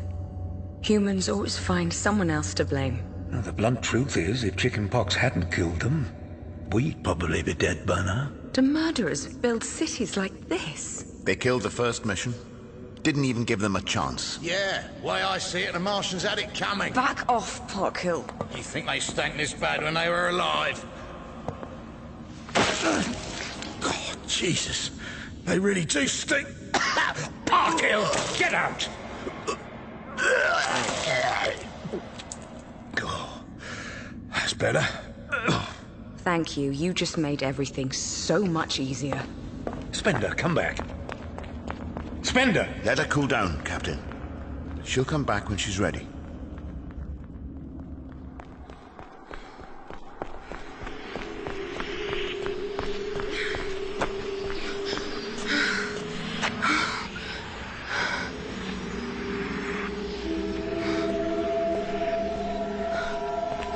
Where are you?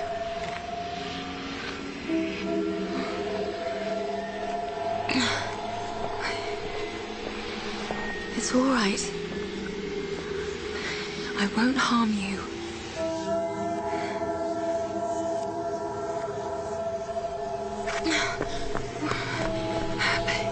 Please, trust me.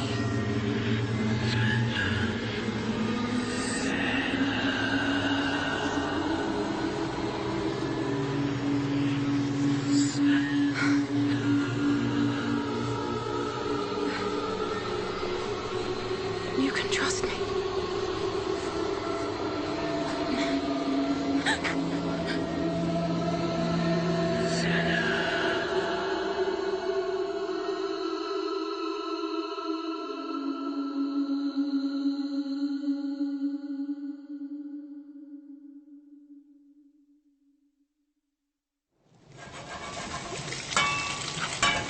Reckon these are done? Flip them one more time. Don't want anyone getting the squits on Mars. Well, it certainly smell good. Spender doesn't know what she's missing. Oh, we won't be seeing her again. She's got to come back sometime. 3 days out there on her own, no food, no weapons. She's probably face down in a canal by now. Well, don't look so sad. She was wound too tight for Mars. Should never have been allowed on the mission. Wrong again. Jesus! I'm the only one who should have been allowed up here. Captain's really pissed off at you, Spender. I'm beyond human concerns now. Hey, what now? Steady on there, Spender. Reckon the sun's got to you. I found one, alive, up in the city. He was sick, but he still had the strength to teach me. It's great, Spender. Really. He taught me how to read their books, interpret their art. Yeah? Yeah, why don't you put the gun down, tell us all about it. They were better than we'll ever be. They knew how to build a civilization without destroying the planet. Well, you know, if they were so smart, how come they're all dead? Because, Biggs, dumb people like you are allowed to live. What, wait, no. How would you feel if a Martian came to Earth and vomited stale beer on the cenotaph? Please. Spender.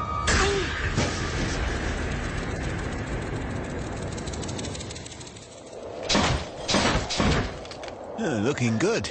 I've left a bit of movement. Let's do all the comms checks, then you can tighten everything off. What the hell's that? It's base camp. Quick!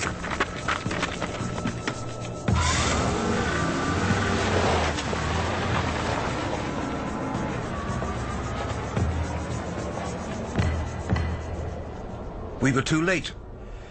She'd butchered them all, the whole crew. You sure it was Spender? Oh, who else could it have been? The Martians were all dead. So something had possessed her? She wasn't a geologist anymore, that's for sure. And we were next in her sights. We tracked her into the city. She knew we were after her, so she vanished into the narrow alleys. See anything? We're gonna have to flush her out. One street at a time. Damn her. Reposition.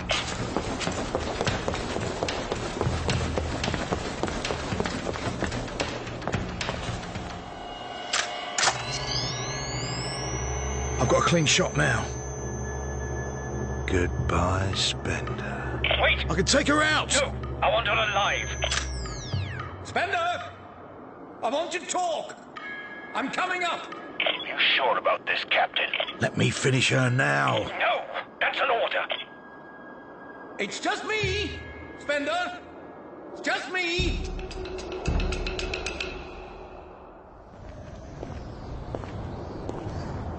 That's far enough. Spender, you can put the gun down. I'm unarmed. You, want to smoke? Martians don't smoke. How long do you think you can hold out? Long enough to kill you all. Why, Spender? Just tell me that. When I was a kid, my parents took me to Egypt. I'll always remember how my father acted, all loud and big. My mother hated the people because they were dirty. And you know what? I can see my parents coming to Mars and acting the same way here. Oh, come on, Spender. No one could see what's up here and not be moved. Parkhill wasn't. Colonizing Mars is the biggest step humans have ever taken. We have to believe it'll change us for the better. I saw the classified mission briefing. I don't know what you're talking about. We're too far from Earth for bullshit. We both know if the colonization goes ahead, they're going to build a nuclear waste dump on Mars. And then the mining companies will arrive to strip the planet bare. Isn't it enough they've ruined our world without ruining this one as well? No, I don't think a murderer is in any position to lecture on morals. I'm free of your Earth culture. And I have to protect what's left of this civilization. One woman can't protect a whole planet, Spender? If I'm lucky, I'll live another 60 years. Every expedition that lands will be met by me. One by one, I'll kill them off. Every last one of them. After a while, perhaps Earth people will give up trying. Spender, I'm begging you. No. But you can't win. I have to try. If you love all this so much, why cover it in blood? I found a book in one of the villas. Its pages were tissue thin, pure silver, hand-painted in black and gold. It was a book of Martian philosophy, thousands of years old. Can I see it? Stay with me here, Captain. That's the only way to stop this. We can study Martian civilization together, learn from their genius, honor their memory. I admire your principles. But? I'm afraid there's too much Earth blood in me. Then I'll have to kill you all. Spender, there's 3 of us. And I have something to fight for. And that makes me a better killer. Spender, I came as a friend. For pity's sake!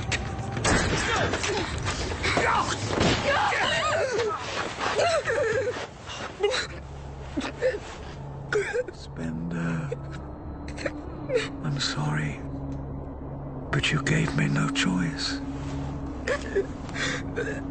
On your head. On your head.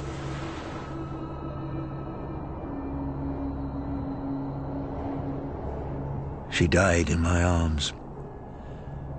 We put her in a sarcophagus in one of the temples. Placed the silver book next to her.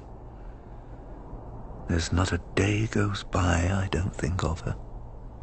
lying in that tomb. The thing that really haunts me is that Spender was right. The colonization turned into a stampede of the greedy. I tried to speak up, to get the Martian cities protected. That's when they booted me off on the Pluto survey. I thought that was your reward. Yeah, politics, pure and simple. They wanted the ground left clear for the money men. An army of Park Hills unleashed on Mars.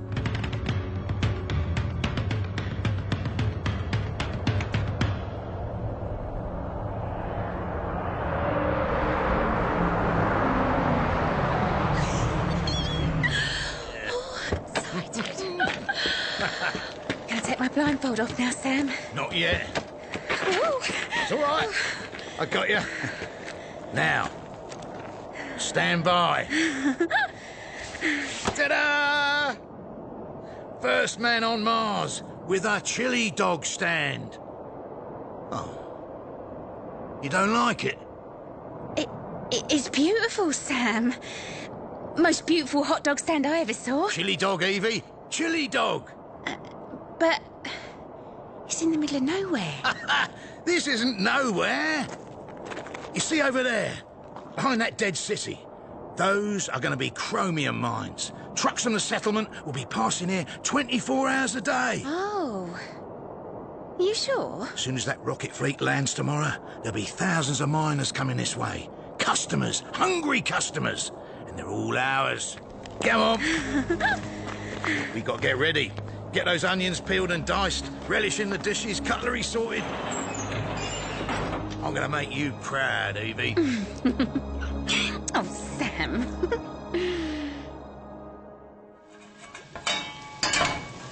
Send me you're hungry and you're starved. Something. How does that poem go? What do I want me poems? Anyway, send them to me, because the chili dogs are cooking. What was that? What was what?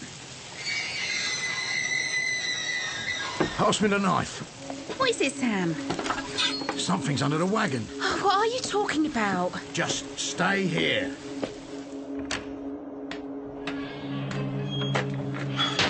Don't think you can mess with my chili dog stand.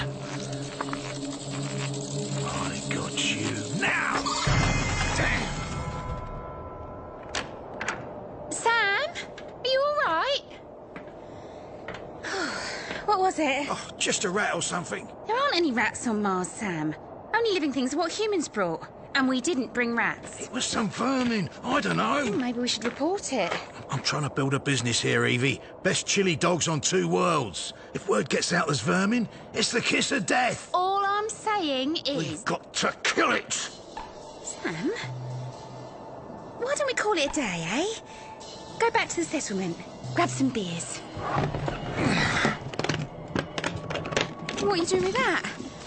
Sam, you know we're not allowed. You think I'd come out here without a gun? Grab a broom. Let's flush it out.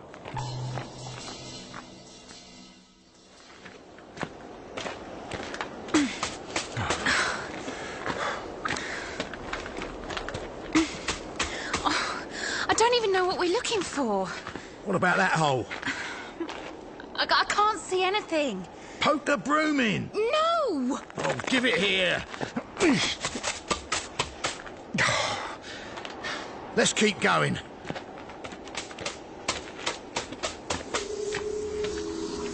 No. Not them. What is it, Sam? That sound! I can't hear anything. They're dead! Sam, you're frightening me. They're all dead! Dead. No! No! You're all dead. I'm getting you to a doctor. I can deal with this. Where are you going? To cook.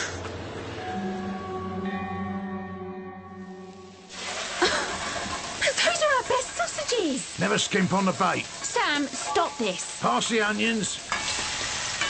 No creature in the universe can resist the smell of fried onions. Move the table over there. They need to see it from a distance.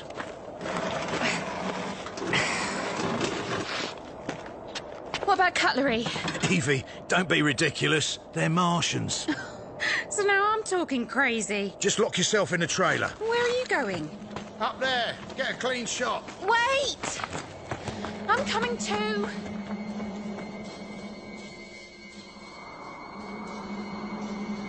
A few of them must have survived, up in the hills.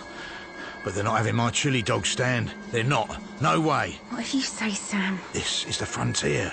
The old's got to give way to the new. That's the law of give and take.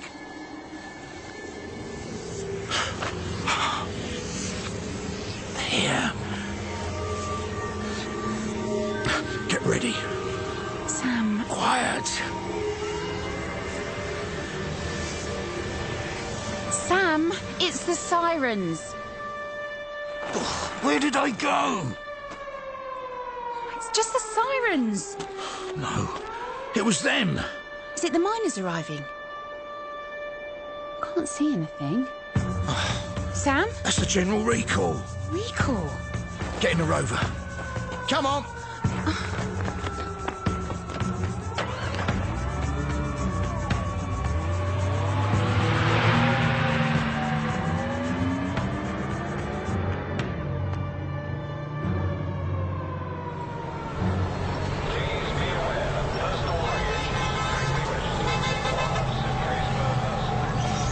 Leave the vehicle here.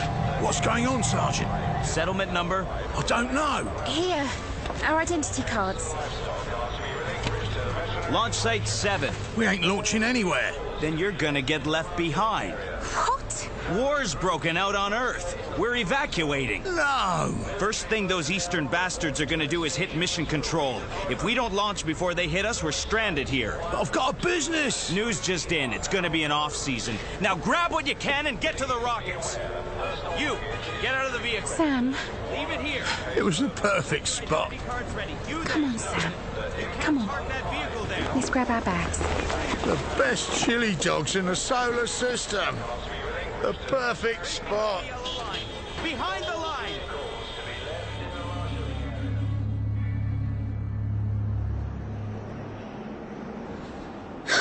Come on. We're never going to find fossils on top of a mountain. Talk to your father. It's his dig. For a start, there's no water up here. That's exactly what we're trying to prove, Marguerite. That once these mountains were the ocean floor.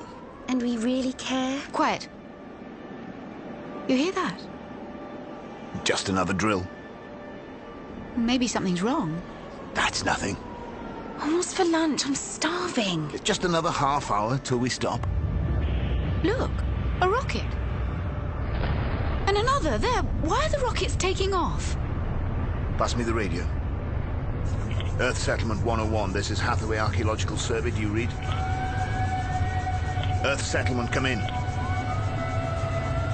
Alice, pack everything up. What's going on? Quickly.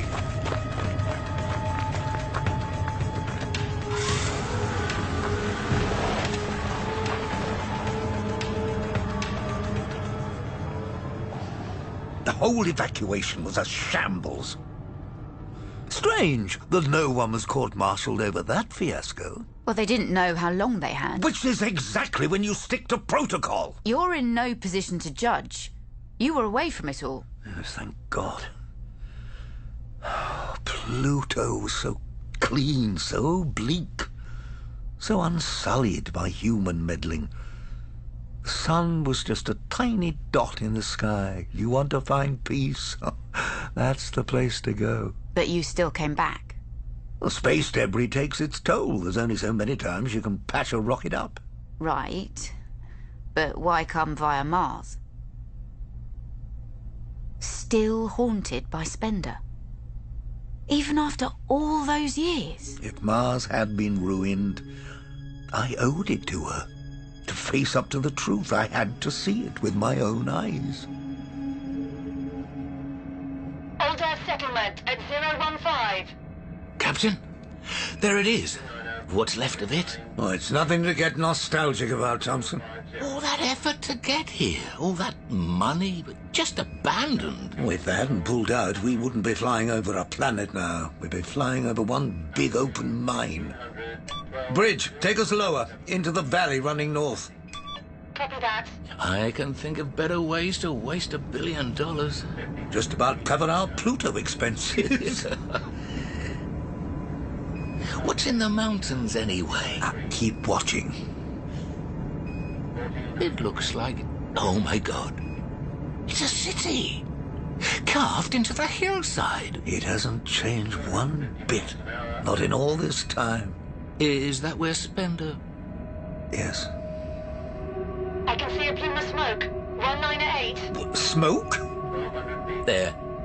Probably just a dust storm. Not that colour. Bridge, take us right over it. Copy that. Captain, look! There's someone down there. By the canal. See? It can't be. I think he's trying to signal us. 700 feet.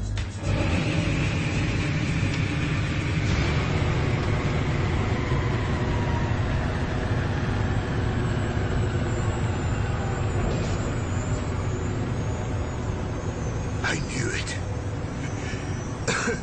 I knew you'd come back for us. I told my family, don't give up hope. One day they'll come back for us. One day. Captain Wilder? Who is it? Who's there? It's me, Hathaway. From your old crew. Hathaway?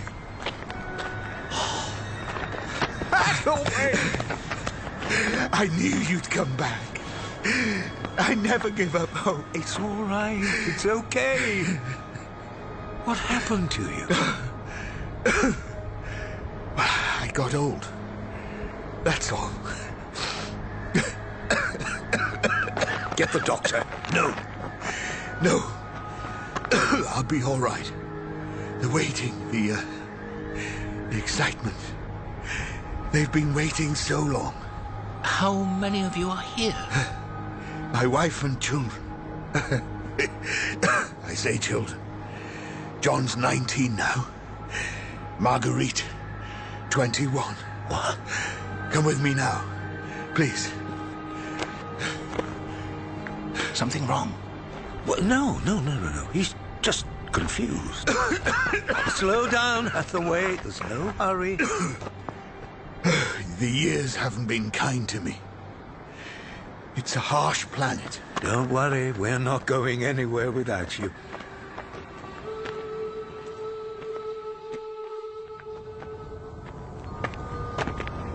You've really got the place fixed up nicely. I ransacked the old settlement. Amazing what they left behind. Dried food, electrical components, building supplies. And once I'd broken into the military containers, I could build anything. Maybe it was lucky you did get left behind. From what we could make out, the war on Earth just dragged on and on. Yes, they've got peace now, but not much else. No freedom, little food. Paradise. Trust me, when you've lived up here all alone for 13 years. Come inside.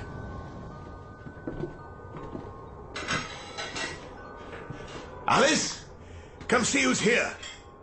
You remember Captain Wilder? You do remember? Of course. Captain Wilder. So nice to see you again.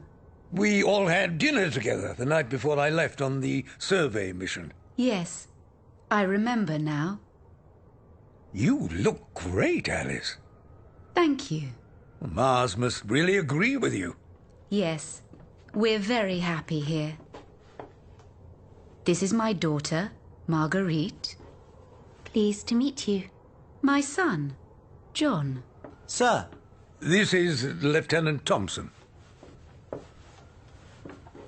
Is that gingerbread I can smell? Yes. We bake gingerbread on a Tuesday. Hot pot on Wednesday. Mushroom omelette on Thursday. I grow the mushrooms in the shed. Friday is baking day. Life on Mars? Always busy. You must be hungry. Have you come far? Pluto. That'd do it. How lovely. Look, I found a stash of wine in one of the warehouses. I kept it for a celebration.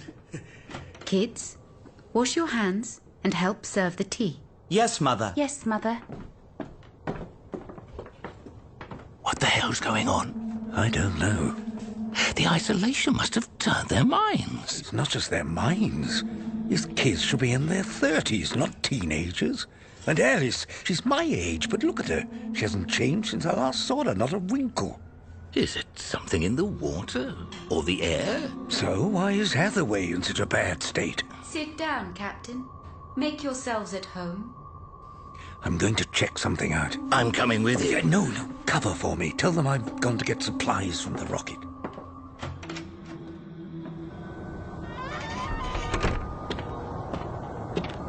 Wilder to bridge. Everything okay, Captain? Power up the geological scanners. Easier to send you a map. They scanned Mars decades ago. What I'm looking for isn't on any map. 3 small mounds next to each other. That covers just about every boulder on the planet. Now, these will be regular, in a line. Copy that. Give me a couple of minutes. Please, have some more. What about Alice and the kids? Oh, they ate before. So, you were saying about Pluto? Oh, it's got nothing for us. Nothing at all. The surface is one huge frozen nitrogen lake. Oh, I guess we won't be colonizing that anytime soon. Hathaway, I'd like to propose a toast.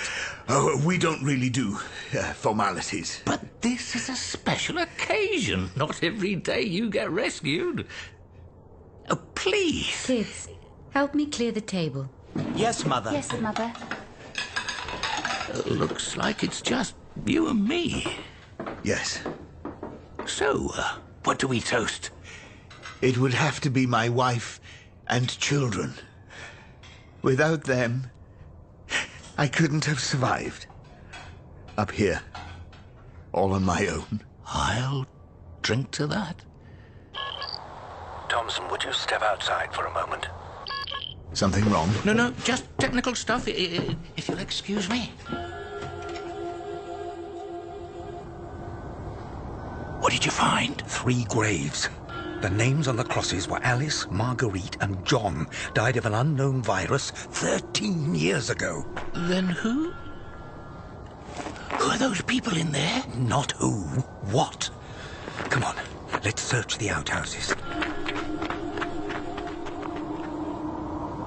Over here!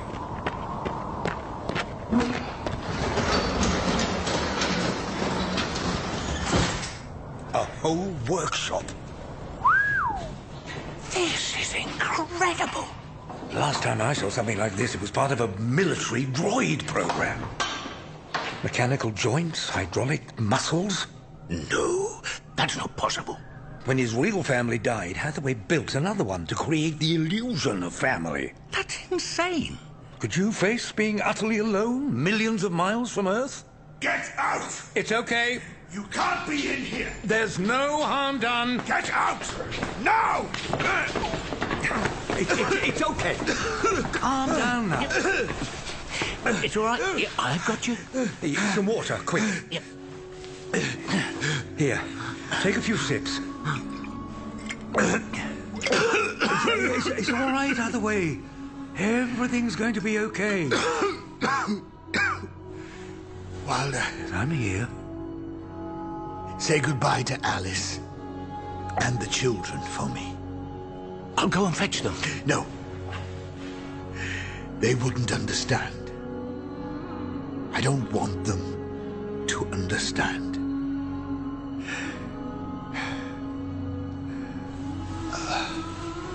Hathaway? Hathaway. What are we going to do about the others? Do we turn them off? I don't know. Well, we can't take them back with us. I suppose not. Here, take my gun.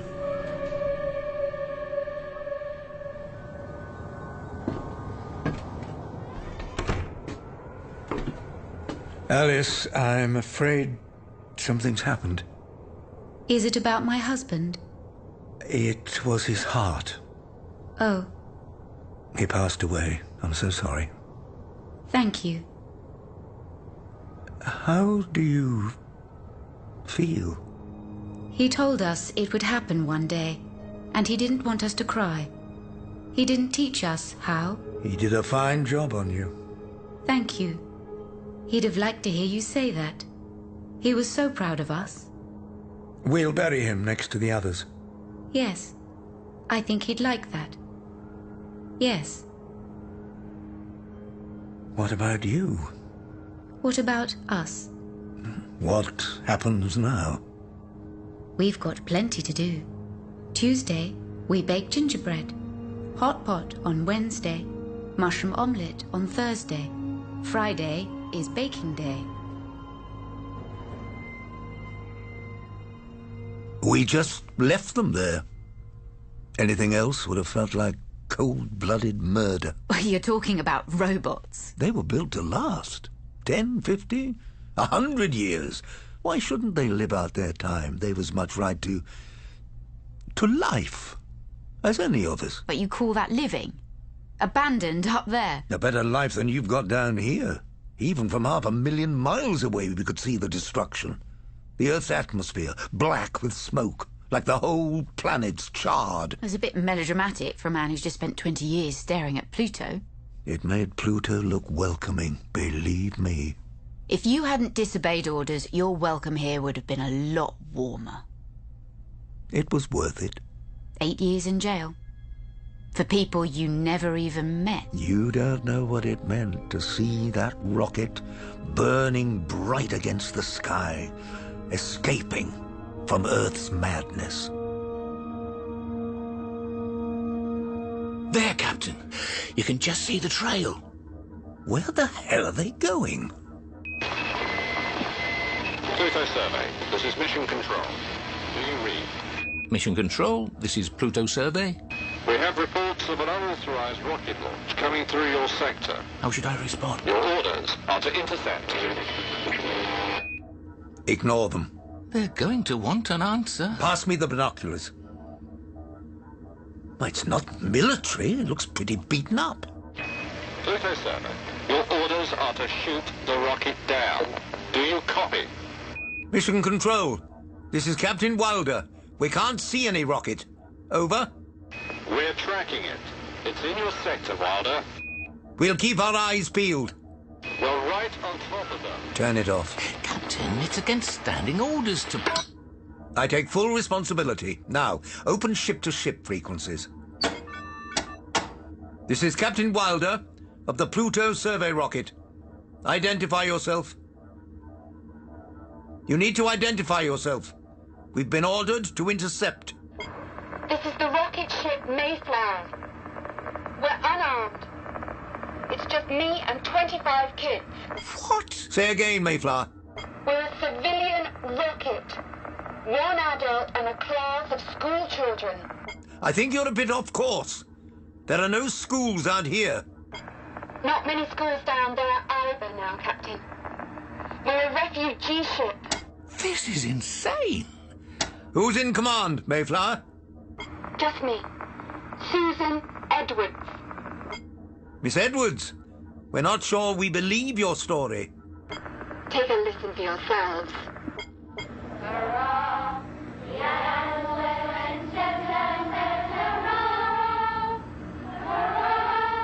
You couldn't make this up. What's your destination, Miss Edwards? We're hoping we'll be safe on Mars. You're not just going to let them go. I'm not going to shoot down a class of kids. They could be faking the whole thing. They could be, but I don't think so. You'll certainly find some peace and quiet up there. Thank you, Captain. It's the only chance they've got. They're still young enough to forget the horrors. Good luck, Miss Edwards. Good luck. Over and out. Big mistake, Captain. Not the first I've made. So how long do you think they'll last? Who knows? Growing up in the shadow of all that Martian culture, maybe it'll make them better than any of us can imagine.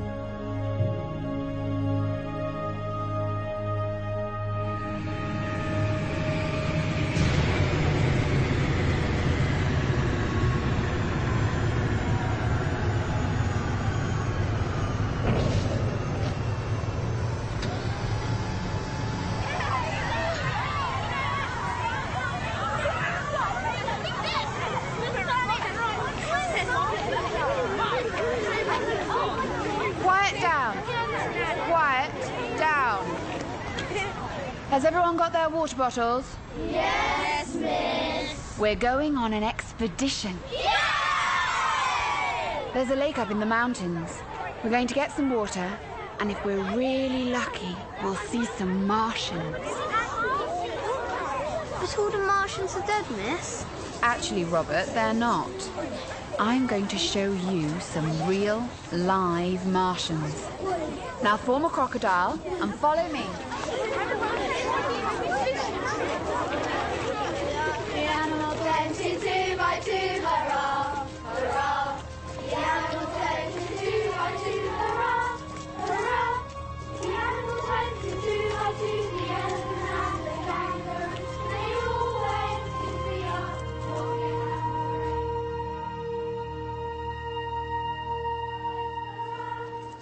hurrah. The animals went to 5 by 5 by 5. Okay. If we're very quiet, we'll see them. Everyone, get to the edge of the lake. Look into the water. Now, what do you see? My reflection? No, not anymore. What you can see is Martians. We are the Martians now. Well, if it's our planet, can we go and explore?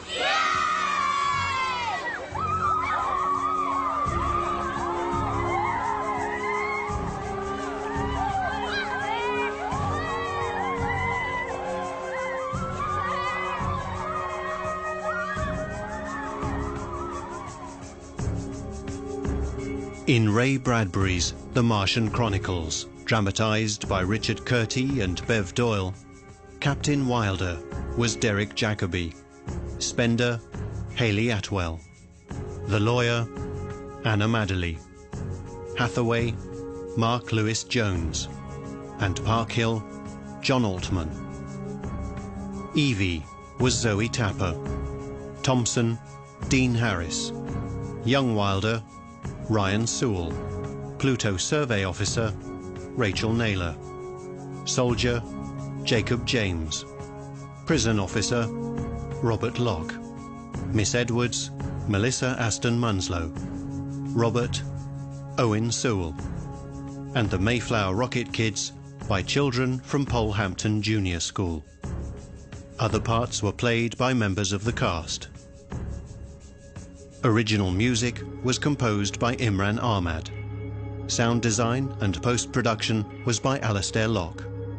The Martian Chronicles by Ray Bradbury was directed by Andrew Mark Sewell and was a B7 production for BBC Radio 4.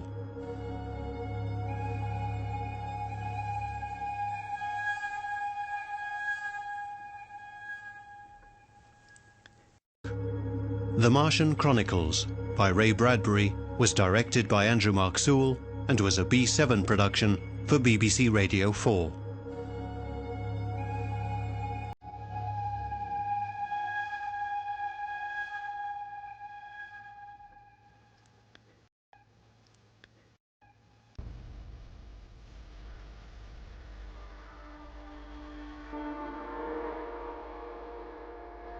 The Golden Apples of the Sun.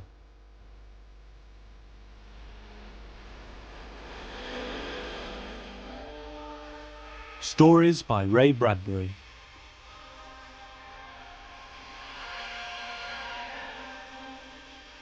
In tonight's programme, we have our first two stories from the pen of one of America's finest storytellers, Ray Bradbury. The dramatisations are by Lawrence Gilbert.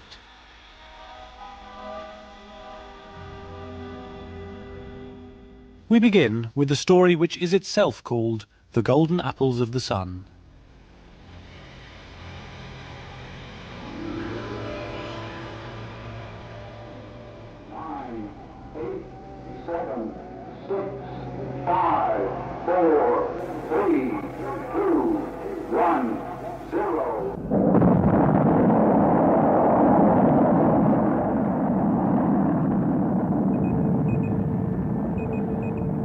They launched a rocket ship, officially named the Copa de Oro.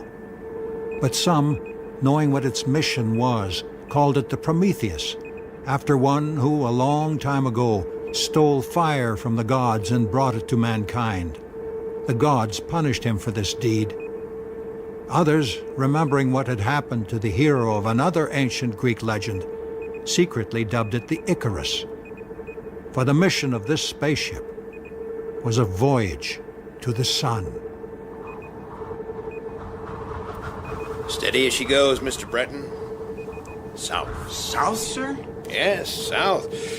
After all, when you travel on down toward the sun and everything goes yellow and warm and lazy, you're only going in one direction, south.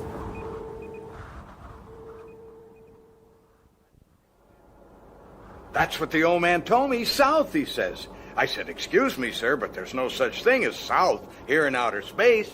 But he just kept murmuring to himself, more like, south, south. Sun's got to him. Dreaming of some faraway land where he once spent a holiday, I guess. Yeah, somewhere I wouldn't mind being right now. Look out there. The sun. It'll be filling the whole view soon. Lucky these ports are tinted. And it's one of those beers, Breton. Just the thought of it makes me thirsty. Anyone seen my drinking too? Is this it? Oh, thanks. It'll be more than the thought of it makes us that soon. Well, don't worry, Breton. They stowed away 2,000 lemonades and 1,000 cans of this stuff. Who was it wrote of the golden apples of the sun? Yeats. Bravo! And fear no more the heat of the sun? Eh, Breton? Shakespeare. I should know that one. I've thought about it often enough. What about a cup of gold? No? John Steinbeck. The crock of gold? That's an old one. Yeah, but who said it of the sun? James Stephens. Yeah, and what about the pot of gold at the rainbow's end? There's a name for our trajectory. Hey, Breton? Rainbow. Rainbow. I could have done with another of those. Right. Some of us have work to do. Outside temperature. 500 degrees Celsius. 1,000 degrees Fahrenheit. Look at you now. I could almost reach out and touch you. And so we shall. In fact, we'll be stealing just a tiny bit of you before this trip's over. Through corridors of ice and frost, ammoniated winter and storming snowflakes blew. Any small fire breath from the vast, blazing hearth outside that might seep through the hull of this ship would find winter. Winter slumbering inside here like all the coldest hours of February. And inside this ship of cruising winter, the men were individually shielded from temperatures hundreds of degrees below zero by their all-protective suits of warmth and oxygen. Outside temperature. 1,040 degrees Celsius. 2,000 degrees Fahrenheit. Falling like a snowflake into the lap of June. More like sweltering August. 1,060 degrees Celsius. 3,000 degrees Fahrenheit. The ship's refrigerants pumped away at 10,000 miles per hour inside frosty boa constrictor coils. 2,080 degrees Celsius. 4,000 degrees Fahrenheit. High summer, yes. July, August. 2,600 degrees, Captain. 5,000 Fahrenheit. Gentlemen, we are touching the sun. Oh, my 3,640 degrees Celsius, 7,000 degrees Fahrenheit. What time is it? The sun burned the minutes, the seconds. It burned all time and eternity away. For now there was only the sun and the sun and the sun. It was every horizon, it was every direction. It burned away the dark world behind the eyelids, the retina, the hidden brain. And it burned away sleep, and the sweet memories of sleep and cool nightfall. Captain! Oh my God, jeez! Mr. Breton! Breton, the first mate, fell flat to the winter deck. His protective suit whistled, where burst open. His warmness, his oxygen, and his life bloomed out in a frosted steam. Quick! Inside Breton's plastic face mask, milk crystals had already gathered in blind patterns. A structural defect in his suit, Captain. He's dead. Frozen. A man afraid of fire is killed by the frost. No, leave him there for now. There's no time. Outside temperature. 5,720 degrees Celsius, 11,000 degrees Fahrenheit.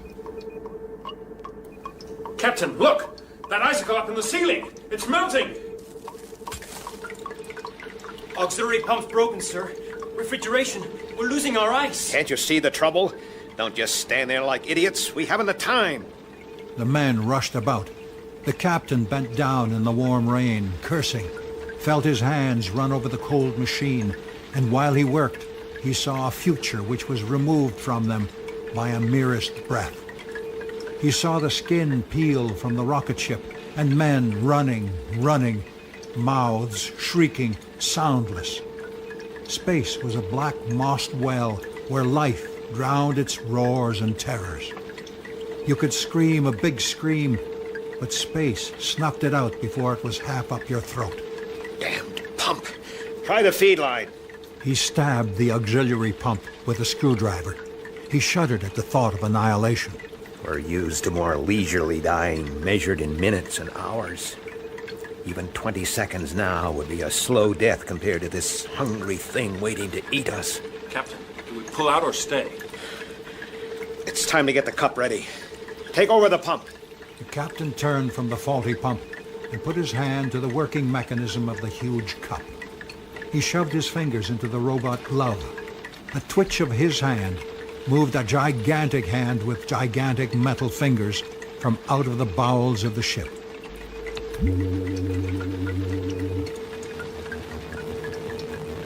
Cup activates on the sun's surface in 4 seconds. I think this is where we came in, murmured the captain to himself. For 1,000,000 years ago, he thought, one of our naked ancestors on a lonely northern trail saw lightning strike a tree, and while the rest of his clan fled in terror, he plucked out a bit of fire and, shielding it from the rain, took it to his cave and gave his people summer. Ready to commence activation, Captain. And so here we are again, today, on another trail to capture more fire. This time a different fire that might burn forever. Down there, Captain. It's incredible. Yes. It makes the hydrogen bomb look like a firecracker. Why, there must be 1,000,000 hydrogen bombs going off there all the time. Only the sun knows what we want to know. Only it has the secret. Besides, it's fun, isn't it? Fun, sir? Yes, fun. That's the real reason we're doing this. It's a little insect man hoping to sting the lion and get away from its jaws. We did it! That's what we want to be able to say. We got away with it! And here's our cup of energy and eternal fire that may well power our cities for 1,000 years. Our beggar's cup. Activating. The cup dipped into the sun. It scooped up a bit of the flesh of God, the blood of the universe. Slowly does it. What'll happen when we pull it inside? That extra heat now, Captain? God knows. Auxiliary pump all repaired, sir. Start it.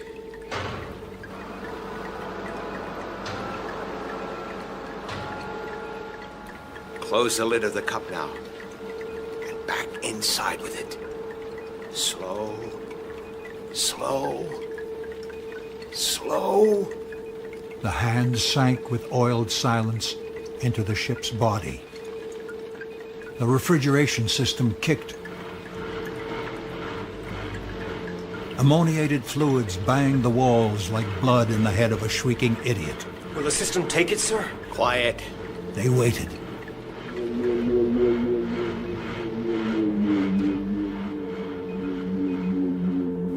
Ceiling's freezing up again. Let's get out of here.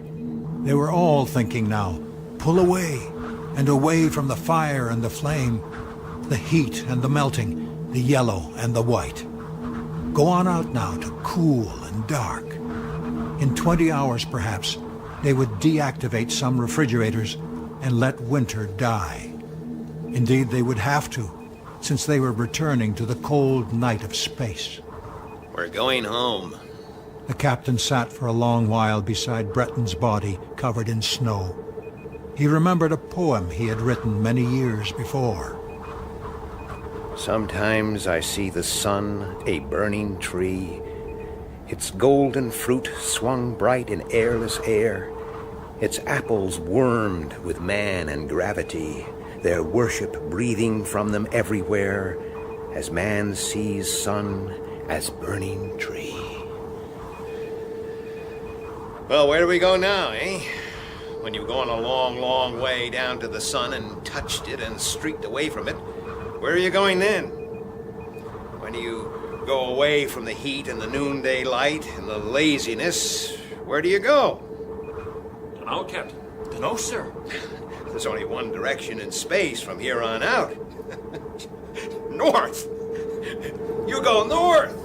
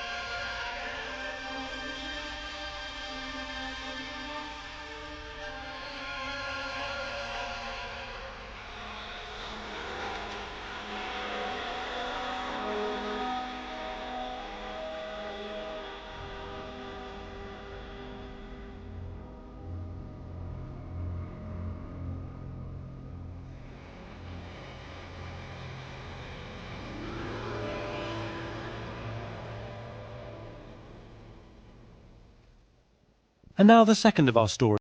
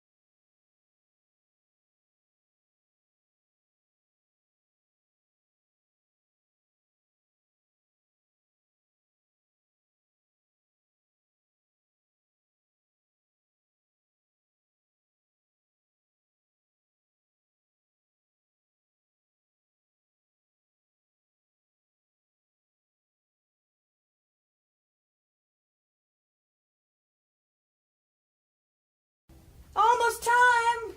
Yep, coming! Here I am. Look at you, so neat, clean. You look pretty good yourselves. You can't You can't really believe in us, Willie. Oh, Mother. I can't help it. People are beginning to talk. I've been here 3 years. But when people begin to talk, I know it's time to buy a railway ticket. It's all so strange. I don't understand. So sudden. We'll miss you, Willie. I'll write you every Christmas, so help me. Well, it's been a great pleasure having you here, son. It's a shame it had to stop. It's a shame you had to tell us about yourself. Anna and I are sorry you can't stay on. You're the nicest folks I ever had. Oh, Willie. Willie. It's not easy to go. You get used to things. You want to stay. But it doesn't work. I tried to stay on once after people began to suspect. You know what people said? How horrible, him playing with our innocent children, after all these years and us not guessing. Awful. And finally I had to skip town during the night. It's not easy. You know darned well how much I love you both. Thanks for 3 swell years.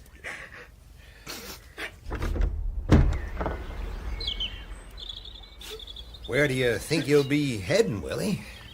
I don't know, I just start traveling. When I see a town that looks green and nice, I settle in. Will he ever come back? Yep. In about 20 years, my real age should begin to show in my face.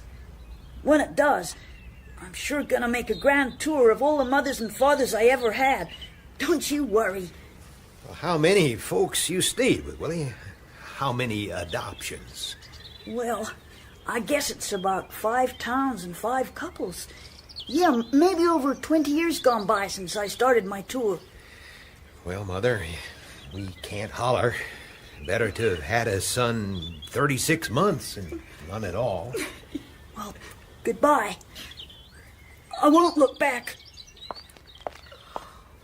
Look how small he is. 4 foot nothing. Will it be all right? Will it be safe? You forget. He's been doing this trip for years. Easy enough to forget. When he was young.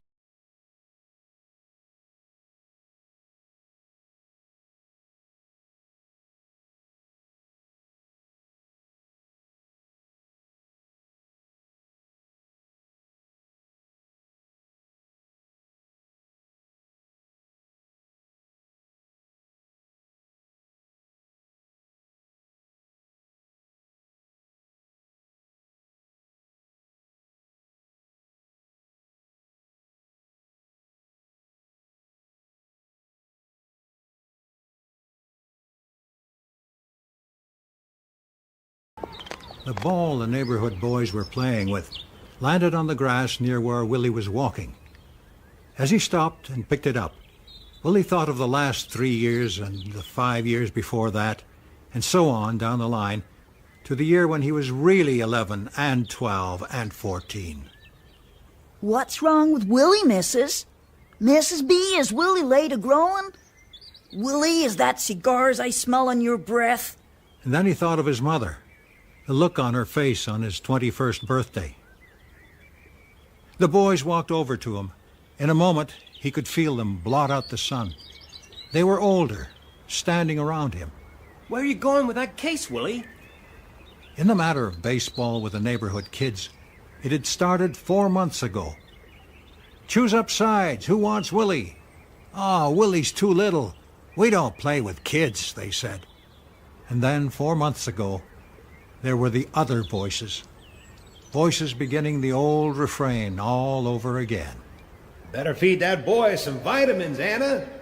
And then Willie knew, with weariness, that roots would have to be pulled up again after so many good years. Willie, where are you going? Just off for a few days to visit a cousin of mine. Oh. How's about a quick game, you guys? The boys looked doubtful, but they nodded. Willie dropped his suitcase and ran out to play. The ball went here and there. They rushed back and forth, life coming and going in a pattern. Here, there. Mr. and Mrs. Robert Hanlon, Creek Bend, Wisconsin. Henry and Alice Bolts, Limeville, Iowa. The Smiths, the Eatons, the Robinsons. Husband and wife. Husband and wife. Husband and wife. No children. No children. A knock on this door, a knock on that. My name's William. Well, son, you look like you've been traveling. You run off from somewhere? Nope. Oh, boy, you an orphan? Then, as usual, he was offered the sandwich, the glass of milk. Yeah, we always wanted kids, Martha and me. Never worked out. Never knew why. Just one of those things. Well, it's getting late, son. Don't you think you better hit for home? Got no home. What, little kid like you? Your mother will be worried. Got no home and no folks anywhere in the world. I wonder, could I sleep here tonight? Well now, son, I just don't know. We never considered taking in anybody like you before, you see. How does it feel, Willie? Asked one of his adoptive parents once, on the last night he stayed with them. How does it feel to be young forever? To look like a silver coin new from the mint? Are you happy? Do you feel like other children inside? After my real folks died, after I found I couldn't get man's work anywhere, I tried carnivals, but they only laughed. Son, they said, you're not a midget. And even if you are, you look like a boy. We want midgets with midgets' faces. Sorry, son, sorry. So I left home, wondering, what was I? A boy? I looked like a boy, sounded like a boy. So I might as well go on being a boy. No use fighting it. No use screaming. And then one day, I was in this restaurant, and I saw a man looking at another man's pictures of his children. Sure wish I had kids, he kept saying. He kept on saying that. And there was me, sitting a few seats away with a hamburger in my hand. I sat there, frozen. From then on, I knew what my job would be for the rest of my life. There was work for me after all, making lonely people happy. But Willie, didn't you ever get lonely? Didn't you ever want things that grown-ups wanted? I fought that out alone. I'm a boy, I told myself. I'll have to live in a boy's world, read boys' books, play boys' games, cut myself off from everything else. I got to be one thing only. I can't be both. It wasn't easy. And you never told the family you were living with at the time? No. Telling them would have spoiled everything.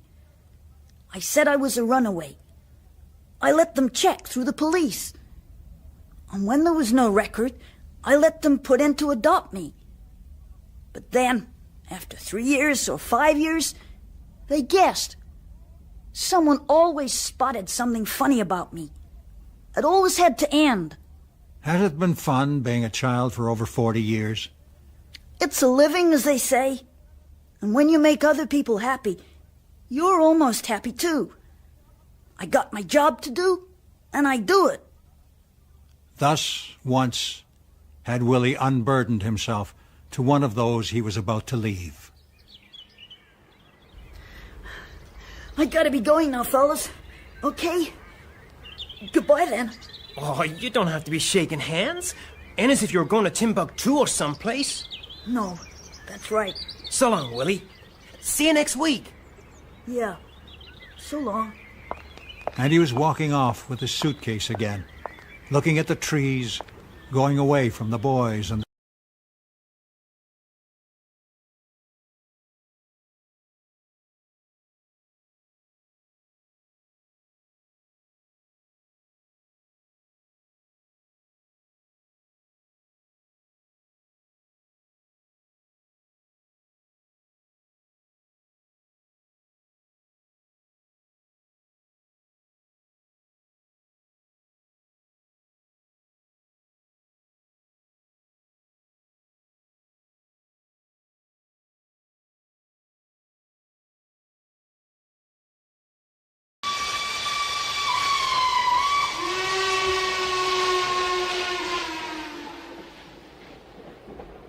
The next morning, Willie woke up on the train to see it pulling into a little town just arising from sleep.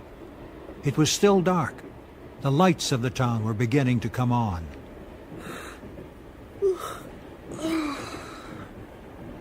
Porter, what town's this? Valleyville. How many people? Maybe 10,000. Why? This your stop? It looks green. Nice and quiet. Son, you know where you're going? I'm getting off here. I hope you know what you're doing, boy. Yes, sir. I know what I'm doing.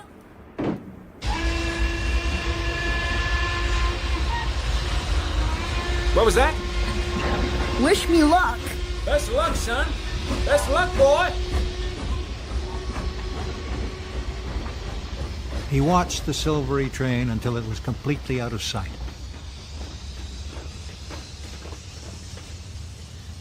He stood quietly, a small boy, 12 years old, on the worn wooden platform, and only after 3 entire minutes did he turn at last to face the empty streets below.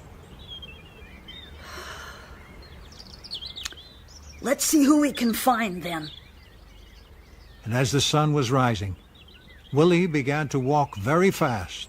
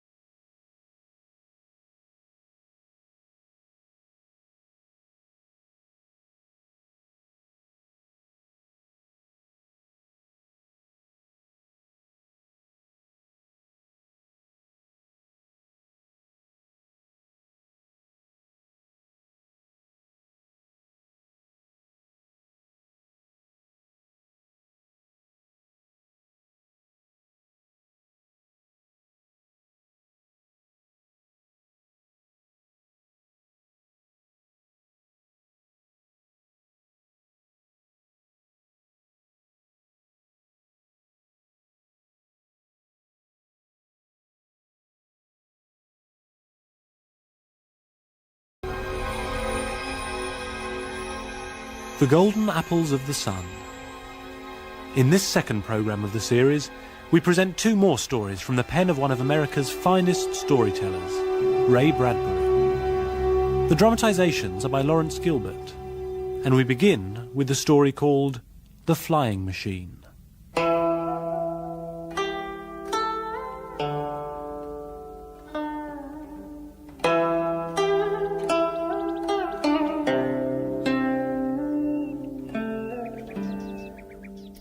In the year 400 AD, the Emperor Huan held his throne by the Great Wall of China. The land was green after the recent rains. It would soon be ready for a bountiful harvest. The land was at peace. The people in the emperor's dominion were neither too happy nor too sad. It was an empire in perfect balance. Early on the morning of the first day of the first week of the second month of the new year, the Emperor Huan was sipping tea and fanning himself against a warm breeze. Sire! Sire! A miracle! Ah, yes, indeed. The air is sweet this morning. With the greatest respect, O Emperor, I mean, a real miracle! The tea tastes good in my mouth. Surely that is a miracle? No, Excellency. Well, let me guess, then. The sun has risen and a new day is upon us. The sea is blue. Surely that is the finest of all miracles. Sire, a man is flying. What? I saw him in the air. A man flying with wings. I heard a voice call out of the sky. And when I looked up, there it was. A dragon in the heavens with a man in its mouth. A green and gold dragon, like the sun and the grass, made of paper and bamboo. It is early, and you've just awakened from a dream. Oh, Excellency, I have seen what I have seen. If you were to come with me, you'd see it too. Sit down and drink some tea. It must be a strange thing to see a man fly. You must have time to think about it, and I must have time to prepare myself to see it. They drank tea for a while, but the Emperor's trusted servant became impatient. Please, sire, or he'll be gone. Now you may take me to where you saw this miracle.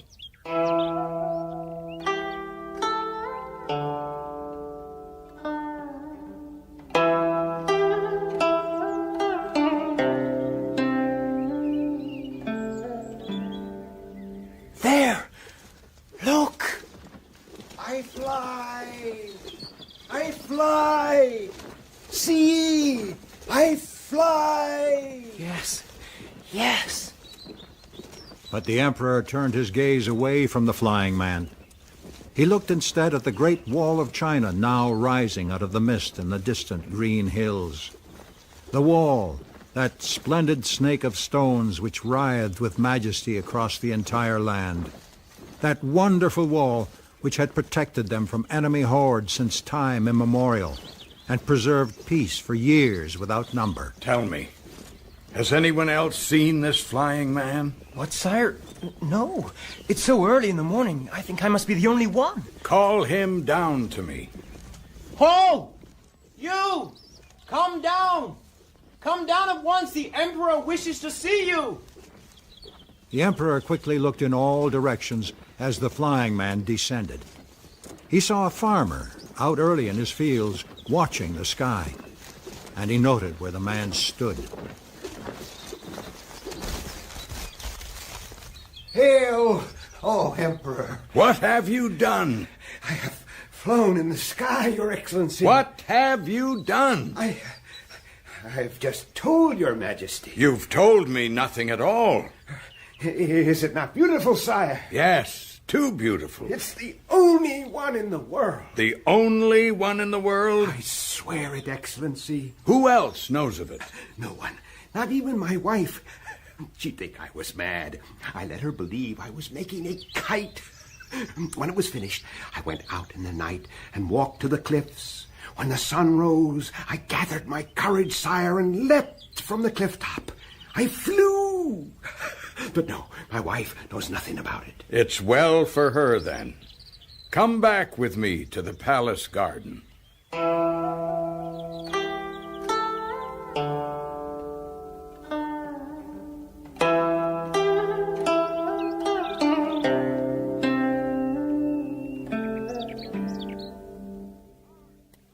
Ho! Guards! Hold this man!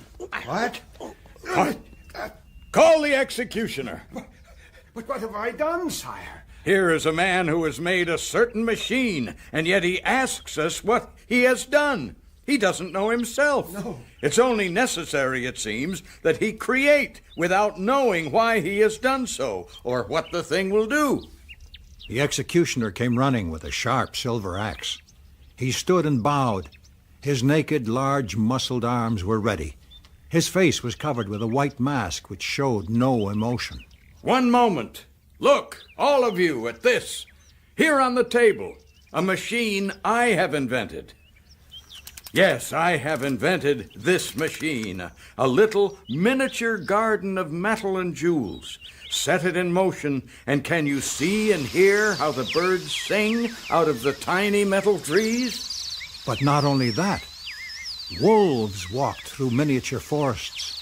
Tiny people ran in and out of sun and shadow, fanning themselves with miniature fans, listening to the emerald birds, and basking by impossibly small tinkling fountains. Isn't it beautiful? I could tell you what I had done. I made the birds sing. I made the forests murmur. I set people to walking in this woodland, enjoying the sun and shadows and fountains. That's what I've done. But, oh, Emperor, I've done a similar thing. I've found beauty myself.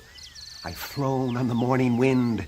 I've looked down on all the sleeping houses and gardens. I've smelled the sea and even seen it beyond the hills.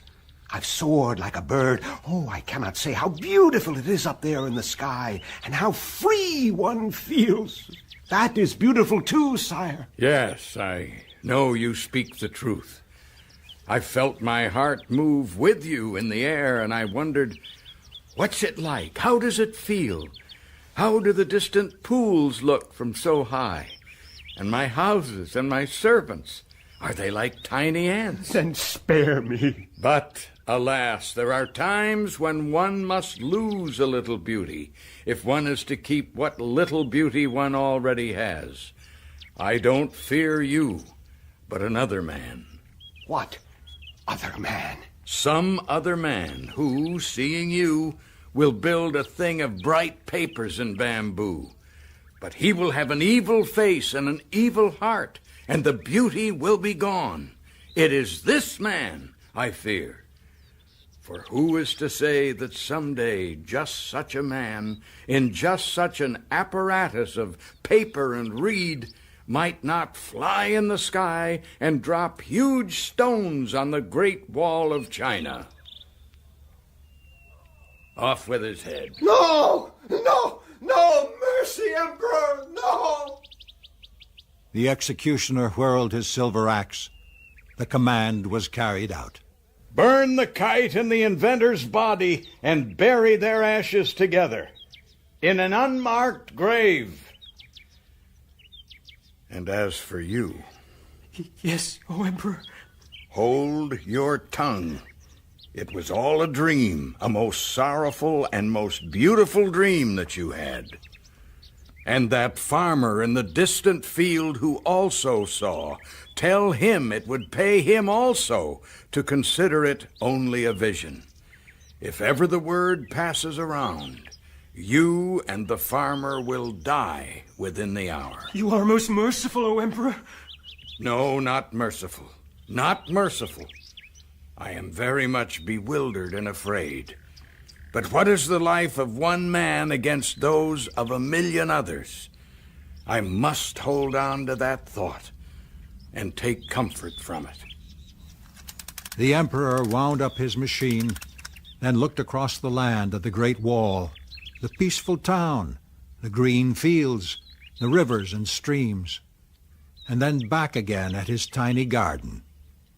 It whirred its hidden and delicate machinery and set itself in motion. Tiny people walked in forests, and among the tiny trees flew little bits of high song and bright blue and yellow color, flying, flying, flying in that small metal sky. Ah, look at the birds. Look at the birds.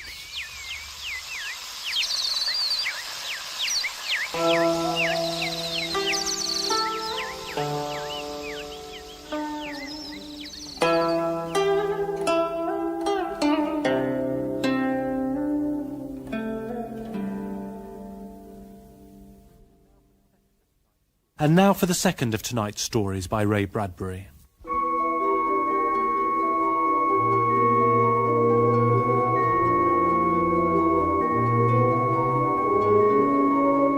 This one's called The Fruit at the Bottom of the Bowl.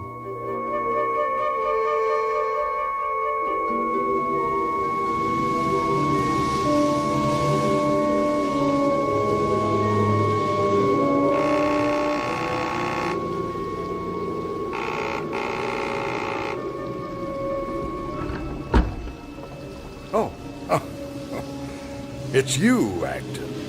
Where's my fiancée, Huxley? You honestly think I'd tell you? Don't stand out there like a fool if you want to talk business. Come in. Go on through there, that door, into the library. Drink? I need one. I can't believe Lily's gone. That she left me of her own free... I've got a bottle of Burgundy, Acton. Mind fetching it from the cabinet? That's the spirit. I'll have one, too. Thank you. I've some interesting first editions here, Acton. Feel this binding. Quality, this is. Feel it. I didn't come here to see books. Real leather. Beautiful, isn't it? Plenty of time to talk things over. Come into the dining room. I want to show you my Gregorian cutlery. Knock-down bargain. I haven't time. I've got to see Lily. Won't take long. It's genuine silver. What do you think, eh? Magnificent set, isn't it? Now let's go and relax in the living room. All right, Huxley. I'm tired of fencing with you. Where is Lily now? Where is she? Well, I guess that's for you to find out, old man. It's for you to tell me. Where is she? Where is she? Stop playing the idiot.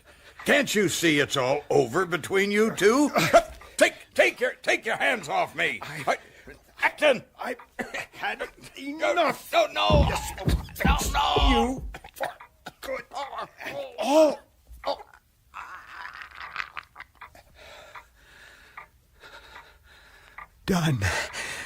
Done with you. With these fingers. Ordinary fingers. Used all the time.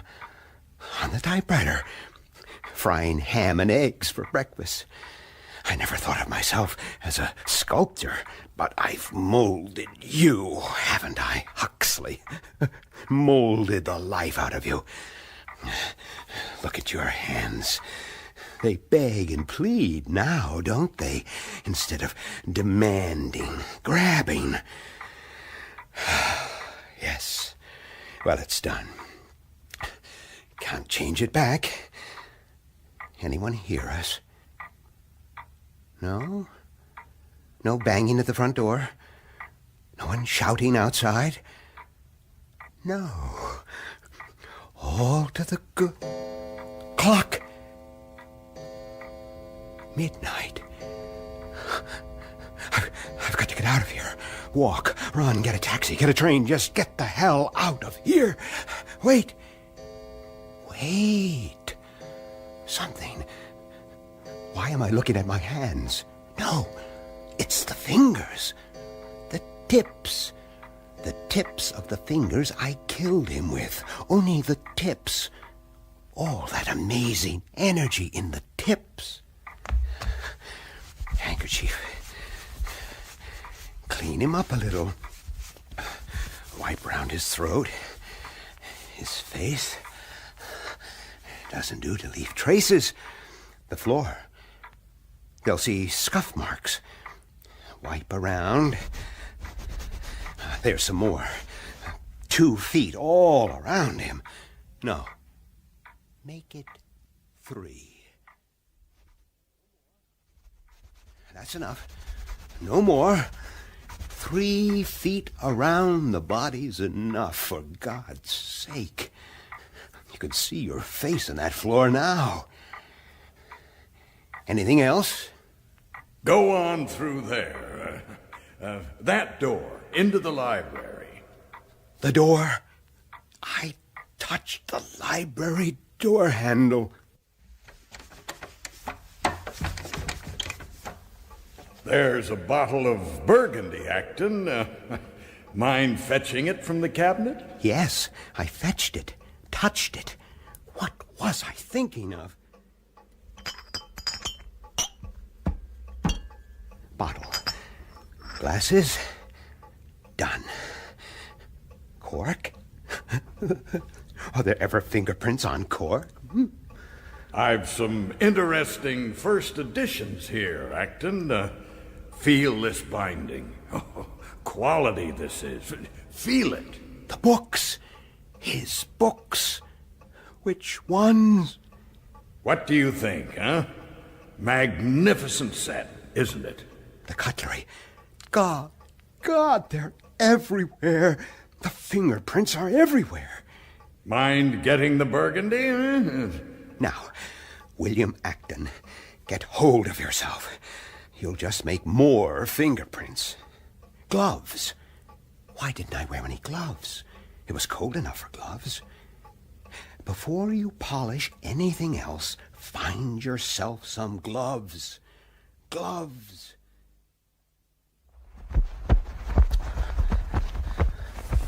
None in his overcoat. Why doesn't he have any in his overcoat? Bedrooms.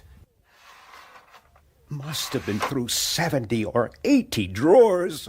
6 bedrooms all over the house.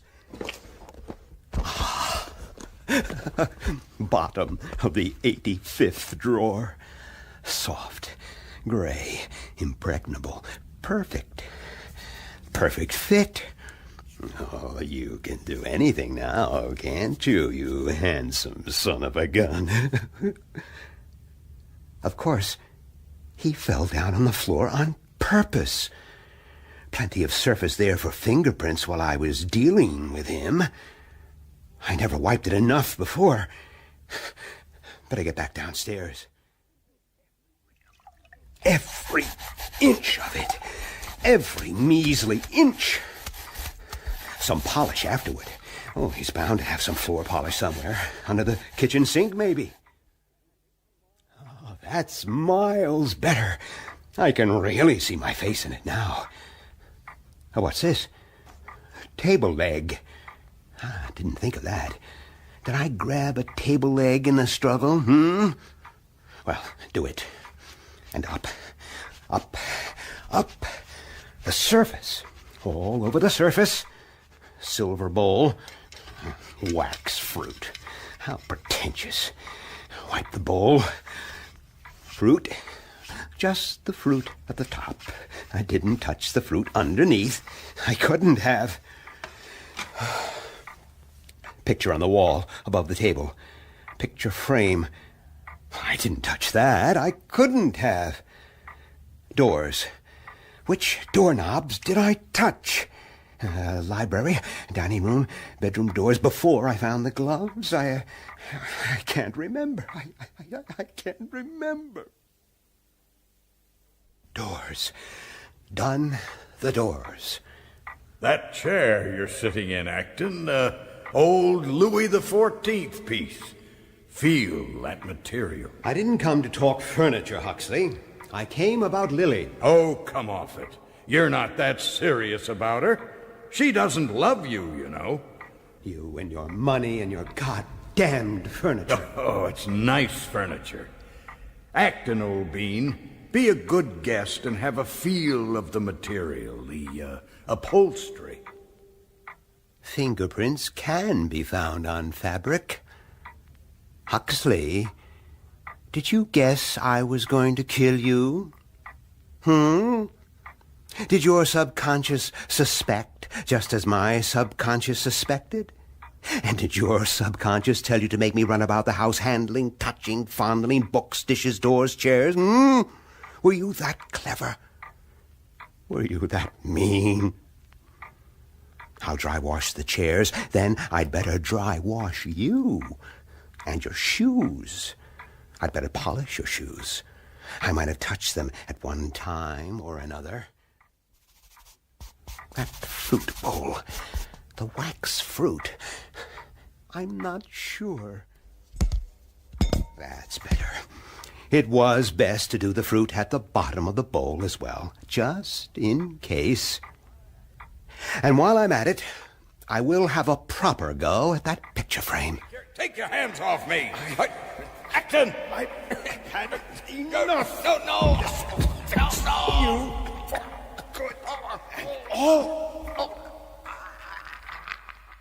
The wall. Oh, it's silly. But we did struggle all over the place. Might have touched anything. Ridiculous, ridiculous. But you don't know, do you?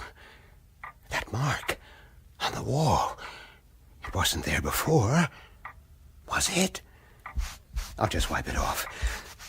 Best do the whole wall while I'm at it. Yes, we did struggle all round. My hand might have reached out and touched. Yes, all 4 walls. This one first. Must be methodical about this. How many rooms was I in? Before I got the gloves. Let me see.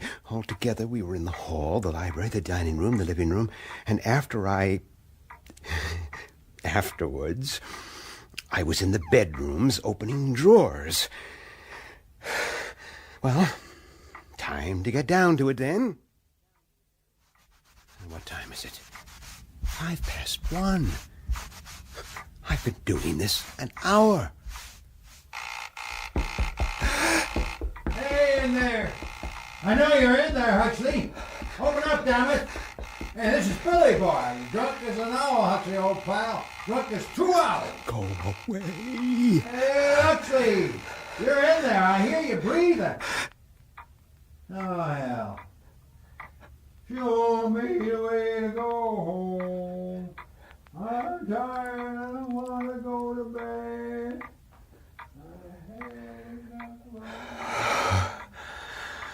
It's ridiculous to go on with this wall. It's flawless. I know. His desk. He'll keep a magnifying glass in his desk. That's it. Now, let's have a closer examination of this wall. Oh, fingerprints. Hundreds of them. But they aren't mine. They can't be mine. I didn't put them there. These walls are done. Finished. I'll do the bowl and the waxed fruit. I don't remember if I did them or not. There.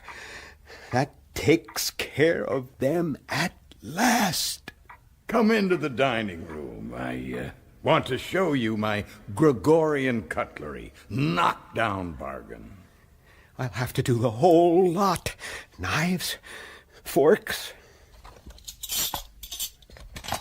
Acton, I want you to see some lovely ceramic dishes. Here's a beautiful piece. Pick it up. Turn it over. Handle it. Go ahead. I don't mind. Handle it. Go ahead. Pick it up. Oh, my God. I can't leave those pieces lying around. Fool. A lovely bit of ceramics, Acton. Go ahead. Handle it.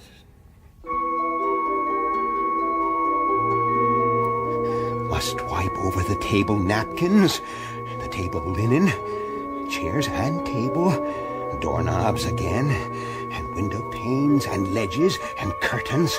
Now, I'd better do over the kitchen, then go back and check over the body again.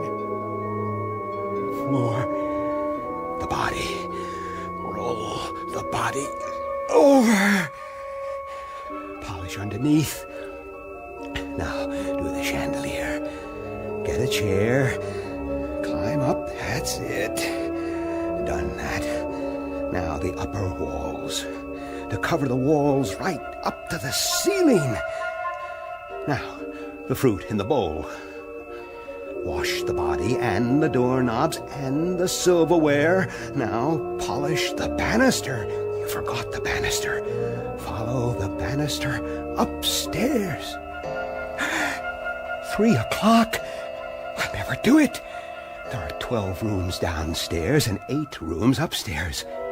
I must figure out the space involved and the time I have to do it in.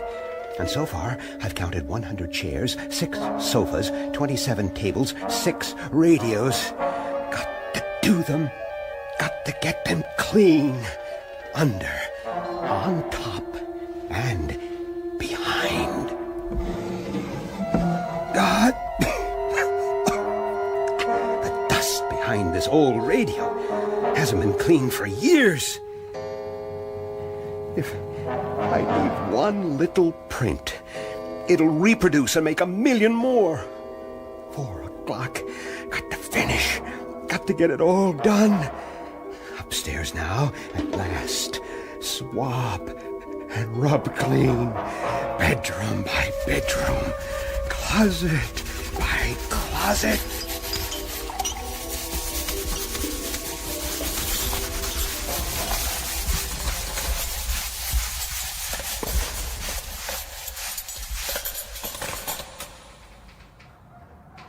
Here he is, Sarge. Suspect in homicide on 34th Street, William Acton. Sign the blotter, then. Time of arrest? 6:30 a.m. Acting on a report by a suspicious friend of the deceased. Very good. Here's another one for you. Take Acton down to the cells. Police court, 10 a.m. Come on then, me boy. Let's be having you. He looks all in, don't he? Dead certain? Yeah, he did it all right. Confessed straight away. I guess he's for the electric chair, huh? Ah, geez, Sarge, I don't know. If you ask me, that one's bound for the booby hatch. You know where we found the body? In one of the rooms downstairs. But we found Acton up in the attic. The attic? Yeah. And you know something else? The whole house was immaculate. Everything was polished, shiny floors, tables, everything. Clean and neat as a pin. Even the body. So what was this bird doing in the attic? Well, that's just it, Sarge. He was polishing the old trunks and the old picture frames and all the stuff up there. We figured out he'd done the whole damned house. And it wasn't even his house. Have any trouble with him? Nah. We took him from behind. He didn't even notice we'd come up. He was about through polishing everything in that damned attic. And when I arrested him, he just took a deep breath and all he said was, done. Another funny thing, though. What was that? On the way out of the house, he stopped and polished the front doorknob with his handkerchief. And then he slammed the door himself. The expression on his face, he looked kind of... Well, what? I don't know, Sergeant. If anything, I'd say he looked, well, triumphant.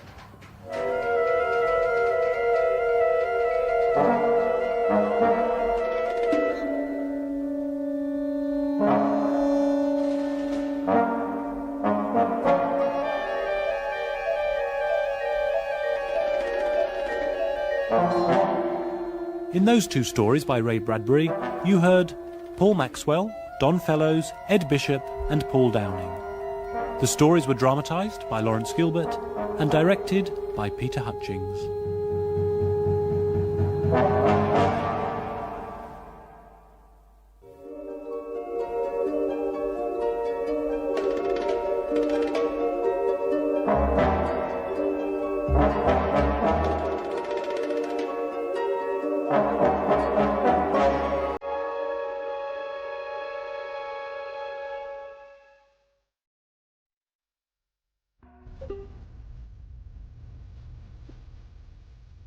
The Golden Apples of the Sun, stories by Ray Bradbury. In this third programme of the series, we present two more stories from the pen of one of America's finest storytellers, Ray Bradbury. The dramatisations are by Lawrence Gilbert, and we begin with the story called A Sound of Thunder.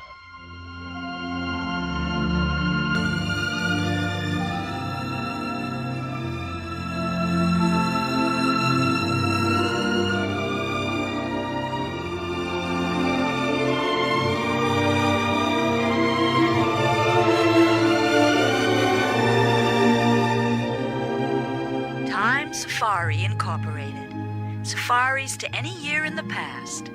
You name the animal, we take you there, and you shoot it.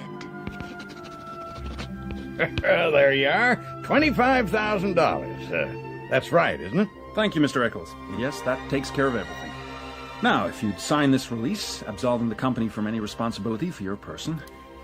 Does this safari guarantee I come back alive? Time Safari Incorporated guarantees nothing, Mr. Eccles, except the dinosaurs. In a few moments, you'll meet Mr. Travis, your safari guide into the past. He'll tell you what and where to shoot. If he says no shooting, no shooting. If you disobey instructions, there's a stiff penalty of a further $25,000, plus possible government prosecution on your return to the present day. Now, would you like to come with me to the machine? The machine? Oh, yes. Come this way. The time machine? Time machine, by God.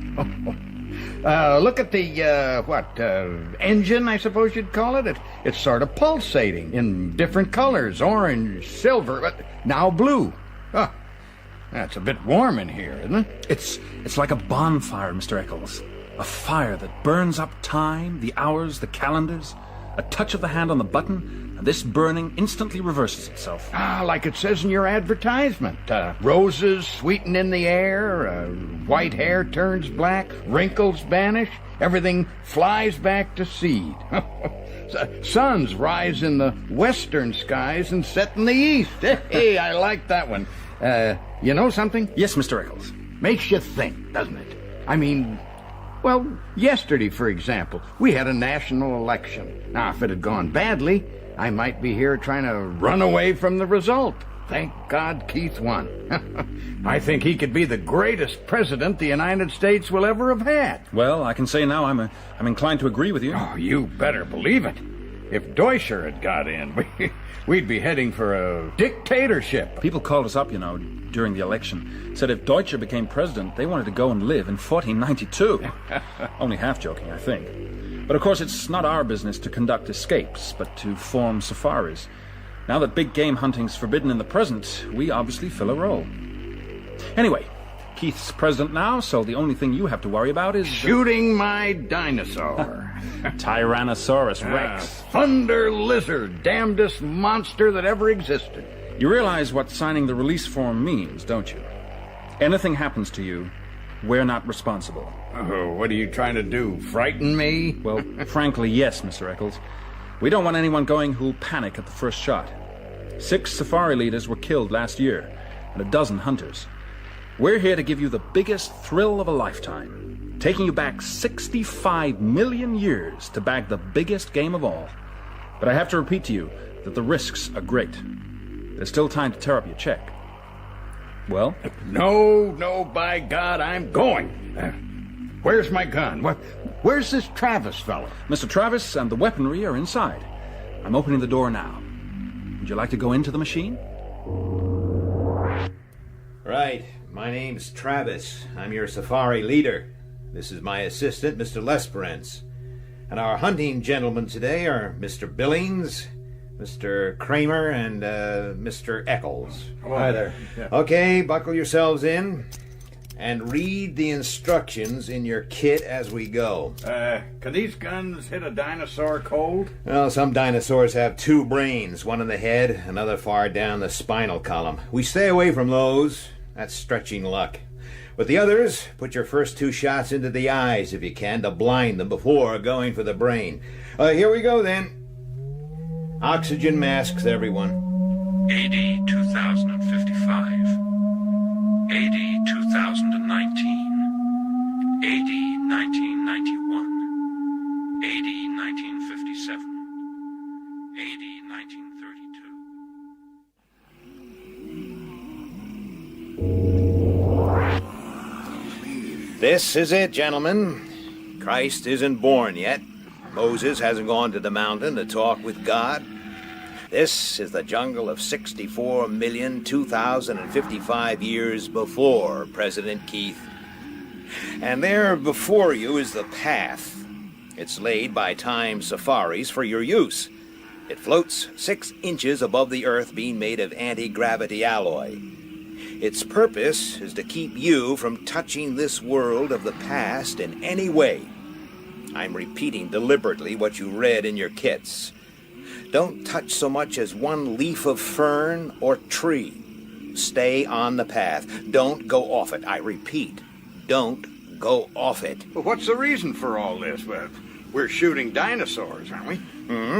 That's because they became completely extinct, died out. But we don't want to change the future in any way. This time travel is a finicky business. Not knowing it, we might kill an important animal, a primitive rodent, a small insect, a plant even. I don't see what difference that can make. All right. Say we kill one particular mouse here. That means all the future families of this one particular mouse are destroyed, right? Right. And all the families of that mouse. You annihilate first 1, then a dozen, then 1,000, 1,000,000, 1,000,000,000 possible mice. So they're dead, so what? So what? So what about the foxes that will need those mice to survive, huh? For want of 10 mice, a fox dies. For want of 10 foxes, a lion starves. For want of one lion, all manner of insects, vultures, infinite billions of life forms are thrown into chaos and destruction. 59 million years later than this, a caveman goes hunting for saber-toothed tiger. But you, friend, have stepped on all the tigers, because you stepped on one small mouse in the first place. And so that caveman starves. And what is he? The entire future nation or race. One stomp of your foot here and you've destroyed an entire future civilization. Now, we don't know that our theory is totally correct. We don't know whether little disturbances here will right themselves in the course of things later on. We don't know if the changes are more subtle and psychological down through the ages than purely physical. But until we do, we're going to make damn sure we're as careful as we can be. Well, how do we know which animals to shoot? Lesperance has already been here with the time machine to prepare the site. I track certain animals through their entire existence. When I find one that's going to die when a rotten tree falls on him, or one that drowns in a tar pit, I note the exact hour, minute, and second. Then I shoot a paint bomb, which leaves a red patch on his hide. Then I correlate our arrival in the past so that we meet the monster not more than 2 minutes before he would have died anyway. Now that way, we kill only animals with no futures. Right. Let's get off down the path then. Mr. Eccles, don't aim that thing. Not even in fun. If it goes off... Where's our Tyrannosaurus? Up ahead. We'll bisect his trail in 60 seconds. Now, for God's sake, remember to look for the red paint. Don't shoot till we give the word, and stay on the path. Let's move. Oh, strange. Up ahead, 60-odd million years. Election day's over. Keith made president. Everyone celebrating. And here we are, and they don't exist. The things we've worried about for months, a lifetime, not even born or thought about yet. Quiet. Safety catch is off. You, first shot, Eccles. Second, Billings. Third, Kramer. Ahead, in the mist. There he is. There's His Royal Majesty now. My God, he must be 30 feet high. Shh. He hasn't seen us yet. No, it can't be killed. We were fools to come with these cap guns. This is impossible. Shut up. It's a nightmare. Turn around. Walk quietly back to the machine. We'll remit 1/2 of your fee. I didn't realize it would be this big. I miscalculated, that's all. And now I want out. It's seen us. There's the red paint on its chest. Get me out of here! Don't run. Turn around. Hide in the machine. Yes, okay. Get him! Get him!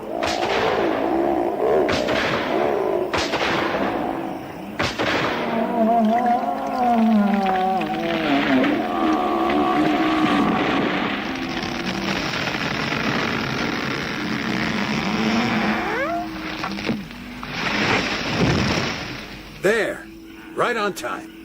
That tree was scheduled to fall and kill this animal.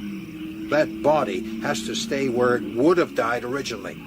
Everything kept as it was. But we can't take a picture of it.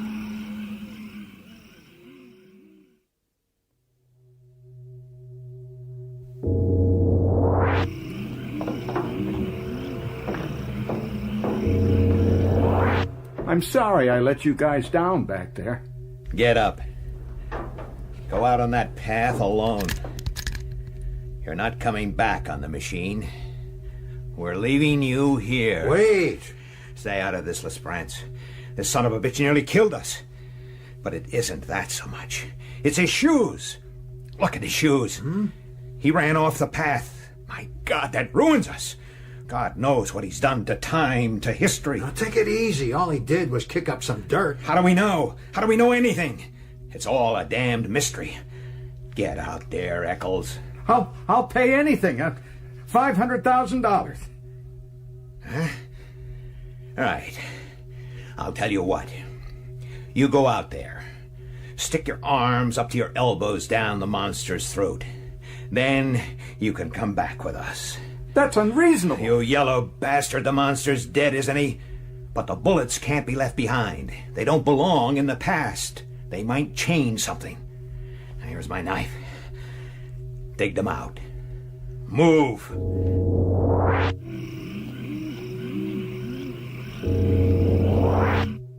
You didn't have to make him do that. It's not in the rules. We'll wait for him to come back, then you can switch on to go home. It's against my better judgment, but I'm holding him to the 500,000.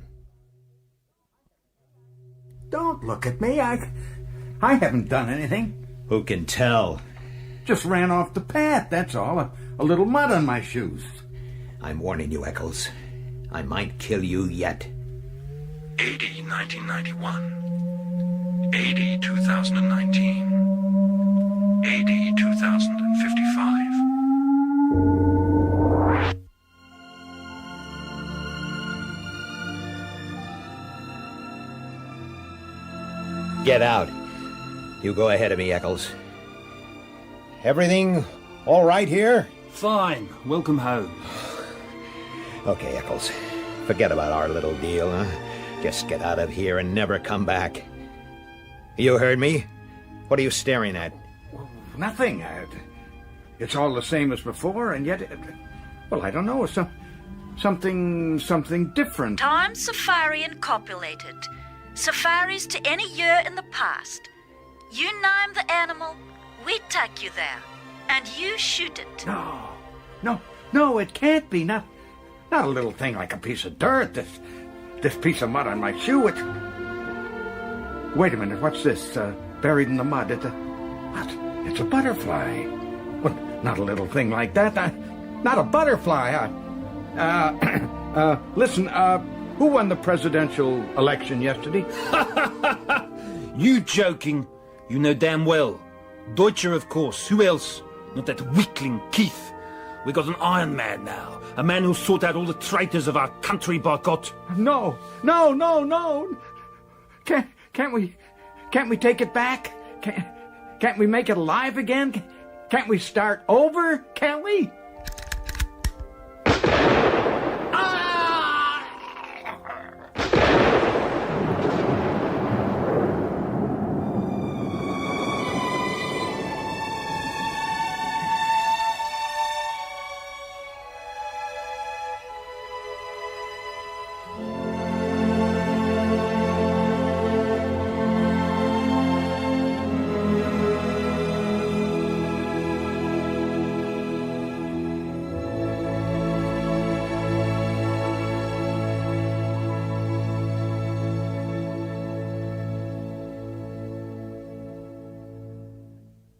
And now for the second of tonight's stories by Ray Bradbury. It's called The Murderer.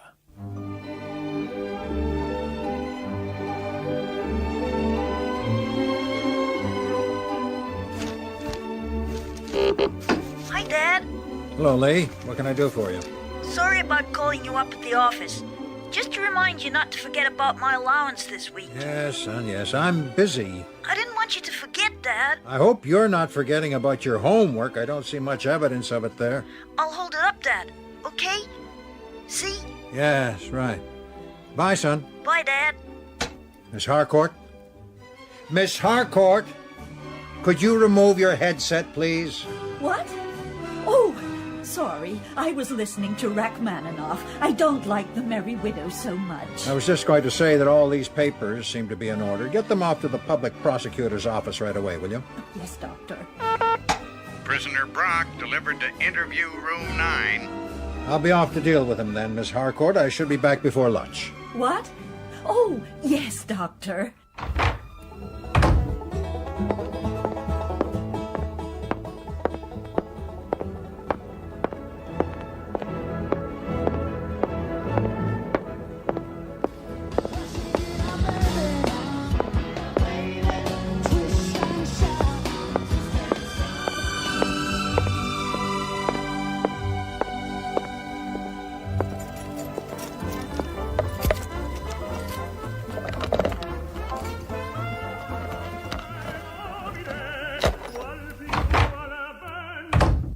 You the psychiatrist?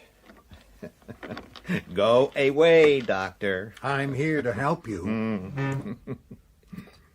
If you're wondering why it's so quiet in here, I just kicked the loudspeaker to death. See? No. I'm not violent. Only to machines that go yak, yak, yak, yak, yak, yak, yak. You're Mr. Albert Brock, who calls himself the murderer? That's right. Before we start, may I just remove your wrist radio? There. Thank you. That's better for both of us. You're running up quite a damage bill. I don't care. As the old song goes, don't care what happens to me. Shall we start? Well, fine. One of my first victims was the video telephone. Murder most foul. I shoved it in the kitchen incinerator. After that, I shot the television. Made a beautiful tinkling crash, like a dropped chandelier. Nice imagery. Thanks. I always dreamt of being a writer. Suppose you tell me when you first began to hate the telephone. Guess it frightened me as a child. I never did get comfortable with it, even after I was grown up. To me, it was an impersonal instrument. No warmth, no reality. Then, of course, the phone's so convenient. Friends were always calling me. Hell, I hadn't any time of my own. When it wasn't the phone, it was the answering machine. And when it wasn't the answering machine, it was the fax machine. And when it wasn't the fax, it was the car phone. And when it wasn't the car phone, it was these blessed two-way wrist radios. Wearing one of those, I couldn't get away from anybody at any time. Friends, wife, ringing me up every 5 minutes. Or somebody conducting a market survey. There was no end to it. In fact, there was no end to machines, period. Muzak everywhere you go. Radio, television, video, CD player. When did things come to a head? It happened one afternoon at the office. I poured a paper cup of water into the intercom system. And the system shorted? Oh, yes, beautifully. It was like the 4th of July with bells on. Made you feel better temporarily? Fine. Then, at lunchtime, I got the idea of stomping on my wrist radio on the pavement. A voice was squawking out of it. This is the market survey. What have you just eaten for lunch? That's when I kicked the hell out of it. Felt even better, huh? It grew on me. Why didn't I start a solitary revolution to deliver man from all these so-called conveniences? Convenient to whom? With these things, these phones, these answer phones, these faxes, car phones, wrist radios, you're always in touch. In touch. Yeah. There's a slimy phrase. Touch hell. Gripped, pawed, mauled, massaged, manhandled, more like. You can't leave your car without checking in at the head office.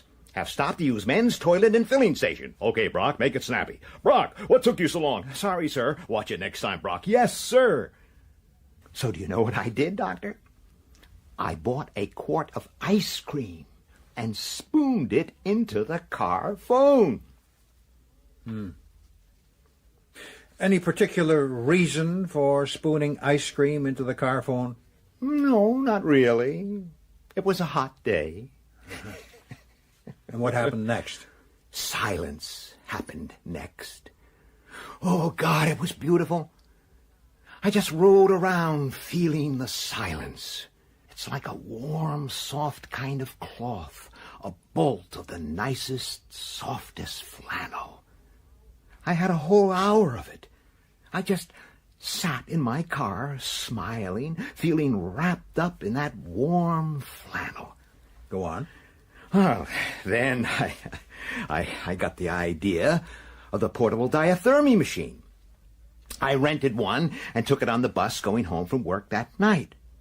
Around me were all the tired commuters with their wrist radios talking to their wives. Now I'm at 45th Street. Now I'm at 49th, turning into Beechwood Avenue. Or somebody else cursing at his wife to stop drinking and put the dinner on. And above all this drone, the bus muzak grinding out Tales from the Vienna Woods. Then I switched on my diathermy. Static. Interference. Husbands grousing about a hard day at the office, cut off from their wives. The Vienna woods chopped down. Then silence. Unexpected silence. The police seized you? The bus had to stop. I mean, after all, the Muzak was being scrambled. Husbands and wives were out of touch with each other. Pandemonium, riot, and chaos, like squirrels chattering in cages. A trouble unit arrived, triangulated on me instantly, had me reprimanded, fined, and home, minus my diathermy machine, in jig time. Mr. Brock, may I suggest that if you didn't like wrist radios and car phones, etc., why didn't you join a society of media haters? Start petitions, get legal and constitutional rulings. I mean, after all, this is a democracy. Yes, this is a democracy. And I am that thing called a minority. I did join societies. I picketed, took it to court. For years I protested. Everybody laughed. But I wasn't going to give up without a fight. That's why it came to a head that day. And that night, I decided to murder my house. Are you sure that's how you want me to write this down? It's accurate. Yes. Kill it dead. It's one of those talking, singing, humming, weather reporting, crooning when you go to bed houses. A house that screams opera to you in the shower and teaches you Spanish in your sleep. A house where the kitchen stove announces, "I'm apricot pie and I'm done." Or, "I'm roast beef, time to baste me." A front door that barks out, "You've mud on your feet, sir." And an electronic vacuum hound that snuffles around after you from room to room, inhaling every fingernail or ash you drop. A house that barely tolerates human beings at all. So, what did you do? I bought a pistol. Then I purposely muddied my feet. The front door went crazy. "Dirty feet, muddy feet, wipe your feet, please be neat." I shot it through the keyhole. I ran to the kitchen where the stove was whining. "Turn me over." In the middle of an omelet, I did the stove to death. Oh, how it sizzled and screamed. "I'm shorted, I'm shorted." The phone rang then, and that's when I stuffed it down the incinerator. I didn't really have anything against the incinerator. It was a practical device that never said a word and purred like a sleepy lion most of the time. An innocent bystander. Then I shot the television. By that time, my wife was running around like a headless turkey. She whooped out the front door. The police came, and here I am. And you realize that the wrist radio, the car phone, the office intercom system were either all rented or someone else's property? So help me, I do it all over again. You don't want any further help from the Office of Mental Health? You're ready to take the consequences? This is only the beginning. I'm the vanguard of the small public which is tired of noise and being pushed around and yelled at. Every moment music, every moment in touch with some voice somewhere. Do this, do that, quick, now here, now there. You'll see. The revolt begins. My name will go down in history. It'll take time, of course. It was all so enchanting at first. The very idea of these things was wonderful. They were almost toys to be played with, but the people got too involved, too carried away with them, and then found they couldn't get out. Couldn't admit they were in, even.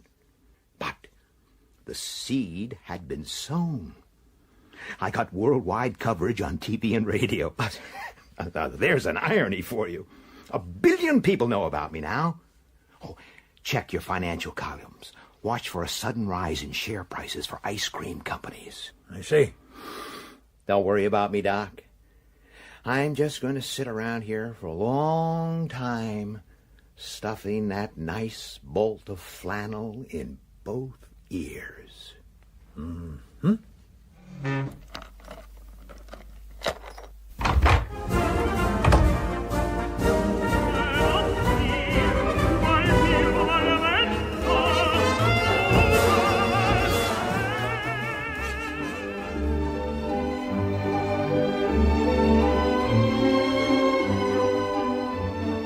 Miss Harcourt. Miss Harcourt? What? Oh, yes, Doctor. Sorry. Hand me my spare wrist radio, will you? Mine's out of commission. Yes, Doctor. You are? Thanks. Yes? Doctor? Just finished with Brock. Diagnosis? Seems completely disoriented, but convivial. Refuses to accept the simplest realities of his environment and work with them. Prognosis? Well, indefinite.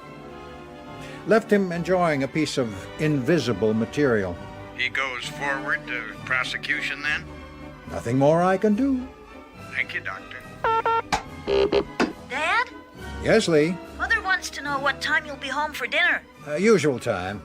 I'll give her a ring from the car when I'm on my way. Right, Dad. And you won't forget... About the allowance? No, son, I won't. Thanks, Dad. Hello? Is that Department 35B? Could I have Mr. Simmons, please? Thank you. Hello? Yes, just a minute. My other call has come through. I'll put you on hold. Yes? Frank?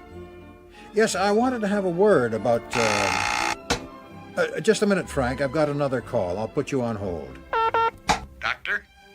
Yes? Diagnosis on case 436/B79.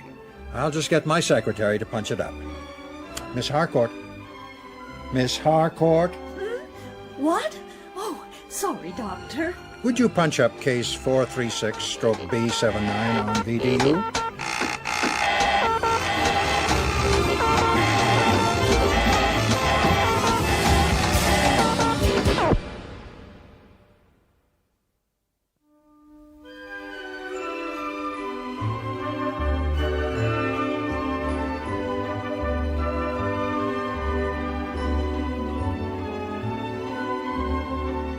In those two stories by Ray Bradbury, you heard Judy Bennett, Ed Bishop, Don Fellows, Paul Maxwell and Simon Treves. The stories were dramatised by Lawrence Gilbert and were directed by Peter Hutchings.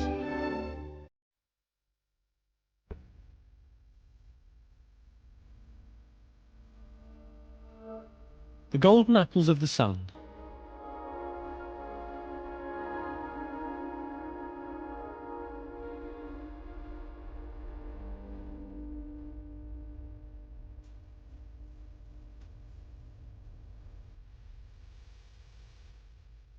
In this final programme of the series, we present two more stories from the pen of one of America's finest storytellers, Ray Bradbury.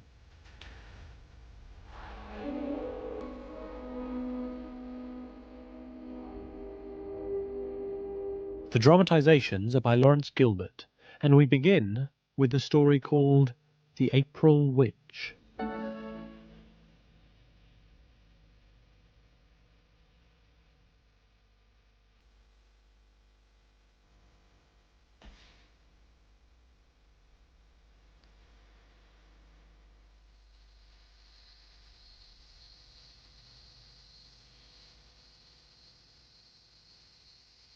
It's spring tonight. I'll be in every living thing in the world tonight. That was Ceci. And so Ceci flew into the air, under the stars, over the valleys of Illinois, above a river, then a pond, and a road. Ceci was as invisible as the wind. She soared in doves as soft as white ermine. She perched in a green frog by a shining pool. She trotted along in a dog covered in burrs, and barked to her own echo from the sides of distant barns. She inhabited crickets on the roads, for Ceci could be anywhere she wanted on this spring evening when she was just 17. I want to be in love.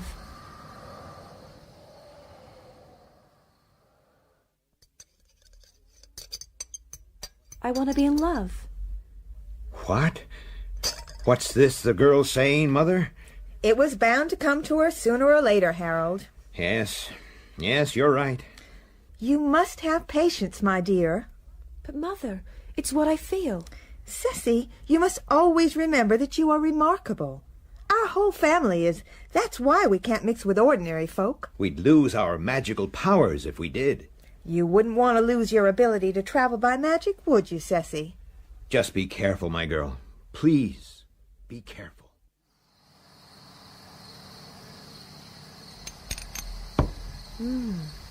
Yeah, that'll make me smell nice. Oh, I want... Oh, yeah. We are a remarkable family, I guess. We sleep in the daytime and fly at night like black kites on the wind. We can hibernating moles through the winter underground if we want. I can live in anything at all. A pebble, a crocus, a praying mantis. Yes. Look at me. I'm skinny and bony. I'm plain. Odd. But I can always leave my ugly body behind when I want. And if I can't be in love myself, then I'll be in love through someone else. Yes, I'll love through someone else.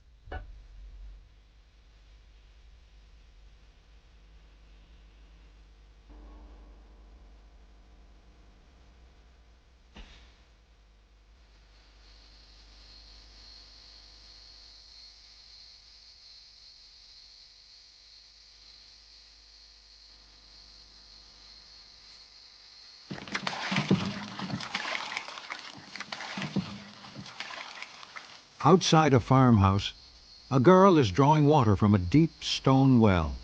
She's no more than 19. Ceci falls as a green leaf into the well. Now she's in a water droplet. At last, within a cold cup, she feels herself lifted to the girl's lips. Now she looks out from the girl's eyes. She listens through the shell ears to this girl's world. She smells a particular universe through these delicate nostrils and feels this special heart beating, beating. Does she know I'm here? Who's there? Only the wind. Only the wind. She's beautiful. What's your name? What? Anne Leary. Now, why did I say that out loud? Anne? Anne! Anne, you're going to be in love. Anne! Anne! That you, Tom? Who else? I'm not talking to you. No, Anne. Ceci makes her drop the bucket. Now look what you've made me do. Your shoes are all wet. Let me wipe them. Get away. Thank you. Thank you. Oh, so you do have some manners. Not for you, no. Hush. Speak gently, Anne. Ceci moves Anne's fingers out towards Tom's head. Anne snatches them back. I've gone mad. You have. Were you going to touch me then? I don't know. Oh, go away. Why don't you run back to the house? I'm not stopping you. Have you changed your mind? Will you go to the dance with me tonight? It's special. Tell you why later. No. Yes. I've never danced. I want to dance. I've never worn a long gown or rustly. I want to dance all night. I've never known what it's like to be a woman, dancing. Father and Mother would never allow it. Dogs, cats, locusts, leaves, everything else in the world I've known. But never a woman on a night like this. Please, we must go to that dance. Yes. All right, I'll go. I don't know why, but I'll go. Now, inside, quick. You must tell your folks. Have a bath, get your gown ready, get out the iron. Mother! I've changed my mind.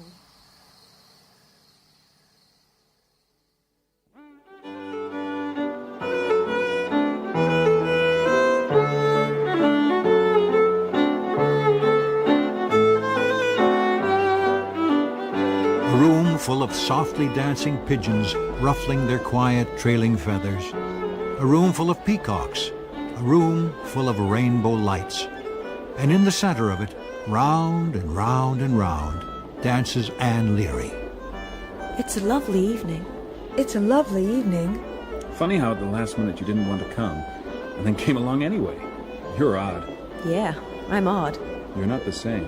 No, not tonight. You're not the Anne Leary I knew. No, not at all. At all. No, not at all. I have the funniest feeling about you. Your eyes. I can't figure it. Do you see me? Part of you's here, and part of you's not. Why did you come with me? I didn't want to come. Why then? Something made me. What? I don't know. Now, hush. Hush. That's it. Dance. Around and around and around.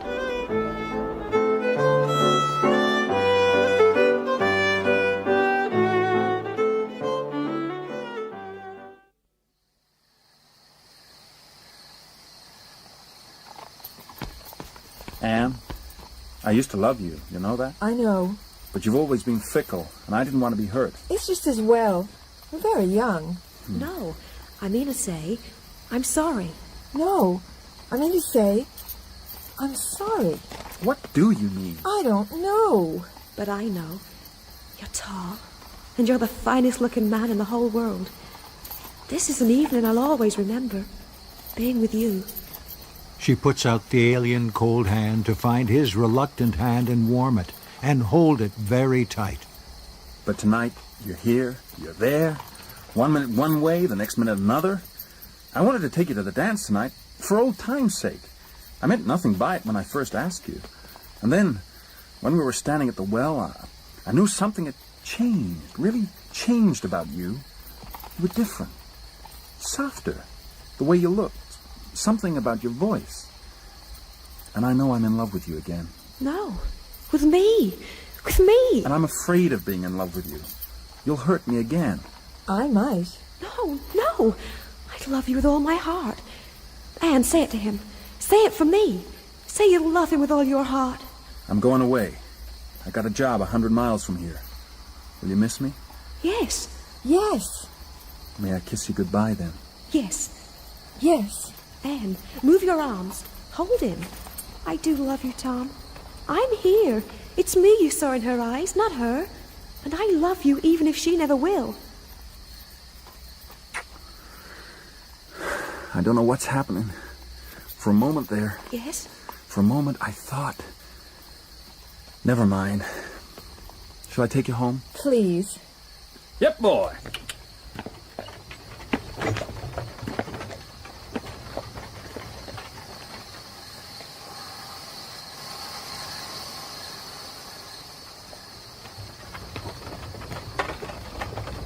Here we are, then.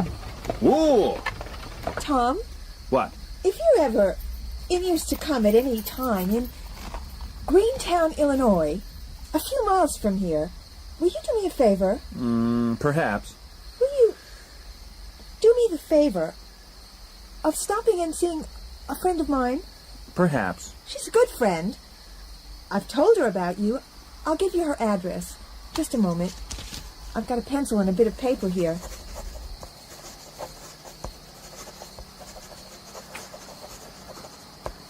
There it is.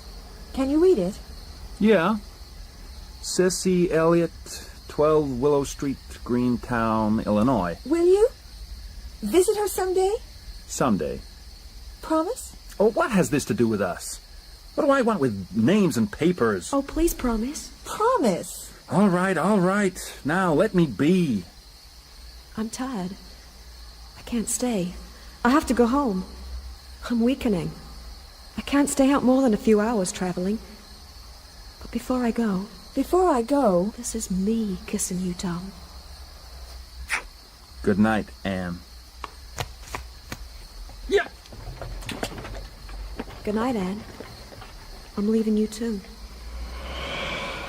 My God. What happened to me?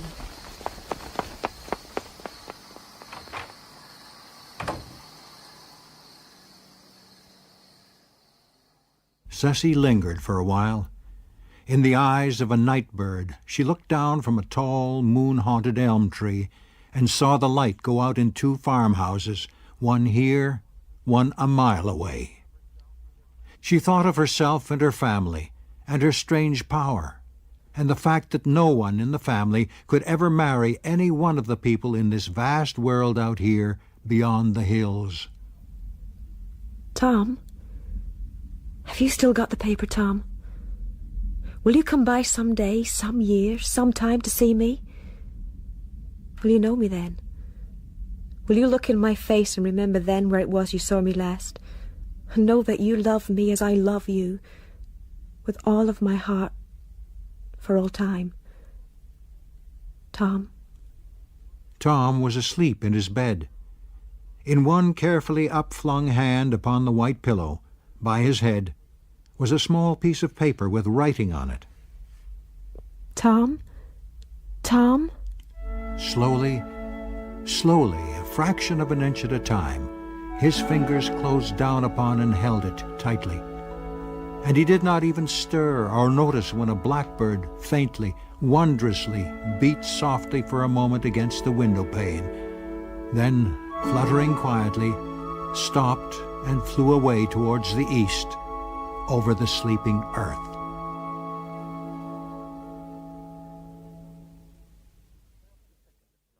And now for the second of tonight's stories by Ray Bradbury. This one's called The Foghorn.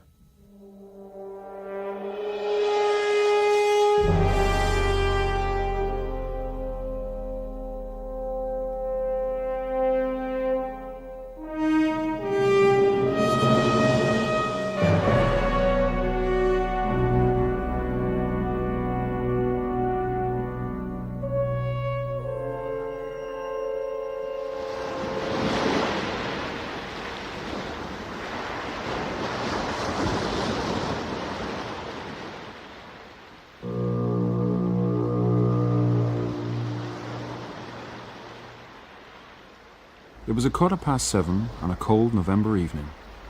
The heating was on.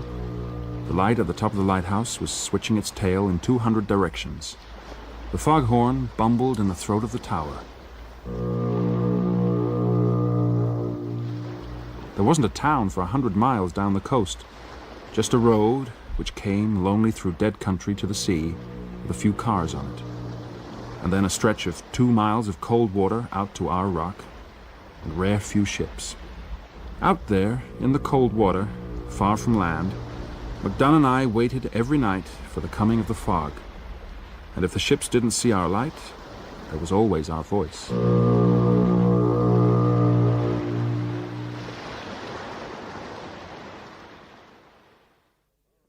Well, it's a lonely life, but you're used to it now, aren't you? Yeah, you're a good talker, thank the Lord.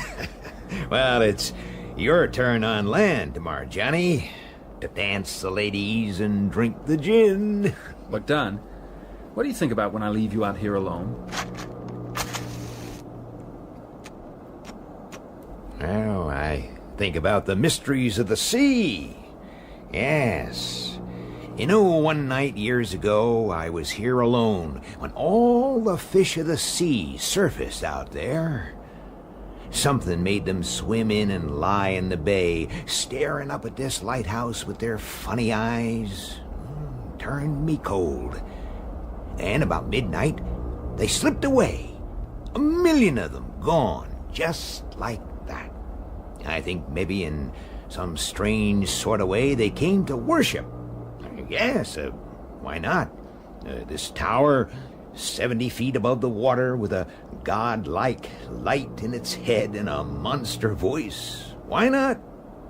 Yes, for all our submarines and sonic devices, it'll be 10,000 years before we set foot on the real bottom of the ocean and know the real terror. Come on, I've got something to show you.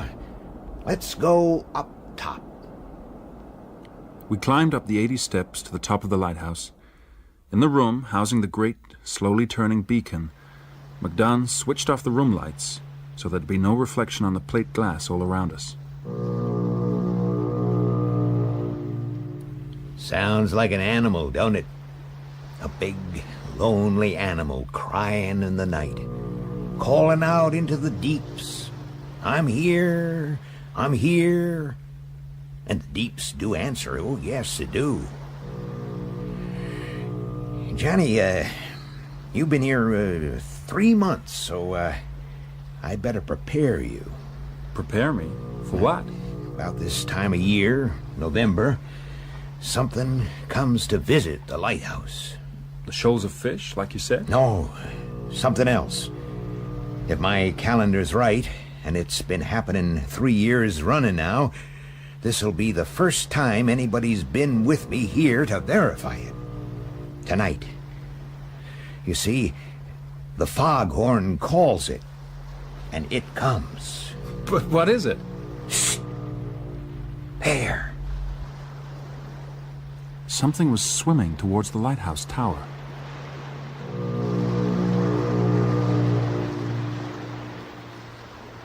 You couldn't see far through the murk, but at first there was a ripple, followed by a wave, a rising, a bubble, a bit of froth, and then, from the surface of the cold sea, came a head. A large head, dark-colored, with immense eyes, and then a neck, and then, not a body, but more neck, and more. The head rose a full 40 feet above the water on a slender and beautiful dark neck. There was the flicker of a tail. In all, I estimated the monster at 90 or 100 feet.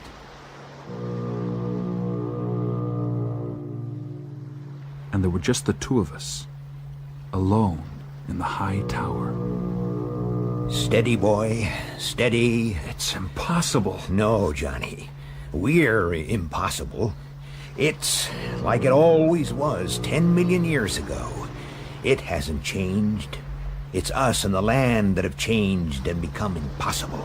Us. It's a dinosaur of some sort. One of the tribe, plesiosaur, maybe. But they all died out. No, only hid away in the deeps. What'll we do? Do? We got our jobs. We can't leave. We're safe here. But why does it come here?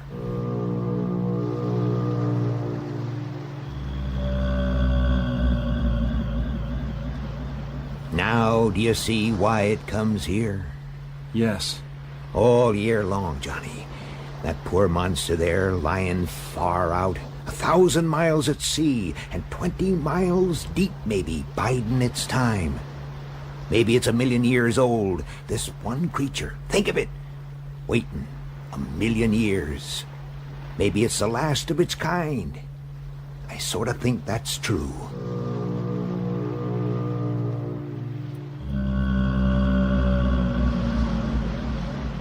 "5 years ago, men came and built this lighthouse and set up their foghorn. And every year, around this time when the fogs gather, the horn sounds out toward the place where you bury yourself in sleep and in sea memories of a world where once there were thousands like yourself, but now you're alone, in a world not made for you, a world where you have to hide." Yes, that horn comes through 1,000 miles of water, faint and familiar, and the furnace in your belly stokes up, and you begin to rise, slow, slow. You got to be slow. If you surfaced all at once, you'd explode. You rise slow through the autumn months, through September when the fogs started, through October with more fog and the horn still calling you on, and then in November, after pressurizing yourself day by day, a few feet higher every hour, you're near the surface. And then swimming through the cold waters to the lighthouse.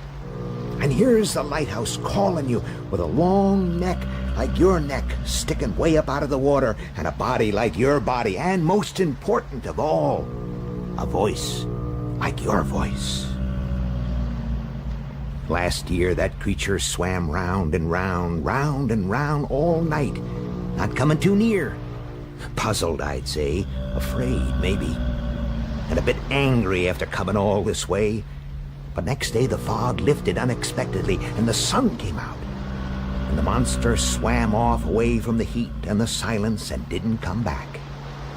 I suppose it's been brooding on it for a year now. That's life for you. Someone always waiting for someone who never comes home. Always someone loving something more than that thing loves them. And after a while, You want to destroy whatever that thing is so it can't hurt you no more. It's coming nearer. Look at its eyes, reflecting the light. Let's see what happens when I turn the foghorn off. There. The monster stopped and froze. Its great lantern eyes blinked. Its mouth gaped. It twitched its head this way and that, as if to seek the sounds now dwindled off into the fog. It peered at the lighthouse. Then its eyes caught fire.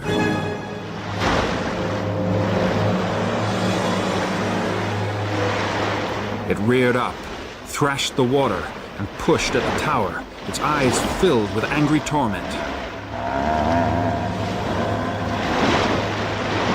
MacDunn, switch on the horn! Gigantic paws, fish skin glittering in webs between the finger-like projections, clawing at the tower. The huge eye on the right side of its anguished head glittered before me through the window. Downstairs, quick! We stumbled and half fell down the stairs. We ducked under the stairs into the small stone cellar and held tight.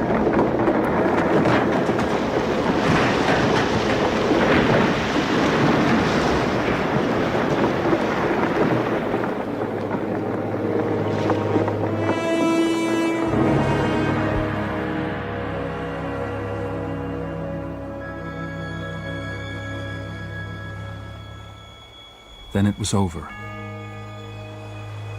There was nothing but darkness and the wash of the sea on the raw stones. Listen.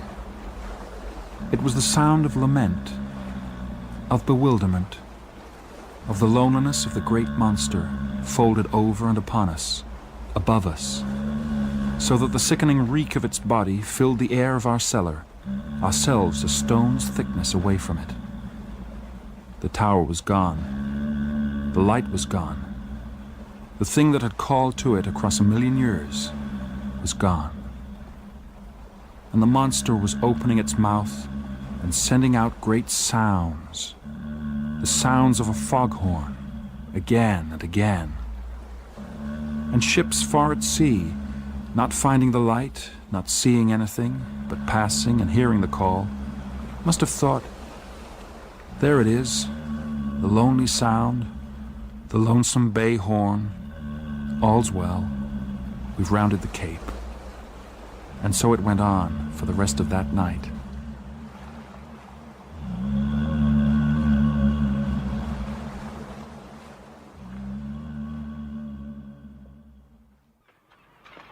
The sun was hot and yellow the next afternoon when the rescuers came to dig us out of our cellar. It fell apart is all, boys. Structural fault in the building, I guess. We had a few bad knocks from the waves, and it just crumbled, the whole damn thing. Didn't it, Johnny boy? There was nothing to see. The ocean was calm, the sky blue. The only thing was a great algaic stink from the green water that covered the fallen tower stones. Flies buzzed about everywhere.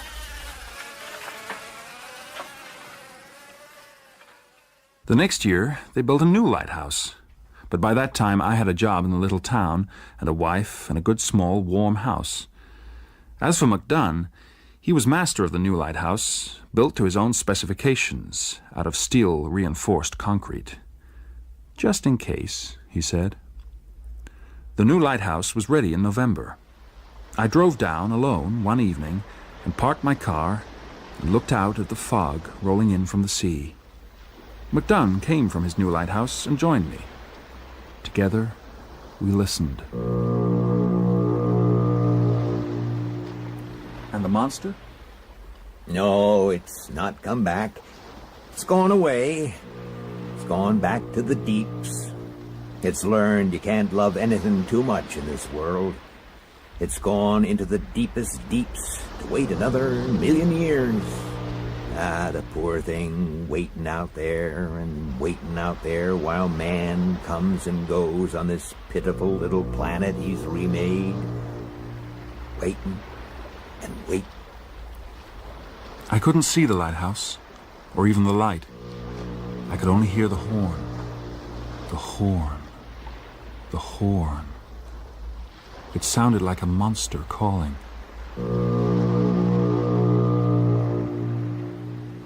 I sat there, wishing there was something I could say.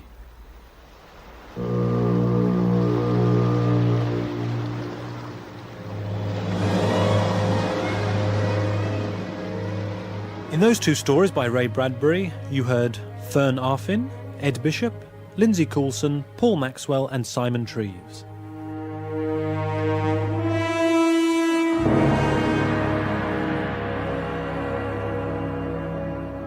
The stories were dramatised by Lawrence Gilbert and directed by Peter Hutchings.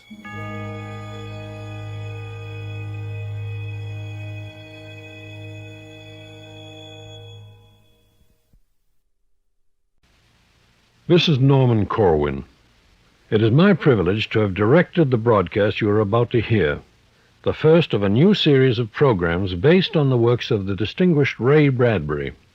Now, of all the grand toasts ever proposed by one extraordinary artist to another, there has never been one as strangely luminous as Mr. Bradbury's tribute to Thomas Wolfe in a fantasy entitled Forever and the Earth. It has been especially adapted by the author himself for this occasion. Here now are Monty Markham as Thomas Wolfe and William Shallot as Henry Field in Ray Bradbury's Forever and the Earth.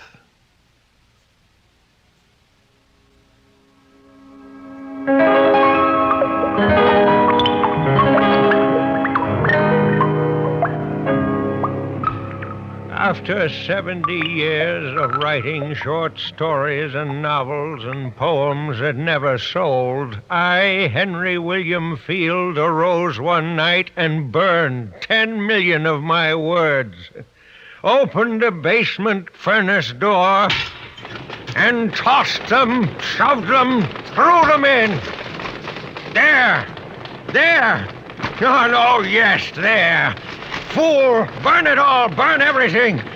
Did I really think I could write stories to describe this year, 2257, this year of space rockets and far traveling to Alpha Centauri? Idiot! No one can do it. Everyone's tried and failed. Space is too big, rockets move too fast, so fire's the answer to fools like us. Here goes literature.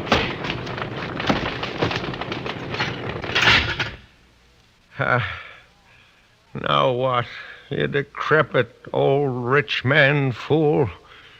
The library.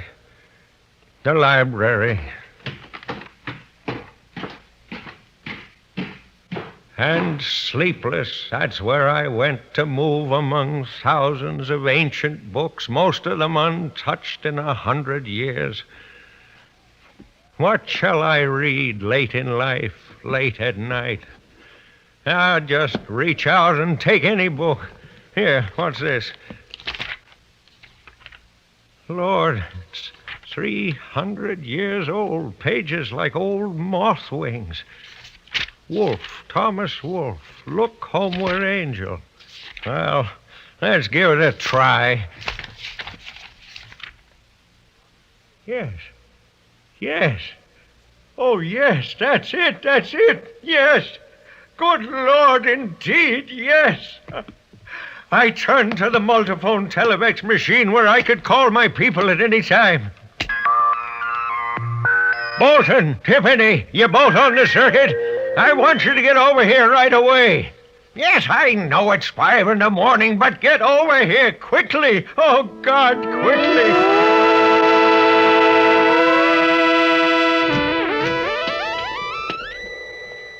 Morning, Mr. Fields. Morning. You all right, sir? No, shut up and sit down. Look here, you two. Do you know what these are? Why, books, Mr. Field. No, more. A whirlwind, a volcano, a storm of life. He left a huge trunk of penciled manuscripts when he died of pneumonia in a hospital in Baltimore in September 1938. He was a whirlwind, a volcano, a storm of life, a season of mankind. But, Mr. Field... You don't mean that we couldn't possibly... Yes, and he can write of meteors and dark worlds and the farthest stars, the very stuffs of God turning in his sleep. But he is permanently dead, sir. I will not accept death, or facts about death, time, and eternity. I will rebirth him, by God. I shall be his new father. But, Mr. Field... How much money did I give you 2 years ago to horse around with that time machine of yours? $1 million. And the results, gentlemen? Faintly promising. Fulfill that promise. Buy me 300 years. Change the laws of physics. Grab your foot and tear yourself in 2 pieces. Go, seek and find, and bring me Thomas Wolfe. What are you saying? Do you realize what you're asking us to do? Yes. Bring my long-lost giant son to me. Tom Wolfe will describe time and space as only he could do it. Finish your time machine, Bolton. You, Tiffany, help him. Out the door now. Disperse. Be gone. My God, it is like Christmas morn, and I giving gifts to myself. Tom Wolfe, are you dead? Has death taken you to play hide-and-seek, Tom? Well, here, oh, please be fates, are your rescuers. Are you ready to be found and saved with our mouth-to-mouth resuscitating time machine? Yes? Bolton and Tiffany here. We're leaving in 1 hour for September the 15th, 1938. And you'll arrive an hour, 2 hours before Wolfe's death? We will. You have the medicines with you to make him well on his journey back through time to me? We have. Then, Bolton, Tiffany, Godspeed.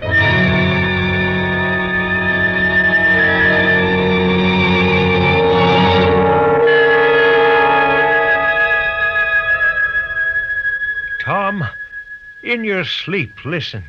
Remember the old child's game, statues? Well, 300 years ago, Death cried, "Stop, red light, freeze," and you stood like a statue waiting. Now, Tom, we cry, "Green light, go, run, this way, here."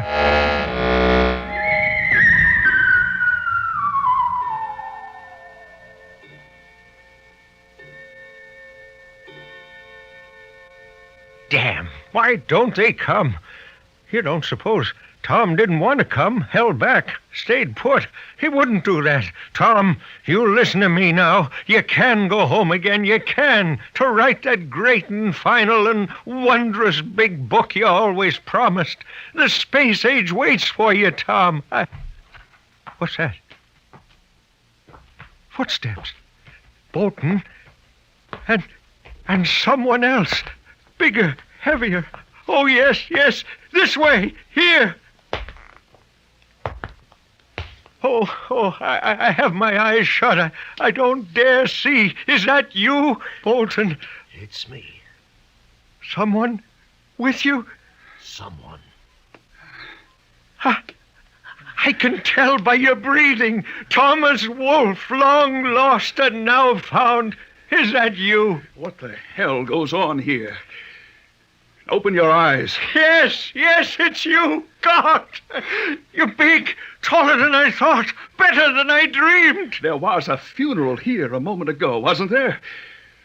Where has it gone? I sent it away, Tom. Go away, Doc, I said. I'm not insane, am I? I am all well. Yes. My fever's gone. What a night. I was dying. And then this strange man here came into my room. He said, "Come with me." We flew. I felt a great war pass in the night like an age of dinosaurs. It did. I saw a great ball of fire as big as the sun strike a city. It did. I dreamed I saw a rocket fly to the moon. We have done that. Are you the Lord God Jehovah, then? No. A crazy old man with a strange wish for a tombstone yard wandering son. Come here. Let me draw this drape aside. What do you see? Oh, an incredible city with 1 billion trees. The loveliest city ever dreamed or ever remembered. And look in the sky. Fireworks. No, it's not 4th of July. That green Roman candle goes off to Mars. What year is this? Not a year, but an age, the space age. See these flowers here, Tom. See the blossoms like blue and white fire. I touch them so, and they drip away in a shower of silver fire, white sparks. Well, these, Tom, these are flowers from the far side of the moon. A gift for you and the work you'll be doing. What work? Like Ishmael, you'll wander the universe, drinking with your eyes, letting it all pour from your fingertips onto paper. Here. This looks like a travel ticket. It says... What? Mars. Mars. Ha! The rocket leaves at 9 this evening. You will be on it. Now, just a minute, old man. Let's talk about this. You're telling me that... We talked from breakfast until lunch until tea, and we wandered through a dozen rooms and 10 dozen arguments. And then I said, sit down, Mr. Wolf. Stop all that walking up and down. If I don't walk, old man, I might just stop and break you in half. You send me back to my proper year. I don't belong here. You are completely mad. But to think you can kidnap someone from his own lifetime and put him down in some new age that is not his own, will never be his own. Mars calls to you, Tom. Won't you even look at that strange new planet? Old man, with all my heart, part of me wants to go, fly, land, yes. See Mars, see space. But it's too late. It's not my life, my blood. Professor Bolton, get me out of here.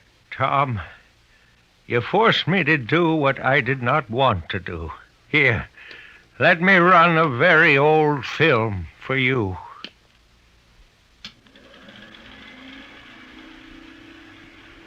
There. Closer, closer. What, Tom? Graveyard. I don't think I want to see this. You must. Closer still. It's late summer. I can almost smell the flowers and the grass. Read the dates, Tom, on this tombstone.